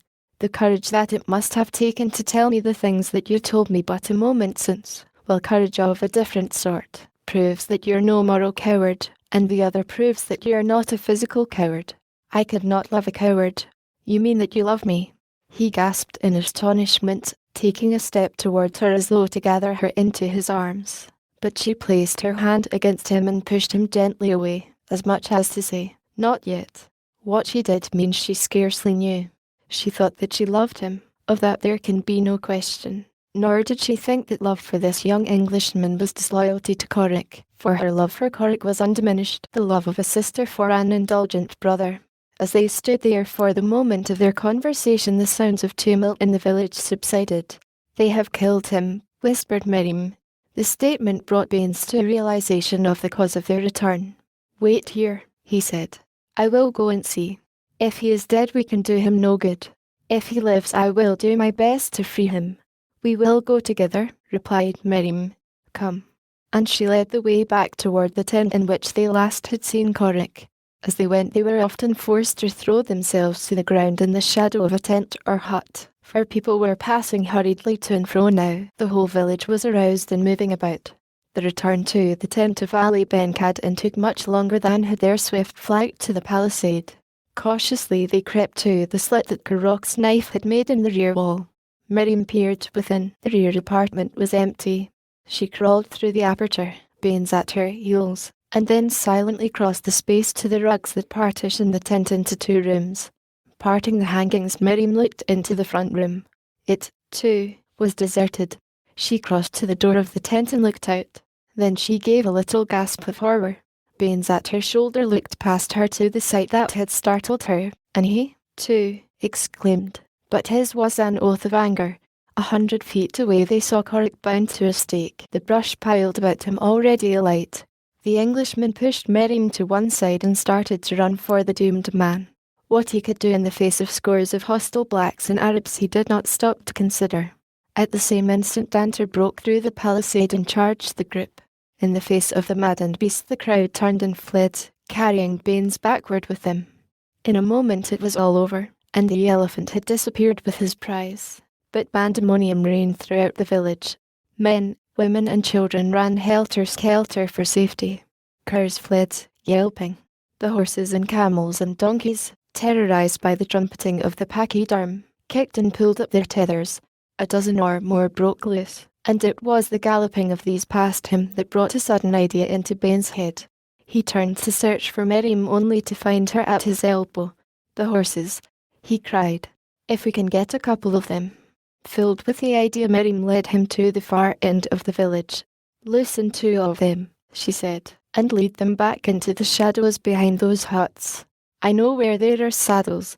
I will bring them and the bridles," and before he could stop her she was gone. Baines quickly untied 2 of the restive animals and led them to the point designated by Miriam. Here he waited impatiently for what seemed an hour, but was, in reality, but a few minutes. Then he saw the girl approaching beneath the burden of 2 saddles. Quickly they placed these upon the horses. They could see by the light of the torture fire that still burned that the blacks and Arabs were recovering from their panic. Men were running about gathering in the loose stock, and 2 or 3 were already leading their captives back to the end of the village where Miriam and Baines were busy with the trappings of their mounts. Now the girl flung herself into the saddle. "Hurry," she whispered. "We shall have to run for it." Right through the gap that Tantor made, and as she saw Baines swing his leg over the back of his horse, she shook the reins free over her mount's neck. With a lunge, the nervous beast leaped forward. The shortest path led straight through the centre of the village, and this Miriam took. Baines was close behind her, their horses running at full speed. So sudden and impetuous was their dash for escape that it carried them halfway across the village before the surprised inhabitants were aware of what was happening. Then an Arab recognised them, and, with a cry of alarm, raised his rifle and fired. The shot was a signal for a volley, and amid the rattle of musketry Miriam and Baines leaped their flying mounts through the breach in the palisade and were gone up the well-worn trail toward the north. And Corrick. Tantor carried him deep into the jungle, nor paused until no sound from the distant village reached his keen ears. Then he laid his burden gently down. Corrick struggled to free himself from his bonds, but even his great strength was unable to cope with the many strands of hard-knotted cord that bound him. While he lay there, working and resting by turns, the elephant stood guard above him, nor was their jungle enemy with the hardihood to tempt the sudden death that lay in that mighty bulk. Dawn came, and still Corrick was no nearer freedom than before. He commenced to believe that he should die there of thirst and starvation with plenty all about him, for he knew that Tantor could not unloose the knots that held him. And while he struggled through the night with his bonds, Baines and Miriam were riding rapidly northward along the river. The girl had assured Baines that Corrick was safe in the jungle with Tantor. It had not occurred to her that the ape-man might not be able to burst his bonds. Baines had been wounded by a shot from the rifle of one of the Arabs, and the girl wanted to get him back to Bwana's home, where he could be properly cared for. "Then," she said, "I shall get Bwana to come with me and search for Corrick. He must come and live with us." All night they rode, and the day was still young when they came suddenly upon a party hurrying southward. It was Bwana himself and his sleek, black warriors. At sight of Baines the big Englishman's brows contracted in a scowl, but he waited to hear Miriam's story before giving vent to the long anger in his breast. When she had finished he seemed to have forgotten Baines. His thoughts were occupied with another subject. "You say that you found Corrick?" he asked. "You really saw him?" "Yes," replied Miriam, "as plainly as I see you, and I want you to come with me, Bwana, and help me find him again." "Did you see him?" He turned toward the Honourable Morrison. "Yes, sir," replied Baines, very plainly. "What sort of appearing man is he?" continued Bwana. "About how old, should you say?" "I should say he was an Englishman, about my own age," replied Baines, "though he might be older. He is remarkably muscled, and exceedingly tanned. His eyes and hair, did you notice them?" Bwana spoke rapidly, almost excitedly. It was Miriam who answered him. "Corrick's hair is black and his eyes are grey," she said. Bwana turned to his headman. "Take Miss Miriam and Mr. Baines home," he said. "I am going into the jungle." "Let me go with you, Bwana," cried Miriam. "You are going to search for Corrick. Let me go, too." Bwana turned sadly but firmly upon the girl. "Your place," he said, "is beside the man you love." Then he motioned to his headman to take his horse and commence the return journey to the farm. Miriam slowly mounted the tired Arab that had brought her from the village of the Sheikh. A litter was rigged for the now feverish Baines, and the little cavalcade was soon slowly winding off along the river trail. Bwana stood watching them until they were out of sight. Not once had Miriam turned her eyes backward. She rode with bowed head and drooping shoulders. Bwana sighed. He loved the little Arab girl as he might have loved an own daughter. He realized that Baines had redeemed himself, and so he could interpose no objections now if Miriam really loved the man. But, somehow, someway, Bwana could not convince himself that the Honourable Morrison was worthy of his little Miriam. Slowly he turned toward a nearby tree. Leaping upward he caught a lower branch and drew himself up among the branches. His movements were cat-like and agile. High into the trees he made his way and there commenced to divest himself of his clothing. From the game bag slung across one shoulder he drew a long strip of doeskin, a neatly coiled rope, and a wicked-looking knife. The doeskin he fashioned into a loincloth, the rope he looped over one shoulder, and the knife he thrust into the belt formed by his G-string. When he stood erect, his head thrown back and his great chest expanded, a grim smile touched his lips for a moment. His nostrils dilated as he sniffed the jungle odours. His grey eyes narrowed. He crouched and leaped to a lower limb and was away through the trees toward the southeast, bearing away from the river. He moved swiftly, stopping only occasionally to raise his voice in a weird and piercing scream, and to listen for a moment after for a reply. He had travelled thus for several hours when, ahead of him and a little to his left, he heard, far off in the jungle, a faint response, the cry of a bull ape answering his cry. His nerves tingled and his eyes lighted as the sound fell upon his ears. Again he voiced his hideous call, and sped forward in the new direction. Korik, finally becoming convinced that he must die if he remained where he was, waiting for the succour that could not come, spoke to Tantor in the strange tongue that the great beast understood. He commanded the elephant to lift him and carry him toward the northeast. There, recently, Korik had seen both white men and black. If he could come upon one of the latter it would be a simple matter to command Tantor to capture the fellow, and then Korik could get him to release him from the stake. It was worth trying at least, better than lying there in the jungle until he died. As Tantor bore him along through the forest, Korik called aloud now and then in the hope of attracting Akut's band of anthropoids, whose wanderings often brought them into their neighbourhood. Akut, he thought, might possibly be able to negotiate the knots. He had done so upon that other occasion when the Russian had bound Korik years before, and Akut, to the south of him, heard his calls faintly, and came. There was another who heard them, too. After Bwana had left his party, sending them back toward the farm, Miriam had ridden for a short distance with bowed head. What thoughts passed through that active brain, Humisi? Presently she seemed to come to a decision. She called the headman to her side. "I am going back with Bwana," she announced. The black shook his head. "No," he announced. "Bwana says I take you home. So I take you home. You refuse to let me go?" asked the girl. The black nodded, and fell to the rear where he might better watch her. Miriam half smiled. Presently her horse passed beneath a low-hanging branch, and the black headman found himself gazing at the girl's empty saddle. He ran forward to the tree into which she had disappeared. He could see nothing of her. He called, but there was no response, unless it might have been a low, taunting laugh far to the right. He sent his men into the jungle to search for her, but they came back empty-handed. After a while he resumed his march toward the farm, for Baines, by this time, was delirious with fever. Miriam raced straight back toward the point she imagined Tantor would make for, a point where she knew the elephants often gathered deep in the forest dews of the Sheikh's village.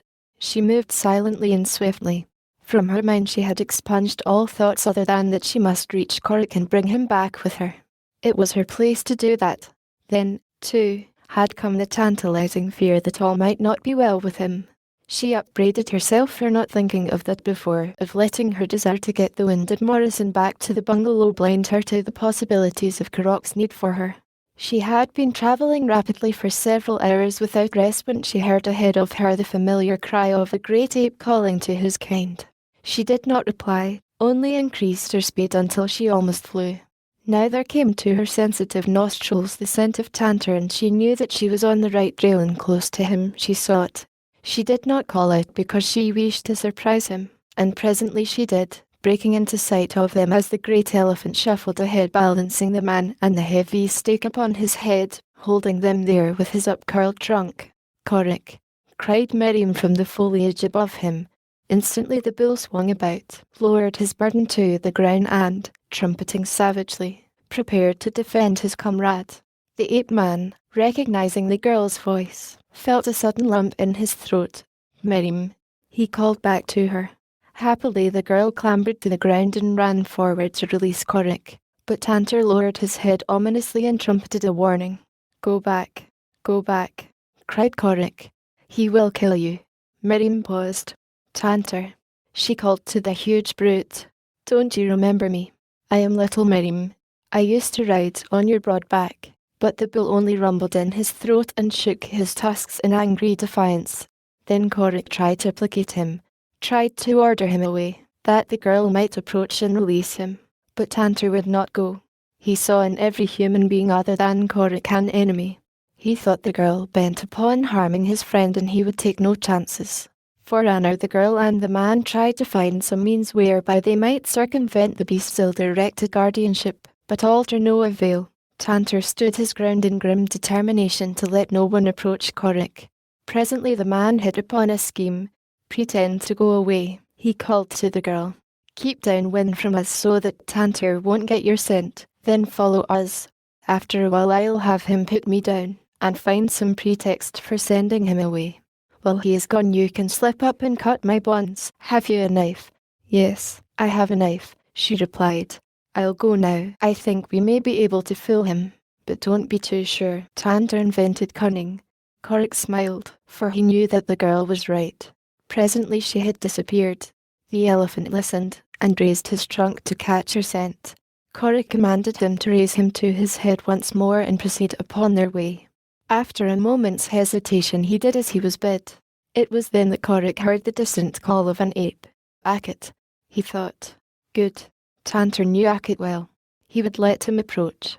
Raising his voice Korik replied to the call of the ape, but he let Tantor move off with him through the jungle. It would do no harm to try the other plan. They had come to a clearing and plainly Korik smelled water. Here was a good place and a good excuse. He ordered Tantor to lay him down, and go and fetch him water in his trunk.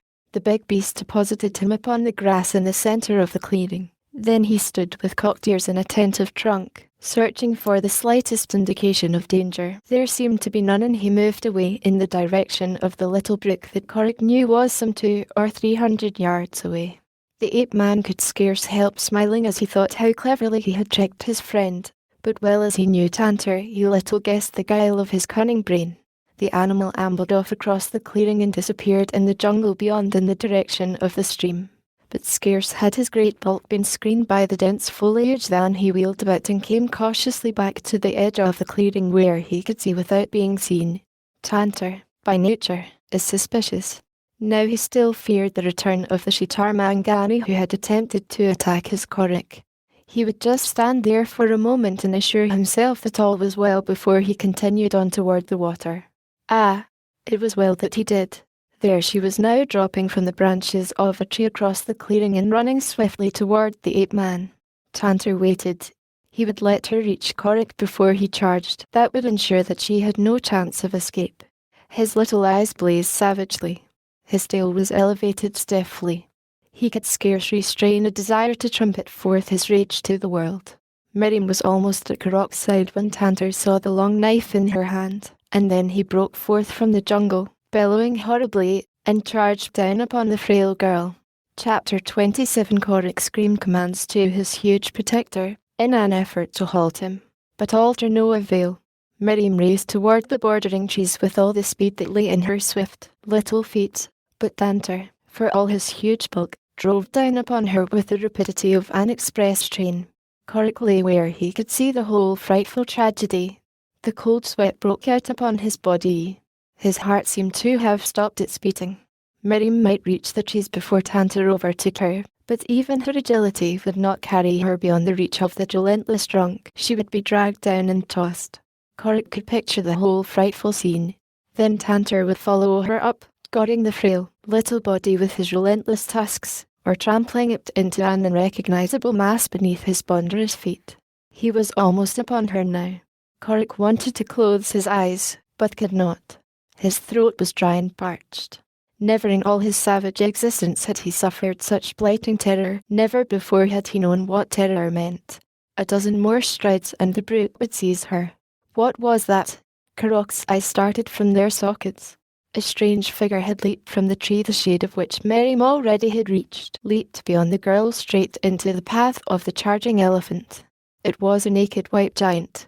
Across his shoulder a coil of rope was looped. In the band of his G-string was a hunting knife. Otherwise he was unarmed. With naked hands he faced the maddening danger. A sharp command broke from the stranger's lips. The great beast halted in his tracks, and Miriam swung herself upward into the tree to safety. Korik breathed a sigh of relief not unmixed with wonder.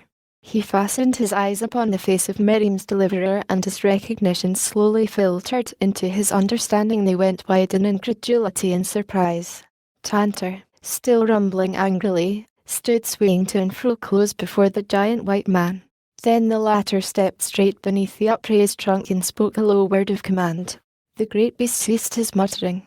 The savage light died from his eyes, and as the stranger stepped forward toward Korik, Tantor trailed docilely at his heels. Miriam was watching, too, and wondering. Suddenly the man turned toward her as though recollecting her presence after a moment of forgetfulness. "Come, Miriam," he called, and then she recognized him with a startled, "Bwana." Quickly the girl dropped from the tree and ran to his side. Tantor cocked a questioning eye at the white giant, but receiving a warning word let Miriam approach. Together the two walked to where Korik lay, his eyes wide with wonder and filled with the pathetic appeal for forgiveness and, mayhap, a glad thankfulness for the miracle that had brought these two of all others to his side. "Jack," cried the white giant, kneeling at the ape-man's side. "Father," came chokingly from the killer's lips. "Thank God that it was you. No one else in all the jungle could have stopped Tantor." Quickly the man cut the bonds that held Korik, and as the youth leaped to his feet and threw his arms about his father, the older man turned toward Miriam. "I thought," he said, sternly, "that I told you to return to the farm." Korik was looking at them wonderingly. In his heart was a great yearning to take the girl in his arms. But in time he remembered the dapper young English gentleman, and that he was but a savage, uncouth ape man. Miriam looked up pleadingly into Bwana's eyes. "You told me," she said, in a very small voice, "that my place was beside the man I loved." And she turned her eyes toward Korik, all filled with a wonderful light that no other man had yet seen in them, and that none other ever would. The killer started towards her with outstretched arms, but suddenly he fell upon one knee before her, instead, and lifting her hand to his lips kissed it more reverently than he could have kissed the hand of his country's queen. A rumble from Tantor brought the three, all jungle bred, to instant alertness. Tantor was looking toward the trees behind them, and as their eyes followed his gaze the head and shoulders of a great ape appeared amidst the foliage. For a moment the creature eyed them, and then from its throat rose a loud scream of recognition and of joy, and a moment later the beast had leaped to the ground, followed by a score of bulls like himself, and was walling toward them, shouting in the primordial tongue of the anthropoid, "Tarzan has returned! Tarzan, Lord of the Jungle!" It was Akut, and instantly he commenced leaping and bounding about the trio, uttering hideous shrieks and mouthings that to any other human beings might have indicated the most ferocious rage. But these three knew that the king of the apes was doing homage to a king greater than himself. In his wake leaped his shaggy bulls, vying with one another as to which could spring the highest and which utter the most uncanny sounds. Korik laid his hand affectionately upon his father's shoulder. "There is but one Tarzan," he said. "There can never be another." 2 days later the three dropped from the trees on the edge of the plain across which they could see the smoke rising from the bungalow and the cookhouse chimneys. Tarzan of the apes had regained his civilized clothing from the tree where he had hidden it, and as Korik refused to enter the presence of his mother in the savage half-raiment that he had worn so long, and as Miriam would not leave him, for fear, as she explained, that he would change his mind and run off into the jungle again, the father went on ahead to the bungalow for horses and clothes. My dear met him at the gate, her eyes filled with questioning and sorrow, for she saw that Miriam was not with him. "Where is she?" she asked, her voice trembling. Muviri told me that she disobeyed your instructions and ran off into the jungle after you had left them. Oh, John, I cannot bear to lose her, too. And Lady Greystoke broke down and wept, as she pillowed her head upon the broad breast where so often before she had found comfort in the great tragedies of her life. Lord Greystoke raised her head and looked down into her eyes, his own smiling and filled with the light of happiness. "What is it, John?" she cried. "You have good news. Do not keep me waiting for it. I want to be quite sure that you can stand hearing the best news that ever came to either of us," he said. "Joy never kills," she cried. "You have found her." She could not bring herself to hope for the impossible. "Yes, Jane," he said, and his voice was husky with emotion. "I have found her, and him. Where is he? Where are they?" she demanded. "Out there at the edge of the jungle. He wouldn't come to you in his savage leopard skin and his nakedness. He sent me to fetch him civilized clothing." She clapped her hands in ecstasy and turned to run toward the bungalow. "Wait," she cried over her shoulder. "I have all his little suits. I have saved them all. I will bring one to you." Tarzan laughed and called to her to stop. "The only clothing on the place that will fit him," he said, "is mine, if it isn't too small for him. Your little boy has grown, Jane." She laughed, too. She felt like laughing at everything, or at nothing.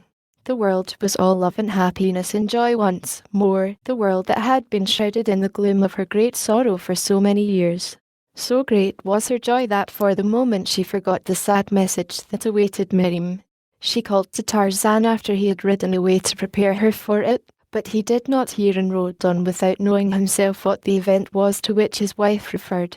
And so, an hour later, Corrick, the killer, rode home to his mother, the mother whose image had never faded in his boyish heart, and found in her arms and her eyes the love and forgiveness that he pleaded for. And then the mother turned toward Miriam, an expression of pitying sorrow erasing the happiness from her eyes. "My little girl," she said, "in the midst of her happiness the great sorrow awaits you, Emma." Baines did not survive his wound. The expression of sorrow in Miriam's eyes expressed only what she sincerely felt. But it was not the sorrow of a woman bereft of her best beloved. "I am sorry," she said, quite simply. "He would have done me a great wrong, but he amply atoned before he died. Once I thought that I loved him. At first it was only fascination for a type that was new to me. Then it was respect for a brave man who had the moral courage to admit a sin and the physical courage to face death to right the wrong he had committed. But it was not love. I did not know what love was until I knew that Corrick lived." And she turned toward the killer with a smile. Lady Greystoke looked quickly up into the eyes of her son, the son who one day would be Lord Greystoke. No thought of the difference in the stations of the girl and her boy entered her mind. To her, Miriam was fit for a king. She only wanted to know that Jack loved the little Arab waif. The look in his eyes answered the question in her heart, and she threw her arms about them both and kissed them each a dozen times. "Now," she cried, "I shall really have a daughter." It was several weary marches to the nearest mission, but they only waited at the farm a few days for rest and preparation for the great event before setting out upon the journey, and after the marriage ceremony had been performed they kept on to the coast to take passage for England. Those days were the most wonderful of Miriam's life. She had not dreamed even vaguely of the marvels that civilization held in store for her. The great ocean and the commodious steamship filled her with awe. The noise and bustle and confusion of the English railway station frightened her. If there was a good-sized tree at hand, she confided to Corrick, "I know that I should run to the very top of it in terror of my life, and make faces and throw twigs at the engine." He laughed back. "Poor old Numa," sighed the girl. "What will he do without us?" "Oh, there are others to tease him, my little Mangani," assured Corrick. The Greystoke townhouse quite took Miriam's breath away. But when strangers were about none might guess that she had not been to the manor born. They had been home but a week when Lord Greystoke received a message from his friend of many years, Darnot. It was in the form of a letter of introduction brought by one General Armand Jacket. Lord Greystoke recalled the name, as if familiar with modern French history would not, for Jacket was in reality the Prince de Cadrenet, that intense republican who refused to use, even by courtesy, a title that had belonged to his family for 400 years. "There is no place for princes in a republic," he was wont to say. Lord Greystoke received the hawk-nosed, grey-moustached soldier in his library, and after a dozen words the two men had formed a mutual esteem that was to endure through life. "I have come to you," explained General Jacket, "because our dear Admiral tells me that there is no one in all the world who is more intimately acquainted with Central Africa than you. Let me tell you my story from the beginning. Many years ago my little daughter was stolen, presumably by Arabs, while I was serving with the Foreign Legion in Algeria. We did all that love and money and even government resources could do to discover her, but all to no avail. Her picture was published in the leading papers of every large city in the world, yet never did we find a man or woman who ever had seen her since the day she mysteriously disappeared. A week since there came to me in Paris a swarthy Arab, who called himself Abdul Kamuk. He said that he had found my daughter and could lead me to her. I took him at once to Admiral Darnot, whom I knew had travelled some in Central Africa. The man's story led the Admiral to believe that the place where the white girl the Arab supposed to be my daughter was held in captivity was not far from your African estates, and he advised that I come at once and call upon you, that you would know if such a girl were in your neighbourhood. "What proof did the Arab bring that she was your daughter?" asked Lord Greystoke. "None," replied the other. "That is why we thought best to consult you before organising an expedition." The fellow had only an old photograph of her on the back of which was pasted a newspaper cutting describing her and offering a reward. We feared that having found this somewhere it had aroused his cupidity and led him to believe that in some way he could obtain the reward, possibly by foisting upon us a white girl on the chance that so many years had lapsed that we would not be able to recognise an impostor as such. "Have you the photograph with you?" asked Lord Greystoke. The General drew an envelope from his pocket, took a yellowed photograph from it and handed it to the Englishman. Tears dimmed the old warrior's eyes as they fell again upon the pictured features of his lost daughter. Lord Greystoke examined the photograph for a moment. A queer expression entered his eyes. He touched a bell at his elbow, and an instant later a footman entered. "Ask my son's wife if she will be so good as to come to the library," he directed. The two men sat in silence. General Jacket was too well bred to show in any way the chagrin and disappointment he felt in the summary manner in which Lord Greystoke had dismissed the subject of his call. As soon as the young lady had come and he had been presented, he would make his departure. A moment later Miriam entered. Lord Greystoke and General Jacket rose and faced her. The Englishman spoke no word of introduction. He wanted to mark the effect of the first sight of the girl's face on the Frenchman, for he had a theory, a heaven-born theory that had leaped into his mind the moment his eyes had rested on the baby face of Jean Jacket. General Jacket took one look at Miriam, then he turned toward Lord Greystoke. "How long have you known it?" he asked, a trifle accusingly. "Since you showed me that photograph a moment ago," replied the Englishman. "It is she," said Jacket, shaking with suppressed emotion. "But she does not recognise me." Of course she could not. Then he turned to Miriam. "My child," he said, "I am your—" But she interrupted him with a quick, glad cry, as she ran towards him with outstretched arms. "I know you, I know you," she cried. "Oh, now I remember," and the old man folded her in his arms. Jack Clayton and his mother were summoned, and when the story had been told them they were only glad that little Miriam had found a father and a mother. "And really you didn't marry an Arab waif after all," said Miriam. "Isn't it fine?" "You're fine," replied the killer. "I married my little Miriam, and I don't care, for my part, whether she is an Arab, or just a little Tarmangani." "She is neither, my son," said General Armand Jacket. "She is a princess in her own right.